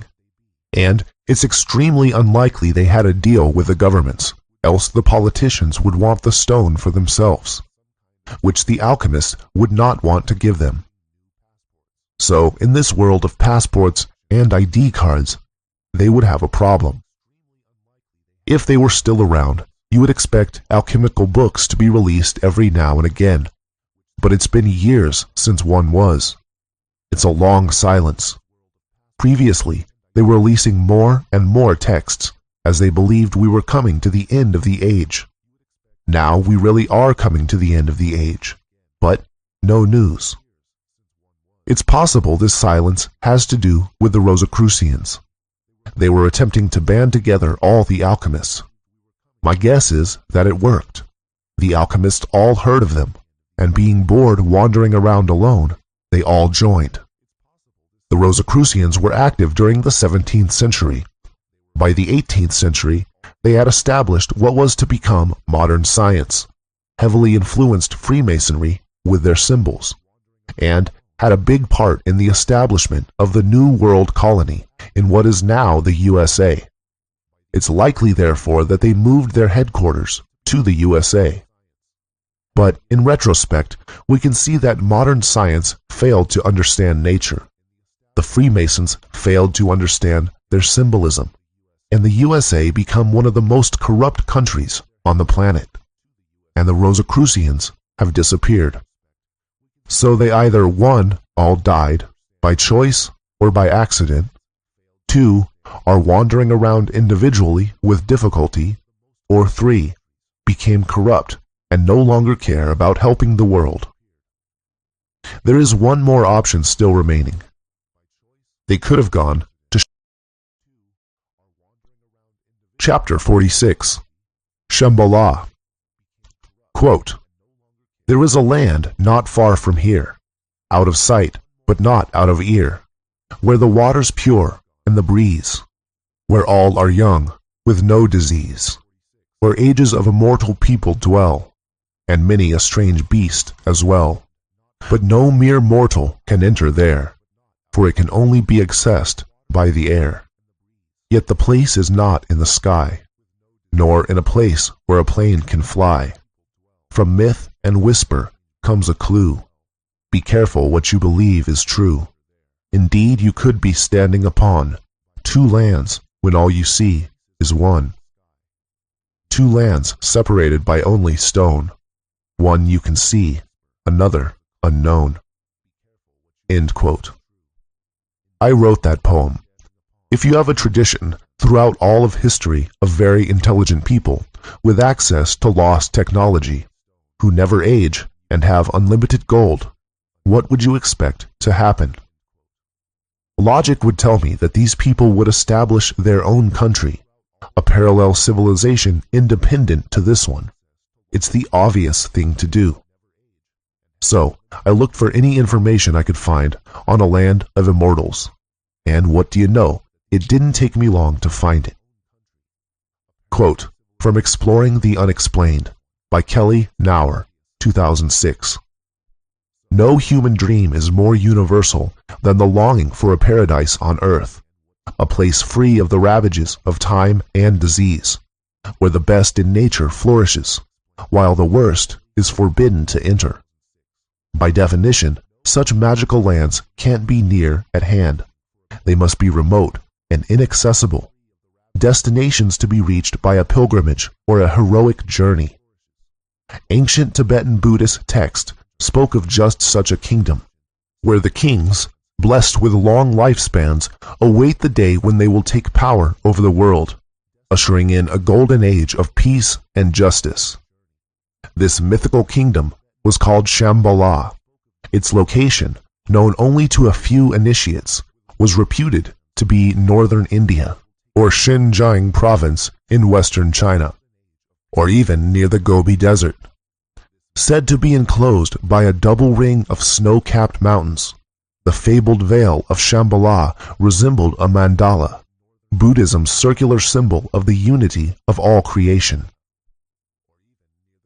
Quote, from Shambhala, The Fascinating Truth, by Victoria LePage, 1996. For thousands of years, rumors and reports have been circulating among the cognoscenti of the nations, suggesting that somewhere between Tibet, among the icy peaks and secluded valleys of Central Asia, there lies an inaccessible paradise, a place of universal wisdom and ineffable peace called Shambhala, although it is also known by other names. It is inhabited by adepts from every race and culture who form an inner circle of humanity, secretly guiding its evolution. In that place, so the legends say, sages have existed since the beginning of human history, in a valley of supreme beatitude that is sheltered from the icy Arctic winds, and where the climate is always warm and temperate. The sun always shines, the gentle airs are always beneficent, and nature flowers luxuriantly. There in a verdant oasis, only the pure of heart can live, enjoying perfect ease and happiness and never knowing suffering, want, or old age. Love and wisdom reign, and injustice is unknown. The inhabitants are long-lived, wear beautiful and perfect bodies, and possess supernatural powers. Their spiritual knowledge is deep, their technological level highly advanced, their laws mild, and their study of arts and science covers the full spectrum of cultural achievement, but on a far higher level than anything the outside world has attained. Into this basic theme of the northern utopia, popular folklore has woven strange and wonderful features. This place is invisible. It is made of subtle matter. It is an island in the sea of nectar, a heavenly piercing mountain, forbidden territory. The ground is strewn with gold and silver, and precious jewels bedeck the trees. Rubies, diamonds, and garlands of jade. The place is guarded by great devas from another world, and by walls as high as heaven. Magic fountains, lakes of gems or crystal, and the nectar of immortality. Wish-fulfilling fruits and flying horses, stones that speak, subterranean caverns filled with all the treasures of the earth. These and many more wonders embellish the landscape of the primal paradise that seems to express the deepest yearnings of the human heart. Numerous sources support the tradition that Shambhala once lay near the North Pole. The Scythian, a branch of the Vedic peoples who roamed the Central Asian steppe in the first millennium BC, told of a wonderful place similar to Shambhala that lay far to the north. They said that if one traveled far enough, one came to lands of mythical and fantastic tribes, and beyond them to the Riparian Mountains, which lay in a desolate waste of snow and darkness that no mortal could cross. Beyond that barrier lay a beautiful country, warm and sheltered from the icy winds outside, where the sun rose and set only once a year, as it does within the Arctic Circle. And there a happy race lived in parklands full of flowering trees. According to the ancient Greeks, this was the northern station of their Delphic god Apollo, the god of medicine, and the land of the legendary Hyperboreans, to which Apollo returned every 19 years, riding the sky on a chariot drawn by swans. It was a secret paradise where the heavens turned on the polar axle, which the Hyperboreans revered as the pillar of Atlas and heaven-bearer, and it belonged to a wise and prosperous people who lived for 1,000 years in harmony with each other, free from suffering, sickness, and old age. To the Greeks, these semi-deified sages were the stuff of myth, for their land was accessible only to gods and heroes, not to mere mortals, and could only be reached by an aerial way. The poet Pindar wrote that neither by ship nor by foot couldst thou find the wondrous way to the assembly of the Hyperboreans. Air travel is another recurring theme in the legends of Shambhala. Interstellar travel was attributed to its inhabitants long before the development of modern technological and astronomical knowledge. According to ancient Chinese lore, the aircraft and space vehicles of the immortals journey among the stars, observing the habitants of other races and kingdoms. Andrew Thomas says there is a well-known Tibetan legend that the Chintamani stone, whose inner radiation is said to be mightier than radium, was brought to earth on the back of a winged horse or a lungta, which he believed to be a metaphor for a space vehicle. Lungta was supposed to be able to traverse the whole universe as a messenger of the god, and tales of Tibetan kings and saints making flights on it over enormous distances circulated in Tibet for centuries. Quote, from Shambhala, A Real Place or Only Myths? By bibliotecapleiades.net. Tibetan sacred texts speak of a mystical kingdom called Shambhala, hidden behind snow peaks somewhere north of Tibet, where the most sacred Buddhist teachings, the Kalachakra or Wheel of Time, are preserved. It is prophesied that a future king of Shambhala will come with a great army to free the world from barbarism and tyranny, and will usher in a golden age.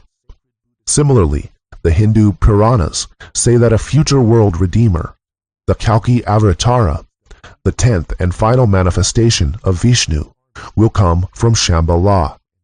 Both the Hindu and Buddhist traditions say it contains a magnificent central palace radiating a powerful diamond-like light. Quote from Atlantis Rising number 21 by AtlantisRising.com.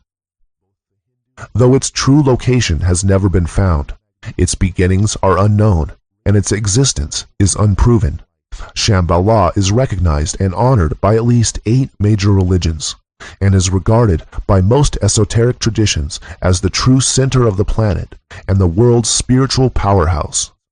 It is said to be inhabited by adepts from every race and culture who form an inner circle that secretly guides human evolution. This remarkable kingdom reputedly exists both above and below ground, with a network of tunnels hundreds of miles long. Cars of strange design flash along their length, writes Andrew Thomas, author of Shambhala, Oasis of Light, and they are illumined by a brilliant artificial light which affords growth to the grains and vegetables and long life without disease to the people. Quote from Agartha by en.wikipedia.org. Agartha, sometimes Agartha, Agartai, Agartha, or Agartha, is a legendary city that is said to reside in the Earth's core. It is related to the belief in a hollow Earth and is a popular subject in esotericism. Agartha is one of the most common names cited for the society of underground dwellers. Shambhala, also known as Shambhala or Shangri-La, is sometimes said to be its capital city. While once a popular concept, in the last century little serious attention has been paid to these conjectures, and the theory is not supported by modern science. Ferdinand Antoni Ossendowski's 1920 book, Beasts, Men, and Gods, discusses Agartha. The myth of Agartha is also known as Shambhala, as it was known in India, the underworld realm peopled by initiates and led by the masters who are the spiritual leaders of humanity. Quote from Mistaken Foreign Myths About Shambhala by Alexander Berzin, 1996. In the 1922 book Beasts, Men, and Gods, Ferdinand Ossendowski, 1876 to 1945, a Polish scientist who spent most of his life in Russia, wrote of his recent travels in Outer Mongolia during the campaigns of Baron von Ungern-Sternberg. Ossendowski related that several Mongol lamas had told him of Agarti, an underground kingdom beneath Mongolia, ruled by the king of the world. In the future, when materialism would ruin the world, a terrible war would break out. At that time, the people of Agarti will come to the surface and help end the violence.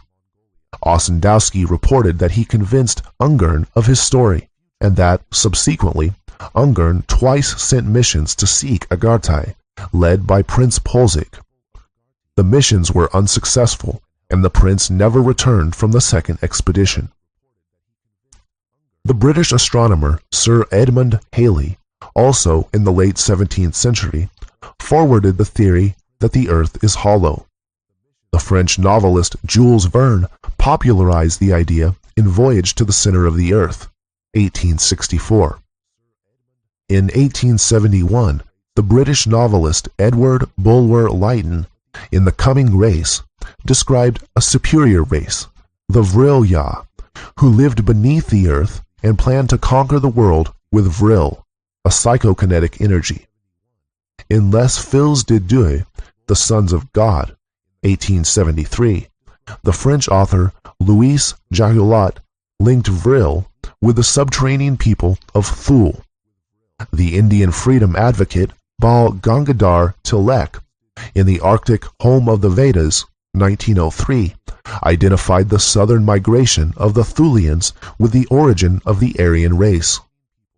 In 1908, The American author Willis George Emerson published the novel The Smoky God, or A Voyage to the Inner World, which described the journey of a Norwegian sailor through an opening at the North Pole to a hidden world inside the Earth. End quote. Chapter 47. UFOs. Quote, from Altar of the Therific Tie by B.M.I. of the Rosicrucians, 1616 A.D. We have in these times many things, which were invented by the ancients, which we admit and experiment with, and readily allow them to pass, which if rightly looked at, are hardly to be comprehended by human mind. End quote. UFOs. One of the most avoided topics in the world. Why are people scared to talk about UFOs? It's as if we've been programmed to consider anyone who talks about such things as crazy. We can talk about all kinds of strange things, but we can't talk about UFOs. We deliberately avoid this one topic for no apparent reason. Paul Hellyer is the former Deputy Prime Minister of Canada and ex-Canadian Minister of National Defense. Even when this guy talks about UFOs, nobody listens. In Britain, on 2nd July 1995, the big London daily, The Mail, reported that Nick Pope, head of the Ministry of Defence's Air Staff Secretariat's Office of Special Reports, had resigned and publicly announced that he is a believer in UFOs and had seen numerous official reports while working in the Ministry of Defense. There are also plenty of paintings of UFOs which are already hundreds of years old. Look up UFOs in art. I could go on, but there's no point. There is overwhelming evidence already. I just hope you see how this all fits together and who really flies those UFOs. The following is the transcript of a recording from the 1972 UFO conference at Tampa, Florida. Quote, from Professor Robert Carr, 1972. Moderator. It was Professor Carr who sent shockwaves through the Pentagon and the Air Force on October 14th, when he accused the Air Force of not telling the truth about flying saucers. At a news conference in Tampa, Florida, Professor Carr said he had information that the Air Force had 2 flying saucers and the bodies of 12 spacemen on ice in a refrigerated building at Wright-Patterson Field in Dayton, Ohio. At the Flying Saucer Symposium, Professor Carr talked for an hour about what he calls the worst-kept secret in the world. The discovery in February 1948 of 2 flying saucers in northwestern New Mexico near the town of Aztec. It is known throughout the academic world, the medical world, it is known throughout the Air Force, and above all it is known throughout the CIA, that the air intelligence at Wright-Patterson Field has in its possession a spacecraft 31 feet in diameter, and it is entirely undamaged, except for a small hole broken in the plastic dome, in the transparent plastic dome that covered the cockpit. And because of this accident in space, the 12 small human beings, died suddenly of decompression, in the purely mortal way that the Russian astronauts perished last year in a similar accident of decompression during re-entry. They were not shot down by our fighter planes. They suffered an operational loss. However, in this particular case, it was very fortunate that our alert radar net in the western states had the UFO on its screen. In fact, 3 radar stations were tracking an unidentified object at immense altitude and traveling at unbelievable speed when it stopped, fluttered, went out of control, and fell, circling toward the Earth. Because 3 radar stations were locked on it, they were able to triangulate the point at which it reached Earth. That point was 3 miles west of the small town of Aztec, New Mexico, in the northern part of the state, near the Colorado line. At that time, I owned and operated a ranch in the high mountains of northern New Mexico. It happened in my neighborhood. All available law enforcement officers were rushed to the scene, and planes were flown from the nearest Air Force Base, which is Edwards Air Force Base in the Mojave Desert. And, as they landed, there was a silvery gleaming disc-shaped spacecraft standing on a tripod landing gear. Apparently, it made an automatic landing after its occupants had died.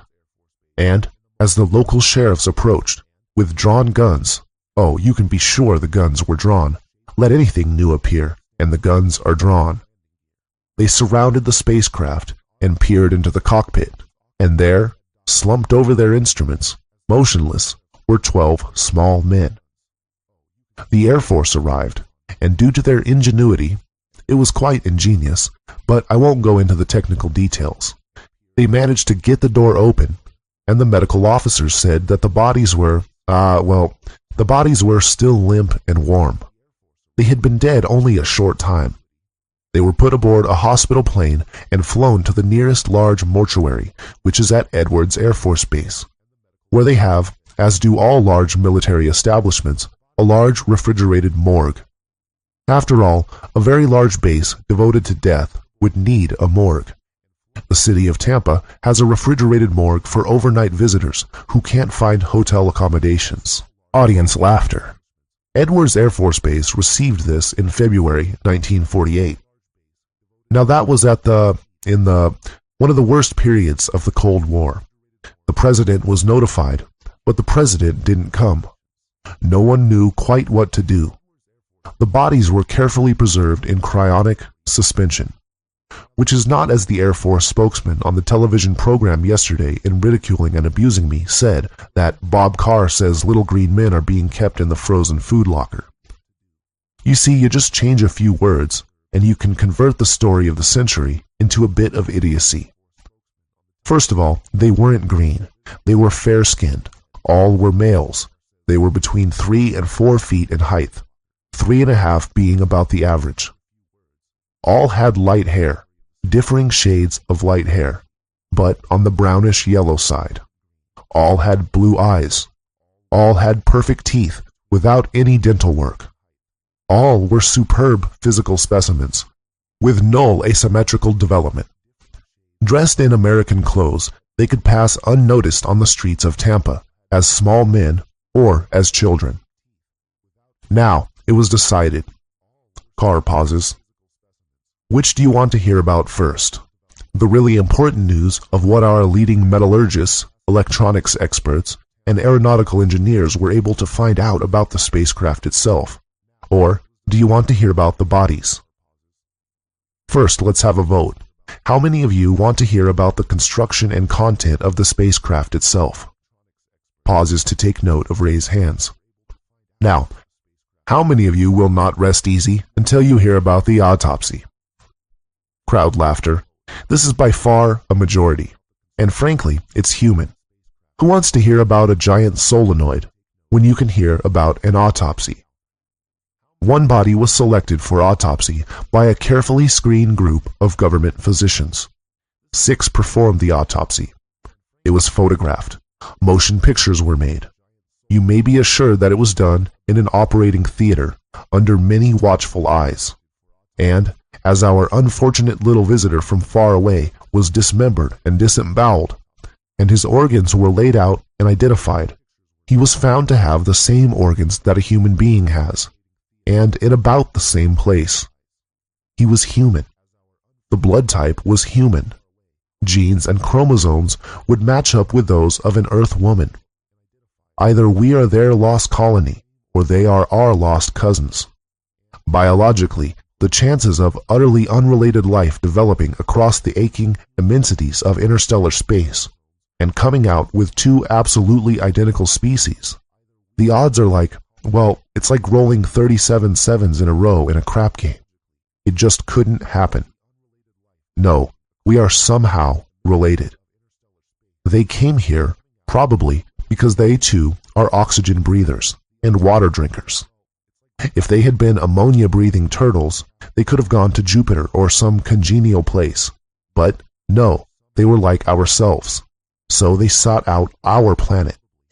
Undoubtedly, there has been an unbroken link going back a long time. Everything was quite normal until the celebrated brain surgeon got out his horrid little saw and sawed open the skull and laid bare the right hemisphere of the brain.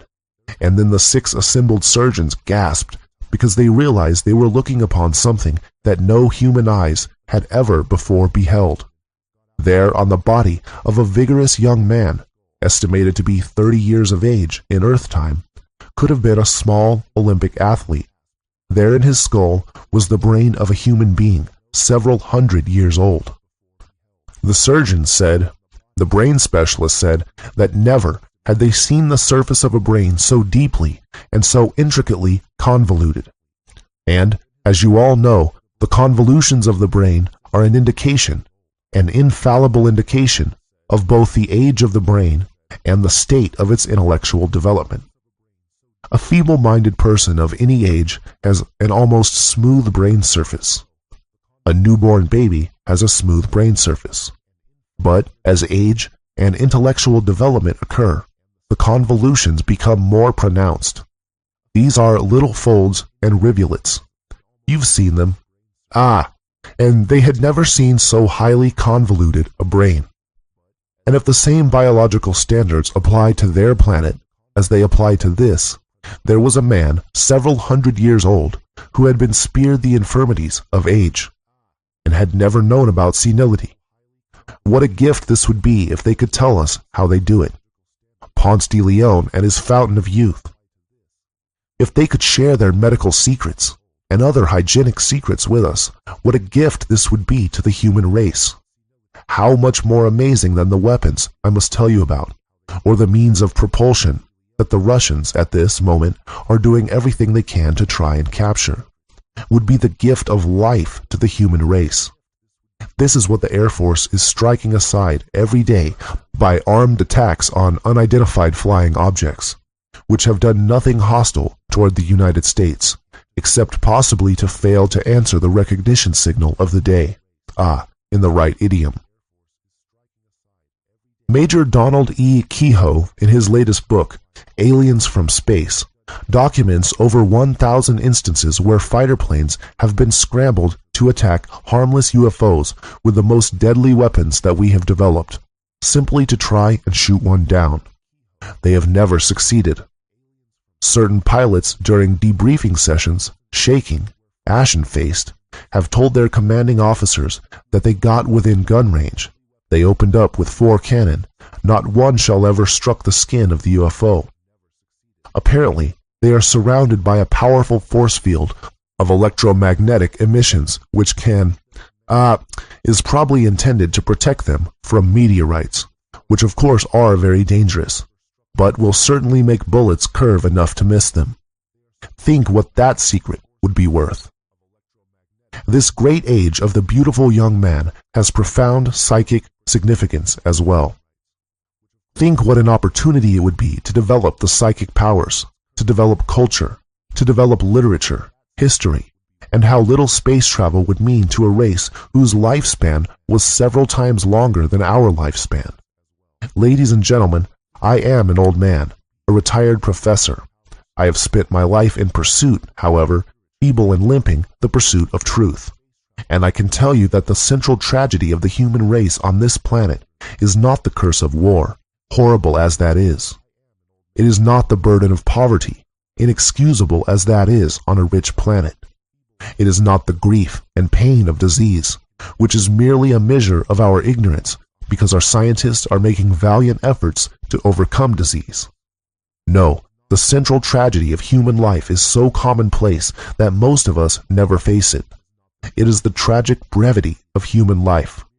A man or woman just about learns to do his or her job well, and we retire them.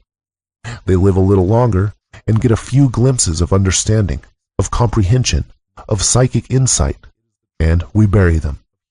The life is over long before 100 years. A 100-year-old person is quite a curiosity, and is usually quite feeble. Or, as a Pennsylvania Dutch farmer once said to me, in a very pithy statement, which is much more eloquent than my plea, so slow we get smart, and so quick we get old. That is the tragedy of human life, and that is one of the secrets that our friends from space, that is one of the benefits they might bring us in this 20th century. If we would only stop shooting at them and let them land in peace at a designated safe zone in the southeastern United States, southwestern United States, at a certain part of New Mexico where there are no military installations for many miles, would be plainly designated as a safe landing zone. This is Operation Lure, and I want to tell you that in the entire 25 years that we have been shooting at them, there is not one authenticated case of a UFO intentionally harming a human being. Imagine what patience and what forbearance for them to have been fired upon and chased and repulsed in their efforts to be friendly and not once have harmed a human being. Let us prepare our minds then by banishing fear. Let us put aside all boogeymen and silly talk of little green men and bug-eyed monsters. And furthermore, those who talk that way, let us gently correct them. They're doing a very great disservice to our country, especially to the children. A little child called me up in the middle of the night last night. Is it true we are being invaded from Mars? That's cruel to children. There's nothing to be afraid of. Now, we also stop calling them UFOs, because if anything in the sky has ever been fully identified, it is the so-called unidentified flying object. The Air Force has spent millions photographing them up close, studying them, measuring them, and have quite a collection of photographs, hundreds of feet of motion picture film, and all of this, of course, had to be withheld from the American people. Not through any sinister conspiracy, but for our own good. Because back in the days when this material evidence came into the possession of air intelligence, most of you are too young to remember, but we were in the worst days of the so-called Cold War. People here in Tampa were digging air raid shelters in their backyards. If a truck backfired, school children dove under their desks thinking the Russians had attacked. And when the spacecraft itself, with the 12 dead occupants, was picked up, then of course the Central Intelligence Agency had to intervene. Up until that time, it had been an Air Force problem, chasing spooks, chasing something. But when a foreign intrusion occurs, the appearance of the CIA on the scene is prima facie evidence that the UFOs are real. Let me repeat, the CIA would never have taken over had there not been real UFOs from another world. How foreign can you get? So they, in their wisdom, caused the Brookings Institution in Washington to make a national survey to predict what the effect on the national psychology would be if the president came on the air and calmly announced that, ladies and gentlemen, these things you are seeing are real. They're from another world. They are piloted by intelligent small human beings like ourselves. There is nothing to be afraid of, and will everybody please stop shooting at them? The Brookings Institution replied that this must never be released because the American people are teetering on the ragged edge of hysteria already. The nervousness, the tension over the Cold War is so great that for the president to make such a statement official, to give it sanction, would be too much. Too many people would go over the deep end. End quote. Chapter 48. New World Order. I will now write a few words on the New World Order. There is a prophecy of the New World. Every religion has this prophecy, which is the prophecy of the return of the Golden Age. Freemasonry was influenced with symbolism for the New World, but it originally comes from astrology, real astrology, not the popular modern astrology. The preparation for the Golden Age, or New World, has been going on since we left the Golden Age, thousands of years ago. Now we are just about there. Anyway, what happened is that when alchemy was no longer believed in, and the alchemist disappeared, the symbolism, legends, and prophecy still remained. There was all this prophecy and symbolism saying that certain very wise and powerful people would initiate and oversee the transition into the new world. This caused certain people who were initiated into the symbolism but without full understanding of it, to think that they were at the top of the invisible ladder. These people thought, and still think, that they are the people who are to oversee the transition into the Golden Age. But these people are not alchemists, nor do they understand nature, nor are they wise. It is the wise who are supposed to oversee the transition, but not seeing this, certain people thought they were the people. So this particular group of people formed their own new secret society for people who are rich and powerful and believe in their plan for the New World Order. Since the New World Order folk don't understand nature, they think that civilization will continue to develop in a linear fashion, in a straight line, whereas in truth, development is circular. Because of their linear belief and power to see what is really happening in our corrupt civilization, they soon realized that civilization is heading toward a point of collapse. Now, the prophecy says that a lot of people will die, all the ignorant people, in the catastrophe before the New World. And the New World will be glorious, and there will be no wars, etc. Considering all this, these New World Order folk have decided that they will fulfill the prophecy by killing lots of bad people, which they interpret as everyone who is not directly useful to them. At the same time, they will bring all countries together into one nation, and they will control all people to such an extent that it's not even possible to do anything they don't want you to do. Thus, there will be no wars, and they think they will have made the world a better place. To give these New World Order folk the benefit of the doubt, they were trying to help. If development was linear, and if no one did anything, our civilization would certainly collapse. But actually, this is what is supposed to happen. If any of you New World Order folk are reading this, I hope you now understand, and you will come back to the good side. Unfortunately, I fear that the systems are already in place, and the ball is already. Chapter 49. Mythology. Almost all mythology is an allegory for one of the three sacred sciences: alchemy, astrology, and geometry. Alchemy is the science of nature. Astrology is the science of time, and therefore prophecy. Geometry is the science of mathematics, shapes, and music. All of these relate to each other, of course. Here I will quote some myths allegorical for alchemy.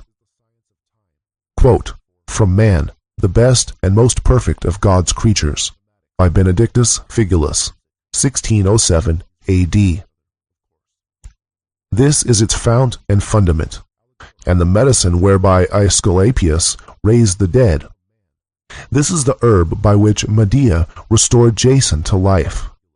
This is the secret substance brought from Colchis by the Argonauts under Jason, with so much journeying and pains, and hence called the Golden Fleece, partly because this science excels in virtue all others, as the sun does stars, and gold the other metals, and partly because that fleece was a book written with golden letters, according to the testimony of Sudeus, historiographer of the chemical and medical arts, and containing a full account of the preparation of the medicine.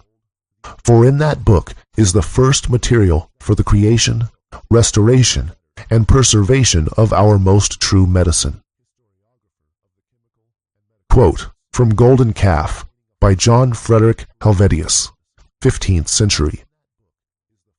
The sages have seen the river in which Aeneas was cleansed of his mortality, the river of Pactolus in Lydia, which was changed into gold by King Midas bathing in it, the bath of Diana, the spring of Narcissus, the blood of Adonis trickling upon the snowy breast of Venus, whence was produced the anemone, the blood of Ajax, from which sprang the beautiful hyacinth flower, the blood of the giants killed by Jupiter's thunderbolt, the tears which Althea shed when she doffed her golden robes, the magic water of Medea, out of which grass and flowers sprang forth, the potion which Medea prepared from various herbs for the rejuvenescence of old Jason, the medicine of Asclepius, the magic juice by the aid of which Jason obtained the golden fleece, the garden of the Hesperides, where the trees bear golden apples in rich abundance.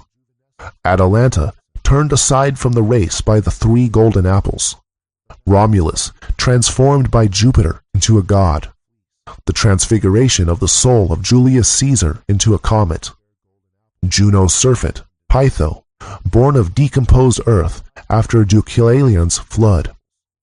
The fire at which Medea lit her 7 torches. The moon, kindled by Phaethon's conflagration. Arcadia, in which Jupiter was wont to walk abroad. The habitation of Pluto, in whose vestibule lay the 3-headed Cerberus. The pile on which Hercules burnt those limbs which he had received from his mother, with fire, till only the fixed and incombustible elements derived from his father were left, and he became a god, and the rustic cottage whose roof was made of pure gold. End quote. One of my favorites is the Greek myth of Prometheus, who stole fire from the gods and gave it to mankind. The fire here is a metaphor for the stone. The gods are those elitists who are keeping the stone only for themselves. The myth of Prometheus continues with the more well-known myth of Pandora and her box. Quote from Pandora's Box by en.wikipedia.org. When Prometheus stole fire from heaven, Zeus took vengeance by presenting Pandora to Epimetheus, Prometheus's brother. With her, Pandora had a jar which she was not to open under any circumstance. Impelled by her natural curiosity, Pandora opened the box jar, and all evil contained escaped and spread over the earth. She hastened to close the lid, but the whole contents of the jar had escaped, except for one thing which lay at the bottom, which was hope. End quote. The myth of Pandora's box is the same as the Garden of Eden, Tree of Knowledge, Tree of Life fiasco. These are both allegories for mankind leaving the Golden Age, becoming corrupt and curious, which is to say that when mankind starts being selfish, instead of living in harmony with nature and God, then things go downhill. But left in Pandora's box is hope, which symbolizes the return of the Golden Age again. Similar is the Hindu myth of Garuda, who stole the nectar of immortality from heaven and gave it to earth. This legend also includes the cycle, for Garuda made a deal with Vishnu to allow the nectar of immortality to go back to the gods after a certain amount of time, which is when it is lost again. The Garuda is the national symbol of both Thailand and Indonesia. The Garuda appears to symbolize a race of bird-like beings who were enemies with snake-like beings. There is a lot of mythology concerning the war of the birdmen and snake-men. Mexico also has an eagle eating a snake on their flag. However, they are not aliens or shape-shifting reptilians. These myths are from the Silver Age, when 2 races of humans were at war. One race lived in the mountains and had flying machines, whereas the other race lived near the sea and had submarines, and also flying machines. They were just different races of humans. Another Hindu myth, the churning of the ocean. At the suggestion of Vishnu, the gods, devas, and demons, asuras, churn the primeval ocean in order to obtain Amrita, which will guarantee them immortality. This story represents the process of making the stone and the cycle of time, with it becoming hidden and free again. Now, who remembers fairy stories? Fairyland was said to be a place underground. The fairies lived a long time. If you eat their food, you can't come back. Nowadays, we don't take such stories seriously, but once upon a time, people really believed this stuff. Perhaps it does have something to it. Quote from Green Children of the Wool Pit by en.wikipedia.org. The Green Children of Woolpit reportedly appeared in the village of Woolpit in Suffolk, England, sometime in the 12th century, perhaps during the reign of King Stephen. The children brother and sister, were of generally normal appearance except for the green color of their skin. They spoke in a strange language, and initially the only food they would eat was green beans. They eventually learned to eat other food and lost their green color, but the boy died.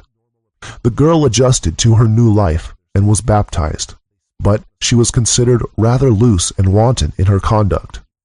After she learned to speak English, the girl explained that she and her brother had come from St. Martin's Land, an underground world whose inhabitants are green. Chapter 50. Frequency and Planes. We, and everything we see, operate at a certain frequency, or range of frequencies, frequency band. Everything we can see, touch, and manipulate is also at this same range of frequencies.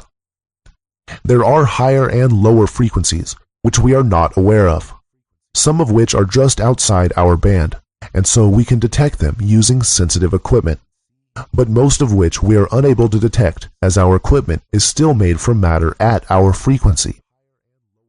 There are many frequency bands which we are totally unaware of, since they do not interact with anything at our frequency. If you can't see, hear, smell, taste, touch, or in any way detect something, then for us it is not there. But that doesn't mean it doesn't exist. We take for granted that solid objects can't pass through one another, but there is no scientific or natural law which says that two things can't be in the same place at the same time. The reason why we don't see two things in the same place at the same time is simply because the forces operating from these objects repel each other. This is why we can see and touch an object, because it repels light and our hands. But an object outside of our band of frequency would not repel this object, or us, or light, electromagnetic waves, which we can detect, and so we would not detect it.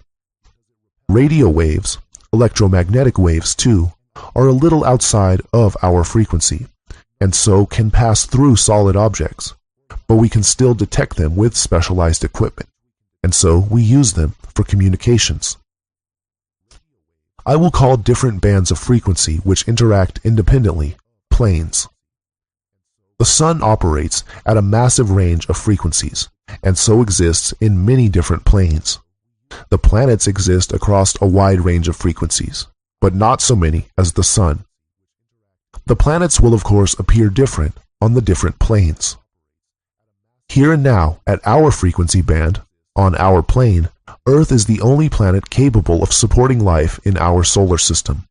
This is due to many factors, most notably the distance of the Earth from the Sun, and the atmosphere of the Earth at our frequency, and the abundance of water make it perfect for life.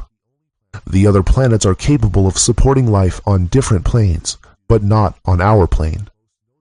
There will also be suns and planets on higher planes, higher frequency bands, or lower planes, which we can't detect at all. On vastly higher or lower planes, the concept of suns and planets likely doesn't exist, and there will be something else, which we have no concept of. Suns and planets are also evolving to higher frequencies through the cycles of nature, same as the development of the stone. We as humans are also evolving into higher frequencies. Actually, our souls exist totally outside this whole concept of planes, which I will cover later. Meanwhile, we are here, and we adopt bodies according to our spiritual development, which is just a way of saying frequency band we are tuned into. Our bodies can only exist on a planet which is capable of supporting them, which is why we are all here, because we are all tuned into this plane, and so born here on Earth. The Earth is about to shift to a higher frequency. Everyone who is unable to shift their frequency with the Earth will die, since Earth will become uninhabitable for the frequency they are tuned into. But no worries, as these people will be born again on another planet, which is more suitable to their development. The stone excels everything it interacts with, bringing it towards its own higher frequency. All frequencies are influenced by higher frequencies, but low frequencies cannot influence high frequencies. By expanding your awareness, traditionally by meditation, or by taking the stone, you can tune yourself into a higher frequency. In the past, this has meant leaving this world for a higher plane, but since Earth is shifting into a higher frequency itself, we can stay here for a while. Matter of like frequency will attract each other, which is the effect we call gravity. Therefore, higher frequency objects, which are still detectable, will be lighter, since they are less attracted by the object in this plane. Gravity will have less effect on them. This is why extremely enlightened individuals have a habit of performing miracles, such as walking on water or levitation. They are, however, still attracted by higher frequency objects, and if their development continues, then they will become more and more involved in the higher plane and tune out of this one. Frequencies attracting like also make it possible to attract circumstances and entire concepts just by thinking about them. This is what that popular book, The Secret, was all about, although it's not exactly a secret. Kind of obvious, really. The placebo effect works this way, too. As above, so below. Everything in the universe works on the same principles, big or small. A fundamental truth applies on every level. If something doesn't apply on every level, then it is not a real truth. It is true that solar systems and atoms work on the same principle. It is a harmonic principle they follow.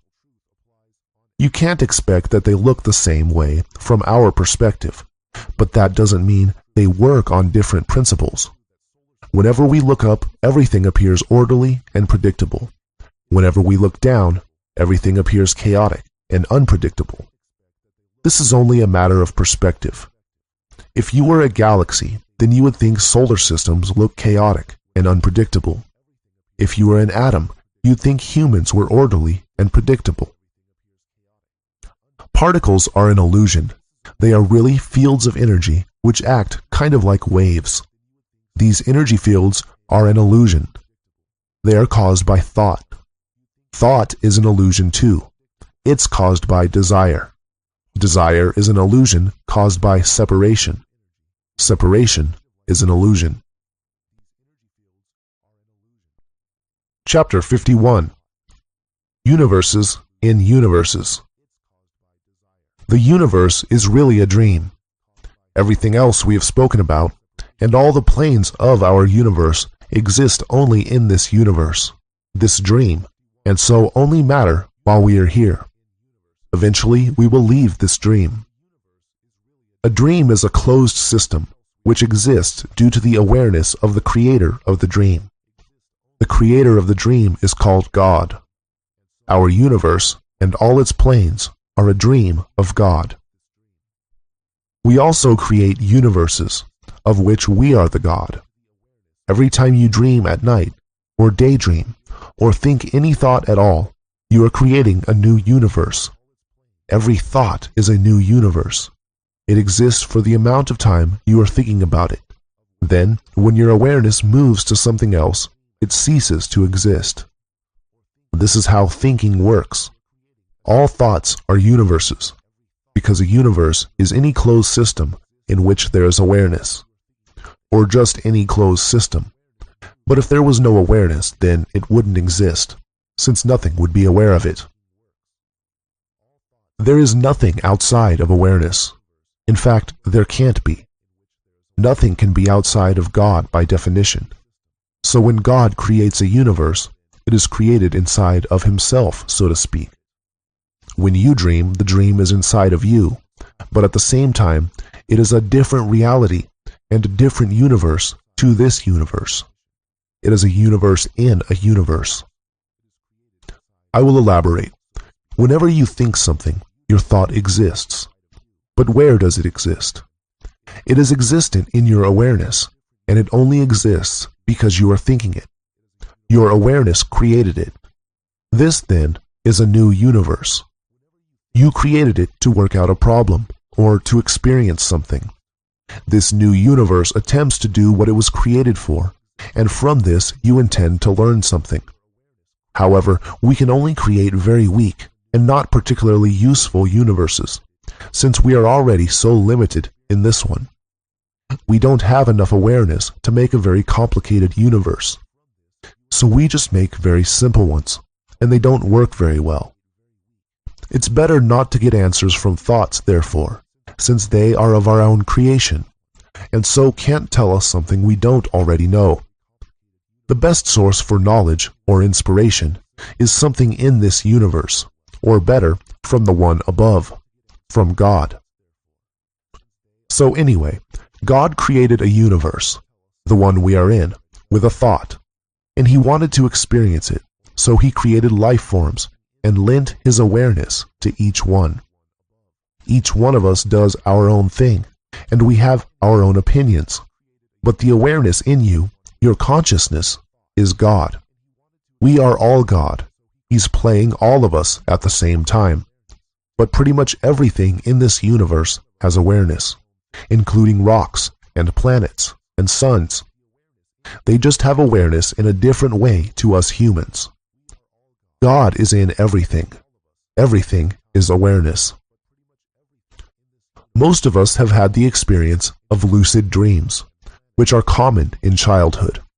A lucid dream is when you are dreaming and then suddenly you are aware that you are dreaming. You remember who you are, but you are still in the dream. At this point, it becomes possible to control the dream, and since it is a dream, you can make anything happen. Before you are lucid, you are running around in some dream story, thinking that you are this dream character. But when you become lucid, you remember yourself and stop acting.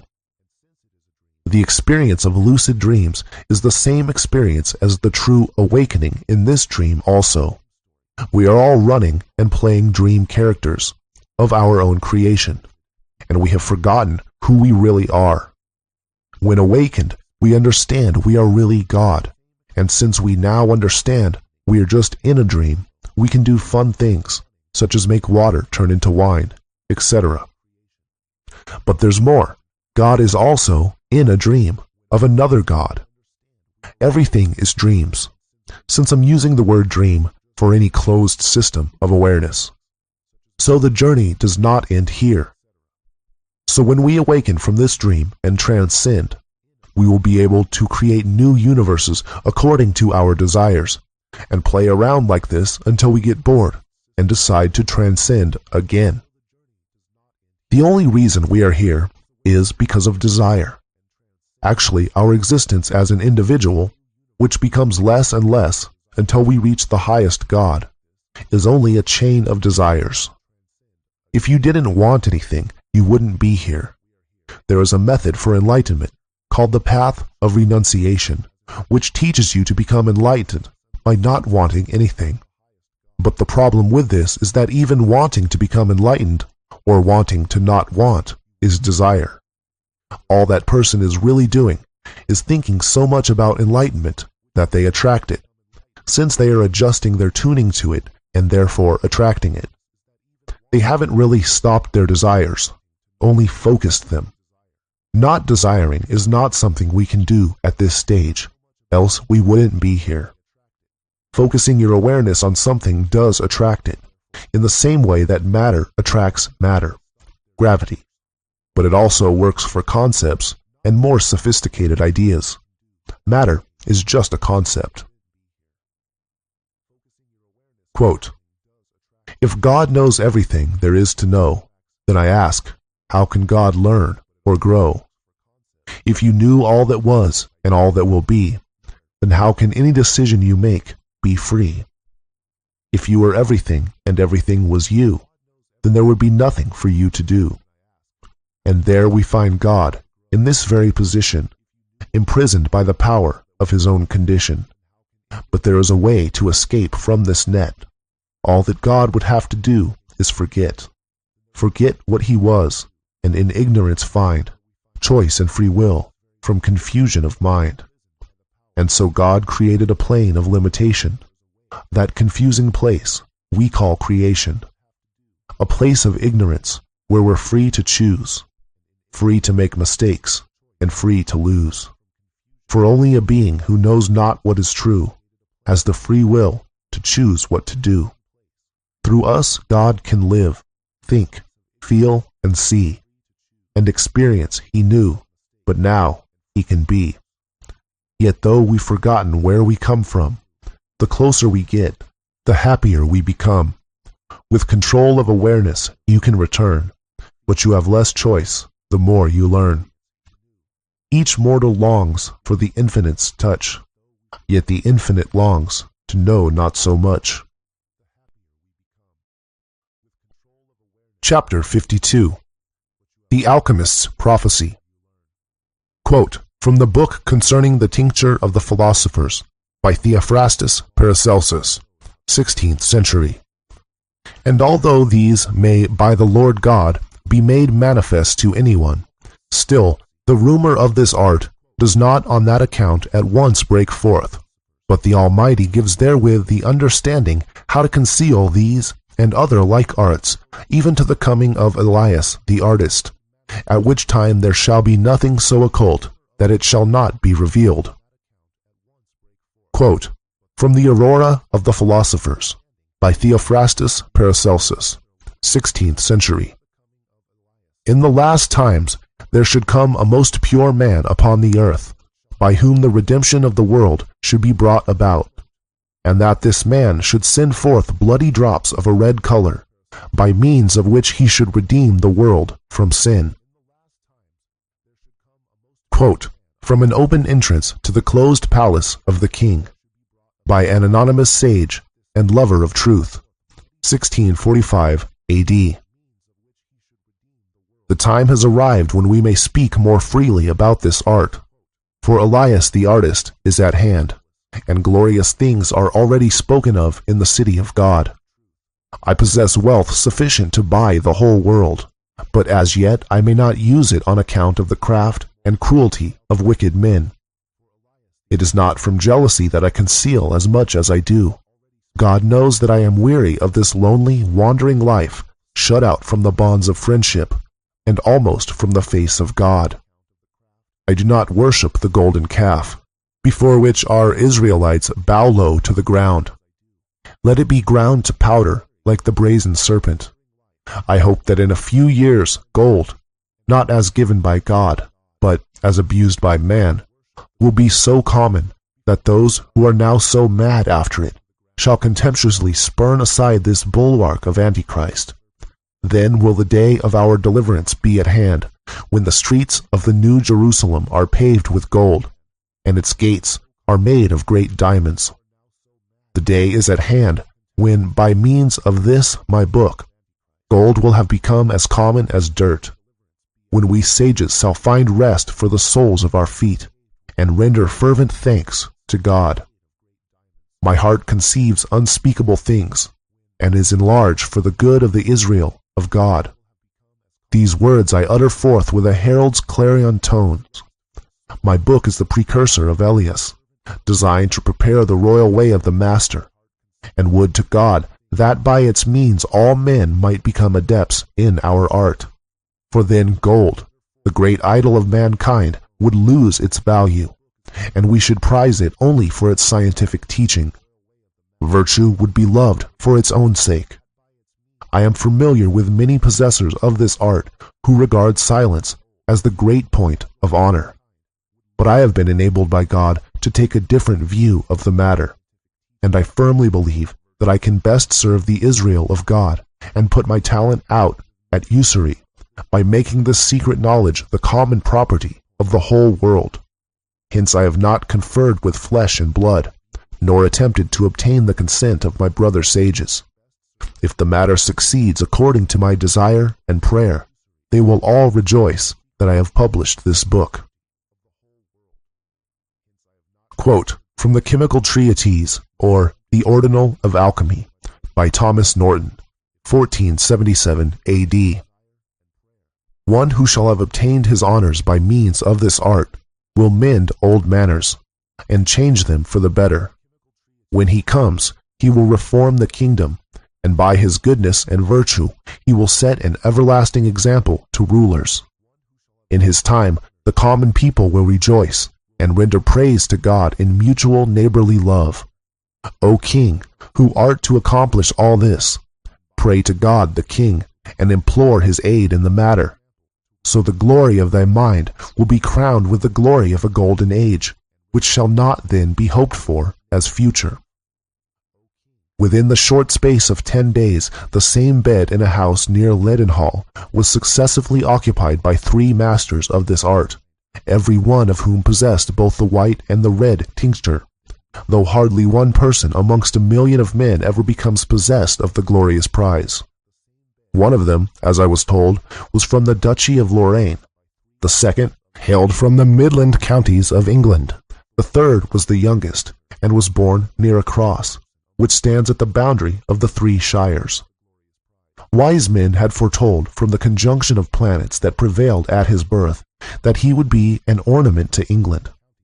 Anyone might travel through the length and breadth of Europe without meeting with 3 such masters. 2 of them are about to depart, but the third will remain and do much good in this part of the world. Nevertheless, the sins of our rulers will delay the good, which otherwise he might confer upon our country at once. The oldest of the 3 masters prophesied concerning this young adept, that he would have to endure much suffering at the hands of those who owed him the greatest debt of gratitude. He also uttered many other prophecies, some of which were verified by the event, while the rest remained to be fulfilled. One thing is most certain, he said. After great sorrow, there will be great joy in all parts of this country, joy which will be experienced by all good men. The youth inquired when this thing should be, and the old man's answer was that it should come to pass when the cross was honored by night and by day in the land of God and the land of light, which thing will happen in due time, but is delayed by the grievous wickedness of men. But when the blessed hour arrives, this art will be revealed to a king, and more glorious things will then be brought to pass than it is possible for us to enumerate in this place, when he shall have reformed our manners and abolished all abuses. He will investigate this science in secret, and will be instructed in it by hermits or monks. End quote. Chapter 53. Afterward. So there we have it. How to make the Philosopher's Stone. Sorry if this book seems a little rushed and my style informal. I wrote it in just 3 weeks, but everything you need to know is in here. So I know what you're asking now. Where is it, right? I'll come clean. I haven't finished it yet. At the time of writing, I'm up to the black stage. All the signs occurred exactly as predicted by the alchemists. So why did I write the book before finishing the stone? Because I felt that it was the right thing to do, is the simple answer. What happens if I get hit by a bus and never finish it? By putting out this book, I am ensuring the stone will be found, and it takes the pressure off me. Additionally, without a book of instructions, no one would understand how to multiply the stone, or how it works. It would be a somewhat confusing situation with the stone being distributed, and no one understanding what it is or what it does. Better you understand it properly before it comes. Furthermore, I'm hoping that some people are wandering around who have the stone, and on release of this book, they'll give it out. Or maybe the Shambhala people will reveal themselves.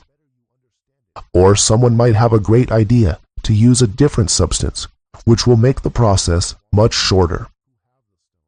Perhaps there is a vial of white or red powder in the basement of some church or museum. Try to project it, see what happens. If anyone finds the stone, you must give it out to the world. Who knows what will happen to me? I might just disappear. Quote, from The Crowning of Nature, by Anonymous, 16th to 17th century. He that knoweth not what he seeketh shall not know what he shall find. End quote. Chapter 54. Help. The only way this book will get around is if the reader, i.e. you, help to distribute it. It will not magically distribute itself. Without help from you to distribute, this book and the truths written herein will fade again into the forgotten realms of long-lost secrets. However, you found this book, whether it be a link from a website, on a forum, an email from a friend, or any other means. Someone made an effort to help distribute this book in order that you could find it. So I am requesting that you return the favor and pass this book along to more people. Whether you completely understand and believe what is written in this book, or even if you just think it an entertaining read, I am asking you to please help other people find this book. By passing it along, you are allowing each person to at least have the chance to come to their own opinion regarding the reality or unreality of alchemy and the stone. This book is free, so at any rate, you are only doing the other person a favor. They will read it if it interests them, and not if it doesn't, and then no harm done. While there may be a danger for me in writing this book, there is no danger for you in helping to distribute it. It will only require a small amount of your time, or as much as you are willing to give.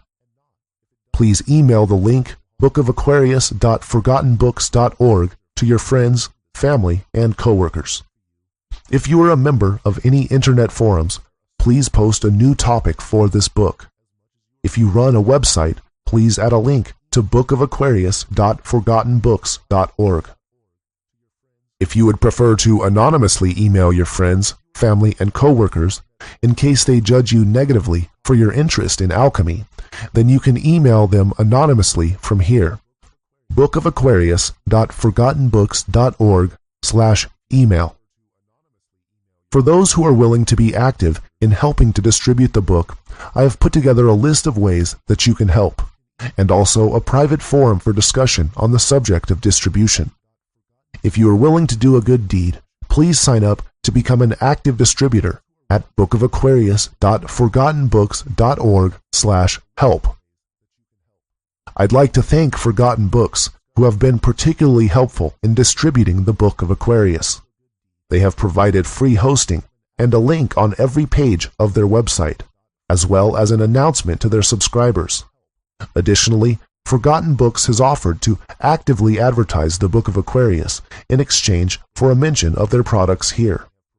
Of course, this book is completely free, but if you are interested in further reading and you would like to donate to the cause of helping to distribute this book in a monetary way, then Forgotten Books has promised to spend on marketing 50% of all revenue they make from sales of the physical book, which will be for sale on Amazon internationally, and also sales of their ebook membership, if you order through the link below.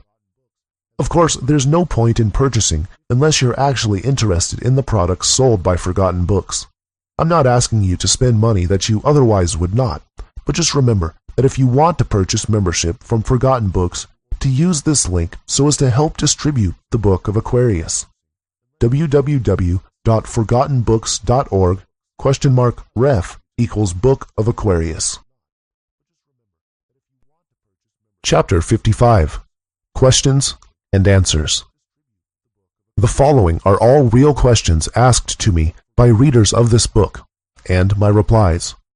Question: is this the same or similar to the white stone of urine, which was popular on the internet a few years ago? Answer: no. The white stone of urine was a misinterpretation of the alchemical writings. They took certain metaphorical parts literally, and so were involved with taking the oil of the urine, etc. This would not and did not work. In order to make the stone, we have to follow the guidance of nature.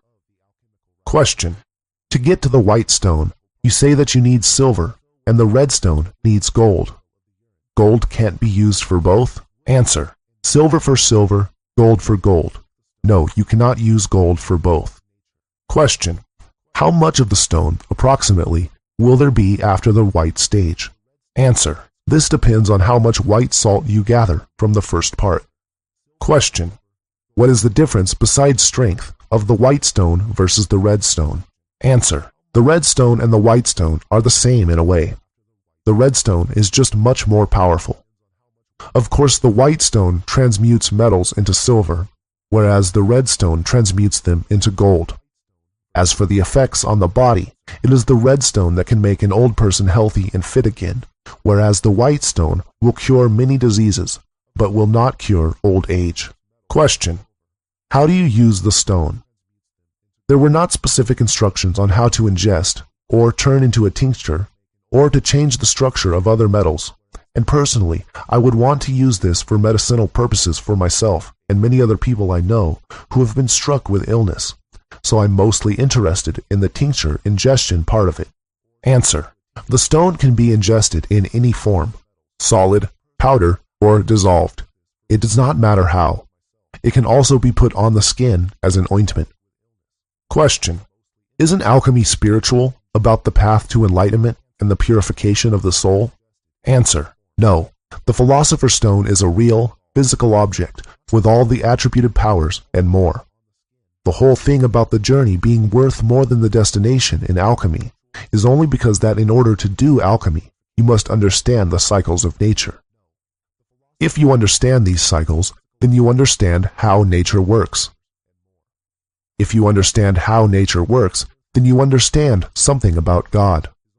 But there are no magical effects just from trying to make it. Certainly, it will give you meaning to your life and peace of mind, which you could say is worth more than anything else. Question: I already have a medical condition, implant, pacemaker. What would happen if I take the stone? Answer: you will be cured. Any foreign body inside of you will either be ejected or dissolved. Question: what would happen if I fed the stone to my dog? Answer: same effect as on a human. Question: if one is to eat the stone daily to sustain its effects, are we meant to have the process constantly running? Answer: no, it can easily and quickly be multiplied once completed. Question: can my stone made out of my urine be used to heal someone else if they consume it? Answer: yes, there's nothing special about whose urine it is. You could even use the urine of an animal. Question: since the stone is made from urine, will diet affect it? Answer: possibly by a tiny degree, but I doubt it makes a big difference and is not worth worrying about. If you are alive, then your urine will be alive enough to make the stone. Question: is there a shortcut? Answer: there's no shortcut I know of, although I'm not claiming one does not exist. The white stone is the first you get, which is less powerful and won't keep you from death. It might cure a cancer, but it won't make you immortal. The red stone is the one that really makes you into something special. Question: why would you not need to eat if you ingested the red stone? Answer: this is how the stone works. It provides what I am calling life energy, which is what everything is made of. Any particle can be broken down into this and then remade into a new element. So when you ingest the stone, you don't need to eat anything else. You now have everything you need. Your body will convert it into exactly what it wants. When you eat food, this has to be digested in your stomach in an attempt to extract some life energy from it. So we are all living off just a little bit of energy, what we can extract from food, drink, and air. Lighter foods are easier to digest, so easier to extract the life energy, which is why they are more healthy. Question: if one is on medication, will it affect the stone? Also, would taking vitamins make it stronger or affect it in any way? Answer: unlikely. It doesn't matter too much what the content of the urine is, remember. We just want the volatile particles, whatever that may be. Question: you claim that the stone is made out of only one substance, and backs it up with quotes. However, then states about mixing water, gold, and silver into the mix. That is no longer one substance. Answer: there's no water added.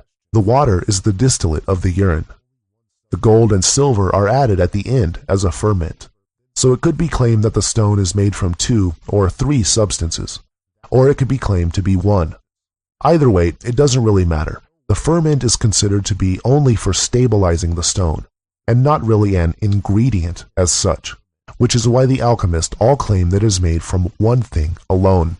Question: since energy cannot be created nor destroyed, even if the urine contains life energy, or chi or whatnot, 1 liter of urine will contain the same amount of it today as it will in 3 years. Answer: matter contains a lot of energy, but it is already in a stable form, which is why we can't just turn any matter into energy. The process of making the stone breaks the matter down into energy, then traps it with the stable form of the ferment, silver or gold. Question: you say that the substance mixed with anything makes more of itself, since it breaks down the other substances and just further mixes it with its own structure.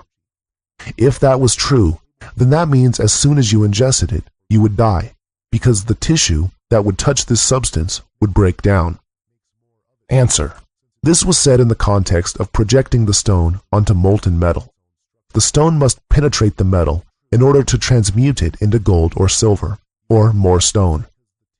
It does not penetrate so easily, which is why it is recommended to wrap the stone in wax or project it in a liquid state so that it penetrates into the metal. I said the stone converts what it overpowers into itself, but it can only overpower something of its same nature, which is a metal or mineral. Otherwise, a stone made once would end up transmuting the whole universe unto itself, which is not the case. It must penetrate into a metal or mineral. Question: some of the acclaimed uses just seem too surreal. To bring things back from the dead? Come on, that actually goes against nature, for nature dictates that all things has an expiration. Answer: how does it go against nature? Everything will die eventually, but life can be prolonged. A doctor can bring back a person with electricity. Is this not impossible under your terms? There is a time limit on resurrecting a dead body in this way. Your body still functions to some extent even after it dies. If it could be healed before it decomposes, then it would be exactly that, healed. There is always a reason for death, and with the problem cured, the body will live again. Question: if something dies, it still functions for a time, as you said. But if something dies and has been dead for some time, how do you expect to resurrect it after the body has been decomposed? Answer: after it has decomposed, it cannot be resurrected, as you said. The time given was 3 days. Within this time, a corpse could be brought back to life. But after this time, it will have already started to decompose, and then it is truly dead. Before this time, the body is still good in some sense, although unanimated. So instead of thinking of it as a resurrection, it should perhaps just be thought of as healing, the same as the stone does to a living body. Question: you also stated that with the stone, bodies can be made without the womb. How can that plausibly be possible, as the fetus is within the womb attached through the umbilical cord where nourishment and blood is fed? Answer: the life energy, which is the active ingredient of the stone, is what everything is made of. This is all any being needs to live and grow. It is this that is in the blood, and this is the true nourishment. Question: is the distillation to make white, red phosphorus? Answer: no, there is only a tiny amount of phosphorus in urine. Phosphorus also glows in the dark, so it's easy to spot, whereas our white salt does not. Question: is it bad for you to take too much of the stone? Answer: from my understanding, the reason why it is suggested to eat a tiny amount is because it would just be wasteful to use more. There is only a certain amount we can use at any time. Perhaps there could be too much, but I'm sure this amount would be obvious, just like we can have too much of anything. Question: since we are aiming to get life energy from the initial ingredient, would you see any benefit to, say, leading energy into it with intent before or during the gathering of the urine? Answer: intent affects this entire universe directly without having to play by the rules of this universe. So yes, it would always help. Question: given all else is equal, would you think that the process would be shorter for someone with more life energy than others? For example, an accomplished Qigong practitioner compared to the local drunk. I realize, though, that it would still work for both.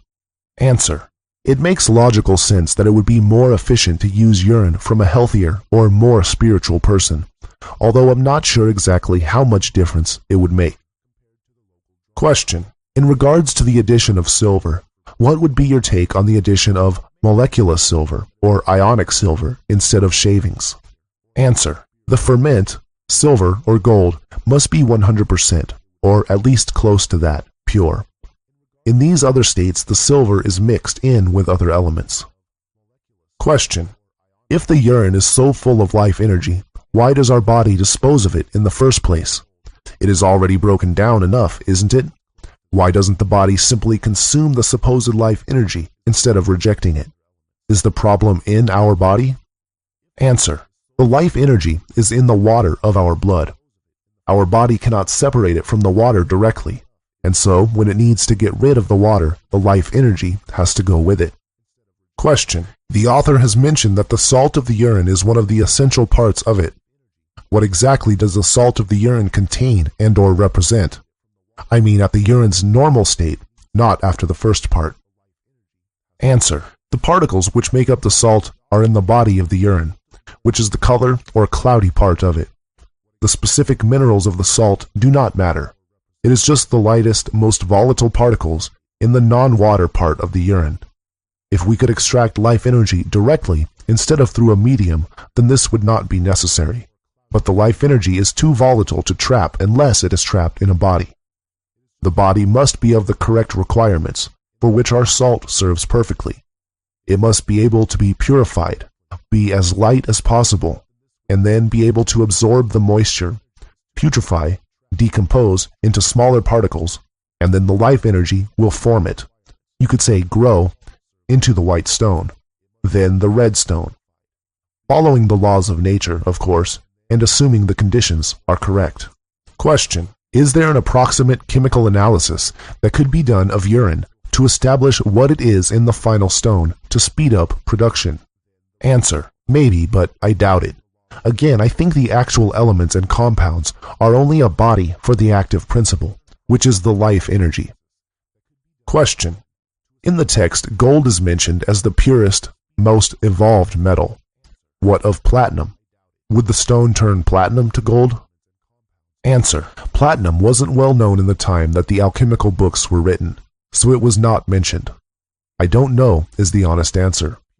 It might turn out that the stone could be fermented with platinum and make platinum, although I doubt that. It's likely that platinum would be transmuted into gold. We'll find out, I suppose. Question: why gold, or silver for that matter? The only reason these two metals are so valuable is their rarity, along with the fact that they're quite pretty, and so can be made into nice things. At the end of the day, there's nothing particularly special about either of them, no? So why would these metals be involved in the making of the stone, and why would the stone turn other metals into them?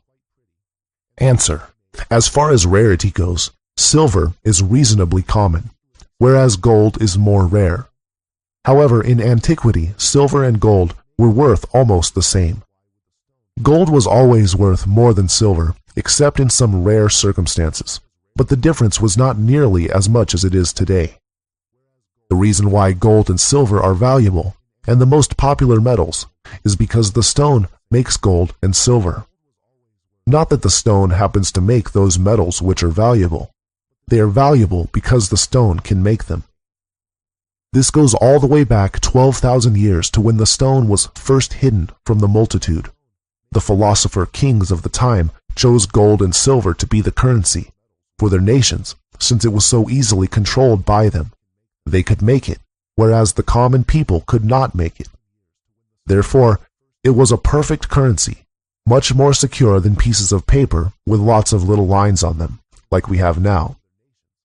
Question: is there an approximate shelf life to urine?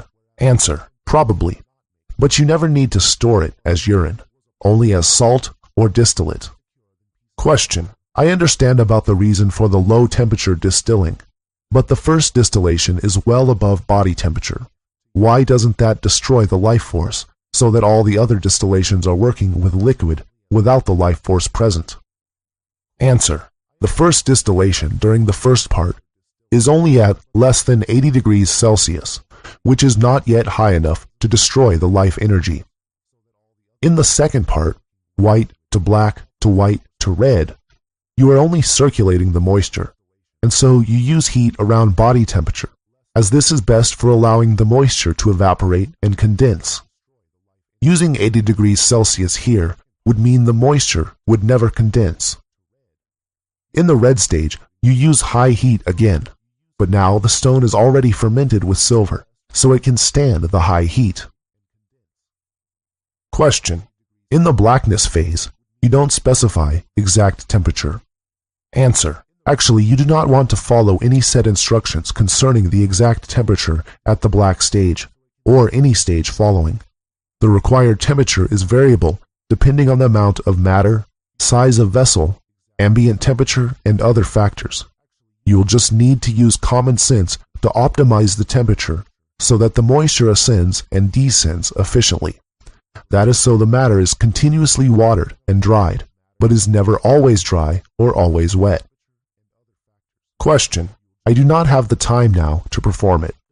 Answer. For most of it, you are just making sure the heat is at the right temperature, and there are only 4 adjustments of the heat. So that's only one adjustment every 6 months or so.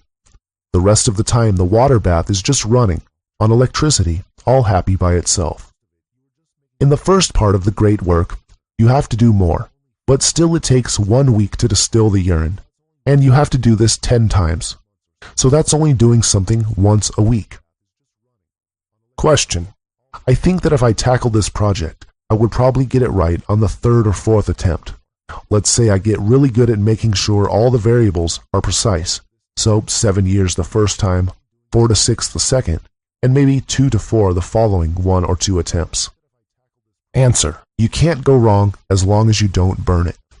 The stone might not develop any further if you do something wrong, but will always continue once you have corrected your mistake.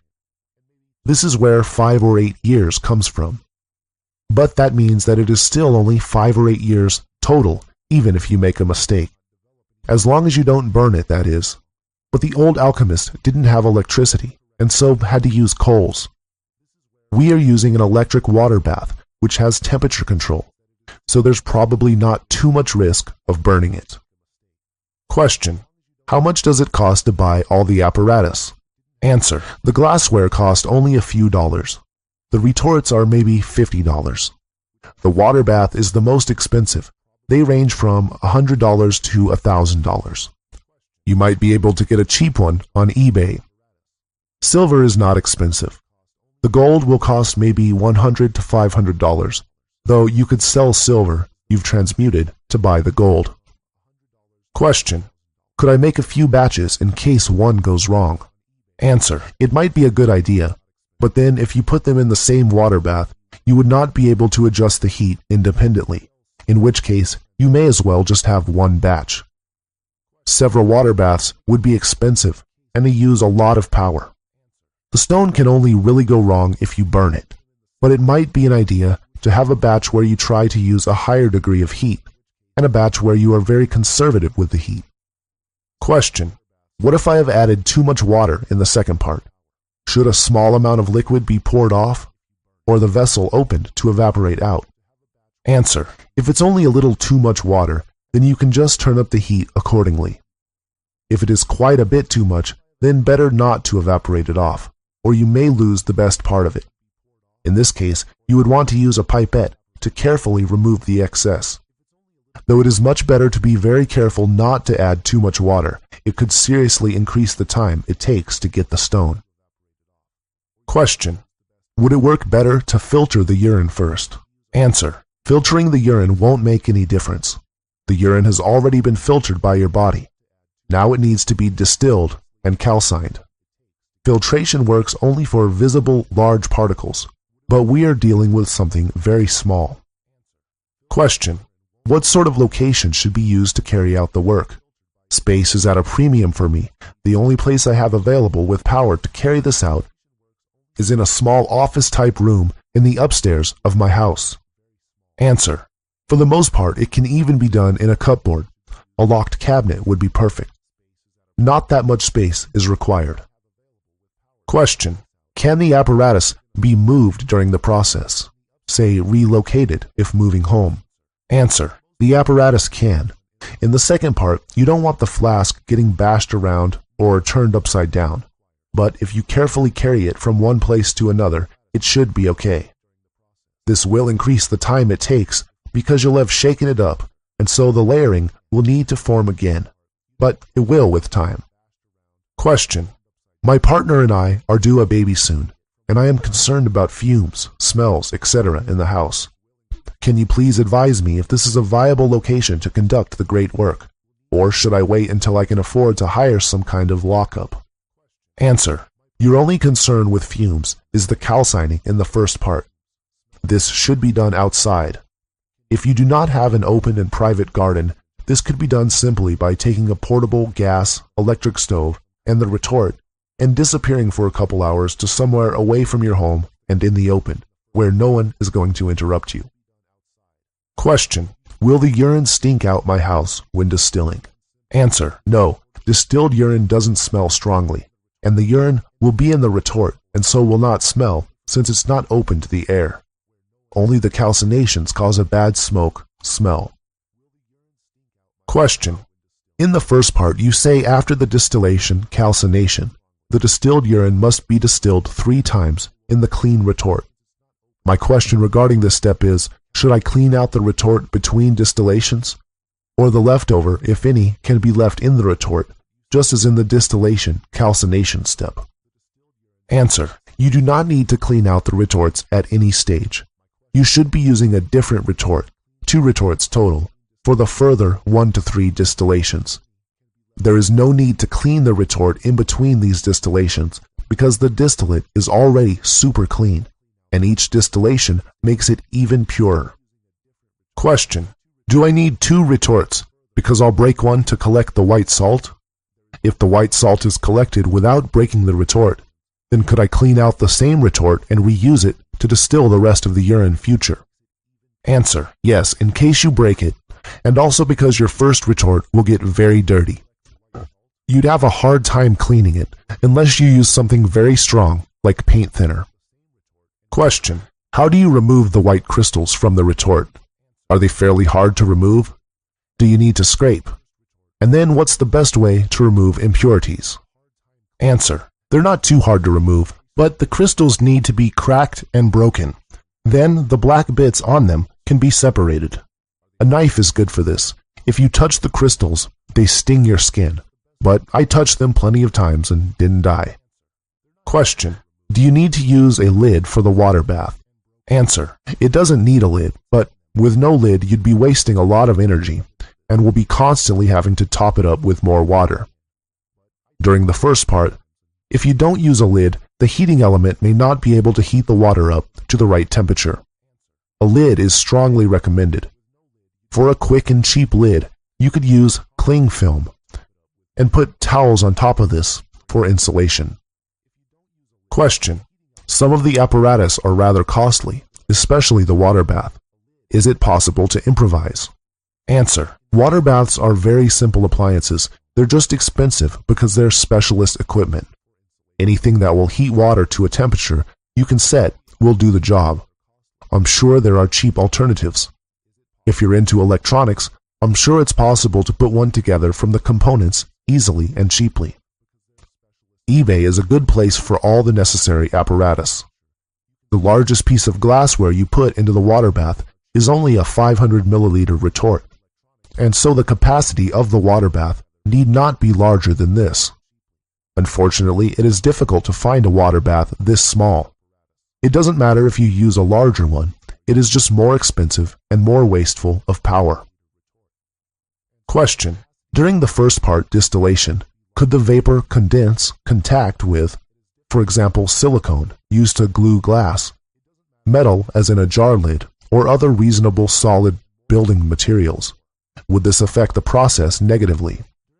Answer: metal is maybe not a good idea, but silicone is fine. Just make sure it's completely dry before you begin. Question: is the retort a must? I have a 500 milliliter glass still with a gram condenser and all the glass joints. No good? Answer: the reason for the retort is simply because the water will not ascend very high before it condenses when you are only using low heat. The water will not be boiling. It will just be slowly evaporating, which means it does not have much energy and will condense again as soon as it can. If you use glassware where the opening for it to escape to the condenser is too high, then the water will never get this high, and so it will not distill. This is why a retort is recommended, but If your apparatus allows the water to escape and condense still very close to the heat source, like a retort, then this will work fine. Question: what is your opinion on the pelican? Answer: the pelican is not a piece of apparatus. It is just the theory that the moisture circulates, based on a strange medieval idea that pelicans feed their young with their own blood. These pelican vessels you can buy are not for real alchemy. Our pelican is a round-bottom Florence flask. Question: how could we produce enough of these stones so that everyone could have one? Answer: once the stone is made once, you can easily make more of it, so you only have to make it once using the long process. Then you can quickly multiply it. It would be possible for only one person in the world to make the stone. Then they would be able to give it out to everyone. Each person would be able to quickly multiply it and give it to more people. Question: how do we avoid greedy and stubborn people from trying to keep the stone for themselves and form a superhuman elite? Answer: this already happened. I'm now releasing the secret for everyone. Question: what will happen to the world economy if everyone is suddenly able to make gold out of every piece of metal junk they find at home? Answer: the release of the stone will bring down our civilization to make way for the golden age. Our civilization is built on lies and so will fall. To reveal the roots is to destroy the tree. Additionally, everyone keeps their money in banks. Banks are invested in energy, medicine, gold. So with the release of the stone, the banking systems will all crash, which means all business will stop. Question: I get the impression that you learned this from someone. Answer: I just learned from reading the alchemical writings, the same ones everyone else reads. Question: the making of the stone is just a method in the process of making you believe in what you are doing. Answer: no, there is the stone, then there is changing the world by intention. These are different. The stone is a real physical object and energy in this dream universe, whereas our intentions change the dream universe.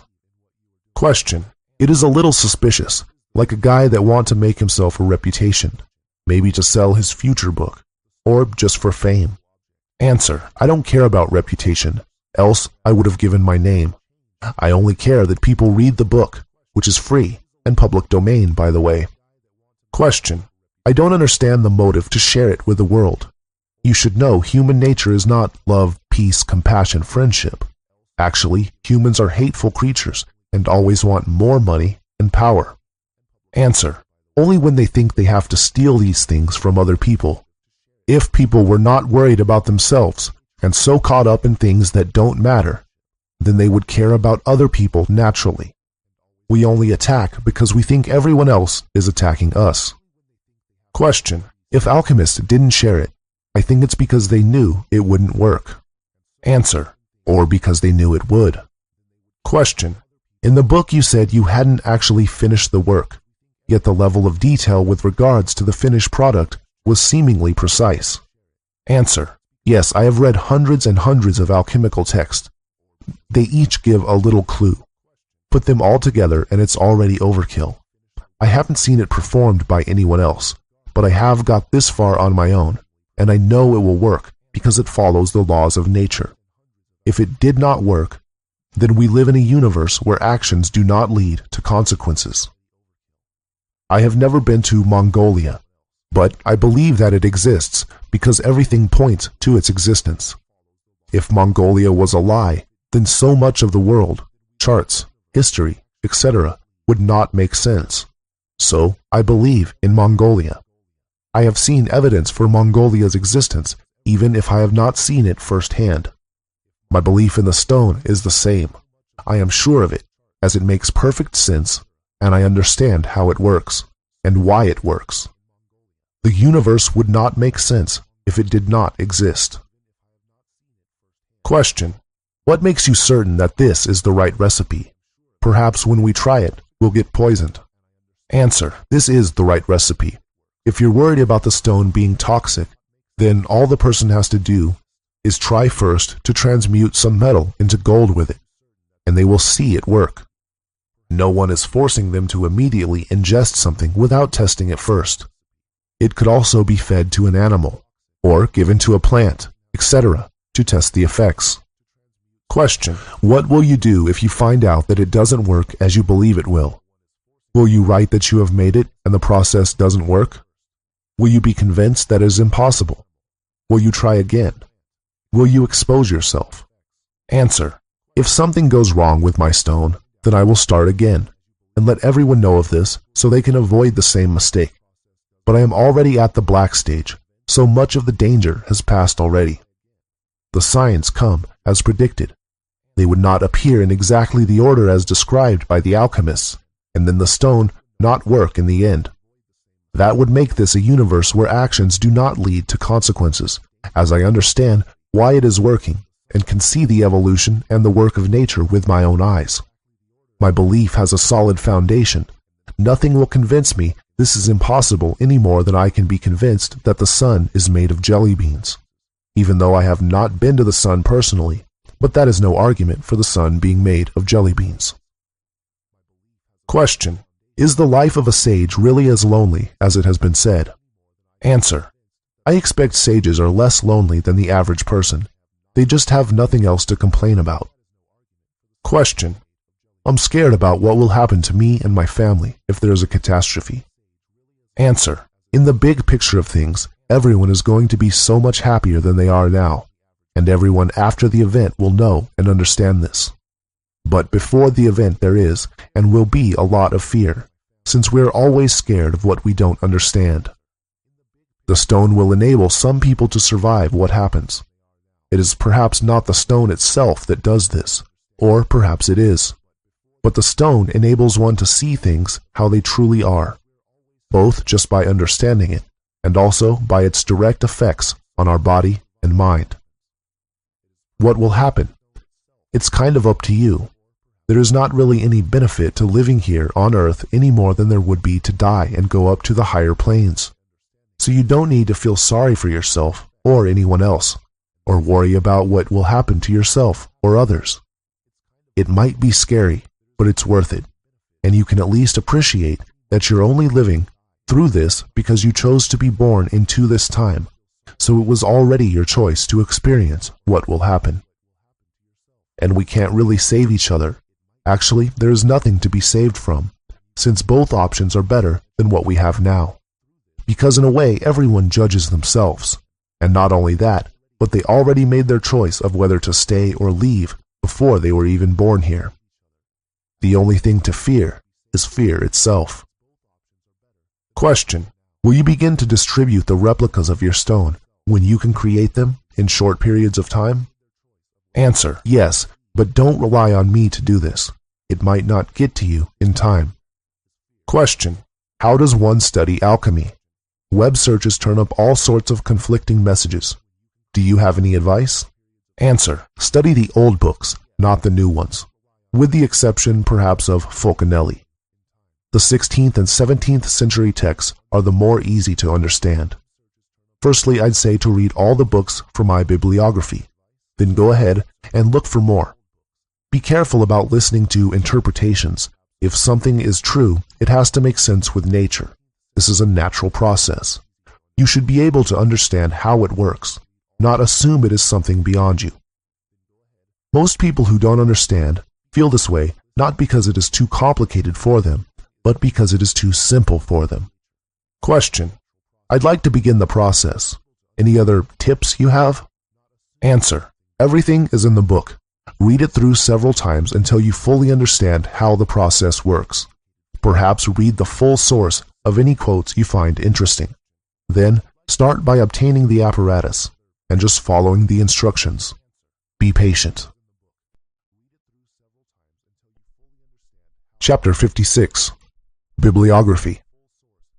In this book, I quoted from 47 different alchemical texts, which are listed alphabetically below. I have read more than 100 alchemical texts, but many are useless, so I don't feel the need to list them here.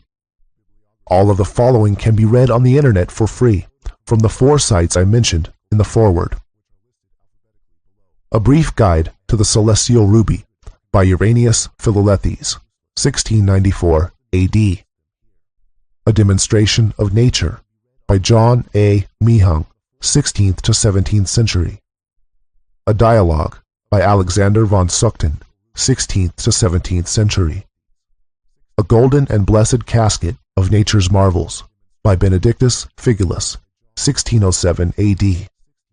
A Magnificent and Select Tract on Philosophical Water by Anonymous, 13th to 17th century. A Short Tract or Philosophical Summary by Nicholas Flamel, 15th century. A Subtle Allegory Concerning the Secrets of Alchemy by Michael Mayer, 1617 A.D.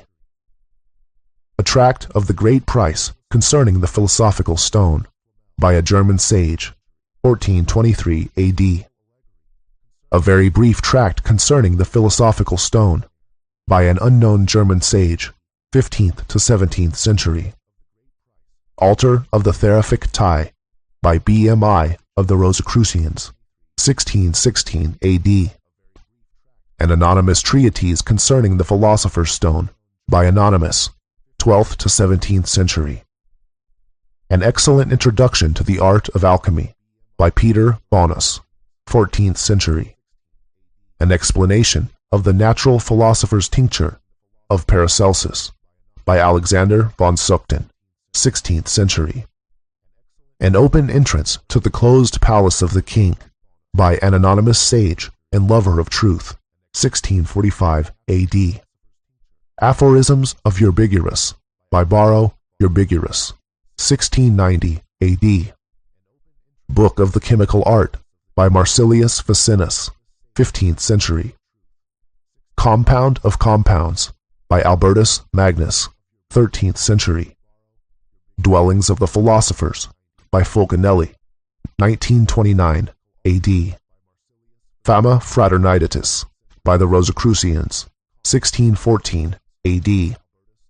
Golden Calf by John Frederick Helvetius, 17th century. Man, the Best and Most Perfect of God's Creatures by Benedictus Figulus, 1607 A.D. On the Gold Medicine and on the Yellow and the White by Ko Hung, 4th century, Chinese. On the Philosopher's Stone by Anonymous, 12th to 17th century. Shi Xing Ling, disciple of Chang Pao Tuong, and Sai Tao Kuang, disciple of Shi Xing Ling, 11th to 13th century, Chinese. The Aurora of the Philosophers by Theophrastus Paracelsus, 16th century.